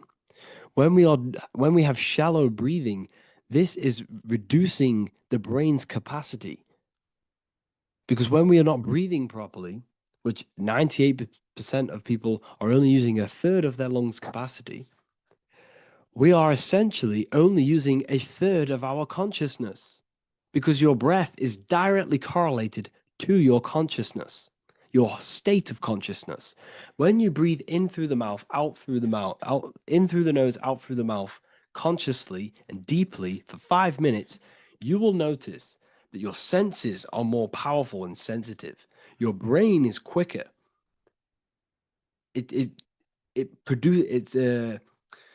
What's the word? It processes information quicker. You become quicker. You become a superhuman, and you feel more spiritual because it activates your spirit, your astral and energy body. So when we meditate, it's definitely important to breathe in through the nose and out through the mouth as deeply as possible to align with a higher state of consciousness. And this is the easiest way to separate your consciousness from the body. When you breathe in deeply for long periods of time, while meditating, while taking no thought, when no thought is present and you gain a rhythm of deep breathing, this is the gateway. This is the gateway to opening your consciousness. Because when you stop thinking, other aspects of your consciousness can open up. All of our lives we've been thinking, which has blocked off the higher states of consciousness. So breathing is very, very important. It affects our overall well-being. And this is Yahweh, the in and the out of breathing. When we breathe in, this is Yah. You can hear it. It sounds like Yah. And when we breathe out, that is Way. This is the name of God, apparently. But God is within you. You can connect with God. You can connect with source consciousness within you by breathing, by raising your state of consciousness through breathing and meditation. This is why the Bible tells you the Spirit of God has made me, and the breath of the Almighty gives me life. You are consciousness. You are God. You're an extension of God's consciousness. Job 27:3. As long as my breath is in me and the Spirit of God is in my nostrils. The Spirit of God is through breath. John 20:22. And when he said this, he breathed on them and said to them, "Receive the Holy Spirit." The word spirit means breath. In Greek, Hebrew, Latin, it all means breath or wind or air. The Holy Spirit is a certain way of breathing, a breathing technique that elevates your consciousness, that syncs you up to a holy consciousness, an elevated state. That is the Holy Spirit. That's why it tells you in the Bible, when he said this, he breathed onto them. He breathed onto them and said, "Receive the Holy Spirit." You must breathe to receive the Holy Spirit. When you breathe, you are renewing the body's energy. You're taking in new life force, which is regenerating your cells, regenerating your brain, nervous system, and also connecting with consciousness, pure consciousness. This is not something that we should be doing during meditation. Yes, it is. We should be doing it during meditation, but this is something that we need to apply all of the time. This is the fastest way you can raise your consciousness. I just want to say, all of this knowledge is inside of the Book of Wisdom, Volume 2. Make sure to give a like and a comment on this video to help the algorithm. And let me know what you think about the last book or this book if you have read them, to let the new people know what they're looking at with this book. This is truly life-changing, the Volume 2 and Volume 1 is truly life-changing. You can get them in a bundle also. Learn hidden knowledge inside of the Ethereal University. This is where truth seekers belong. I'm not here to try sell you this, but this is the place for truth seekers. And if you are serious about your spiritual journey and serious about gaining knowledge, which gives you the advantage of a life, join Ethereal University. This will definitely help you. Thank you for watching this video. Please leave a like and comment. Make sure to give me any suggestions on videos you want me to make in the future. Thank you all. How are we all doing, people? It's Revival of Wisdom from the Wisdom Academy. Today we're going to be breaking down God, consciousness, and the higher and the lower self, and how to overcome the lower self. Now, the first thing you need to understand is that you are the invisible intelligence within the brain, within the body. This invisible intelligence is known as the mind. But you are not the mind. You are the observer of the mind, which is the soul, the invisible entity. The mind is your intellect, your intelligence. Now, the mind is, it's hard to put this in words, but the mind is something that gives you the ability to explore the universe. And this inner self is the I am. It's the quiet, the inner self, the voice you see in you hear in your head. This is why within spells high twin, inside, internal. The I is also the number one, which is one line. Because the one and only, is the inner self, which is the I am. This is why you say, my name is Harry. You are not Harry, you are the I, the inner self, the intelligence. Okay, this is why Jesus in French is I am. You look with the two eyes and you see with the inner eye. I and I, the same thing.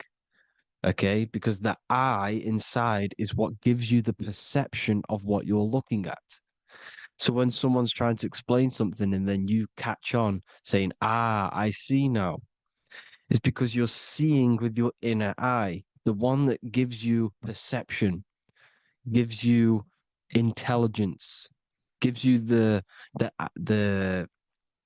ability to understand things. This is the internal eye, the invisible self, which the physical body is nowhere near as complicated as this inner self. Is in infinite potential. God, G-O-D, generator, operator, destroyer, soul, mind, and body. Brahma, Vishnu, Shiva, the Father, the Holy Spirit, and the Son. They're all the reason why you see God is always a triad is because it represents yourself. Your invisible intelligence is God. Me and you are the same invisible intelligence. We are the invisible intelligence experiencing the program being run by the central nervous system and the brain. I always say this in my videos, but I have to, in order for you to understand the things that I'm going to say later on in the video, you need to understand this concept, is that you are the consciousness experiencing the nervous system, the tree of knowledge of good and evil, which is you here. You would be in this invisible intelligence right here in the center of the brain. Now, this is why the ancient Christians show God is in the brain. This is the brain stem. This is the brain. This is also the brain stem and the brain. The brain stem and the brain. It's all depictions of the brain because the brain's the computer, the electromagnetic computer, which decodes the demands created by the invisible intelligence, the I, the inner self, you, your true self. The person moving, if you observe what someone moving, this is going to sound, but if you observe someone walking, it's not the body. The body is moving, but the thing telling it to move is the invisible intelligence. Before you kick a football, a decision is made within your invisible intelligence, your mind. And this consciousness, this invisible intelligence, is either stuck between the lower self and the higher self. Okay?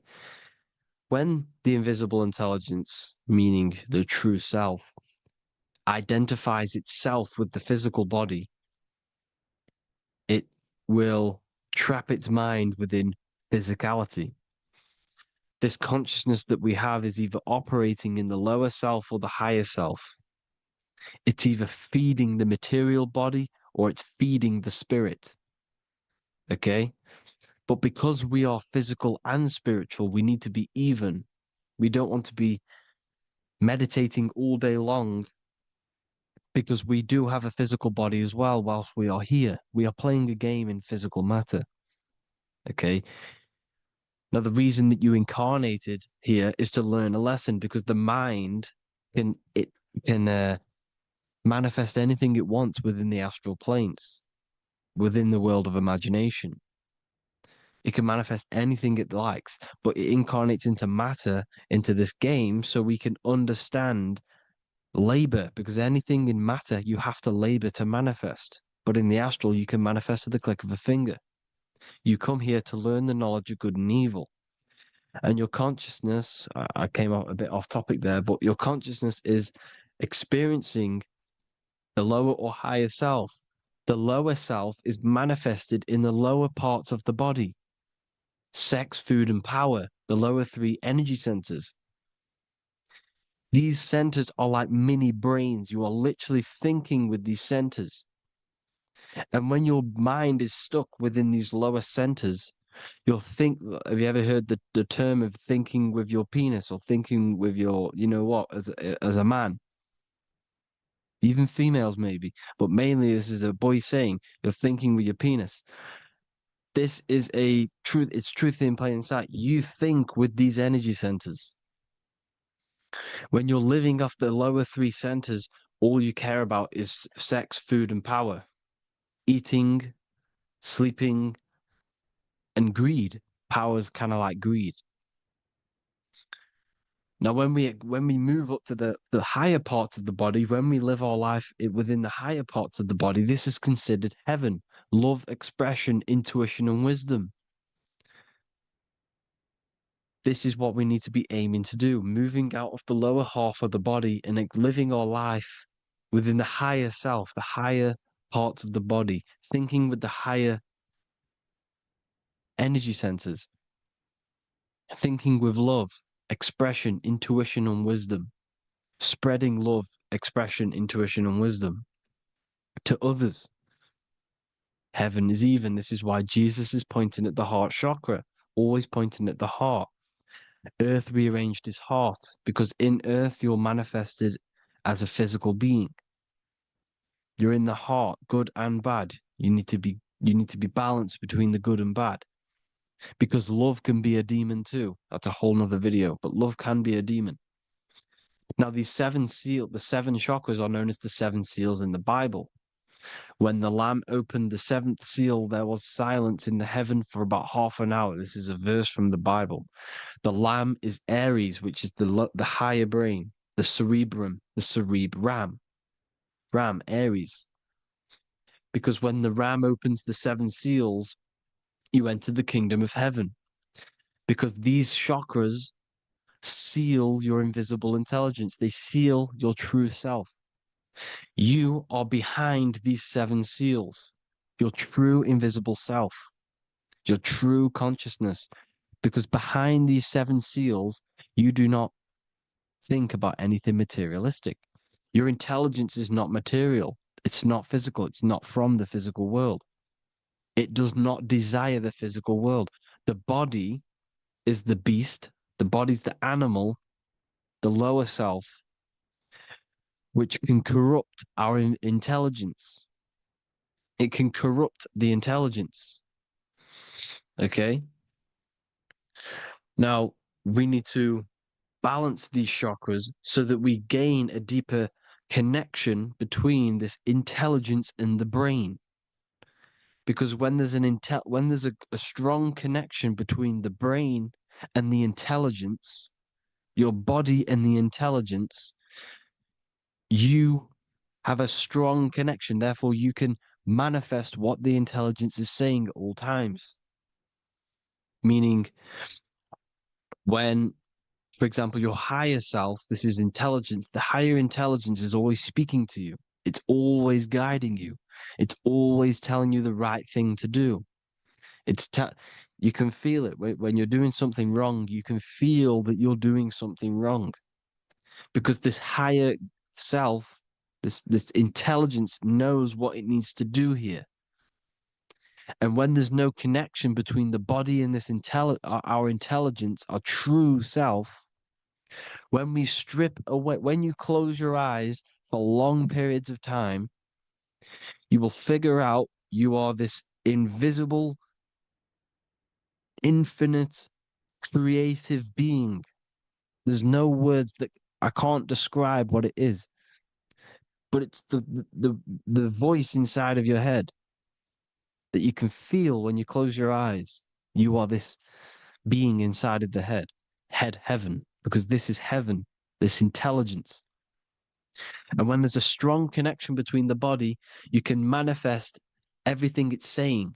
When everything is balanced, when you're no longer thinking with the lower centers, when they're all balanced, you're not thinking in particular with every center, you balance them all, you can manifest everything it says. Your body will act out what the intelligence is always saying. This is God in the brain, the intelligence, trying to touch Adam, representing the lower self. This is why they're not touching. Notice how Adam is resting, but the intelligence is always reaching out, stretching, symbolizing metaphorically saying it's guiding. I'm always reaching out. The intelligence, your intelligence is always guiding you. It's always reaching out to you. But Adam is ignorant of it. The lower self is ignorant of it. And that's why he's so relaxed and God is so stretching out. Because at our highest self, that when you think of when you want to better your life, that highest true version of yourself is God. When you're manifesting this, your highest self, this is God. Your truest form, your most perfect form, that is God. Your highest version of yourself, that is God. Emotions are not what you've been taught. Emotions are not something that should be reactive, okay? You should not let the emotion be you, except that you should experience them instead of letting them become you. You need to understand there's a separation in our consciousness. You have the soul, which is the person who is observing your thoughts. When you think a thought, who's the one observing that thought? The soul, you, the I am, the I, the inner self, the one and only. And inside of every single body, inside of me, inside of you watching this video, there is this same intelligence that is inside of me, inside of you. And it's the exact same intelligence, experiencing a different body. And this is what we mean by the universe is mental. We all are all sharing the same ball of consciousness in a different body. The animals, the fish, the cells, all expressing this one consciousness. Me and you are the same. This is why the golden rule is treat others like others should be treated, because I am you and you are me in a different body. Now, going back, you need to identify that there's different levels of consciousness: soul, mind, emotion, and body. Okay? Your emotions are on a separate layer than the body, the mind, and the soul. So when you identify there's a difference between all of these, you do not let them become you. You do not let your mind rule you, because your mind can be corrupted. Your soul is the one that is pure good, pure love, but your mind can be corrupted. Okay? Your emotions can be corrupted. The body can be corrupted, but the soul can never be corrupted, only layered on top. You can only throw piles of programs within the subconscious, layering the soul down, but deep, deep down inside of every single one of you, there is a loving being. Because love comes from the heart. Love is the universal emotion, expression. Now, your thoughts can become bondage, your emotions can become bondage. Now, what do I mean by bondage? By conquering the lower self, we need to conquer our own mind, because the mind is what's manifesting the lower self. When you're thinking with the lower half of the body, when you're becoming your emotions, you need to experience the emotion, not become the emotion. Do not let the emotion become you. Do not let your thoughts become you, because your thoughts are tools that you can manifest. Your thoughts are the idea. Your emotion is the energy that you can use to manifest that thought. Your emotion is energy in motion, emotion. You use emotion to manifest, to feel as if you already have the thought. Therefore, you become that vibration. Therefore, your emotions are actually a creational force that is given to you to manifest things, because you're a human, a manifester. You're here to manifest things. You're a creator. You are a god. Your inner self, your intelligence, your I am, the one and only inside of you, the inner self, the quiet one, the one that's deep, deep down, the invisible intelligence, is it's creating things all the time. All the time. Speak no evil, see no evil, hear no evil. This is the astronauts, they're Freemasons, but they understand this, because thinking, seeing, and hearing can corrupt your mind. And when you have a corrupted mind, you'll have a corrupted subconscious. The subconscious will manifest into the body, because 90% of your behavior comes from the subconscious mind. So you got to speak, see, and hear no evil. A sin, what is a sin? To overcome our lower self, to overcome our lower self, the 7 deadly sins are not something that goes against an external God. A sin is something that goes against your inner guide, your inner conscience. the inner self that is always speaking to you. It's always telling you the right thing to do. A sin is something that goes against this inner guide. And this is why you can feel something where you can feel you're doing something wrong. Because the inner guide is speaking constantly. And when you commit these 7 deadly sins, which are 7 internal states which keep your invisible intelligence bound to your physical body. Because evil, right? Evil love bondage. This is why they stay in this realm and they control this realm, because they love the bondage of the body. They like matter. They want to stay in matter for eternal life. They don't want to ascend back into the heavenly realms where you do not have a physical body. You can explore the universe within the astral planes. They stay bounded to the body, bounded to the 3D construct of the physical world. They have greed, lust, envy, gluttony, wrath, sloth, pride. They want all of this. And if you want that, that's okay. But deep, deep down, you don't want that, because your soul is always telling you the right thing to do. Your soul knows what to do to get out of here. It needs to detach from the external world. Detach from all of these 7 internal states which bound you to your lower self, your lower centers. That's what a sin is. You know, you have a left and right brain. The left brain is always analytic. The right brain is metaphorical. So the right brain is producing a holistic view of reality. Now, what do I mean? And not view, perception. When you see, because your eyes are parts of the brain, so when you look at something and you look, that image is produced in the back of the brain in the visual cortex. And then the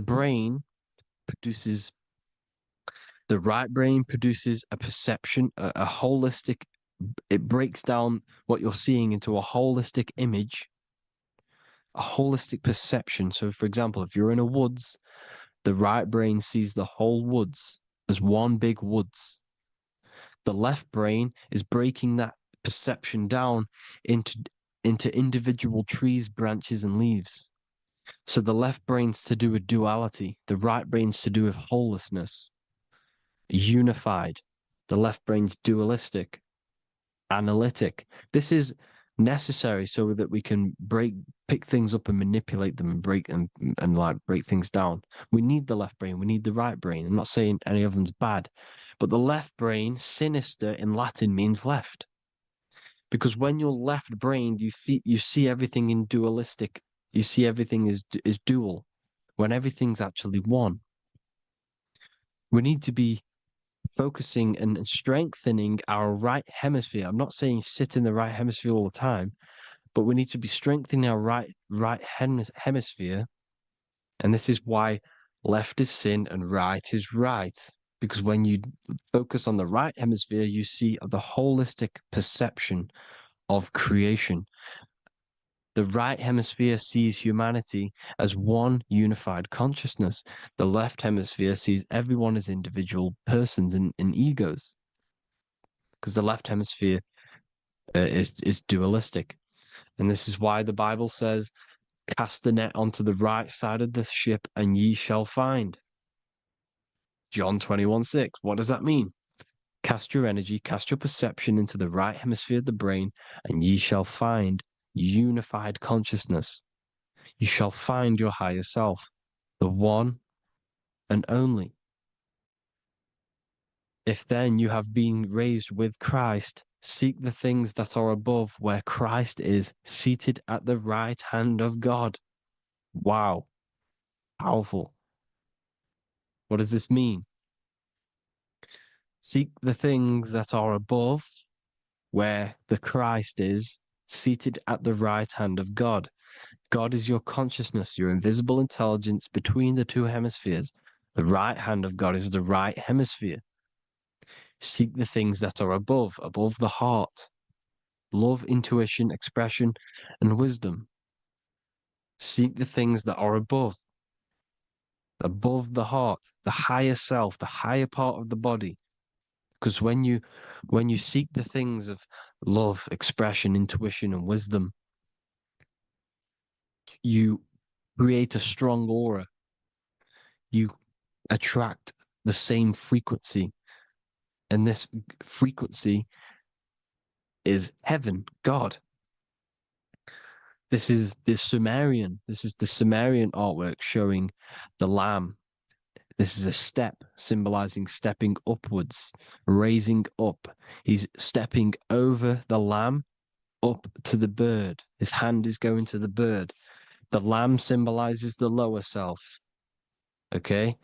The bird with the wings is in the sky. It represents the higher self. This is why angels always have wings, because it represents the higher self in the sky. The lamb is a ground animal, symbolizing the lower self. He's stepping over the lamb to the bird, his higher self, his invisible intelligence.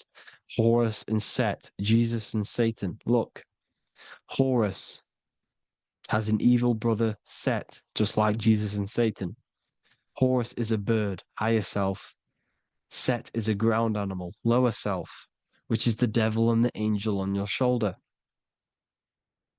You see? The right and the left hemisphere, the two wings. So the devil and angels always speaking to you. The higher and the lower self. It's the battle between the higher and the lower self, between the invisible intelligence and the physical body, because the body's the one that wants the sugar, it wants the pleasure, it wants the sex, it wants the porn, it wants all of the materialistic things, it wants the seven deadly things. Okay, it wants this. There's a battle between the higher and the lower self, your intelligence and the body. This is why you need to become balanced, so that there's a deep connection between the body and the invisible intelligence, that I am. You need to master your mind with discipline, and you gain a connection between the brain, the body and the intelligence. Resurrection, transmuting sexual energy. Okay, this is important. Res is Resh, which is Hebrew. The early Hebrew Resh symbol is the head. This is the head. Resh, erection. Erection is a sexual stimulation. Resurrection is rise erection. You got to raise your sexual energy up the base from the spine to the head. This is the Christ, the Christos. Because there's a psychophysical psychophysical oil produced in the brain every month. Go and watch my other video on raising the chrism. Okay? And every month there's this fluid produced in the brain, which takes 2 trips, because one's produced by the pituitary, one's produced by the pineal, magnetic female, magnetic and electric charge. And it takes 2 trips down the spine to the solar plexus, the bread of life in the Bible, or Bethlehem in the Bible, because the River Jordan's your spine. Goes down to Bethlehem. It gets born in Bethlehem, just like Jesus. Because when this oil travels to the solar plexus, it creates the seed, the seed of life, and it feeds the body, all the central nervous system, all the cells. It regulates the blood, does all sorts of good things for the body, this oil. Now, when you save your sexual energy and you raise your resurrection, you awake the Christ, you raise it from the solar plexus or the sacrum bone up to the brain, you activate 100% of the brain, and this is the true resurrection of Christ. Instead of wasting the energy and giving away your sexual fluids, because behind the fluids is the energy.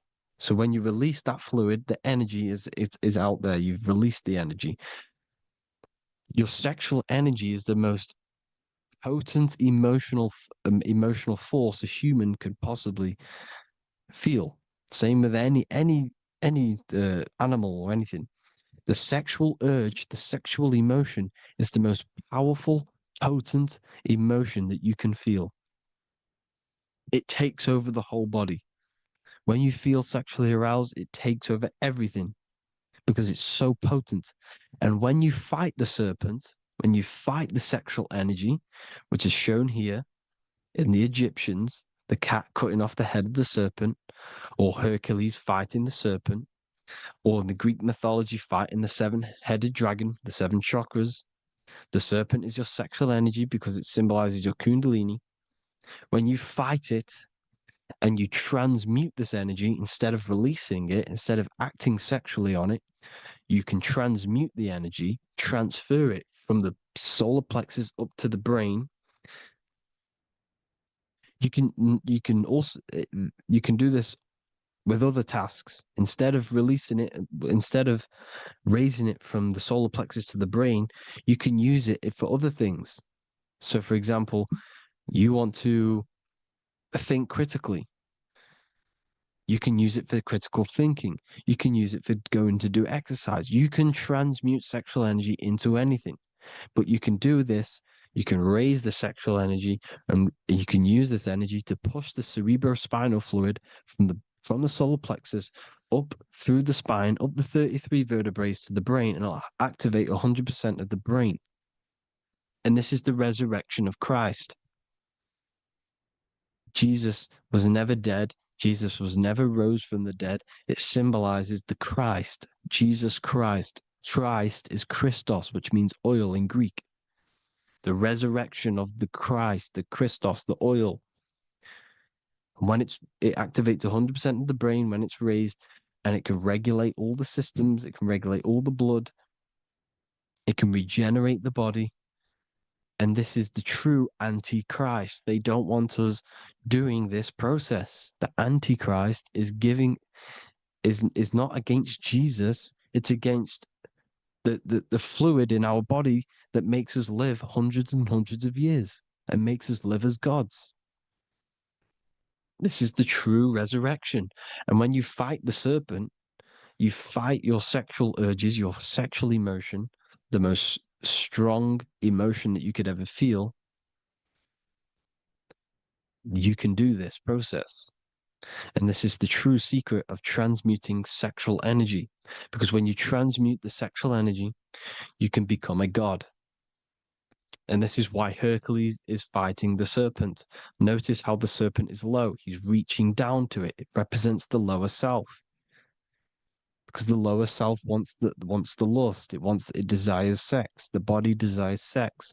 There's a fight between the higher and the lower self. But when there's balance, there's even. Heaven is even. When there's evenness between these, this is the kingdom of heaven. This is when heaven is on earth. So at our highest levels of ourselves, the highest level of our intelligence, this is God. God is something that we manifest. We need to achieve Christ consciousness by battling the body. There is no battle outside of the physical body. It's an internal battle. Jesus and Satan have been externalized. Nothing exists outside of you, because I explained in the beginning how you are the consciousness experiencing the central nervous system. Therefore, there is nothing outside of you. It's all internal. Jesus and Satan have been externalized. Why? Because it's business. The church is a business. It's all a business. They've created these figures to be historical when they're not historical. The Bible's not historical. It's all externalized. It's called exoteric, when the truth is esoteric, internal teachings. So anyways, people, balance the chakras, balance the two hemispheres of the brain, balance the conscious and the subconscious. Balance is perfect, the yin and yang. You are spiritual and physical. You live in day and night. You need to be balanced. Oneness. Seek oneness. And this is the true kingdom of heaven. And when we all realize that we are all the same intelligence, the same consciousness expressed in different bodies, When we all realize this, we all realize we're all one. Doesn't matter what race you are.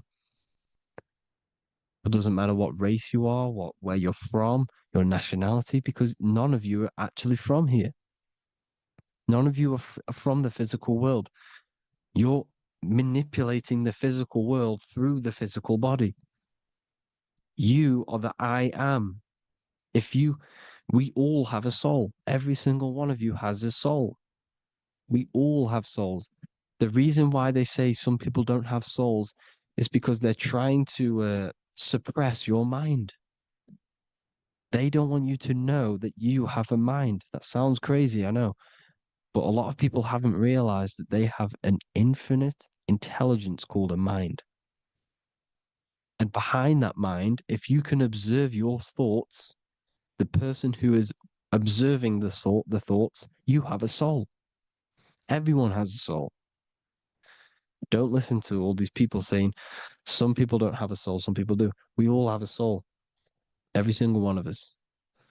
So anyway, you need to break the lower nature of yourself. At our highest levels, we are gods. Our intelligence, our universal intelligence, the I am, the intelligence that's inside of the brain, is God.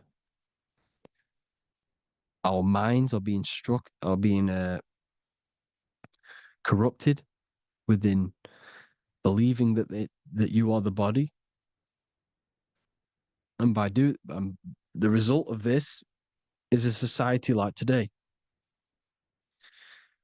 because everyone thinks they're the body, and everyone's living in the lower nature of self, where everyone only cares about themselves.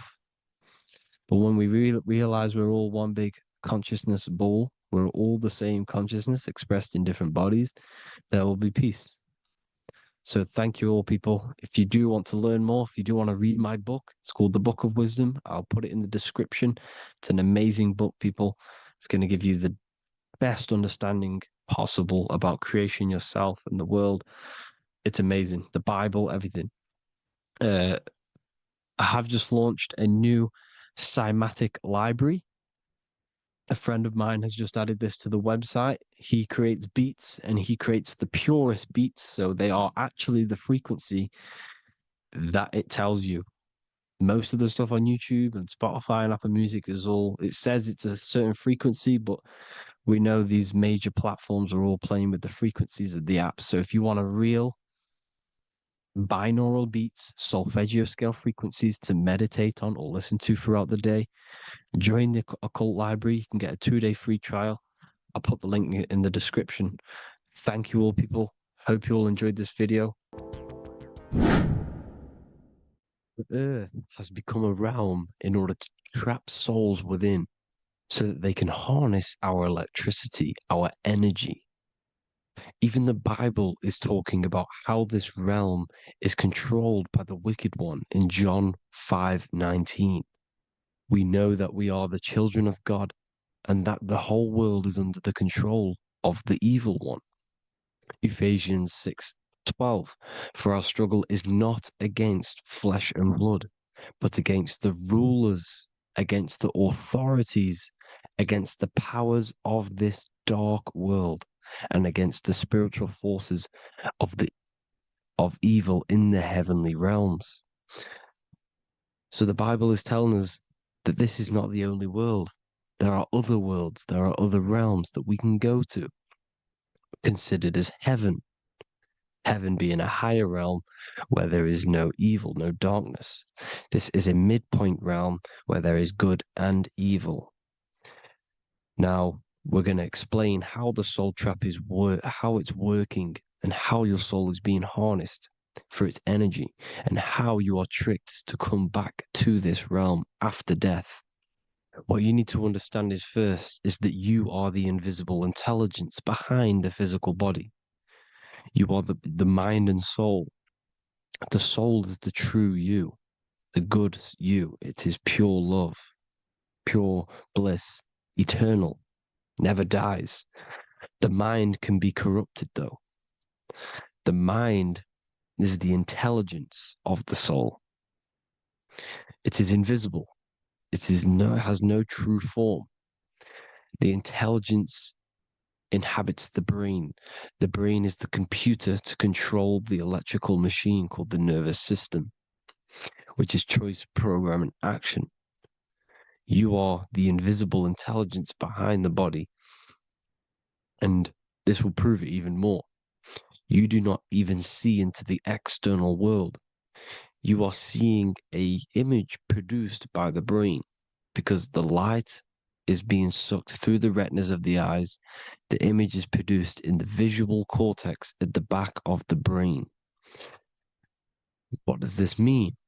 This means that we are the consciousness in the center of the brain, in the pineal gland, that is experiencing the program being ran by the central nervous system in the brain. This is the sigil of Lucifer. Lucifer in Latin is Lucy. Lucy is light in Latin. Lucifer is known as the light bearer. This is how the eyes work, people. It's not a demon or a devil. The sigil for Lucifer is how the eyes work, and how the left eye is controlled by the right brain. The right eye is controlled by the left brain. There is a crossover. It's the same with the body. The left side of the body is controlled by the right brain. The right side of the body is controlled by the left brain. There's a crossover with our hemispheres in the brain. Now, this empty chamber in the center of the brain is where this universal cosmic intelligence is held, known as the most holy place in the Bible, the throne of God. Okay? This is above the 33 vertebrae on the spine. As you can see here, you are the being in the center of this point. All of the nerves are being sent back to this one particular point, which is the seat of our invisible intelligence. You can see it's an empty chamber. Our consciousness, our intelligence is not a physical thing. This intelligence is the true voice inside of your head. This is why your head is heaven, your heart is earth, your heel is hell. Your head is heaven because this is the seat, the throne of God. God is in heaven because the consciousness, this divine intelligence that's controlling the body, is sat in the center of the brain. The brain is taking commands of this invisible intelligence. When you close your eyes, you can feel your awareness, your consciousness, your intelligence is all in the brain. Your awareness is not in the feet, the heart, the legs, the arms. It's all in the center of the brain. Now, if you meditate deeply, you will find that you are beyond the mind. You are the being observing the thoughts. You are the soul observing the thoughts. Now, with this being said, you are the consciousness experiencing the program being ran by the central nervous system in the brain, because you're not seeing into the external world. It's an image, it's a simulated image produced by the brain and the central nervous system. You do not experience the external world. You do not feel the external world. You feel electrical impulses on your nervous system. Your nervous system is decoding what you are feeling. So the only thing that you truly feel is the electrical impulses on your nervous system. This is why the nervous system is the tree of knowledge of good and evil, because it gives your invisible intelligence, your mind, the knowledge of good and evil. It can detect good things, it can detect bad things. If it's hot, if it's warm, if I need to go, the nervous system is doing this. It is the tree of knowledge of good and evil. Okay? Now this universal intelligence is symbolized as the single eye. Okay? Matthew 18:9. It is better for you to enter life with one eye than to have two eyes and to be thrown into the fire of hell. What does this mean? It's symbolic, it's metaphorical, people. It is metaphoric. Your universal intelligence is the single eye, the one eye. It's the balance between the two poles, between the left and the right, the good and the evil. It knows the right thing to do all the time. This is our inner guide. The inner self is the inner guide.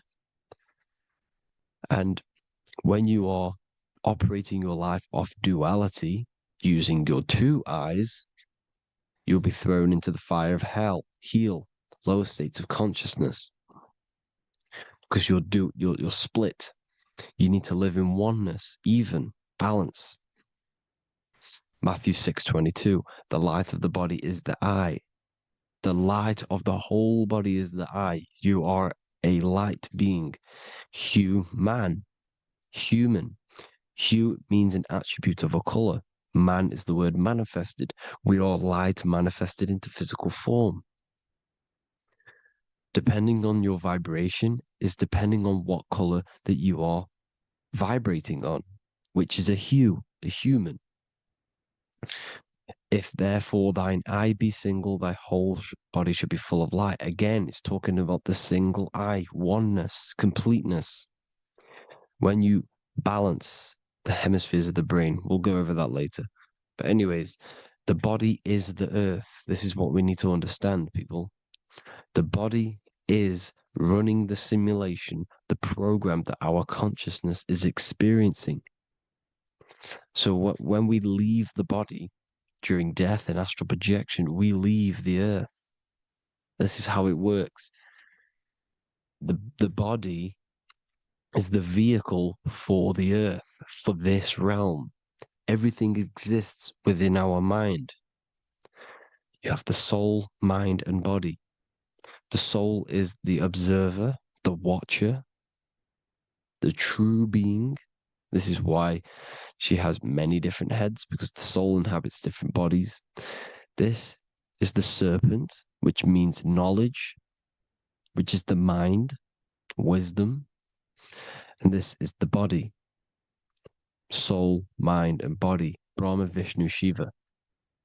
The mind is the bridge between the soul and the body. So what do I mean?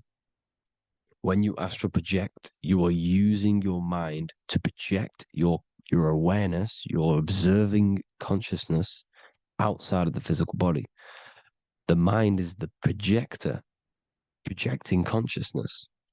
By using your mind, you can project your consciousness outside of the body, which is known as the astral realms, which is known as walking on water. Jesus was never walking on physical water, people. It's metaphorical. Leaving the physical body. The water is the ether, which is the veil between the physical and the astral realm. It's a fluid substance. It's on either side. It's physical and astral. The ether is the fifth element that they hide from us. Why? Because they're trapping you in the physical. They are hiding all of these realms. Etheric, astral, and mental. People think their mind is their brain. It's two separate dimensions. These are completely different dimensions. The mind is way more intelligent. The mind is formless. There is no form to the mind. You can think anything you want. You can manifest anything you want within your mind. It is not a physical object. The physical realm is being controlled by the mind. Everything's being controlled by the mind. Everything exists within the mind. This is why the Egyptian says the universe is mental. So when we project our consciousness outside of the physical, we go to the astral. The ether is the water that Jesus is walking on. This is the veil between the physical and the astral world. The word together has ether within it because it joins the two worlds together, together, the astral and the physical. The word either is ether because the ether is on either side, physical and astral, physical and spiritual, physical and non-physical. In the astral realm, the mind can manifest anything we want. We incarnate to restrict our minds. This is why Saturn, if you go and watch my video on Saturn, how Saturn is this simulation, okay?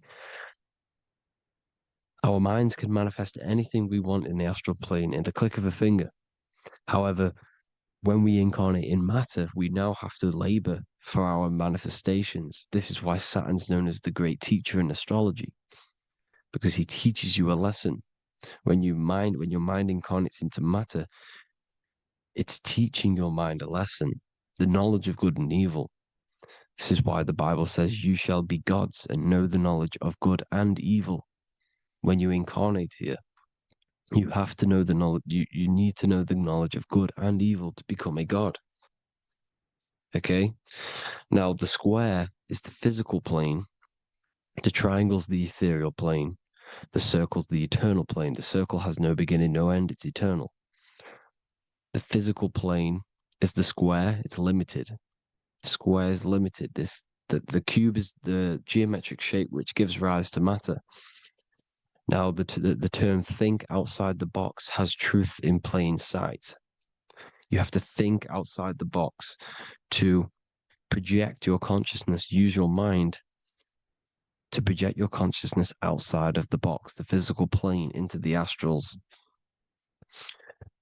The astral realm is the realm of the stars. Above us is the stars. Through the stars is the astral plane. This is why astral has the word star within it. The devil is the de-veil. When you sell your soul to the devil, quote unquote, it's metaphorical. The devil exists in the physical plane. It's the lowest state of consciousness. The de-veil, you de-veil yourself into the physical when you are the devil. The de-veil. The ethereal plane. Now, we all know what the famous symbol of the all-seeing eye, right? The all-seeing eye with the eye in the triangle. Look at the Masonic artwork showing you the triangle above in the sky. This is symbolizing the ethereal planes. The eye in the triangle symbolizes your invisible intelligence, your mind, which has the ability to see on either side. Because the triangle's the ethereal plane, the eye is your consciousness, your intelligence, and this intelligence has the ability to see in the physical plane and to see in the ethereal planes, in the astral planes. This is why it's above the earth, it's above the ground, because it can see here, it can see in the heavenly realms. Now, the stars are, well, this is known as heaven, the realms of the astral planes. This is some quotes from the Emerald Tablets of Thoth. Out of the darkness ye must rise upwards, one with the light and one with the stars. Man is in process of changing to forms that are not of this world. Grows he in time to the formless, a plane on the cycle above. So there's other worlds. The Bible's telling you there's other worlds, there's other realms. Know ye must become formless before ye are one with the light, the astral light above, which shining through the stars. Not of the earth are ye, earthy, but a child of the infinite cosmic light. You are the invisible intelligence controlling the physical body. The body's not you. It's the vehicle that your soul lands in when your mind projects your consciousness into that realm. Free from the body, I flashed through the night. Unlocked at last for me was the star space. Wow, that's powerful. The star space, the astral planes. This is what he's talking about. We are all a star. We descended from the astrals, which is the star. We are all a star. Look at the ancient paintings of Jesus' birth. It's the star beaming his consciousness down into the physical plane. Here's another one. Here's some Freemasonic artwork showing you, again, the ether, that invisible intelligence, the eye, manifesting itself inside of here, in the physical realm, where the people are. You see? It's the same here. This is Jesus. Here's the bird symbolizes the Holy Spirit, your invisible intelligence, descending into the waters, the ether, the ethereal, everything. The ether is the base of all physical matter. His Truth in Plain Sight, Mr. Bean, the famous TV program in England, in the UK. He begins the program like we all begin the program from falling from the stars. He falls down with a beam of light. And this is Truth in Plain Sight. This is false. The aliens don't exist. They're a lie, alien. But this symbolizes the star beaming our consciousness. And when we die, this star will suck us back up. Just like this UFO is doing. It's Truth in Plain Sight. So, this is some more Freemasonic artwork. Going from duality to singularity. Sun, moon, masculine, feminine. Right hemisphere, feminine, left hemisphere, masculine. The consciousness in the center, the balance point. Here's another more Freemasonic artwork. The two pillars, left and right hemispheres, and the invisible intelligence between the left and right hemispheres, the light of the body. This is why light's coming off it. Because it's light, it's pure light. The blazing star. The stairs go from the checkered board, the duality, up to oneness, in between the sun and the moon, the masculine and the feminine. This is symbolizing going into oneness. What did the Emerald Tablet say? You've got to become one with the stars, one with the one with the self.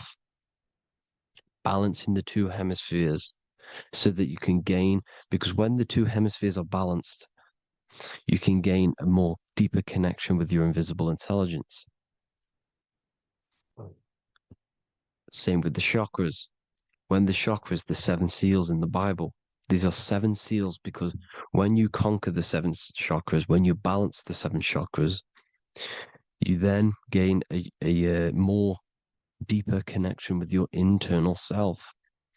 Because your mind is not filled, it's not being ran, it's not being dominated by these 7 deadly sins, the 7 seals, the 7 chakras.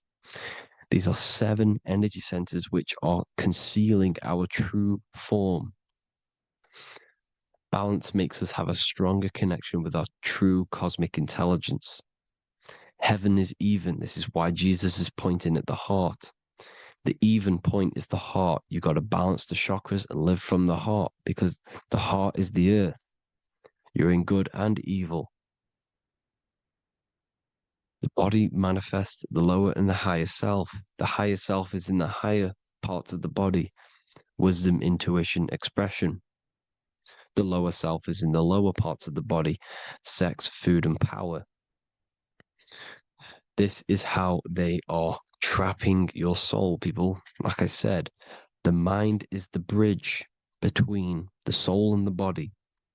So by tricking the mind, not giving it the right knowledge, and keeping the mind stuck in the lower 3 centers, thinking about power, food, and sex, this is low vibrating energy. It's going to keep your mind addicted to the physical realms. Okay? This is why you need to go even, balance, heaven. Okay? I will explain the soul trap in a second, how it fully works. But I'm telling you all the science behind it so you can understand. When you are doomed, you are domed. This is the dome, the firmament, the firmament, the mind. Ment is mind, firm is firm.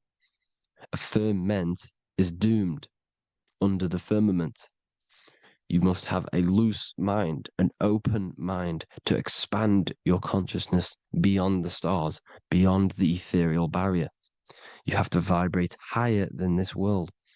Your consciousness must be expanded more than the physical plane. You need to learn how to astral project. You need to learn how to leave the body, how to operate outside of the body, so that you, when you do leave the body, you will have recognition. You'll have knowledge. You'll have practice. But this is as above, so below. The woman's belly is the earth. It's as above, so below. It's a microcosm of the macrocosm. We are the children in the womb. We are the people in the earth being ready to be born into the heavenly realms. As above, so below. It's a microcosm, macrocosm. Everything is in everything on a bigger and a smaller and a larger scale. Now, when the baby figures out that there is a world beyond its mother, what happens? The baby starts to move around and tries to get out of the mother. Because once it starts to hear the external world, starts to hear people, it's going to wonder, what's outside of why am I in here? What's outside? So the baby will force its way out of the mother. It's the same with our minds, as above, so below. When our minds figure out that there are other realms beyond this world, we will seek a way out. This is the womb, the Mother Earth, Mother Nature. It's the mother. We're in the womb. We can be born out of this world, which is being born again in the Bible. When you are doomed, you are domed under the dome, under the firmament, the firm mind. The firm mind will keep you under the firmament. Due to the law of polarity, there has to be other realms. There has to be. Because the law of polarity works in this world, and it will work on every scale possible. It's universal laws. These are universal laws. The law of polarity means that there are other realms polarizing this realm. There is a hell, there is a heaven. There is a midpoint, which is Midgard, which is the one we are in now. Earth, heart. Earth is the heart. Heart is the center, good and bad. The balance between good and bad. Your reality is your level of realization. Your mind realizes other worlds, you will seek a way to them worlds. It's that simple. The soul trap is to keep you stuck in this physical body, which is the earth. This body is the earth. It's running the program, like I said at the beginning. It's running the simulation that your consciousness is experiencing. You are an electromagnetic being, and you're hidden in a cage, your rib cage, and you're stuck in cells, a prison cells. Look, you're in cells. We produce electromagnetic energy. Your soul produces this energy. And by trapping your consciousness inside of this physical realm, they harness this energy within the astral realms. They're using you to manifest demons, because your mind creates demons through emotions and mental thought energy, which is a whole nother video. I can make a video on that. You're manifesting everything for them because they're trying to create a hive mind. This is why they want everyone to believe in one belief system, one government, one belief system, one religion, because they're creating a hive mind. This hive mind will manifest and be summoned within the astral planes, because the mind manifests the astral plane. The astral plane is the realm of imagination. The mental plane is the realm of just thought alone. The etheric plane is the energy. The physical plane is the matter. So all of our minds together are manifesting these demons within these subconscious realms, the astral. Now, how are they keeping you stuck to this realm? Well, when you die and you're stuck in your lower three chakras, okay, when your mind and soul detaches from the body, which is the earth, when you leave the earth, you're still going to have these mental addictions to the food, the sex, the materialism, the phone, the cigarettes, everything. This is why they get you addicted to everything possible. The TikTok, the YouTube, they get you addicted to as many things possible. Because when your mind is addicted to these things, and when this mind leaves the physical body, you're still going to have these addictions. Okay? You're still going to have these thoughts, and you will be manifested into the lower astral realms because you're thinking materialistic, you're thinking negative, because your level of realization was your reality. You were manifesting hell on the earth. When you leave the body, you're going to manifest hell in the astral planes, which means you'll be vibrating on the very low, which will put you in the lower astral realms. So guess what? You're going to come back. You're going to come back into materialism. You're going to reincarnate because you haven't prepared for life after death. You must detach from the external world. Okay? Moon is mind. The sun is the soul. The earth is the body. The moon is the mind. This is why we say lunatic. In your mind, you have a specific mood. Moon. Money, M-O-N, is the moon. Money exists in the mind. They get you addicted to the money. The Bible's telling you this. Do not conform to the pattern of this world, but be transformed by the renewing of your mind. It's telling you. Of this world, but be transformed by the renewing of your mind. Who knew that the Bible was this deep? Matthew 16:26, what good will it be for someone to gain the whole world yet forfeit their soul?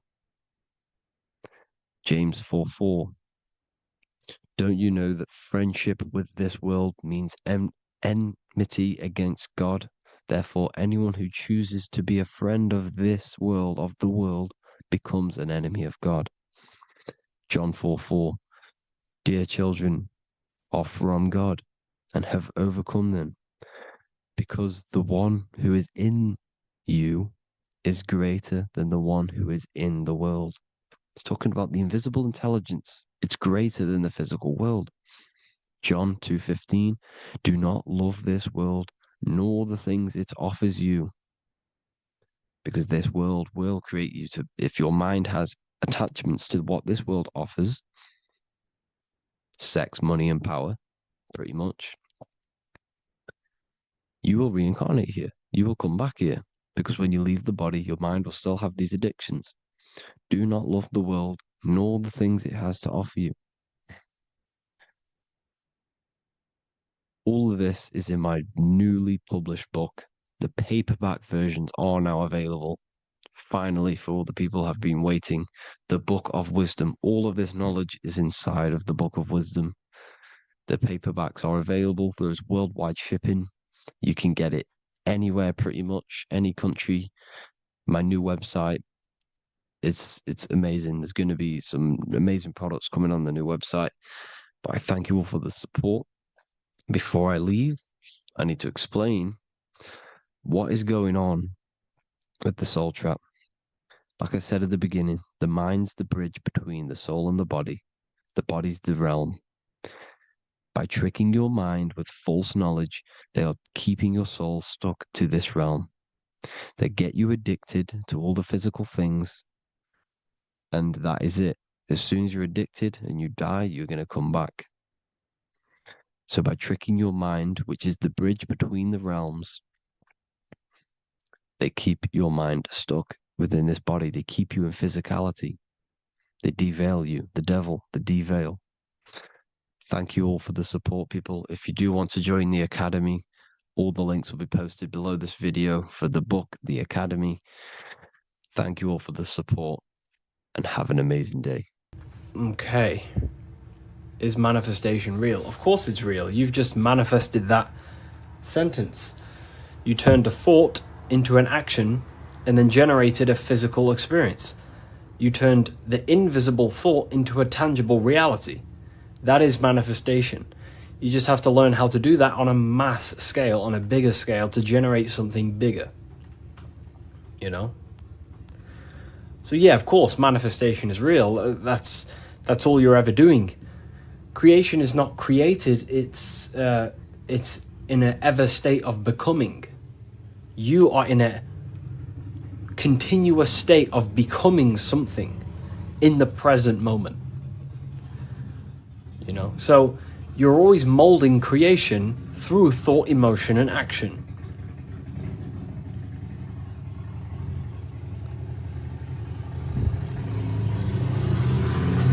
let the Harley Davidson go past my house. It's a very loud bike. It's a cool bike. But yeah, you're in a continuous state of creation. And that's what this symbol ultimately represents, right? Hi, if I order your book today, will it be here before next Friday? You mean not this Friday, but next? Yeah, it should be there, for sure. So, this is what this symbol ultimately represents. Because the snake can shed its skin, which means it renews its layers. It transforms from old layers into new layers. It removes old layers of skin, symbolizing transforming. But the snake is eating its tail. The end gives birth to a new beginning. And this is what the present moment is. The present moment is the continuous state of becoming and unfolding of creation. We're all tapped into the live stream of consciousness, like you're tapped into this live right now. And you are directing them life forces in the present moment through thought, emotion, and action. You direct the life flow, the life force that you're tapped into. And wherever you direct it through thought, emotion, and action, and your time and attention, that is the reality you generate. And you create that reality. And that's what the symbols are here for, people. The symbols are here to awaken you to things that you just realize about yourself. I'm not teaching you anything new. This is just something you realize. This is solid truth that you can't, escape. You can't escape the law of cause and effect. The force is too powerful to escape the force and the law of cause and effect. The law of cause and effect is over you. It governs you. So you have to work with that law consciously. Most people are not conscious of the laws that govern their life. They're not conscious of the laws that's governing their mind. Your mind is governed by laws, not man-made laws, but universal laws you cannot escape. It is impossible to escape cause and effect. So you must work with the law. God law, basically. Yeah, they're called, occult societies, secret societies. They call the laws natural law. Then, of course, you have man-made laws.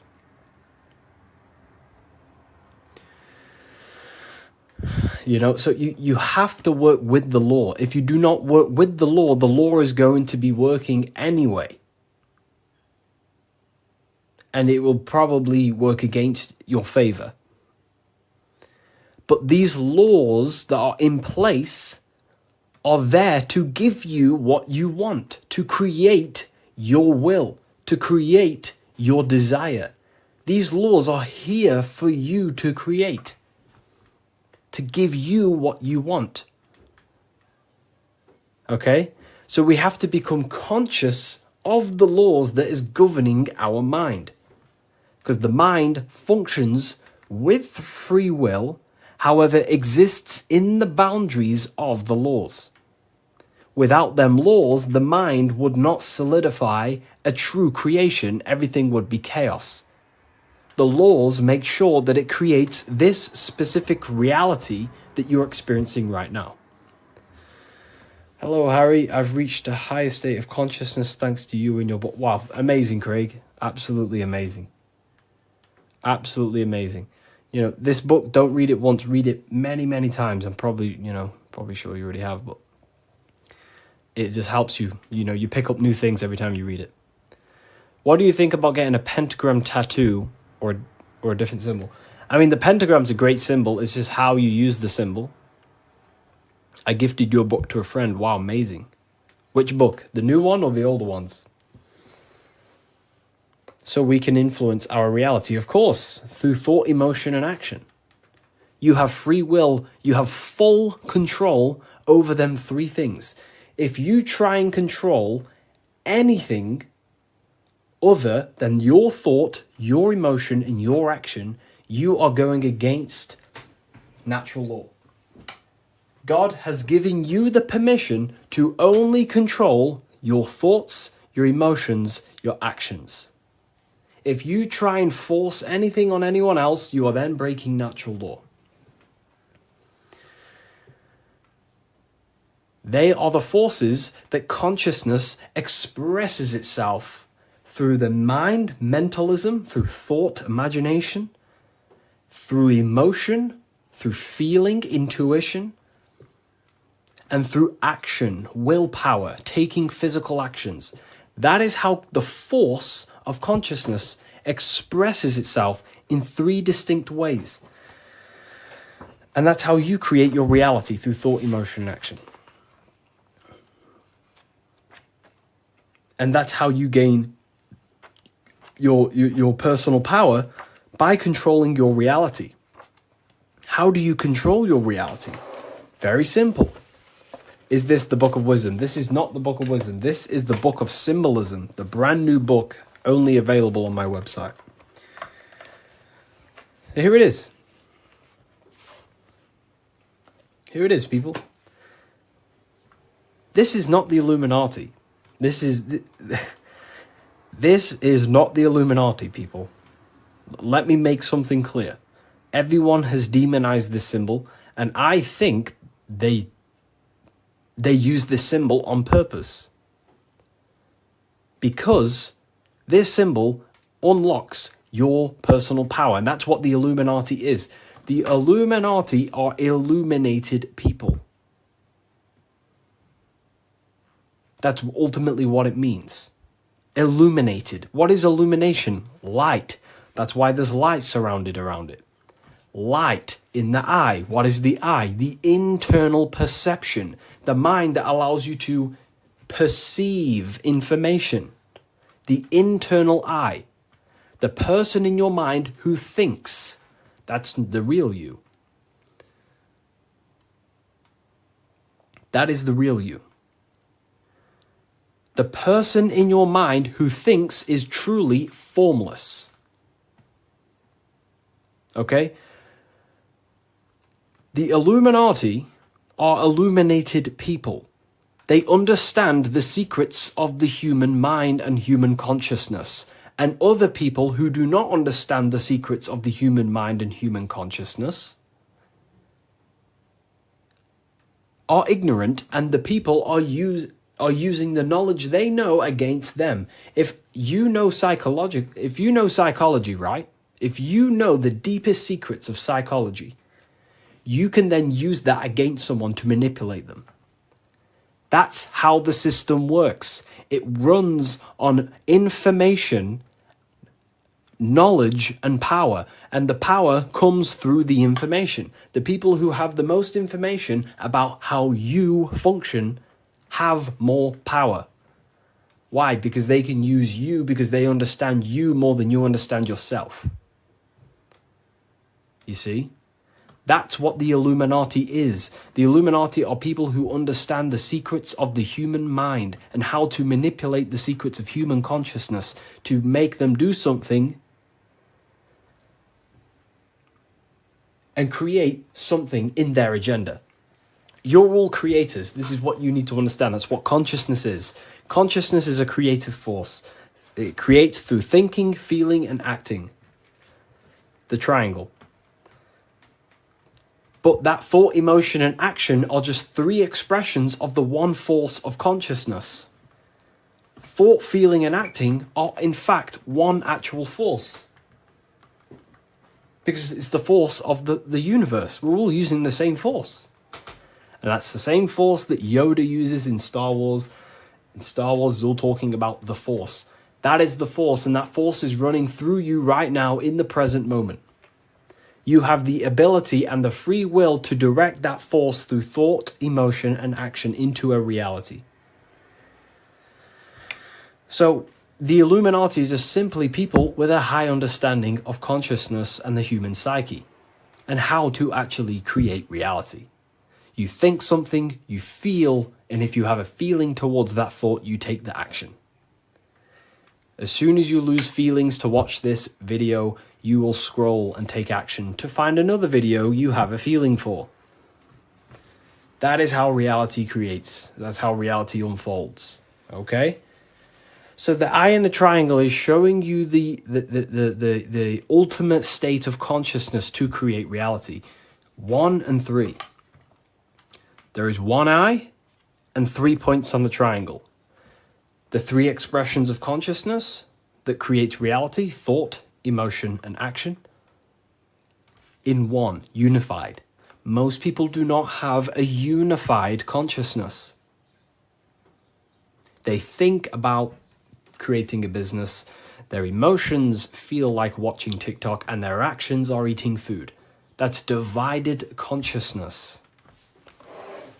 That's the checkered board. That's the Masonic checkered board.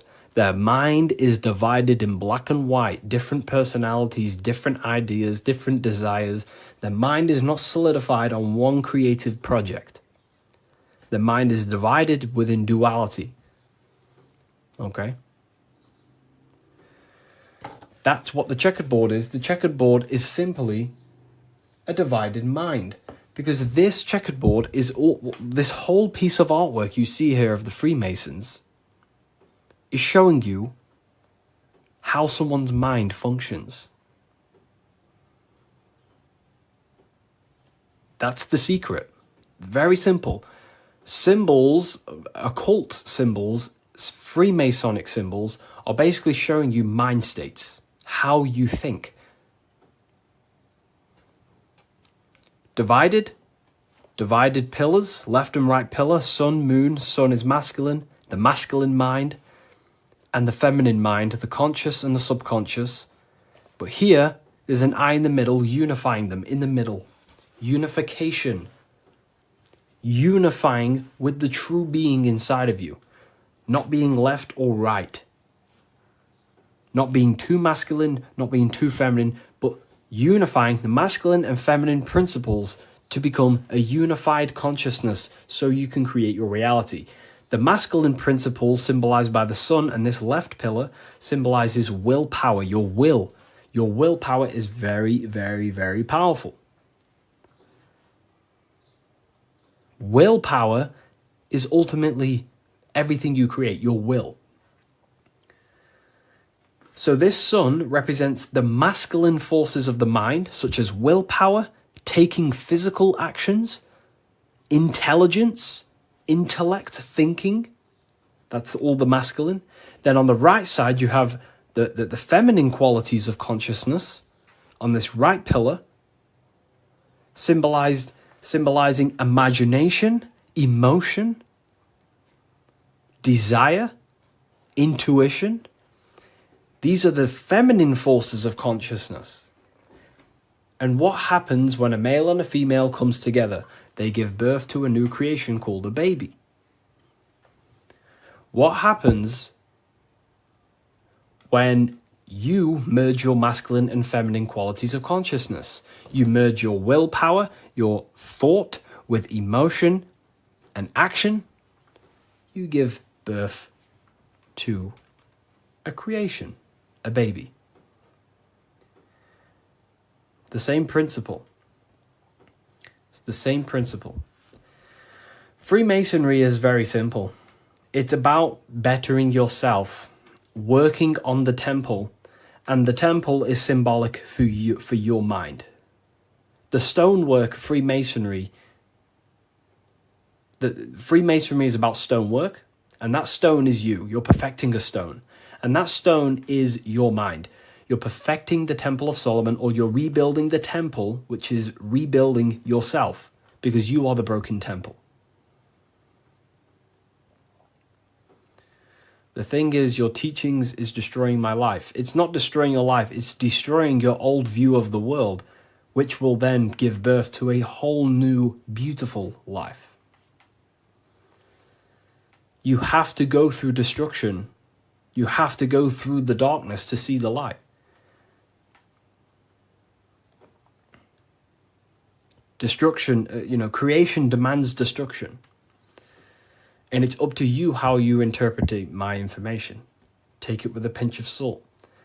Go and do your own research. I'm not saying everything I'm saying is, take what I say and apply it to your life and see if it helps. But everything I'm telling you here is helping me build myself and build my own reality. But it's very simple. It's about building yourself, because when you create change in your own psyche, you see change in your world. What happens when you start to awaken? You start to think differently.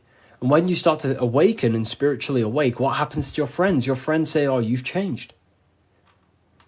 You see? So the external world is always mirroring your internal world. If you create change in yourself, you will see a change mirrored outside of you. That is as above, so below. Okay. So, Freemasonry is very simple. It's about yourself. It's about the Temple of Solomon. You're rebuilding the Temple of Solomon. And the Temple of Solomon is an allegory for you. Your mind is the Temple of Solomon. Your body is the Temple of Solomon.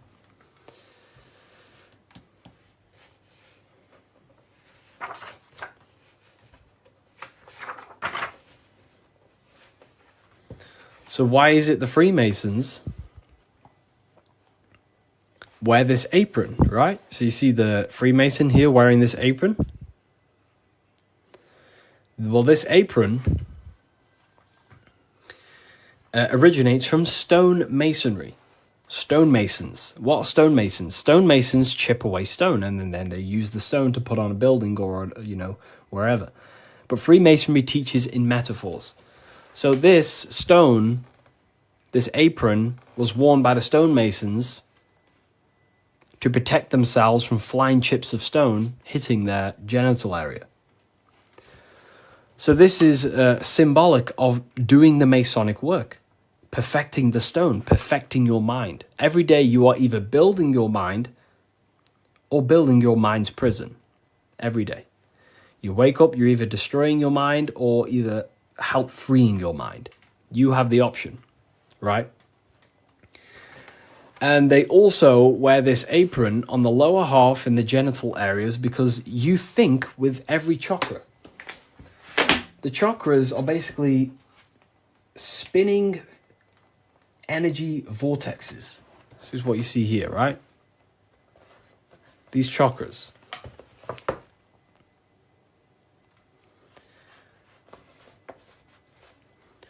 You can think with every single chakra.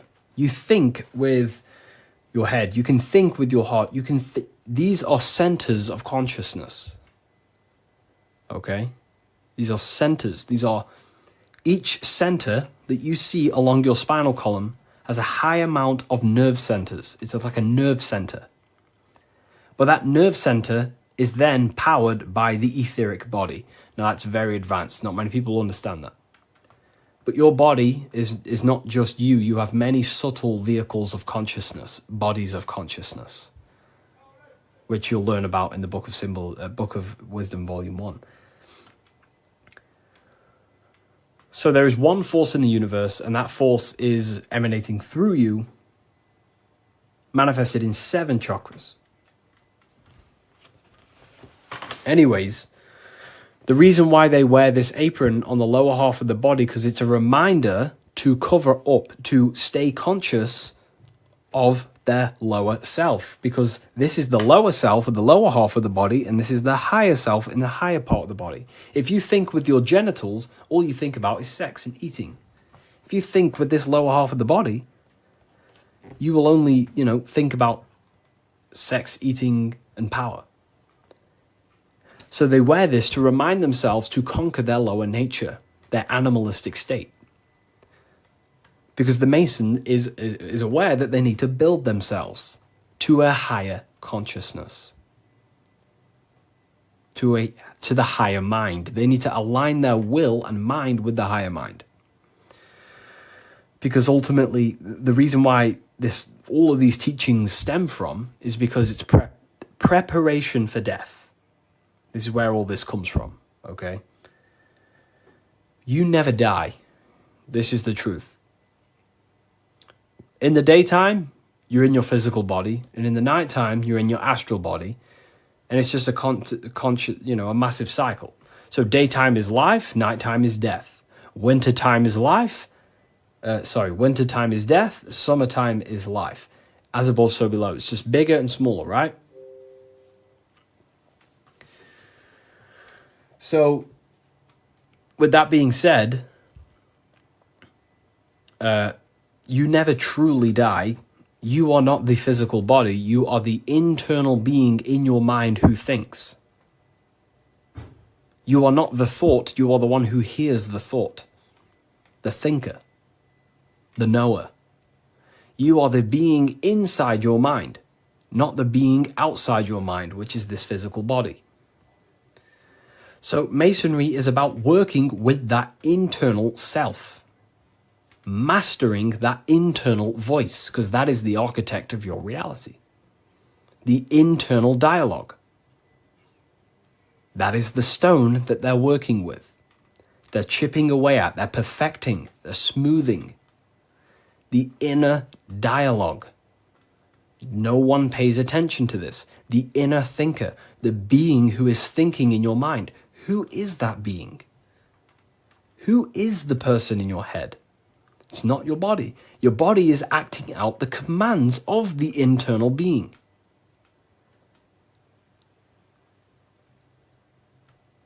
So, this is what we have to connect to and master the inner dialogue, the inner thought processes, because the thought is the architect of reality. Thought creates everything. Thought creates everything in the whole universe. The whole universe originates from thought. So Freemasonry is basically about mastering the inner dialogue and working on the inner self, the person in your mind. And the deeper you get to know that inner voice, you start to realize that there are many different vehicles of consciousness.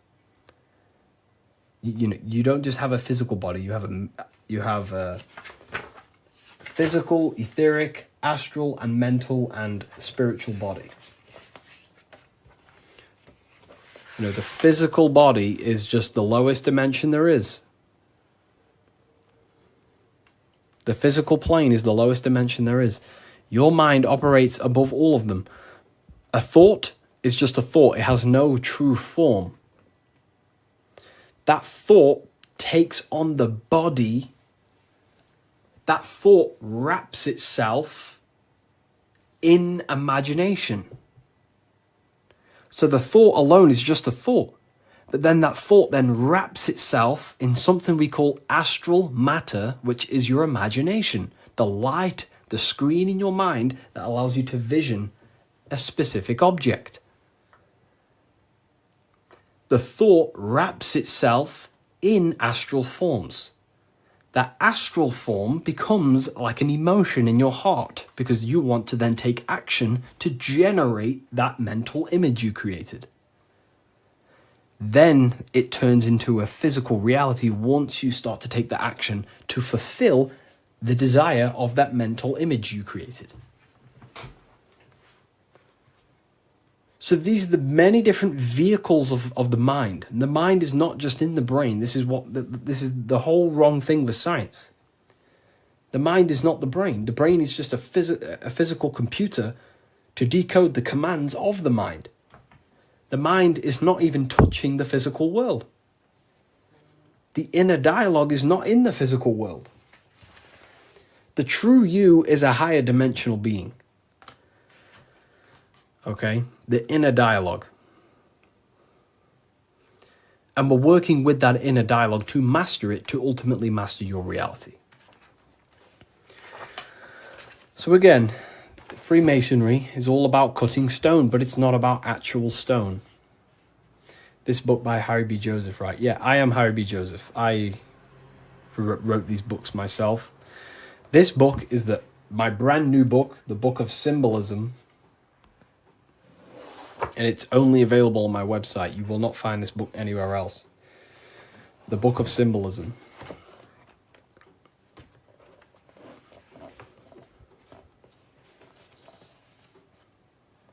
So, nice to meet you. Welcome.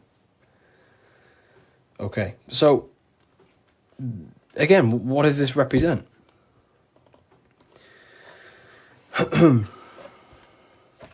The rough stone is a symbol of the self, the unrefined self, the unenlightened aspects of our mind. So the rough stone represents the uncontrolled aspects of our mind. We have many different versions of ourselves in our minds, right? We have a version of ourselves who's perfect. We have a rough version of ourselves that we can become. You know, there's many different things in our mind. But the aim of the Mason is about unifying all of them different personalities into our higher self. It's about learning the secrets of the mind.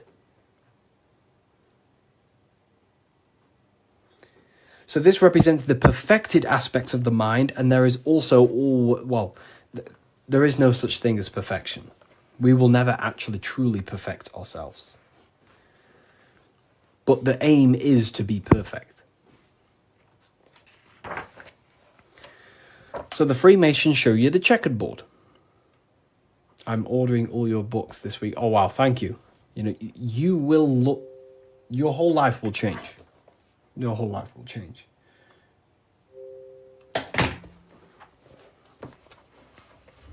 Okay.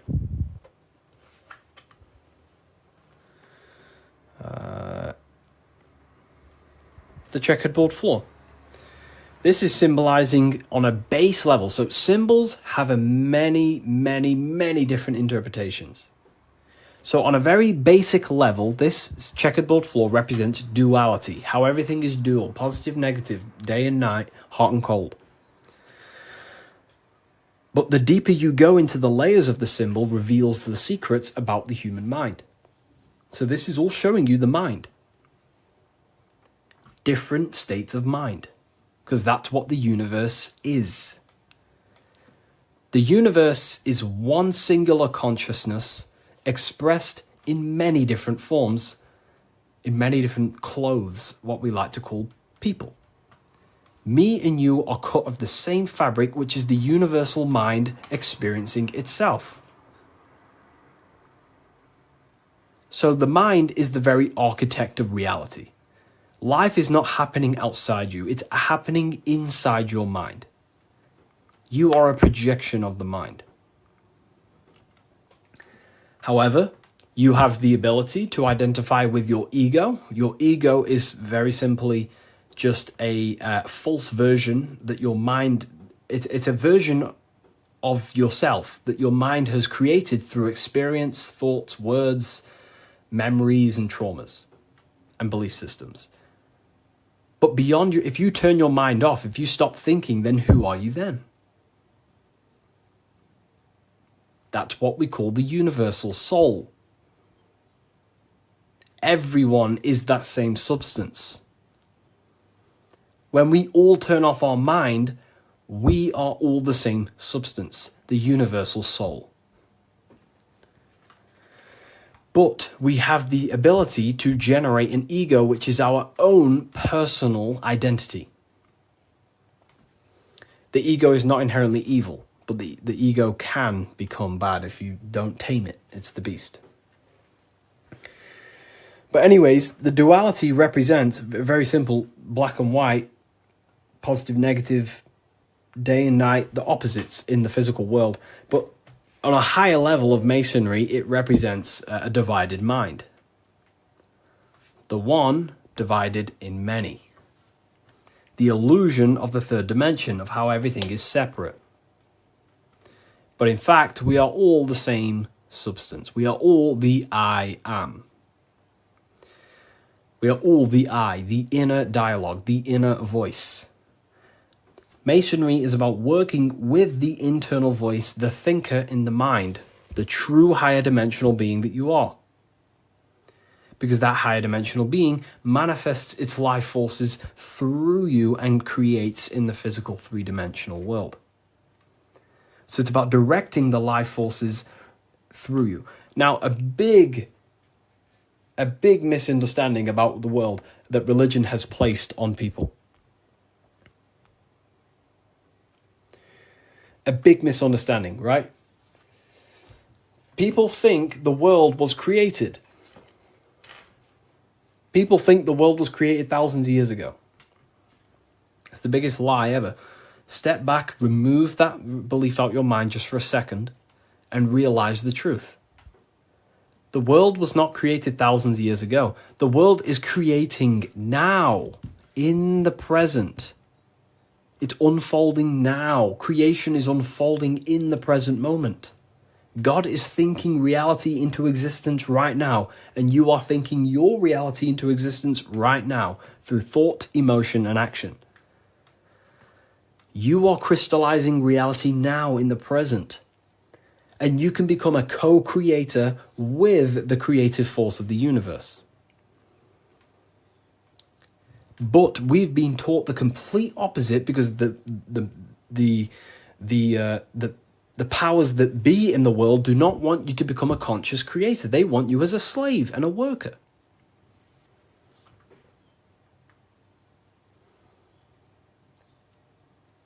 You see, so we have to understand that we are all co-creators of this world. We're all contributing towards the building project of Earth right now. But the elites make you think that the world was created thousands of years ago, and now you're just experiencing it. Now you become an experiencer. You're not an experiencer. You're an experiencer and creator. You mold it. And when you do not understand this, someone else who does understand this will use you to create their agenda. Because they understand this. And look what's happening in the world today. We are creating the agenda of the government. Why? Because we believe their lies. We don't have to, but we choose to. We all have free will. Everything else is just an illusion. Money is an illusion. It's a belief in the mind. Harry, are you a part of Freemasons? I am not. And if I ever do, I will be transparent about that.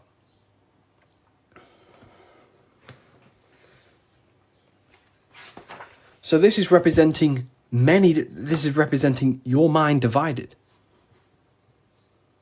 Divided consciousness. Now take a look here. What are the Freemasons trying to show you here? Squares to circles. Square, circles. Geometry.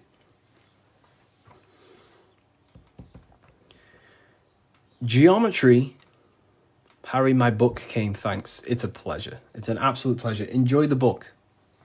Take your time, read through it, enjoy it, read it over and over. You know, I can't wait for you to read this. Was it the third book you got? The three represent alignment, the black and white represents conscious and subconscious. It can represent that, yeah, that's one layer of symbolism. But you got to remember that the symbols don't represent one thing. There are many different layers to the symbols. Many different layers. So it's going from squares to circles. So you have to understand geometry for this. There's different codes to this. A square. Can you measure the surface area of a square? Of course. Very easy. You just measure this side and that side and times it. Right? Very simple. Then you have the surface area of a circle, of a square. But can you do that with a square? No. You can't find the surface area of a circle. It is impossible. You can get very close by using pi and different, different mathematical equations, but you will never exactly find the exact surface area of a circle. So what are the Freemasons trying to show you? Measurable and immeasurable. What you can physically touch and measure down here, the squares, and what you cannot touch and what you cannot measure. And there is a ladder going from what you can measure, the physical world, the squares, up to what you cannot measure, the circles. So this is about the upliftment of the mind. This is about the mind raising from only a physical state of awareness, raising the mind so it can function as a spiritual mind and use the higher dimensions of consciousness, such as imagination, thought. Most people's minds are stuck in the measurable, the squares, limited. They think inside the box. You have to raise your mind and think outside the box. This is what it's about. Raising your mind and using the higher dimensions, which is imagination. You cannot measure imagination. It does not exist in the physical plane. You cannot measure thought. It does not exist in the physical plane. So it's about raising consciousness to actually use the cognitions of the mind. Most people are not using the mind. Climbing in consciousness. We're going from squares to circles, measurable to the immeasurable. Okay? And that's the key. Look at the key. How do you go from the circle, the squares to the circles? You got to go through the woman, the green woman. Who's the green woman? Who is the green woman? The feminine. The feminine aspect of consciousness. You cannot just go from low consciousness to high consciousness. It is impossible. It takes a lot of work. Doing work on your mind is way harder than any labor or work you could possibly imagine. The work on yourself is not easy. And I never say it, I never have, never will say it's easy. It is very, very, very difficult to change your mind because it is literally programmed. Very difficult. So you have to go through the woman. And what's the woman? The care, the desire. You have to have a desire to climb the ladder. You have to have the love and the care to do so. If you do not have the care, you will not climb the ladder. If you do not have the care to watch this live, you will continue scrolling. You have to come into contact with the feminine, the heart. You have to care to reach the higher consciousness, to take the actions that are necessary to generate that consciousness. That's the key to open the door to the upper room Jesus mentions. Jesus is always talking about the upper room, the kingdom of heaven. This is what it is. It is a higher state of understanding. A higher state of self-mastery. That is what it's all about. So in order to climb the ladder from the immaterial to the material to the spiritual, you have to care. If you do not care, you will not reach that higher level of consciousness. Because why? It takes a lot of self-work. A lot of work. A lot of reprogramming the self. A lot of meditations to gain control over the inner dialogue. A lot of reflection. A lot of sacrifice. Yes, very well said. Very well said, Timon. It takes a lot. It's not easy. Constructing, working on your mind. It's very difficult. And you don't see the benefits for a very long time. But when you do start to see the benefits, the benefits are massive. So this is what it's about. It's you. This is all you. And what are we chasing? We're chasing the I. What's the I? The I is the internal. The eye is open. It sees. That's the inner observation, the inner being who observes everything, observes the thoughts, observes everything. But we're chasing a higher I, a higher perception of ourselves by raising consciousness, a higher understanding of what you truly are beyond your human form, which is a higher dimensional being. We're chasing the I. The I is a higher perception of ourself. Yes, very well said. You see? So this is what this is why if you read symbols, you become very powerful. That's why I wrote a whole book on this, so you can learn this too. Everything I've said and more, you can learn. The Book of Symbolism, the only place it's available is on my bio. Revivalofwisdom.com. I just released this November 17th. But it breaks down everything about Freemasonry, of how you can learn this knowledge and gain a higher consciousness. But anyways, if we get this to 50k, I will drop some coupon codes for you all, and we'll carry on. I'll drop some coupon codes so you can save some, some money. And we have worldwide. We have,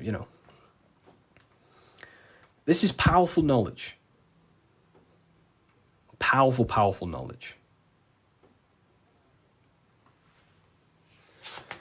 What do you think about the Golden Dawn? I have a friend, well, not a friend, but I know him he's an Instagram creator, and he went through the Golden Dawn system, and he is a very famous author now. You've probably heard of his stuff. It's called The Serpent Rising. He went through the order of the Golden Dawn, learned about Kundalini and stuff like that. Golden Dawn Society, yeah. How can I buy your book? There's no link in your bio. There should be. There's a link in my bio. Revivalofwisdom.com is the only place you get the Book of Symbolism in English, French, German, Italian, Spanish.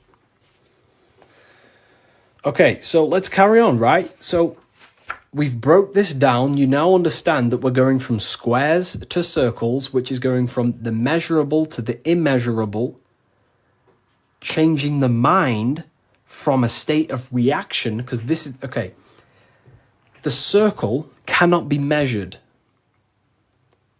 but the square can be measured. So this is the material, this is the spiritual, this is the seen and the unseen. This is the cause, this is the effect. The cause, effect. What does the sun do? The sun causes effect on the earth. This is why there's a sun here. It's showing cause, effect. The sun produces changes in the plants and the nature on the earth, which means as above, so below. The cause is above, the effect is below.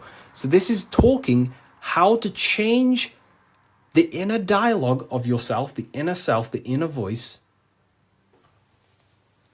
from a reaction mind to a demanding causal mind. Most people live in reaction mind, the square. They're reacting to the world outside of them, when the world outside of them is simply the effect. You cannot change it. It's already affected. It's already manifested. The only thing you can do to change the world is to change the cause. The inner world is the cause, the mind is the cause, the external world's the effect. The inner world is the cause, the external world is the effect. Most people have something bad outside them. I'm not perfect. I'm not saying I've reached the highest level of consciousness. I'm still working on myself, and I'll always say that. But most people are stuck in reaction consciousness, where their mind is just reacting in a state of complaining about the external world. When the mind is the cause. The cause, the mind needs to be a cause and a demand and a command. But that's fine. I was in that state. And I still catch myself now and then being in that state. But we have to train our minds to understand that the outside world is the effect and the internal world is the cause. And we need to raise that ladder towards the causes. Make the mind a powerhouse of control. A powerhouse of control. Okay? Awareness, yeah. Okay. Symbolism. The winding staircase. You can't see the room. Where is it taking you? This is talking about the upper room, climbing to a higher state of mind. But when you're down here, you can't see that room. You don't know what a higher consciousness is. You don't know, like right now, maybe there's some people in here, they don't even understand what even is a higher consciousness. You will never understand until you start to do the work on yourself, until you start to see what it's like to understand yourself. When you understand how you work, you know what to do in every situation. You have the tools to use in life. So this is about climbing the staircase of higher consciousness into the inner room that you can't see. Beyond the curtain. The curtain is the veil. This is about entering in yourself. Walking past these two pillars is about walking into the internal self. It's a journey inward. You have a self outside the mind, this body, and you have a self inside the mind, the inner being, the material and spiritual. That's why you're an individual. You have a dual nature, inner and outer. So when you're walking in between these pillars, you're walking, it's symbolic of walking in your mind, walking in a journey into the self. And we're working with the inner self. This is what Freemasonry is about. But it's a winding staircase, which means you can't see where this staircase is taking you. You don't know what a higher consciousness is, what it's like to be in a higher consciousness or a higher understanding of reality in the self. So you must have faith. Faith, not faith in a God, but faith that the staircase or this journey, this work you're doing on yourself is going to lead you somewhere. You must have willpower. It takes willpower to walk the stairs. You must have care. Faith, will, and care are the three forces that help expand the mind into higher levels of consciousness. So it takes faith, will, and care to walk this staircase, to walk this path, to do the work on the self, to master the self. And a spiral staircase also represents time. It takes time. Time moves in a spiral. Yesterday there was 12 o'clock, but today there's also 12 o'clock. But today is higher than yesterday. So it's just a continuous spiral upwards. Yesterday was 12 o'clock, today there's 12 o'clock, and we're just going to continue this spiral. This is time. It takes time to walk this staircase. It takes time to reach a higher consciousness. It takes faith, will, care, and time. It's not an overnight process. Okay? So I hope this understands, hopefully you people are taking this on. Darkness to light. This is a massive phrase in Freemasonry, from darkness to light. But what is the darkness? Darkness, you can't see. When the room is dark, your eyes can't see. Symbolizing ignorance. There are parts of yourself that are in darkness. You are not aware of these parts of yourself. Most people are not aware of their imagination and the powers of the imagination. That means it's in darkness. Darkness to light is about becoming conscious of the things inside you, the aspects of yourself that you may not be aware of. Exposing a light. If I turn on a light on something, you expose it. You see it clearly. So Freemasonry is about going within the self and finding the things that you are unaware of and becoming conscious and using them as tools to help you in life. Your imagination is a guiding force to shape your future. Your intuition is also a guiding force.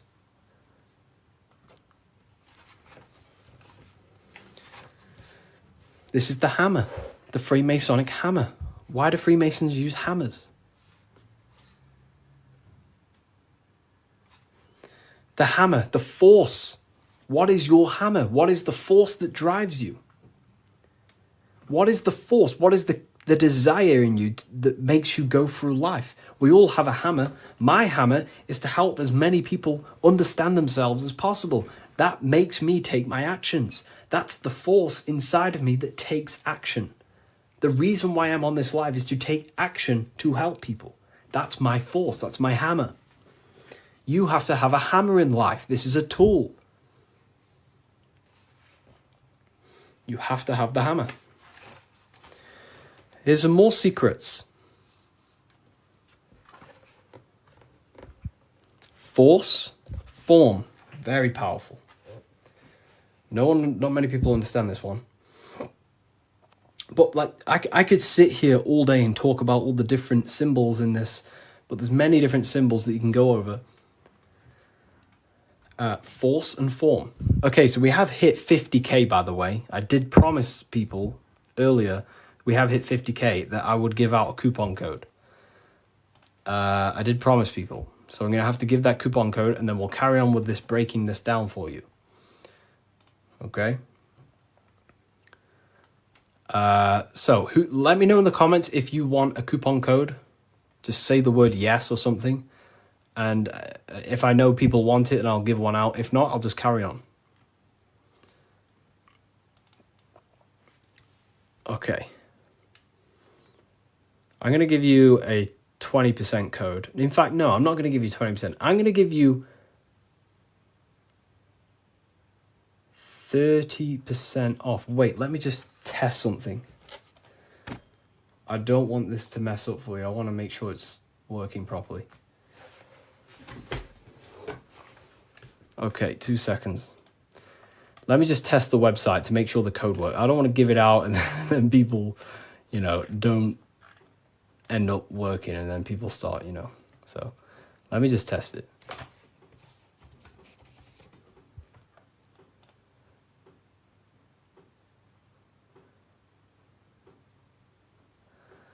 Okay.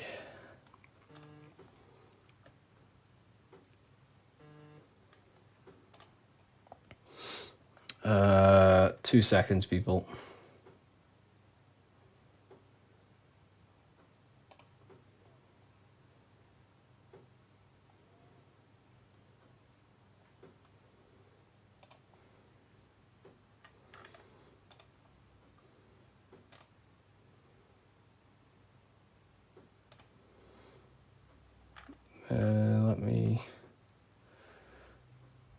You said 50%. I didn't say 50%. I said if we hit 50k likes, I will give a coupon code. And that's what we've hit, 50k likes. I can't give 50%, then that would be pointless. I wish I could, but it's literally, I'd probably lose money.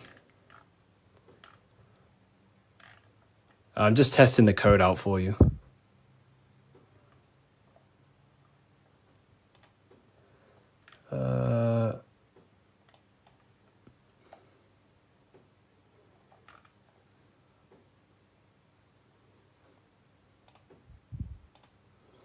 We worship you. I don't want to be worshipped. Please don't worship me.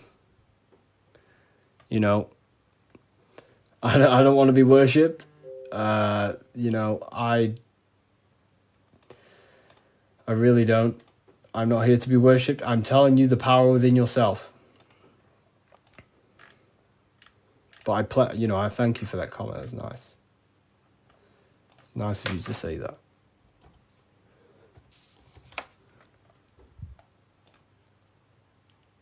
Okay, so it is working. Okay, nice. So the code is working, and the code is, I'm not giving you 20%, I'm going to give you 30%. Do I have a pen? I can write it down for you. The code is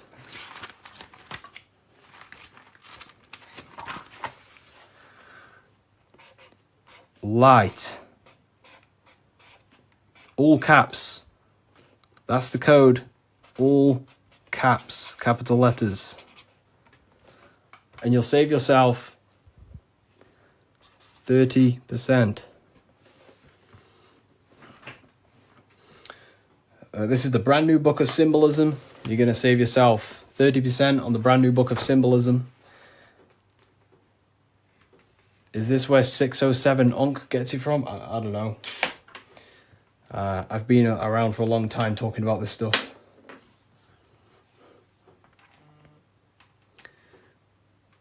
I don't know. I don't know. I don't know where he gets his information from.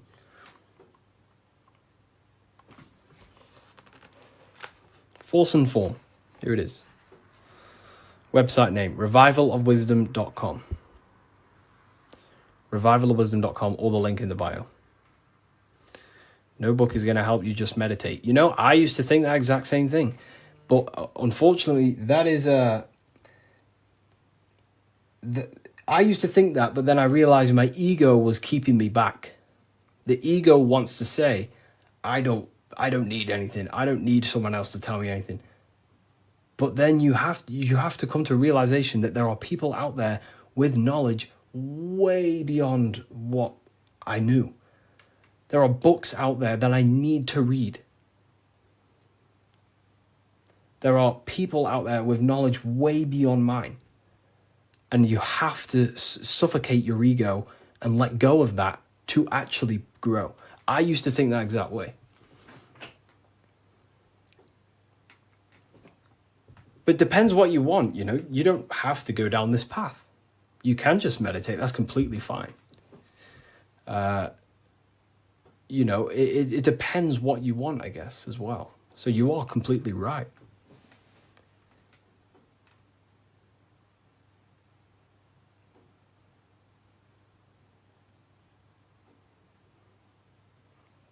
You are completely right.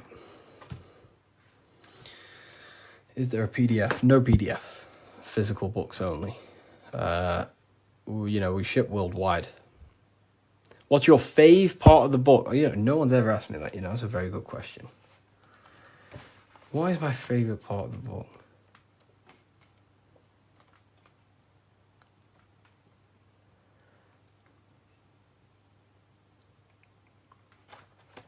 I love this part. I love this part. How quick is delivery? Delivery, it depends where you are. UK is around 7 days. US, pretty sure it's about 7 days. It's a print on demand. So basically, an order will go through the website, and then it'll go straight to my suppliers. They print it, and then they ship it. And then they obviously send you emails with the tracking information and stuff like that.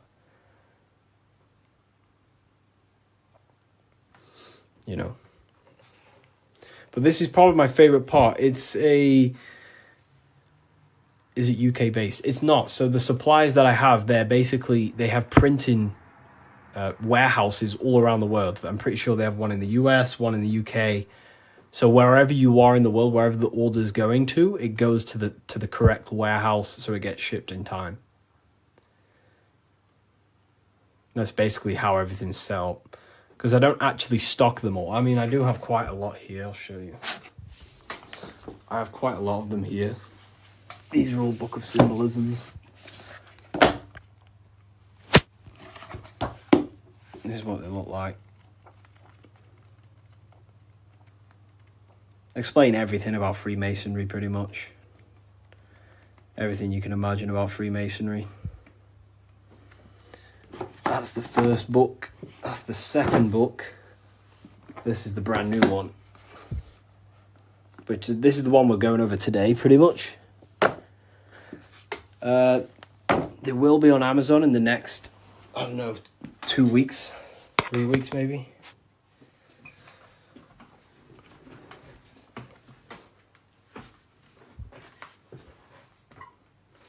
How can we use the book to live a fulfilling life? That's pretty much, the book teaches you, it's a guide to higher consciousness. It helps you understand and unlock aspects of yourself that you never knew was there.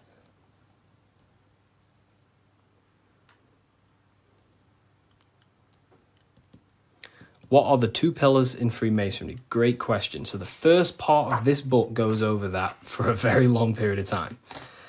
So the first whole section of the book goes over the Jachin and Boaz pillars, right? The different symbolism. So it basically represents the masculine and feminine forces of consciousness.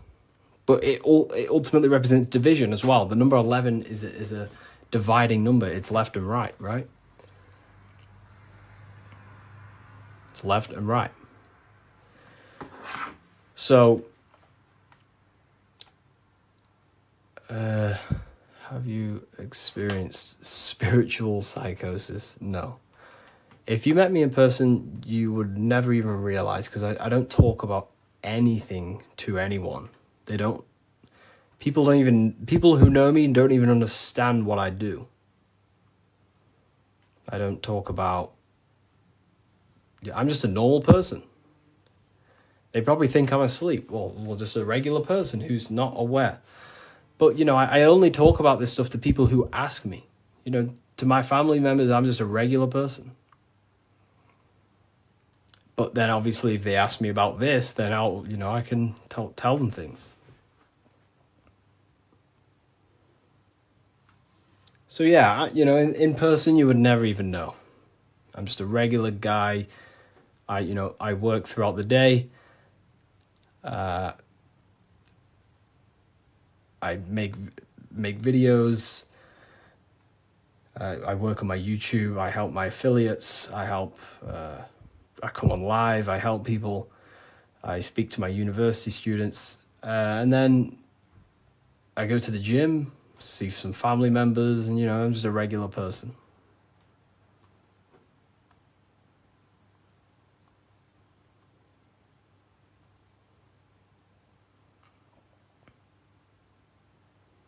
But not regular in mindset. Me personally, I don't agree with, making everything your whole personality. That's fine if you do that. That's completely fine. We all have different ways of living and expressing ourselves. But, I don't find I don't want to make this my whole personality.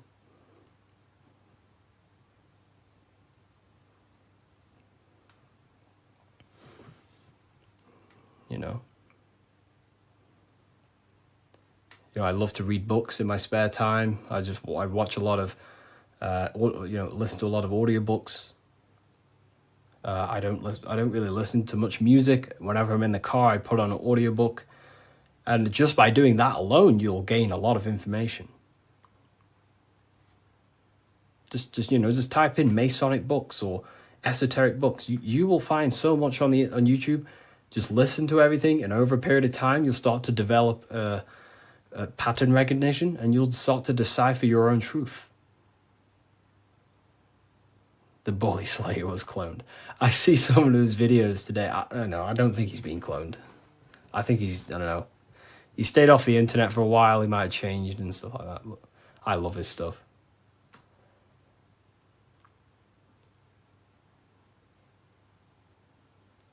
How long did it take to change your reality to your desired reality? Good question.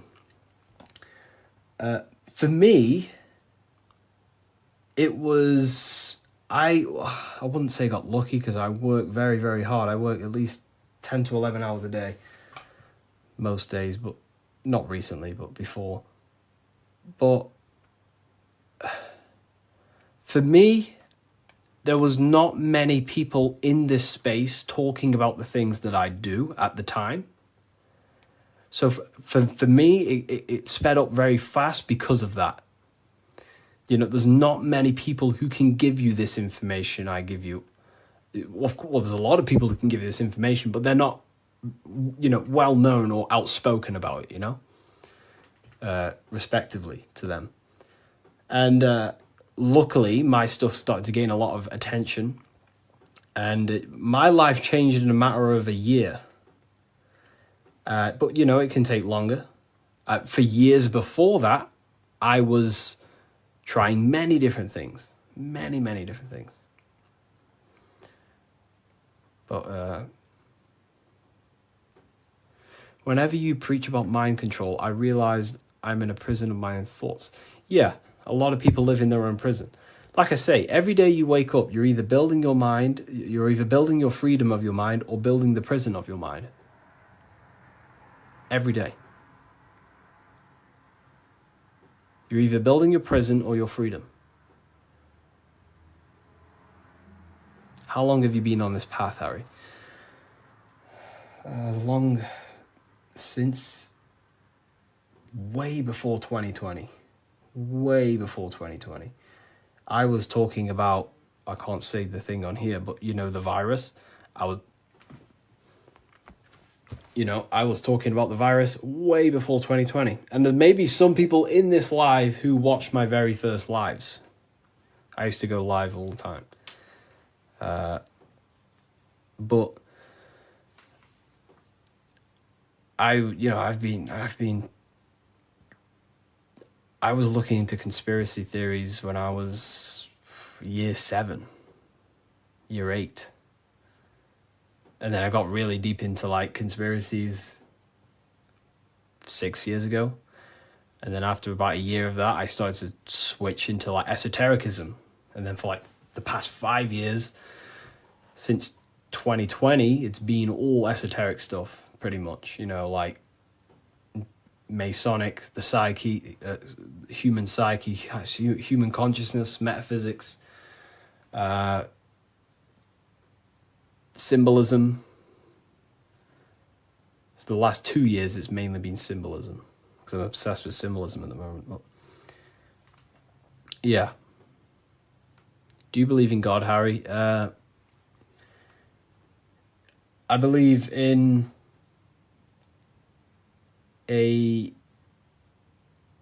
form of energy that gives rise to all things, yes. And we are a part of that energy source, that conscious energy. We are an emanation of that. We are cut of the same fabric of that.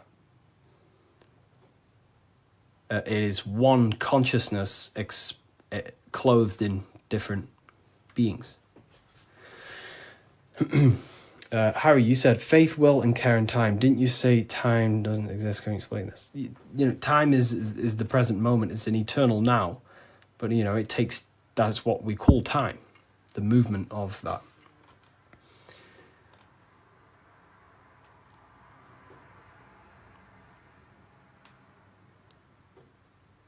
I don't believe in a God outside of us. Well, God is outside of us, but he's also inside of us. God is everything. I like how you put that. Oh, wow. Thank you. If we visit a Masonic temple, we'll see a lot of these symbols in the building architecture. Oh, yeah, of course. Everywhere. You'll see this everywhere.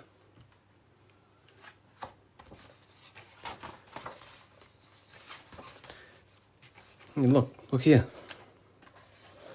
This is the gate of Europe. 2 pillars. The gate of Europe, 2 pillars, middle pillar. Here's the gate of Europe again, 2 pillars, middle pillar, with the person in the middle. Here's George Washington, 2 pillars and the middle pillar. You are the middle pillar. You are the middle pillar. You're the middle pillar. You are the balancing pillar between the masculine and feminine. You're trying to combine the 2 pillars, which is the masculine and feminine forces of consciousness.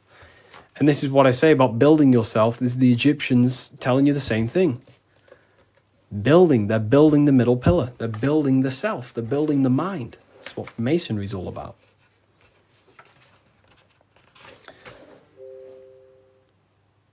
You know? So look. Here's the Anunnaki showing you 2 pillars, Jachin and Boaz. And look at the person in the middle pillar, which is balancing the masculine and feminine forces of consciousness, trying to become whole and unified, a unified mind. And he's stepping up, symbolizing raising consciousness,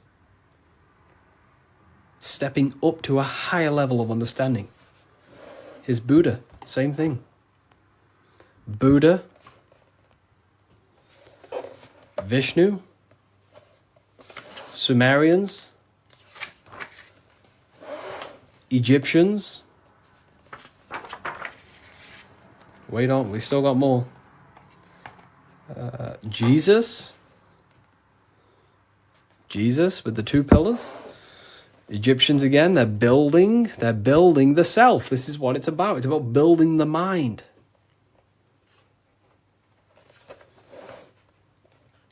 Royal Arch of Freemasonry. Knights Templars. It's everywhere. This symbolism is everywhere. It's in every tradition because this is the universal system of constructing the mind. This was way before religion. This is what it was about. It was the religion of the serpent.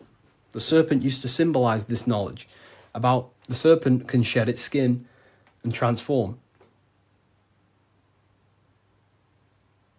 So it's about transforming the mind. The serpent was the universal symbol of this spiritual journey. What does the G mean? So here, you see the G. It wasn't a religion of the serpent. I wouldn't say religion, but I in my conclusion, you can take this as a pinch of salt. In my conclusion, I think the serpent, found in every religion. It's the Vatican. It was in the Garden of Eden. It's in every religion you can possibly imagine. There's a serpent, and there's serpent symbolism all around the world. I personally think the serpent was the symbol for gnosis, for the well, I don't like calling it religion, but a spiritual system that was universal before religion. It was the wisdom of Kundalini. It was the wisdom of awakening. It was the knowledge of the self. And then I think the serpent got demonized because then religion took over and started to externalize all the spiritual teachings and then following man-made gods and gods in the sky and stuff. But before all of that, I believe that me personally, I believe the serpent was a symbol for the universal spiritual system of knowledge that was before all the religion. That's my interpretation. It's about self-transformation. Yeah. Someone asked about the G. And now they say serpent is Satan. Yeah, very well said. Now everything about the serpent is demonized. And it's crazy to me when you realize, well, everything's inverted nowadays. So, I guess we'll never know, but based on my symbolism studies, that's what I think it is. I could be wrong, but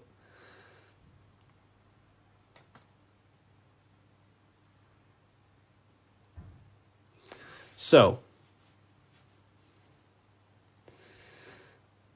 okay, why didn't you join Freemasonry if you believe their teachings?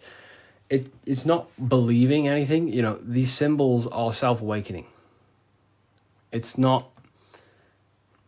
Everything I teach you is not about believing anything. It's about shedding light on what was there, but you just may not be conscious of it. So for example, the G, this is a Masonic symbol, and the G represents the force of care, the force of love, the heart, the generative principle, the G, the generating force of reality. That is love. The heart generates your reality. You right now are watching this live because you have a care. You care for the information I'm sharing. So that care is allowing you to take the action to generate this experience you're having right now. So in order to go through the Masonic temple and walk the path towards the light, you have to have the G inside of you, the care to walk that path. If you do not have the care, you will not take the action. If you do not have the care to watch this live, you will continue to scroll. G also doesn't have a numerology meaning. Yes, 7. 7. G is 7. And there are 7 cognitions of the mind. So the G is also gnosis. Gnosis about, knowing, gnosis. Gnosis is knowledge gained through direct experience. So you right now, you're here. You don't believe you're here, you know it. Instead of believing God, you can get to know God by gnosis, by studying the self, by entering trance-like states of meditations. And understanding the self. That's gnosis. And in order to gain gnosis, you must have the G. That's why gnosis begins with a G. Because you must have a care to meditate. If you don't care about gaining a higher consciousness, you won't meditate. If you don't have a care to reach the light, which is just a higher state of understanding, you don't have the G. If you don't have the G inside of you, you will not take the actions to walk up this path, up the mountain. It's a difficult path of self-mastery. So that's the G. It's the driving force of your reality. And if you don't have the G, you won't walk up this hill. You know, so the teachings that I teach is, you know, it's about shedding light on something that was already there. Does the Book of Symbolism teach us how to get the G? Well, yeah, the G is just simply your care. Do you care about gaining information? Or do you not? You either have it or you don't, and you can cultivate it. We do talk about it here, all about the G in different symbolic here. So in order to get off the checkered board and rise towards the light, so we're going from base consciousness to high consciousness, from material to spiritual, in order to do that, you have to go through the woman. And what is she doing? She's caring. She's caring for the little baby. So it's symbolizing, in order to go from low consciousness to high consciousness, you have to care. You have to go through the feminine, the heart. You must have a desire in your heart to truly raise your consciousness. That's why there's a woman here caring for a little baby. You have to go through the feminine to reach a higher consciousness. So anyways, is that why religion is against women? You know, there's so much that goes into that. I believe they don't want us in contact with the feminine energy of consciousness. We're all masculine and feminine. We all have feminine qualities. We all have masculine qualities. They suppress the feminine aspect of consciousness because that's what unites. If we all loved each other, we would be united. They don't want us to love each other because that creates division. And divided people are easier to control. If we all united, we'd all realize we can take over the government. So they destroy the feminine because that's all about caring, nurturing, growing as a community and as humans with the earth, caring for the earth and things, but it's just completely demonized nowadays. And now it's just a masculine-dominated world. But Freemasonry says that the G is geometry or God. It's all the same. God, what is God? God is a creator. How do you create something? Through the G, you have to care. If you don't care about something, you will not create it. If you don't care about the live, you will take action to scroll away until you do find something you care about and you take the action to watch it. So it's about generating reality. God, which is a G, which is about care, creation. Geometry is the same. It's all about creation. The mathematical codes. But it's all to do with the G principle, the generative principle. If that makes sense. So most words with G are all to do with care, gift. If I gift you something, it's because I care. I have a G. I have a care towards you, and I'm gifting this.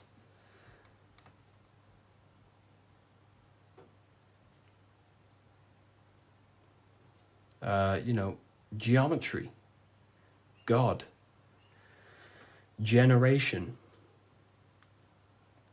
Genesis, it's all about creation and care. The whole world is built on love, and when you see it, you can never unsee it. The whole world is built on love. All creation is built upon the principle of love. That's why the earth is called heart.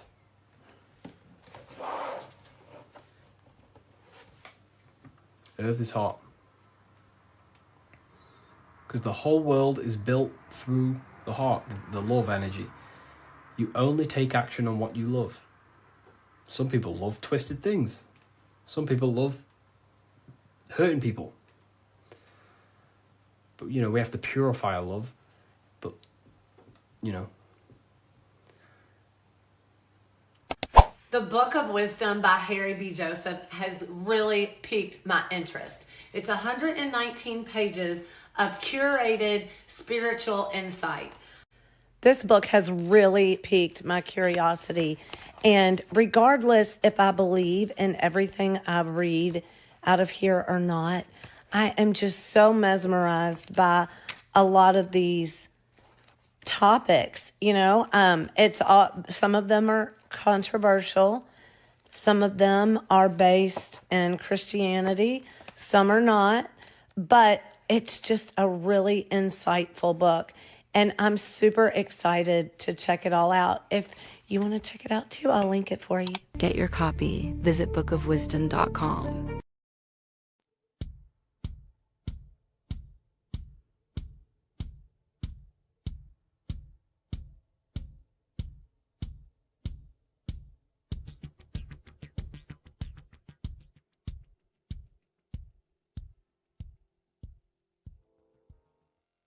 Welcome people, we're back with another video. I will now be keeping track of my YouTube and trying to upload every week. In this video, we'll be talking about the chakras. The chakras are the 7 attributes of God, and they are the 7 planets. These are literally vortex portals within us that connect us to these vices and characteristics of God. Each one of these energy centers are a spinning whirl of energy which controls the cells and organs in that particular area of the body. For example, it's literally a mini brain for that area of the body. Each chakra has a vice which you need to turn to a virtue in order to climb up through the system. They work like a stairway system. You have to go through each chakra in order to unlock the one above. This process is turning matter into spirit as you descended from spirit to matter. Saturn is Satan, that's why it's the lowest chakra, and that's why the devil is red, because red is the lowest vibrational color. When you are in these lower states of consciousness, you are in your animal nature. This is your physical side of your nature, and you are mainly being driven by your animal instincts, or your ego. Moving back to your higher self or your spirit self is not an easy process, it takes a while. However, with discipline, consistency, and motivation, you can achieve this, and this is what the ancients called Christ consciousness. Once you have achieved this, it is basically a state of mastery of the mind. You no longer lust for the lower animal nature things.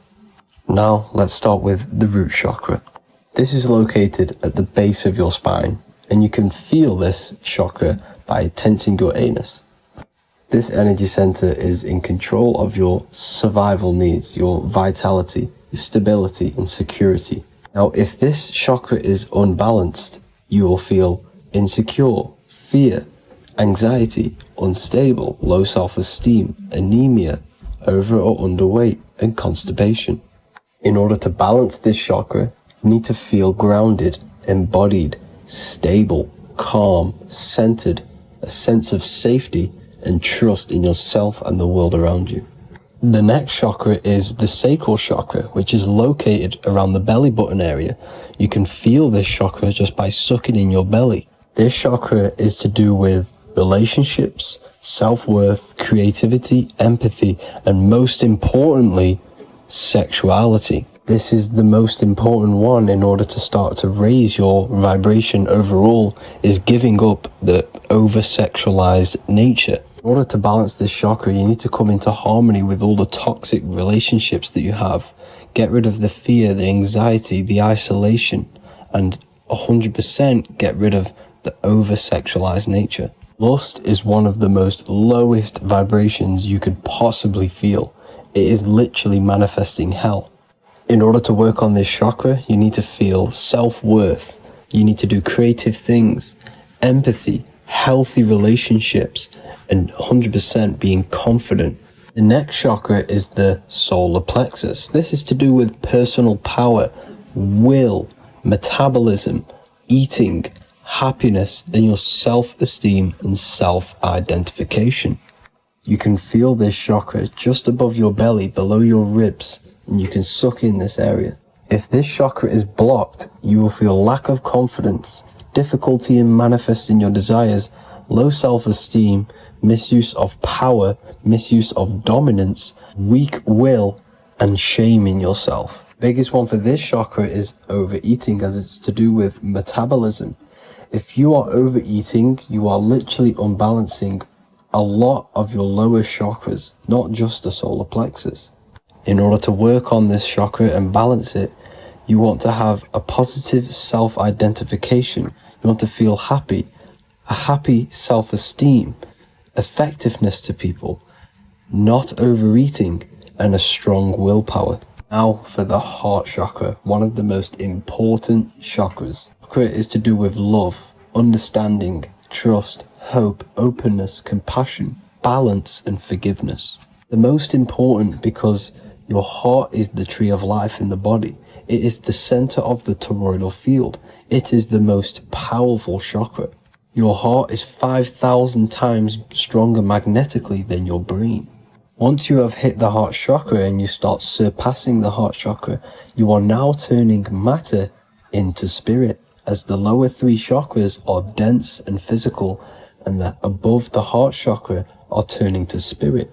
As you can see already, this is a hard and long process of working on yourself physically and internally. The symptoms of a blocked heart chakra would be lack of love or too much love, difficulty to accepting or giving love, lack of compassion, loneliness, and lack of emotional fulfillment. Finally, a lack of connection with a divine or to nature. In order to balance this chakra, the most important thing and the most powerful thing you can do is loving people, accepting and giving lots of love. Second most important thing to balance the heart chakra is balance. You need a balanced life. You need balance in all aspects of your life. Now for the throat chakra. This is a very important chakra as it's to do with communication. A symptom of this being unbalanced is a lack of self-expression and putting on a front all the time, acting with the ego. In order to balance this chakra, you need to constantly self-express yourself. You can't be putting on a front. That voice inside your head, you have to let it come outward. Don't just block it off with a wall. Self-expression will lead to you gaining friends who actually like you for being you, and not these fake friends that you have to put on an ego for. In order to balance this chakra, you need to express yourself, express the word that's within you. Don't be lying to people, don't deceive or be deceptive. The next chakra is the third eye chakra. This is starting to get very advanced and you are coming very close to spirit. Just before we head on, I want to announce the PDF is now available, containing all the presentations I've ever made, all into a condensed 38-page PDF. The link will be below this video for you to access. And if you want to learn how to create reality using your mind, how to attract your desires, how to get out of the situation you are in, the link will also be there for the Manifestation Mastery course. Now for the third eye chakra. The third eye chakra controls the pineal gland, which is your first eye. It's to do with your psychic abilities, channeling, telepathy, astral travel, visions, and connection to the higher self. You need all of the chakras aligned to get the full potential out of your third eye or pineal gland chakra. For example, if you're astral traveling and you fear something, you will be instantly shot back to your body. So you need to master all of the chakras before you go on and try and do these higher spiritual activities. Symptoms of the third eye chakra being blocked is lack of imagination, lack of vision, lack of concentration, blocked or clouded intuition, can't see the big picture, and especially overly reliant on logic and intellectual thinking. A good way to work on this chakra is imagining things, vision things, trust your intuition at all times, always follow that inner voice. Cut out the tap water which contains fluoride. Fluoride blocks the pineal gland. And cut out all junk food because all of this is affecting your pineal gland. When in meditation, you want to focus your eyes and your attention to the center of your head between the two eyebrows. This is where the pineal gland is located. This will help and awaken the pineal gland over time when you keep doing these meditations. Finally, for the crown chakra, this is to do with universal consciousness, all-knowing, enlightenment, cosmic connections, the God source. This chakra is blocked by being cut off from spirituality, plagued by the senses, being tricked into the five senses and being tricked into thinking you are the body. In order to work on this chakra, you need to feel grounded. You need to know yourself, your real self, the voice within you. Have common sense, have specific decisions that you're making, be very direct. Now we've got out of the way all of the chakras, I can now introduce methods and meditations which will help you unblock them spiritually. When meditating, you want to get into the present moment in a nice, comfortable position. Bring yourself to the present moment by saying, I am here right now, nothing else matters. Keep repeating this over and over with your eyes open or closed. After a couple minutes of bringing your attention to the present moment, you can now start to breathe in through the nose deeply and breathe out through the mouth slower than you breathed in. Place your attention on the chakra that you want to balance. Think of a high vibrational emotion like love, and think of this while placing your attention on that chakra. You can do this exercise every day for 10 to 20 to 30 minutes. The longer the better. Another practice you can do is by chanting the Bijis for each chakra. They are here starting from the root chakra all the way to the crown chakra. Or you can chant the 7 vowels. There are not 5, there are actually 7. A, I, A, O, U, M. A,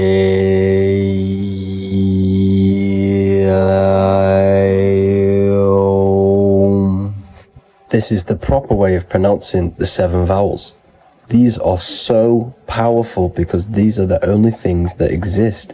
It is literally the sound of God.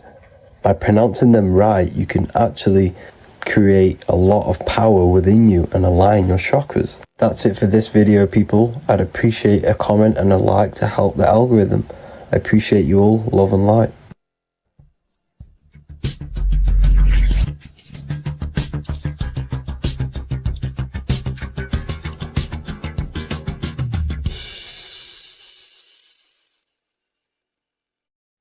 Today's topic is the binary code behind the universe. You will learn the fundamentals of the binary code, deeper understanding of reality, which will give you more of a connection to the universe, evidence supporting the existence of this code, and how to use the binary code to shape your reality. Now, this is an important one. We have 0 and 1. This is the binary code of the universe. It underlies everything. It is the source of all creation. The universe is binary in nature, meaning it exists as both something and nothing, on and off, male and female, light and dark. Everything has its polar opposite.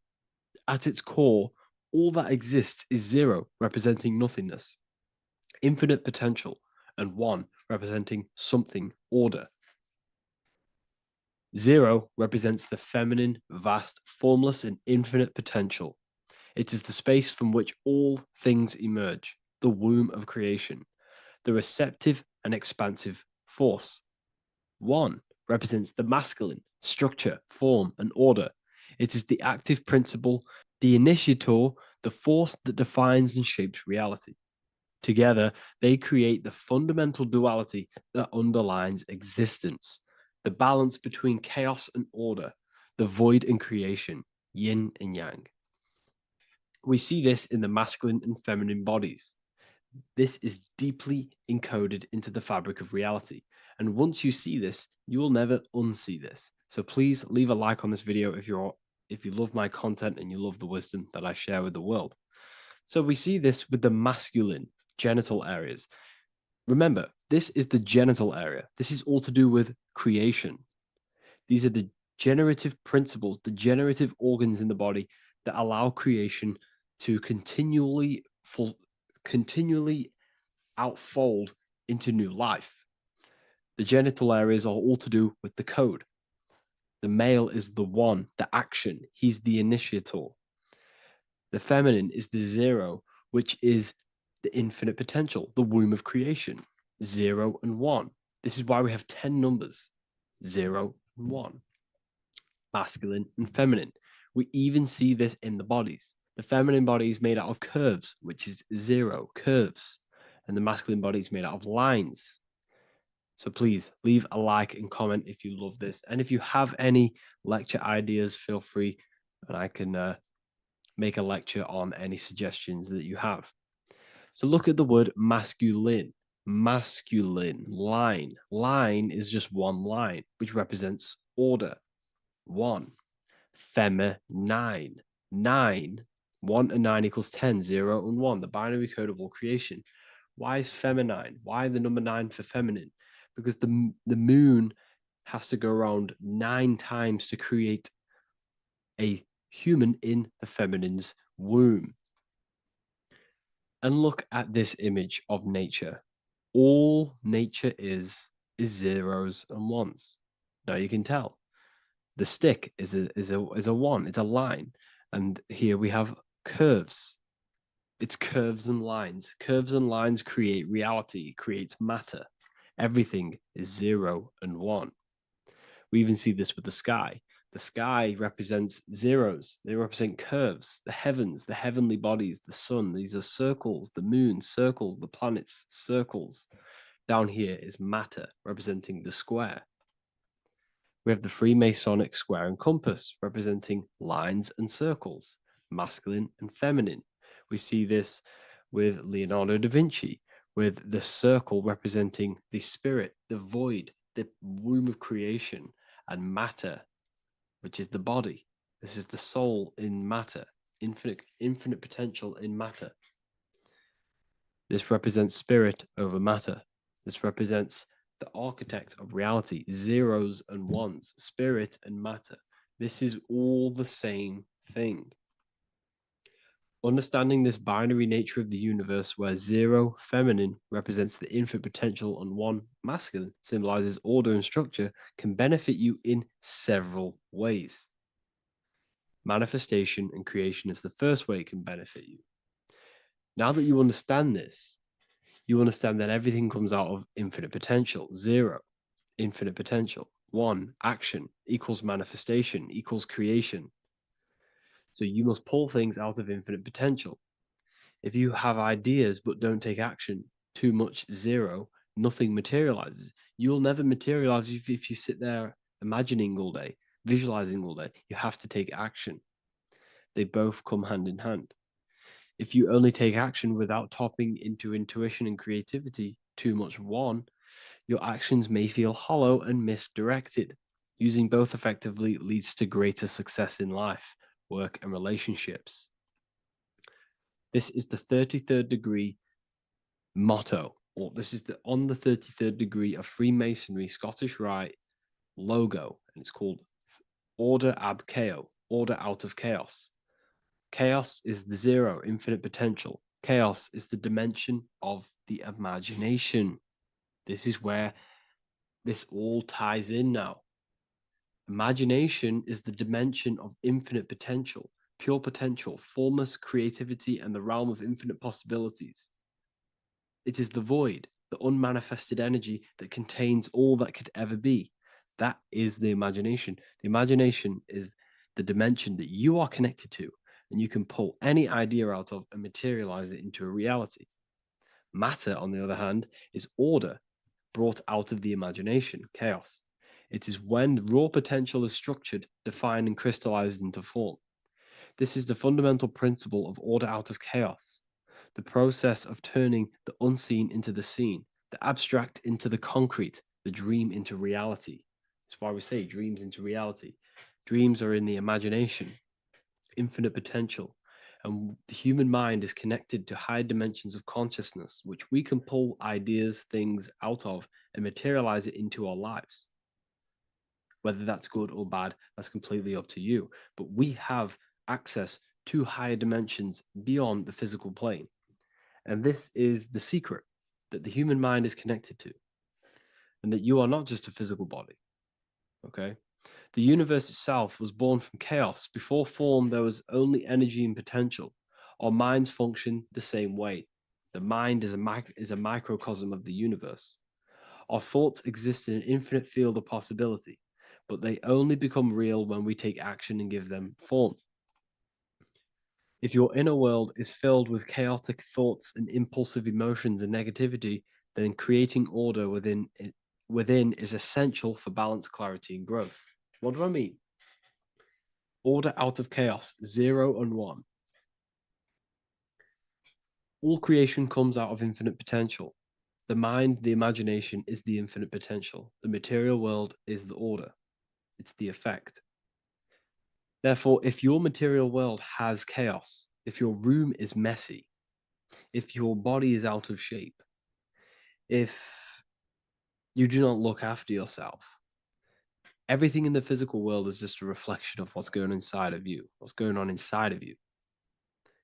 So if you have a messy room in a messy house, this reflects as a messy mind, a chaotic mind, and we must create order in our mind. So this applies to all realms of your life. This applies with your mind. It applies with your emotions. It applies with your manifestation. It applies with the physical world, with the masculine and feminine.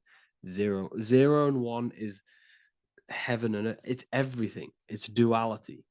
It's on and off. It's everything. So it applies to all realms of your life. Okay. So in order for this to benefit our lives, we must, 1, have awareness and observe the chaos. Step back and observe your thoughts and emotions without reacting to them. Recognize that you are not your thoughts. You are the observer of them. You are the soul. You are in between them. You are the midpoint between the left and the right, the 0 and the 1. You are the soul.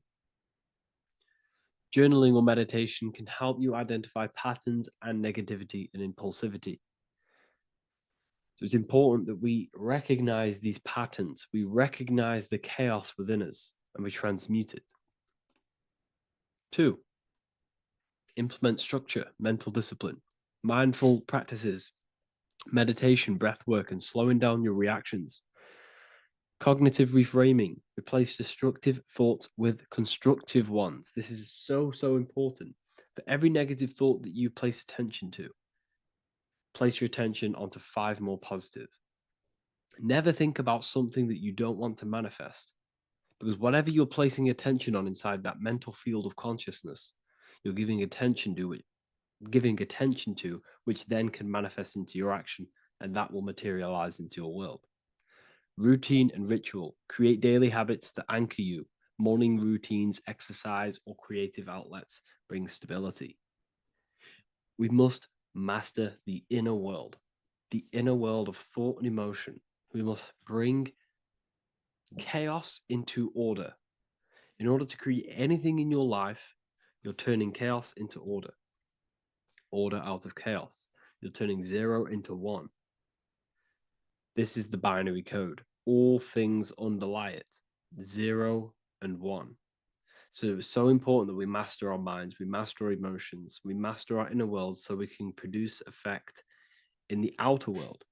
We cannot create consciously and effectively if we have chaotic thoughts and impulsive emotions. So I hope this has made more clarity to you so you can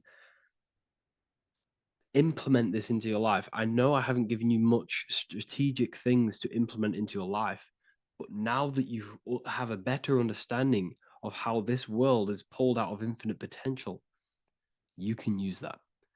Everything in your life is pulled out of your imagination. Every text you send, everything you think of, oh, I'm going to do this later, that is your imagination thinking about the future. So you just have to do this on a mass scale to create something big in your reality. So I hope this gives you a better understanding of how the universe works and has benefited your life. If you have any comments or any suggestions or how this video made you feel, let me know in the comment section. I would really appreciate it. And I'll see you all inside of the Symbolism Masterclass on March the 8th. So this is known as the bag of the gods. This symbolism is widely known, but no one knows what it truly symbolizes. We see this in ancient Sumerian artwork. We see this in the Mayans' artwork. We always see this bag with the gods. What does this actually represent? Okay, so the bag itself represents carrying. Carrying what? It represents information, represents knowledge. Your mind is the carrier of the information. So this is why in his left hand, he carries the bag, and the right hand has the pine cone. This represents carrying of information. Why is it a bag? A bag can be passed on to someone else. The information can be taught to someone else. This is the information of activation of the pineal gland or higher consciousness of humans. Because as humans, we all possess an animal nature, the nature that tells us to eat, to steal, to gain material wealth, to survive, to hate. This is our animal self. This is our animal behavior. But we also have a divine nature of consciousness, which we have access to, the higher planes of consciousness, the planes that manipulate this material world and create all things in this material world. The human mind has access to. The animal does not. The animal has no idea he exists. The animal has no inner dialogue, but humans have the inner dialogue. Humans can create infinitely. We can expand our minds infinitely into new realms of thought. So we have this higher divine nature and a lower nature. This bag of the gods is basically just representing the knowledge they possess of higher consciousness, of the higher aspect of life. Okay? Which is the activation of the pineal. The pine cone. The pine cone is in his right hand. The right represents wisdom. The left represents intellect, knowledge. Knowledge and wisdom are two separate things. Wisdom is applied knowledge. It's a feminine aspect. Knowledge is just gained information that you know, which is masculine. So in his right hand, he holds the pine cone. The pine cone can be opened and shut. The shut pine cone represents the asleep human being, the human being that exists in his lower nature, that just basically survives, lives on eating, consumption, material lust, living in chaos with his emotions, living in a place of hell. This is the animal nature. Then we have the awakened human, the one who has consciousness of himself, the one who looks within himself, the one who knows there is more to him when he looks in the mirror. He is far more than just the physical body. He is a divine spiritual being, a divine being who has limitless potential of creation into the material plane. So this represents the awakened. This represents the asleep. This is why he carries the pine cone in his right hand. It represents applied knowledge. This is the information. This is the intellect he possesses. And this is the applied knowledge of the awakening, of activation of the pineal gland. Because remember, the pineal gland is not your consciousness. The pine, pin, pineals, the same root word. Pine cones were always symbolizing the state of consciousness one was living in, whether he was asleep or awake. We see this at the Vatican. We see the pine cone over the two pillars. This is the two pillars of Freemasonry, and the dome. This is the Royal Arch of Freemasonry. This represents your head. This is the two pillars, the two hemispheres, and the pine cone in the middle, which is the pineal gland. What is the pineal gland? The pineal gland is not your consciousness. It is not the third eye, and it is not the mind. It's not the mind's eye. The pineal gland is a radio receiver. This is your body. Your body is an antenna. Most people think they are this body. This body is nothing but a receiver and a downloader of consciousness. Your brain does not produce consciousness. You are not this brain in your head. This brain is a downloader of consciousness. Consciousness comes from a way higher divine plane, which is what this image is showing here with the clouds.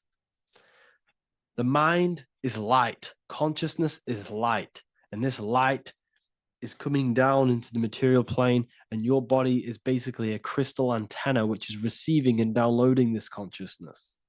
So you can experience a three-dimensional reality. So God can experience himself in a divided, separate state. This is what this represents.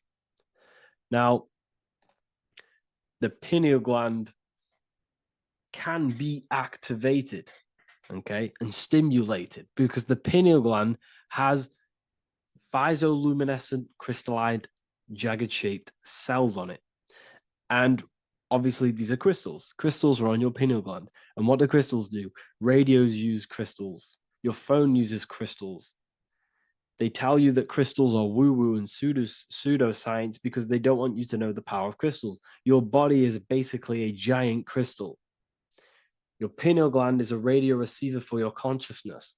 So if they can ruin your pineal gland and damage it, this will damage your connection to the divine, to your true self, to consciousness, to God, whatever you want to call it, the source. There is all one source consciousness, and we're all collectively connected to it. And this is our connection. This is our antenna. So what a radio does, a radio has an antenna, and the frequencies are all around us because all the radios are playing in your ear right now. But what the antenna of a radio does is tune into a specific frequency to pick up that frequency and play that frequency. It's the same with your consciousness. You're all a fraction of God's consciousness. So that is essentially what we are looking at here. We're seeing knowledge, intellect in the left hand, and applied knowledge, activation of waking up to higher consciousness, to the higher human form. Because we can reach beyond our physical form. We can turn our animal self into a divine being, into one of these so-called gods. These gods are nothing but human beings. The Anunnaki were not gods. They didn't come from the sky. These are normal, regular human beings who activated their higher consciousness. This is what we have here. This represents spirit. Birds represent spirit. So do we have any questions? I'll take some questions now. That was just a short lecture on what that symbol truly means. Okay, so if we have any questions, feel free to go ahead and ask some questions. Anything that you don't understand, anything that you want to know. Okay.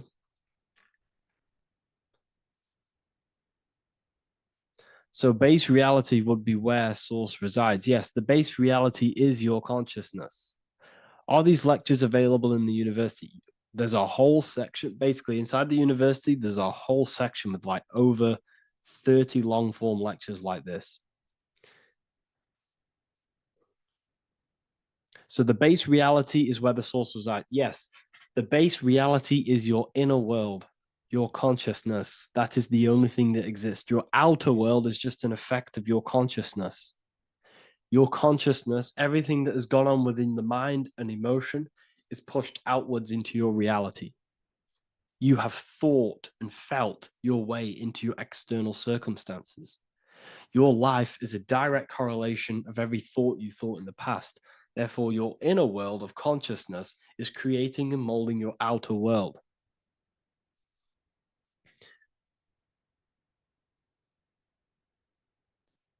The best way to keep connection consistent, the best way to keep your connection to the divine or the higher planes of consciousness is through meditation and through imagination. Imagination is the fourth dimension. It is the astral plane. That screen that you have in your mind is not a physical screen. That is the divine plane of the astral. And this is essentially where all objects of this material world comes from.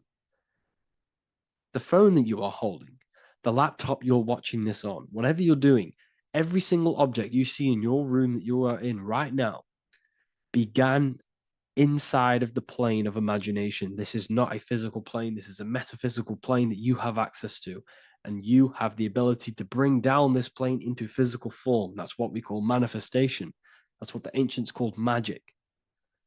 This is what we now call in science metaphysics. It's all the same thing. So yes, you all have access to the divine planes. Unlike animals, this is why humans are so advanced.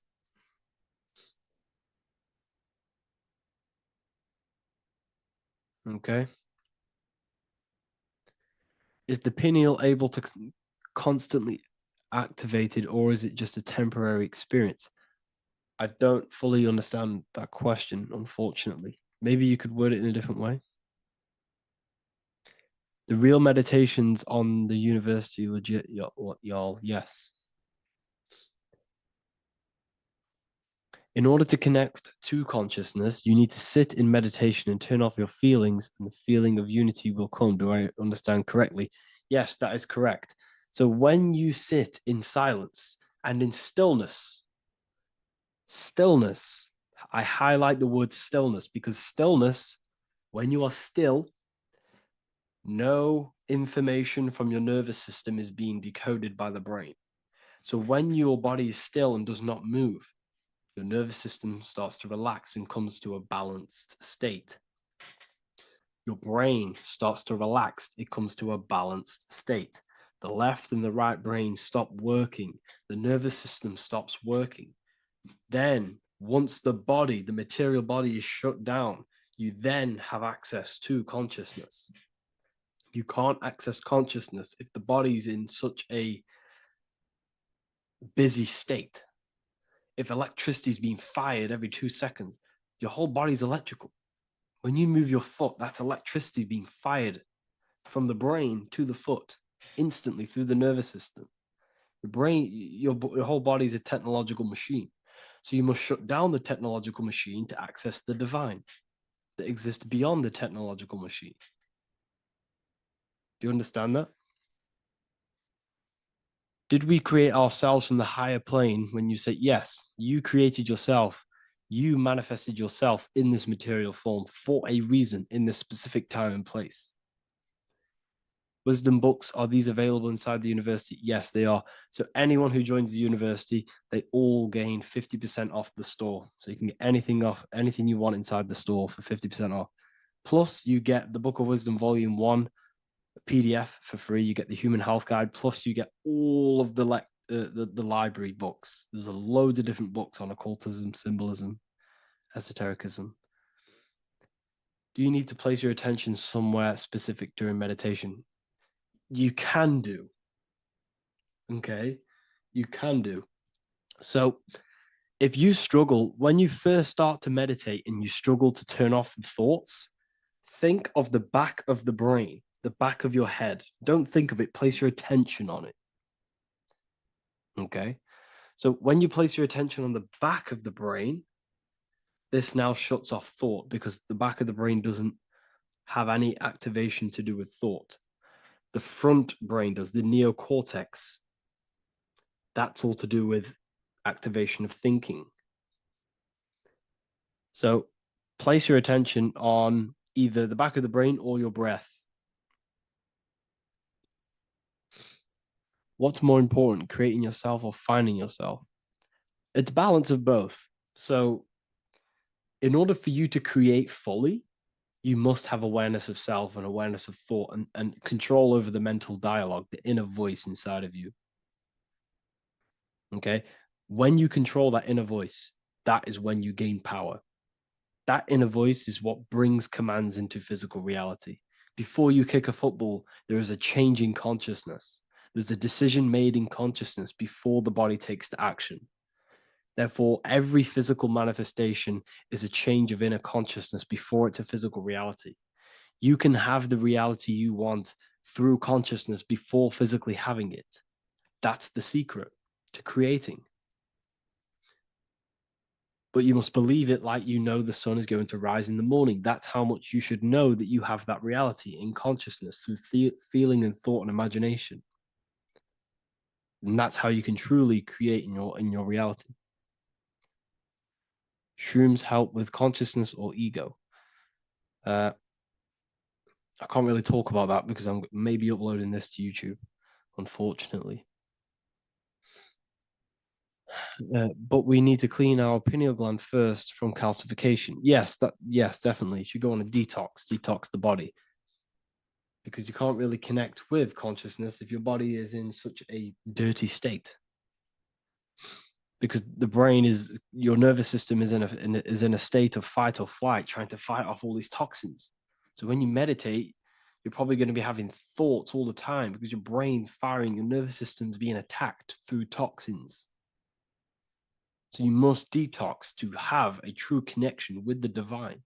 Your diet plays a big role in your spirituality and mentality. What is the most optimal food for pure consciousness? Fruits and vegetables. They possess consciousness. So when you place them inside of you, they're syncing with your consciousness. How to check the cleanliness of your body, your skin, your teeth, your tongue, your mouth. If your skin has spots, different colors on it, you're not clean because your skin is a reflection of your inner organs. Coffee's not the best for you. Coffee gives you fake energy. Okay. So what coffee does, that buzz you get off coffee is actually the toxic effect of the chemicals reacting with your body. If I'm inside the university and wanted to buy your book, you said it would be 50% off because we are your student. Is that automatic or we need to have a code? You will have a code. Yes, I'm going to releasing a code for all the students after this. Caffeine equals neurotoxin. Yes, it fries your brain. It fries your nervous system. It fries your dopamine receptors. Will the Q&A last week about money symbolism be posted? Oh, I didn't post that. That's my bad. I totally forgot. I will post that after this. Thank you for reminding me. How to detox the body. The best way to detox the body is going through a week cleanse of fruit. So only consume fruit, sea moss, and cayenne pepper, and lots of freshly pressed juice. Do that for a week or 2 weeks, depending on how you feel, and then start to fast. You will lose weight, but you're not losing weight. You're losing impurities. It's good to do this every couple months, to just go on a raw fruit diet, cleanse the body, push everything out, and then start to fast while consuming sea moss and having lots of freshly squeezed juices. What is an alternative for coffee? Something with high energy levels.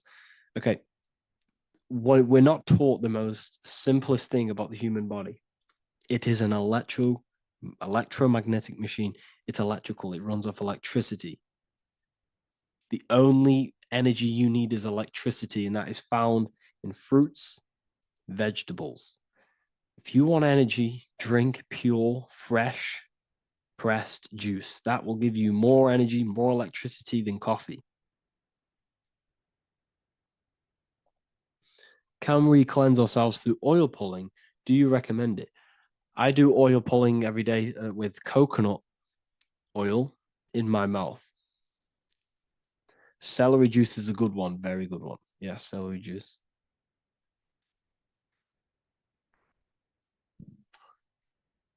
Any more questions? What kind of music do you listen to when lifting? For me, rap, hip hop push me work harder, but I know it's terrible for my subconscious. Yes, very. At least you're aware of it. You should be definitely try and stay away from the hip hop music.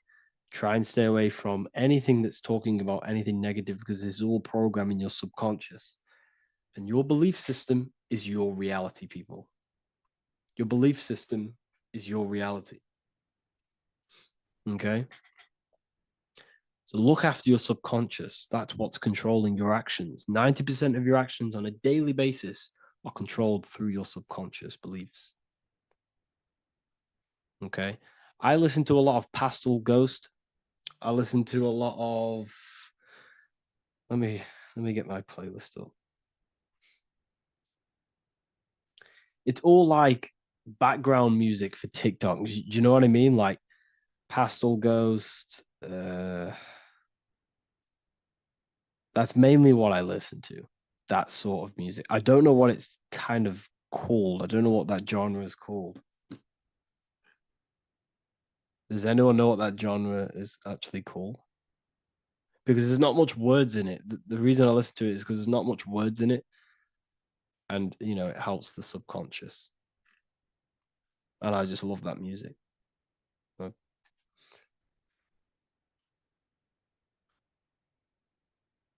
Like Lo-fi, yeah, a bit of Lo-fi.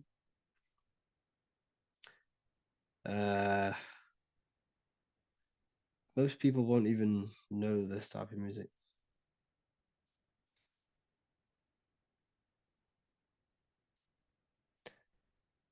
Can you tell us how you use cayenne pepper?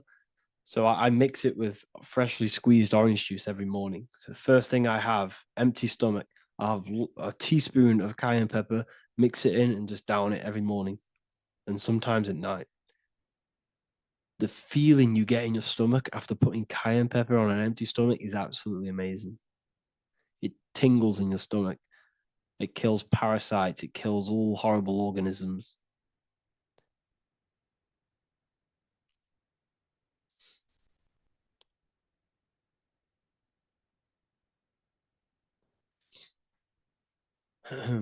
Mix it with hot water. Yes, hot water and key lime water. That I bet that's powerful.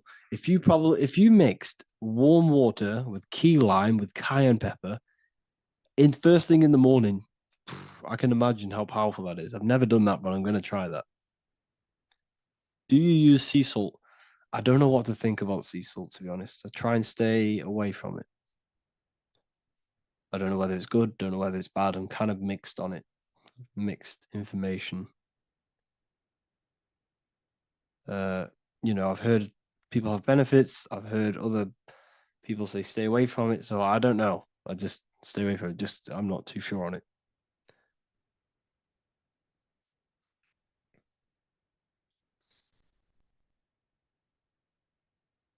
I drink fresh pressed celery juice every morning. Yeah, definitely.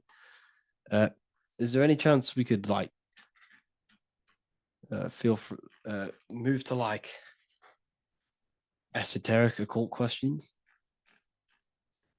The only reason I say that is because I might be posting this to YouTube, so it's like I don't want them thinking I'm giving health advice because I'm not. This is what I do. I'm not giving anyone medical advice. This is what I would do to myself.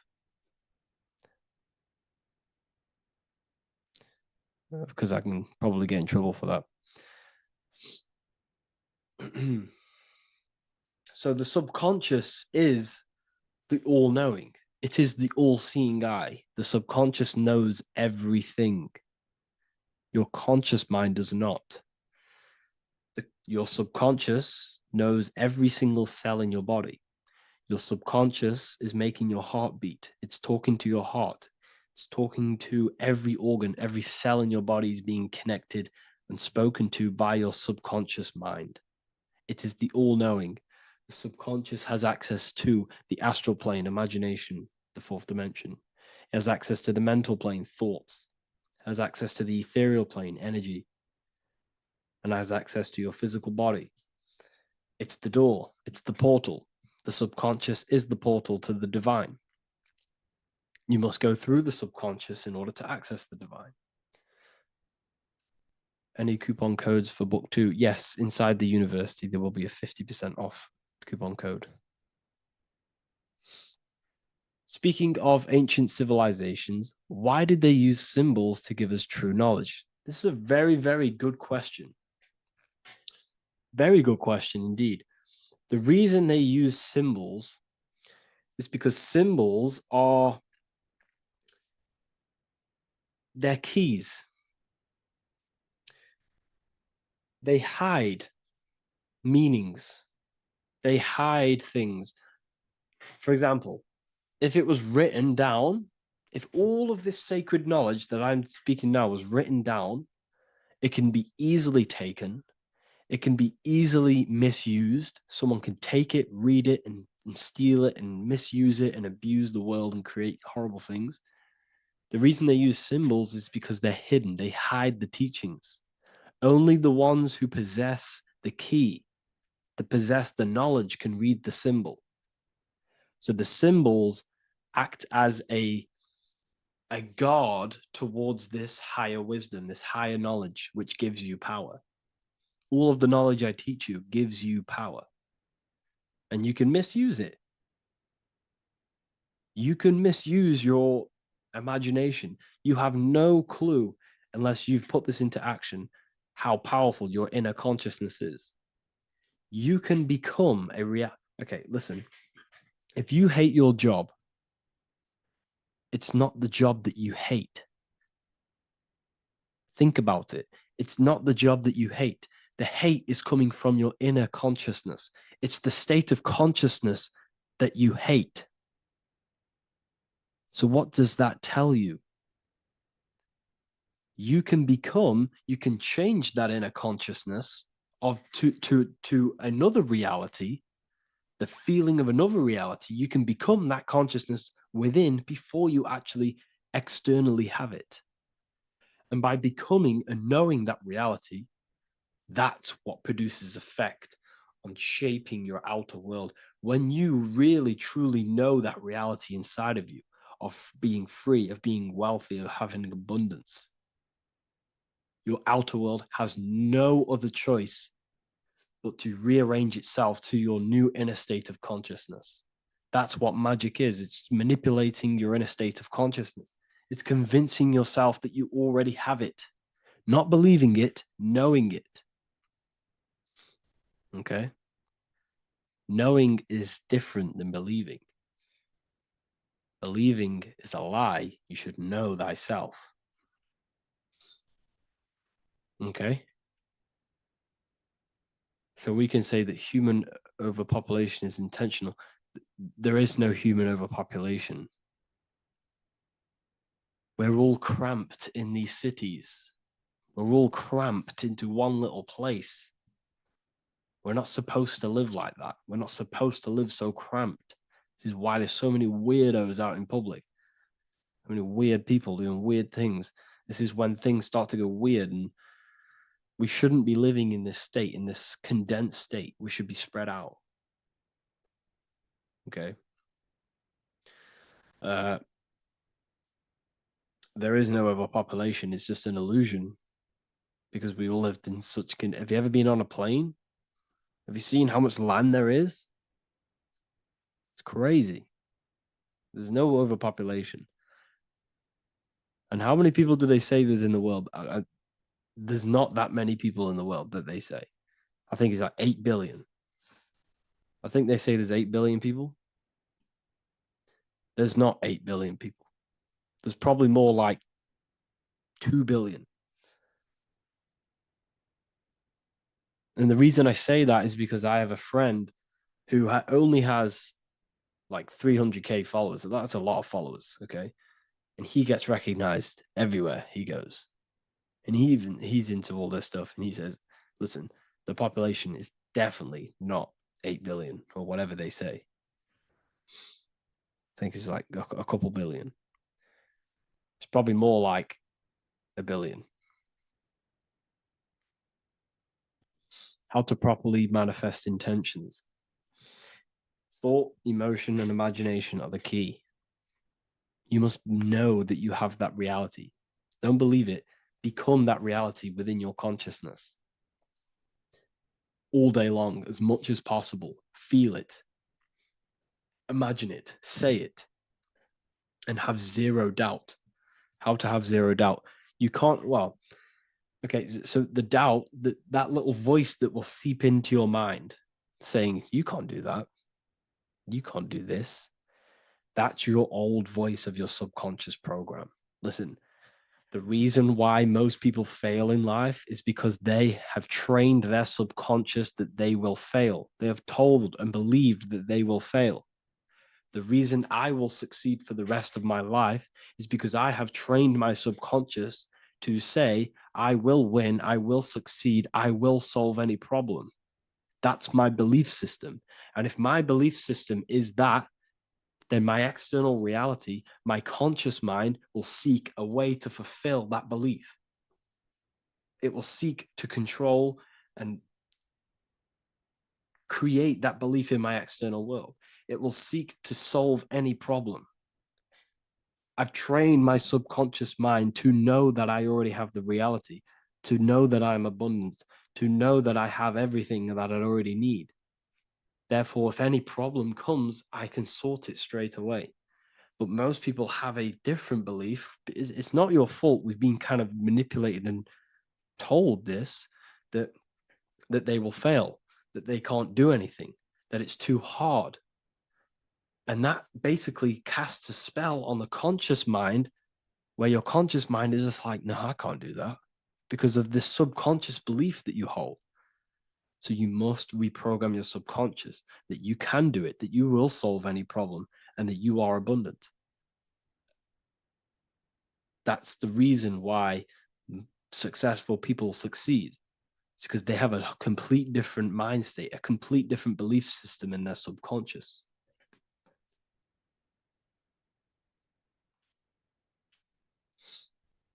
Do you offer mentoring? Yes, I do offer mentoring, but it's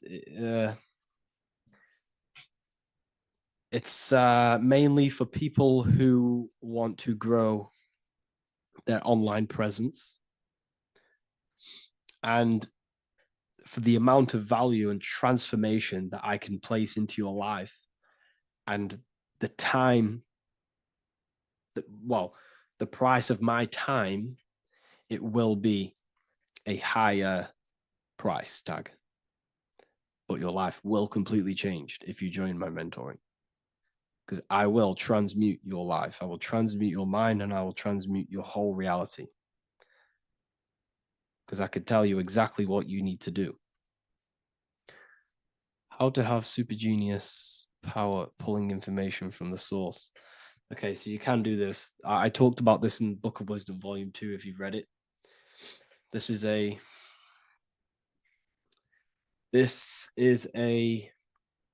technique that Albert Einstein used. This is a technique that Thomas Edison used. This is a technique that all of the ancient geniuses have used. So you get on a chair, you place metal below you or plates, and you hold a metal ball in your hand, and you fall asleep. And every time you fall asleep on the chair, you're going to drop the ball because your body will become unconscious, and you will basically drop the ball, and it will wake you up because it's going to hit and make a loud bang on the plate. And every time you go to sleep, basically what this is actually doing is shifting your consciousness from conscious into the subconscious. So from physical into the astral. Your consciousness is shifting between these two planes. And as you do this, you can bring down great ideas from these higher planes. So when you fall asleep, have an intention. And when you fall asleep, you'll drop the ball. And when you wake back up, you'll have an idea, and you just got to write it down.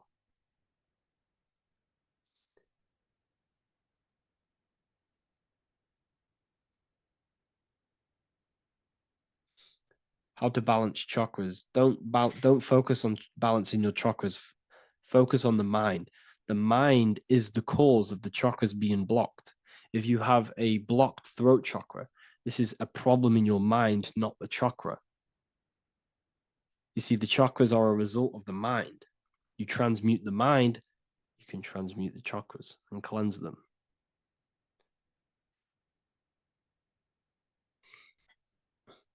So was Jesus a real man that walked?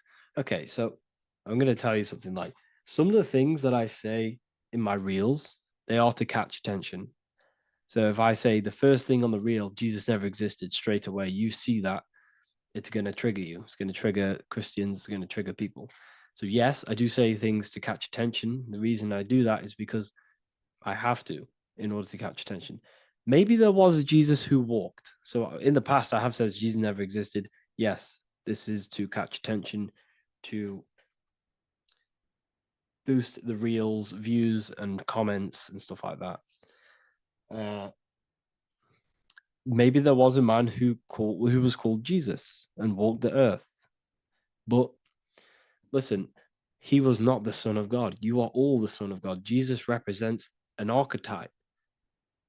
He represents morals. He represents a way of living that you should embody in your life, not to worship.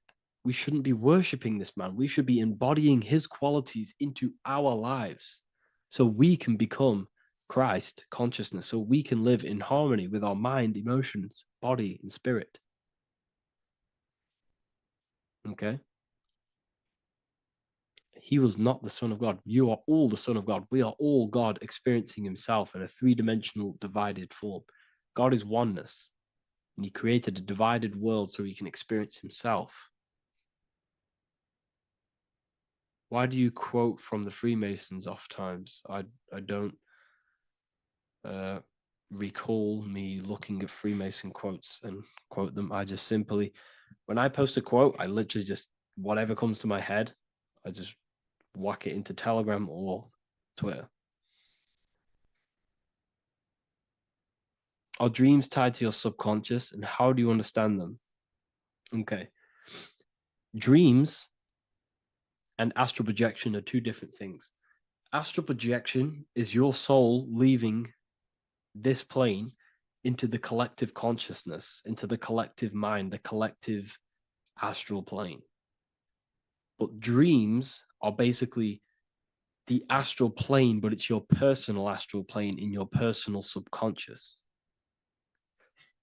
So when you dream, you're entering your own consciousness, you're entering your own subconscious. Every character, every event that happens to you, everything that is said to you, everything that happens to you in your dream is yourself pushed outwards, and you're basically experiencing your own mind. If something scary comes up in your dream, this is your belief, this is something in the back of your mind materializing and coming to you and showing itself to you. So in order to understand your dreams, it's basically suppressed emotions, suppressed thoughts, all lingering in your subconscious materialized. Okay. A few months ago, I'd have concurrent dreams of getting in a car crash that lasted for months. Then one day out of nowhere, I got into a really bad accident, and that low-key bugged me out. I didn't know if my mind was trying to warn me or what. You can explain that. Okay. If you are having dreams about having a car crash, this is a belief. Okay, so let me tell you something. Let's say you're a drug dealer, okay? And you live in fear every single day of the police coming to you. This dealer every day is worried, he's scared, and he lives in fear of the police getting him. He was believing it. This fear, this emotion he was feeling on a regular basis, repetition, and the emotion is basically impressing your subconscious. It's impressed his subconscious that deeply that he now believes it. It's now become a belief. So one day the dealer gets caught and he goes to prison. Let me tell you something. He placed himself there because he created a program, a belief in his subconscious of the police. And his external reality is now in a prison cell. But that prison cell is just an external manifestation of the prison cell of fear he installed in his subconscious mind. The four walls he's now trapped in is just basically an externalization of his own belief system that he created through consciousness, through the subconscious. If you embedded your belief that you will be in a car crash, you will be in a car crash. He placed himself there. He materialized that reality through the thought, through the emotion, through the belief. He put himself there. You see? So if you were having dreams, this was maybe, it could have been anything. You could have watched a program when you were a child about a car crash, and that maybe scared you. Or you saw a car crash when you were very young, and that scared you, and that impressed your subconscious. Then you had a dream about it. Then you started to believe it. And then one day, bang, it happens. That's the power of the subconscious mind. It holds control over you. It holds control over every aspect of your reality, of your being. So, I hope you all enjoyed this live. I'll see you all inside Ethereal University. I'll be posting another lecture this week. And yeah, let me hold on. What is good, people? We're back with another video, and today we're talking about the chakras. Let's jump straight into this because I know there's been a lot of requests for this video. So let's jump straight into this. So you have 7 chakras, right? 7 chakras, and these chakras are feeding off your electromagnetic field, known as your aura. This is both positive and a negative pole, male and female, right? This electromagnetic field is made out of electric and magnetism, and together they come as electromagnetic. Now, your chakras, the word chakra just means wheel, spinning wheel, because that's what they are. They are spinning wheels of energy. They do not exist on this physical plane. They exist on the etheric plane. Okay. Now, these energy centers are known to regulate your emotions, and each energy center controls the organs and cells in that particular area of the body. So, for example, your sacral chakra will control the cells and organs of your sexual reproduction area. Okay, the navel chakra or solar plexus will control the digestion in your body.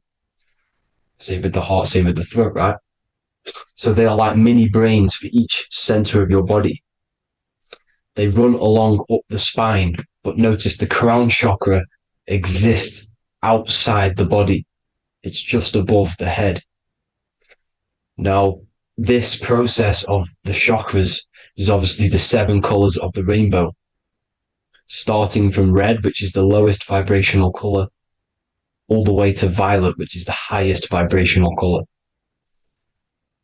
This, like I said, these energy centers are feeding off your electromagnetic field. So if these chakras are unbalanced, they are taking too much energy from your electromagnetic field, making it weaker. Now, this is the North Pole. As you all know, the Earth is flat, and we live inside of a giant torus field, and the North Pole is the Earth's heart chakra. And this is why the aurora borealis, or the northern lights, whatever you want to call them, that's why they are green, and they are being emitted from this center point of the Earth, because it's symbolizing the heart chakra, which is green, right? Now, you do work your way up to these. However, this is a torus field. You are a torus field. You have different layers of this torus field, right? And you need to balance all of these chakras, but you can't move up these chakras until you open the one below it. So it's like a stairway. You can't go to your solar plexus without going through your sacral. You see? So you have to work up these. However, you have to work up these and then live from the heart, because the heart is the center of the torus field. It's the balance between male and female poles, positive and negative poles. So you have to balance all of these chakras and then bring them all into one, which is the heart chakra. Now, they exist on the etheric plane. They exist on the etheric plane, and the etheric plane is a layer of the material plane. It's the one higher than the material plane. And then after the etheric plane, it melts into the astral plane. So they exist just between the physical and the astral aspect. Now, this is the yin and yang matter, which is the lowest root chakra, physical matter, and then to spirit, because high vibrational matter turns into spirit, low vibrational spirit turns into matter. So they're interchangeable. This is the yin and yang. Now, when you see ancient paintings with the halos, you see this is like a toroidal field coming out the top of his head, you see, with a halo. This was symbolizing in the old days, in the ancient days, that they've aligned their chakra, they've reached Christ consciousness, which is God consciousness, right? Now, this electromagnetic field is the apple that we bit out of in the Bible, because you see that apple is a torus field. So they were metaphorically or personifying the torus field. That's what the Bible is. It's a massive personification. It's all metaphors. You have to read it properly. It's got a greater meaning behind it. Now, when we bit from the apple, we ate from the tree of knowledge, which is good and evil. Our lower mind took over, so we materialized to feed our physical bodies. We materialized through Saturn. That's what Saturn does. Now, if you don't understand that, go and watch the video previous to this one called Occult Secrets of Saturn. And that will show you how Saturn is the materializer. Now, this is one of the secrets behind the Masonic compass, electric and magnetic, male and female, duality, positive and negative. Now, like I said, they teach you about the torus field, about a magnet in school, but they don't teach you about your electromagnetic field. Everything alive has a torus field. It is the building block of this creation. Absolutely everything has a torus field. There's not one thing without it. And as you can see here at the center of the apple, that's where the seed is. That's where the life is. The reproduction of that organism. As you see, this is where the most electromagnetic energy is stored, in the center, because this is where the two duality, this is where the field meets at the very center. This is why the seed is at the very center. Now, your spine is a elongation of the brain. The brain is heaven, and the bottom of the spine is hell. So this is Saturn, which is the root chakra. The 7 planets are associated with each chakra. Moon equals mind. Okay. Now, Saturn is physical matter, as I've just explained. This is the lowest vibrational color. And they want you trapped down here, which is your hell state, your animal nature, your physical nature. They want you to identify as the physical body. They don't want you to reach these higher states of consciousness. Okay? Now, in the brain, you have 12 convolutions. Now, this is what they were symbolizing in the Bible with the 12 disciples. And obviously in the Bible, it says the upper room where Jesus met with his disciples. This is heaven, the brain, the higher states of consciousness. Now, this is your North Pole. This is Jacob's ladder. Okay. This is why you have 33 levels of Freemasonry, because it's symbolizing the 33 vertebrae, which are these little things here on the back of your spine. Because once the Kundalini energy from the bottom of your spine rises to the top, this is when you get enlightenment and opens your third eye. Spiritual enlightenment. As you can see here, this is Jacob's ladder. This is the Kundalini symbol, right? And they're even showing you this in the medical symbol. They're putting it in your face. The serpents are wrapped around the spine. Now, the serpents symbolize how the energy moves around the spine, because it's a torus field, you see? At the center of the torus field, it wraps around the center pole. It wraps around it, and this is how the energy moves up. So they're symbolizing it with the serpents. Okay? Now, every religion has a sacred river. For the Egyptians, it's the River Nile. For Christianity, it's the Jordan River, right?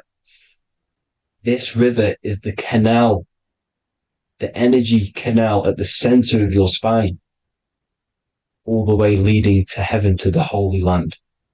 This is the chamber which the energy rises up, right? Now, they used to say the gods descended from heaven to man. This is just heaven. This is the mind state. And they said the gods were connected by a rainbow bridge. That's the chakra system, the rainbow bridge. Okay, now the ancients called this place Midgard, Earth, where both evil and good live, right? Midgard. But you can go to heaven, which is a pure mind state, because once you're in heaven, nothing negative can ever bother you. That's completeness. Pure Christ consciousness. Now, this is why Jesus dies at 33. He didn't actually die, but it's symbolizing the death of the physical body. Not the death of the physical body, but his consciousness rising above the physical body to, as I said here, matter to spirit. Matter died off and he came spirit consciousness. This is symbolized by the 33 vertebrae, which is obviously the 33 levels of Freemasonry. And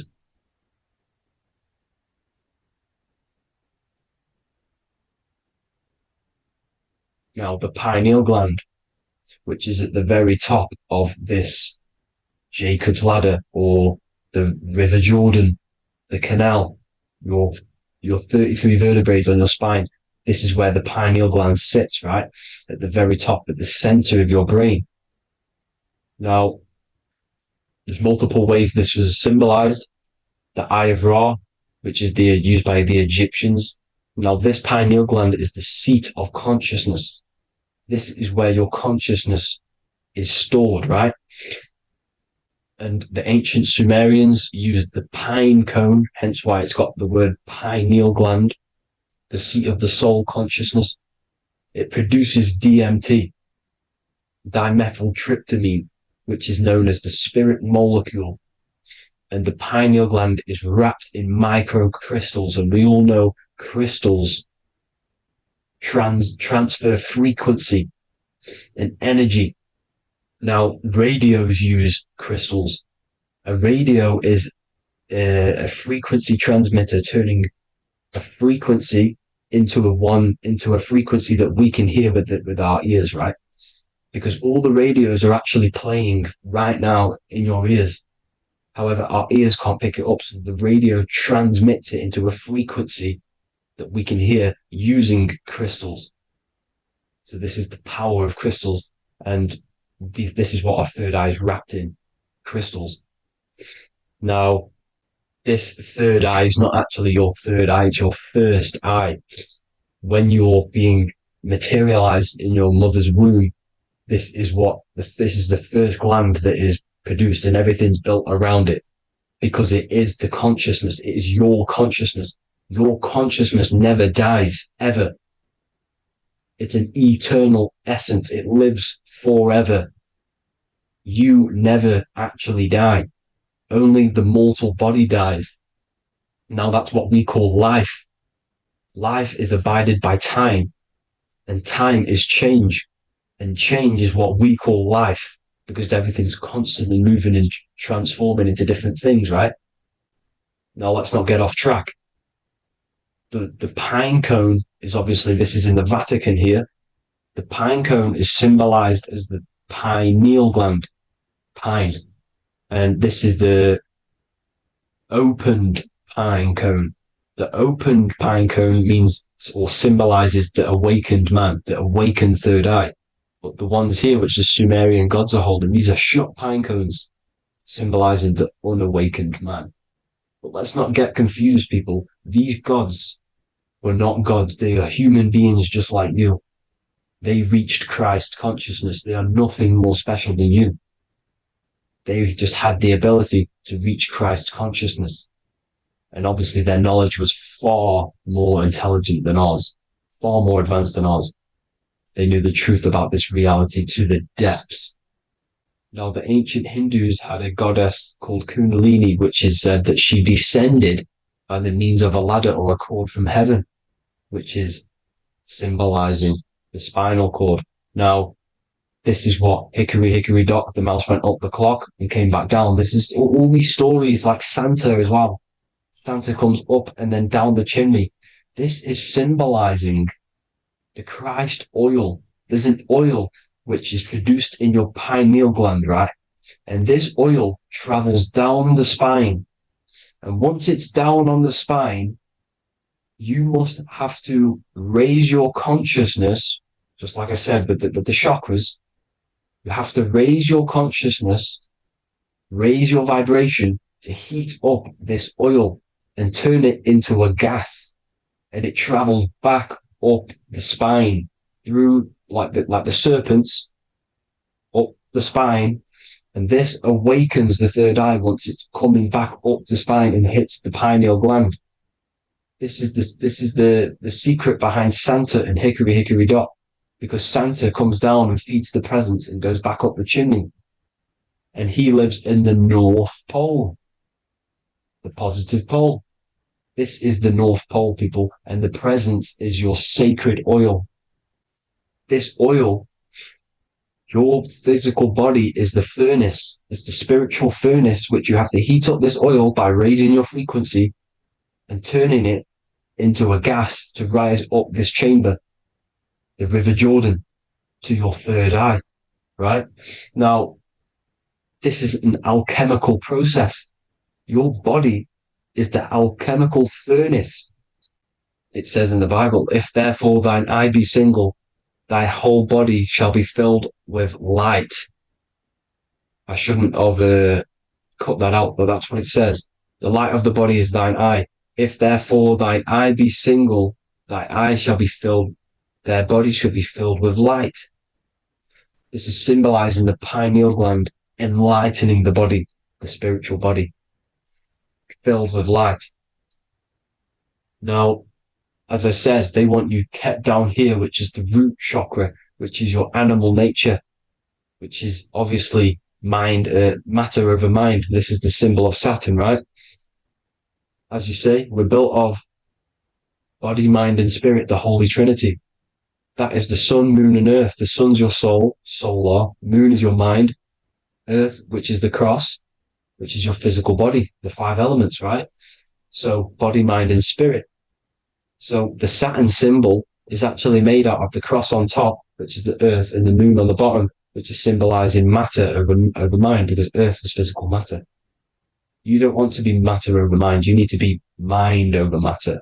See, they want you identifying as your physical body. They don't want you to realize you're an eternal consciousness. You're an eternal essence of consciousness which never dies. They want you trapped in your animal nature. And this is why the Baphomet has a goat head, because it's symbolizing your animal nature, which is evil. Not evil, but you're more likely to do evil things, right? Which brings bad karma. That's your animal side. This is why the Baphomet has an animal goat head. As you can see here, he's got the Kundalini energy here. So when you see the inverted cross, the cross is your body, as you can see here. The inverted cross means your chakras downwards, down here. Your head's down here. Your mind is down here. But your mind needs to be up here, which is the upwards cross, which is Christ consciousness. And as we all know, 7 colors of the rainbow, 7 planets, 7 chakras. Red light is low frequency and long range. This is why Saturn is the slowest moving celestial body. And it's the lowest chakra, because it's low frequency, long range. The moon being the crown chakra, which is high frequency. This is why the moon moves around the quickest. The moon is your crown chakra, which moon in mind. See, so there are multiple ways of your chakras becoming blocked. Now, each chakra has a specific intelligence. It has a specific thing that it's doing for the body, right? Now, this can be overused. It can be abused. For example, masturbation. That keeps you down here in your sacral chakra because you're abusing the energy center. You're abusing your sexual energy, which is then becoming unbalanced. So this is how energy, this is why these centers are pulling more energy out your electromagnetic field, because these centers are wheels. The chakras just mean spinning wheel of energy. So when you're abusing these certain centers, you're pulling energy out of your electromagnetic field, which is making your field weaker, which is making your frequency lower, which makes you prone to diseases, prone to lower negative energy, right? So you need to align these chakras. You need to unbalance them. And as you can see here, you can screenshot these to see how they're blocked. I'm not going to go over each one because it'll take me forever, but have a little read yourself. This is why they're blocked. Now, the ancients used to say Aum when they meditated. Now, these are the 7 vowels. There's not 5 vowels, there's actually 7. Now, when they say Aum, they're aligning all their chakras by saying this when meditated. This is where the Aum originated from. Now, emotion is energy in motion. So if you're feeling a certain way, that's the energy you've put in motion. It's a reflection. We live in a mirror reality. Everything's mirrored. Everything's mirrored. As within, so without, as above, so below. Everything's a reflection of some sort. So whatever you're feeling, you're doing something wrong. It's telling you you're doing something wrong from the root cause. Because your energies are the effect. You're feeling the effect of something you've caused. The law of cause and effect, nothing escapes it. Now, the Jehovah's Witness believe that exactly 144,000 faithful Christians go to heaven or be resurrected, right? This is not true. This is symbolic. 144,000 go to heaven. Now, the petals on the chakras, this is the root chakra, this is the crown chakra. Now, if you add up the first 5 chakras, the petals, add up the petals on the first 5 chakras, you get 48. And then you get to the third eye, which has 2 petals. 48 times 2 equals 96.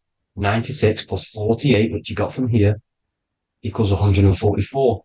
The last chakra has 1,000 petals.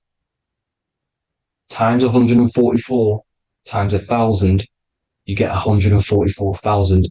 This is a frequency. This frequency is the frequency of the ascension up your chakras.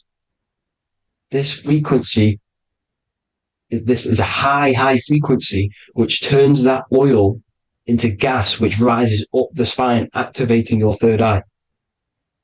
Right? So this is all the religions are all symbolic for this sacred secret of Christ consciousness. As it says in the Bible, the kingdom of God is within. It's not out there, people. You must look within yourself. You are God. You are a spark of his consciousness, infinite consciousness, right? So 144,000 is a frequency, and you must achieve this. Like I said, these people in the past, they're not gods, people. These were just humans. Nothing special. They just reach Christ consciousness. Now, they keep you in these lower vibrational states with the food, right? And as you can see here, all of these fast food restaurants are mainly are red and yellow, which are these lower states, these lower 2 chakras, lower vibrational colors, because they want you trapped down here in matter.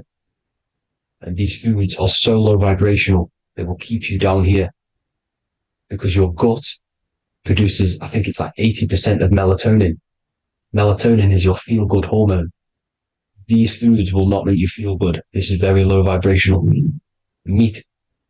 It's not meat. It's raw flesh. These animals are stripped from their family, put on a conveyor belt, watch their friends be tortured, and then get slaughtered in a slaughterhouse. Think of all the fear that's running through their blood, all the hormones, all the fear, and you're going to go and eat that very low vibrational energy. As you can see here, this is the light photons within fruit. You can see the light, the life force in this fruit. You must think, feel, and do positive to raise your vibration. As you can see, earth equals heart. If you rearrange it, everything in nature is green, right? The aurora borealis is green. You must align all these chakras and then live from the heart, because the heart's the center of the Taurus field. You must become the consciousness in the center. So that's it for this video, people. Thank you all. God bless. What are we all doing, people? Survival wisdom. Today we're going to be breaking down the Bible and its real, true metaphysical meaning. All of these slides within this video is taken from my book, The Book of Wisdom. So you can get all of these slides. So the Temple of Solomon, you are body, mind, and soul, which is the Holy Trinity. The moon, sun, and earth. The sun is your soul because the sun is its infinite source of energy. It is its own source of energy. And that is what your soul is. It's its own source of energy. The moon is mind. This is why you call people a lunatic. You're a lunatic. Luna means the moon. And inside of your mind, you have a specific mood. Mood is moon. And mind in German is Mond. And the word Mon means moon. And earth is your physical body because your body contains of the four elements, the four physical elements.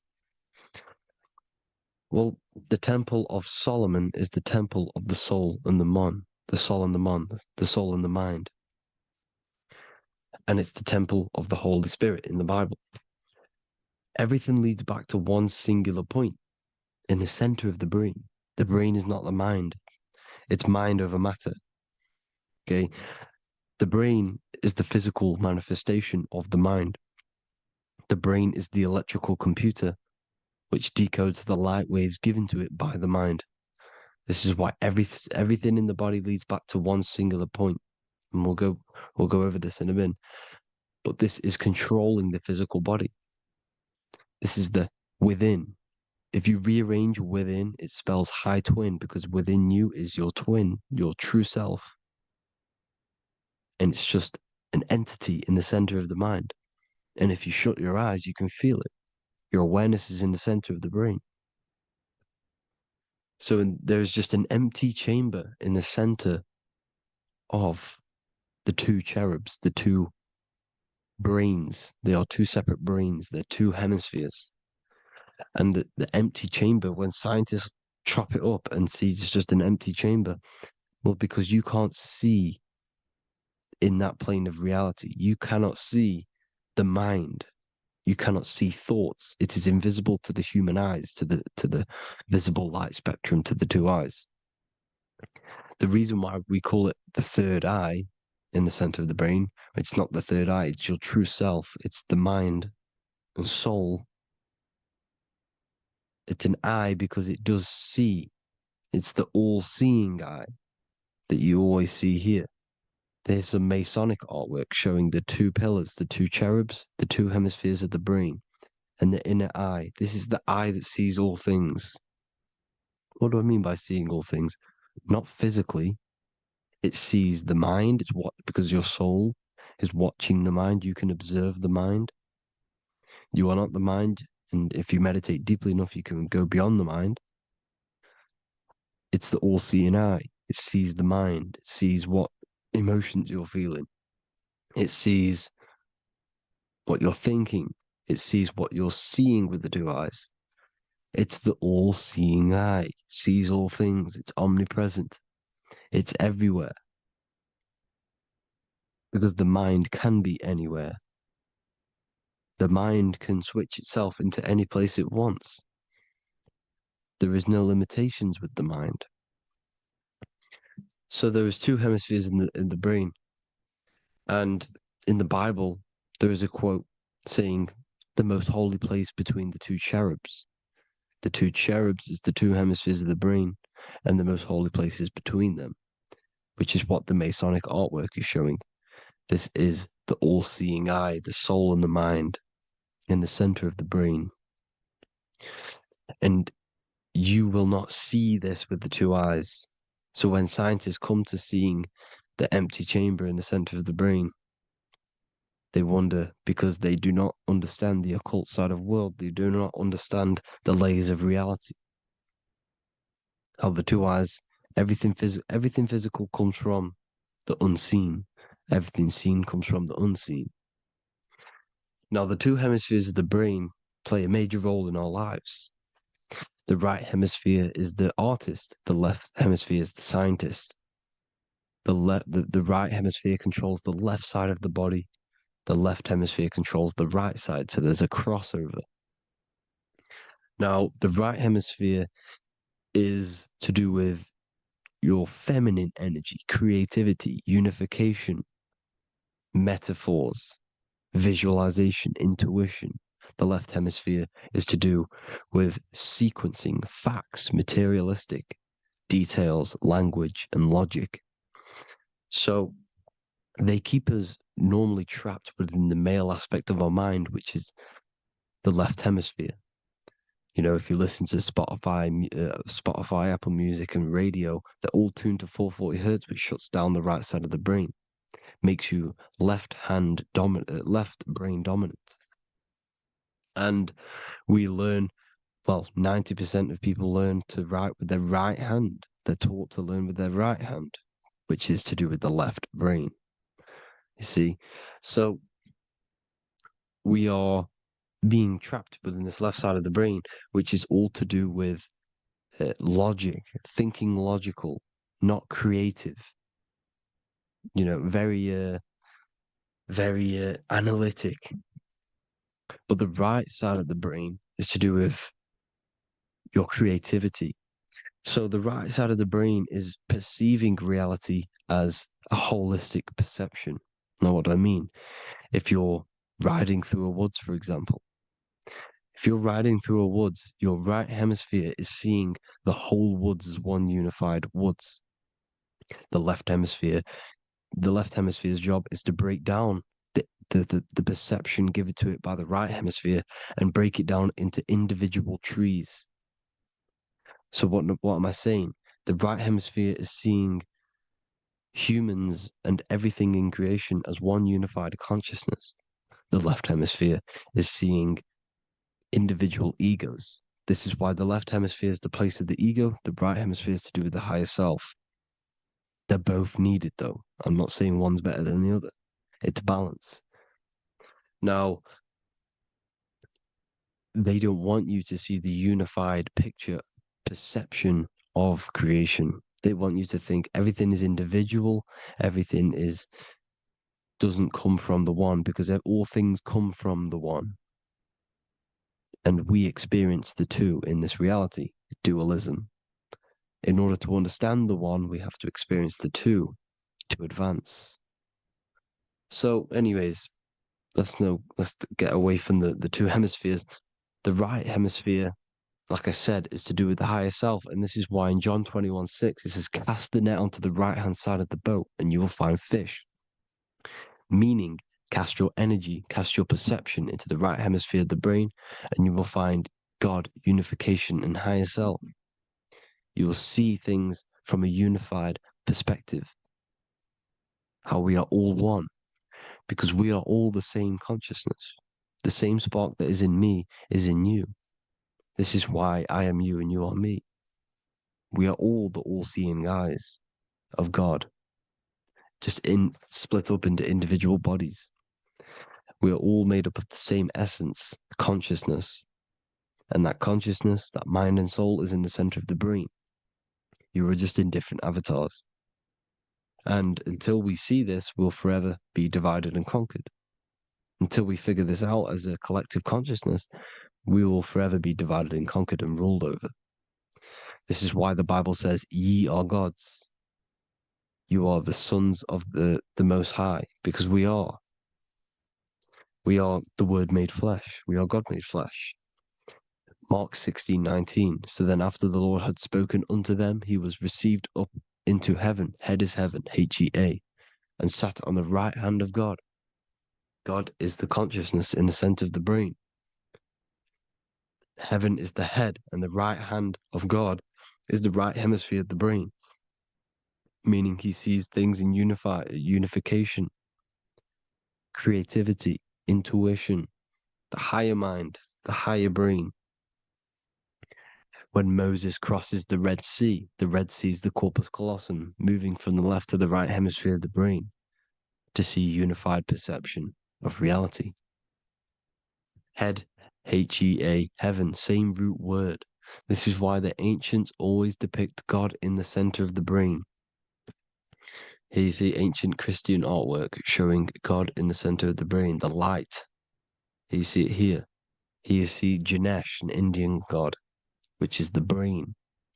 Here you see the Father, the Son, and the Holy Spirit in the dome, the brain. This is the brain, because you are God made flesh. That's what consciousness is. The upper room where Jesus meets the 12 disciples. It's the upper brain on the upper room. The upper room is the chamber, the empty chamber in the center of the brain. That's the room. And the 12 disciples are the 12 cranial nerves in the brain, which pretty much rule the body, all the cranial nerves. The tree of life, the cardiovascular system. This is why in Genesis it says the tree of life was in the midst of the garden. Midst meaning middle, because the middle of the body is the cardiovascular system, which is controlling all of the systems in the body. The tree of knowledge of good and evil is the nervous system. It's the spine and brain. This is what's detecting good and evil. The brain is the electrical computer with the left and the right hemisphere, decoding the dualistic world, decoding the light waves given to it by the external world. It is an electromagnetic computer. It is artificial intelligence. It is very intelligent, the brain and the nervous system, the human body as a whole. But the tree of knowledge of good and evil is the nervous system, because it is the tree that detects good and evil, makes you learn good and evil in this dualistic reality. Here you see Adam and Eve around the tree of knowledge of good and evil. Adam and Eve, male and female energies, with the serpent in the tree, and the tree of knowledge of good and evil. Well, this is the spine, the brain, and the serpent is the kundalini of the spine. The serpent is the S. That's why S, serpent, S, the letter S is the serpent. Sex and serpents make an S noise. You know, the Bible cursed the serpent. So we don't figure out the true religion. The true religion is raising the kundalini and becoming God-man and reaching our higher states, our true God self. Because once the kundalini is saved and hits the pineal gland, it activates 100% of the brain, when we're only using around 20 to 10% as of right now without the kundalini awakening. So when you use it, you're activating 100% of the brain. You're activating all the dormant brain cells. You're regenerating the body. And this is the serpent in the tree of knowledge of good and evil. This is the spine, brain.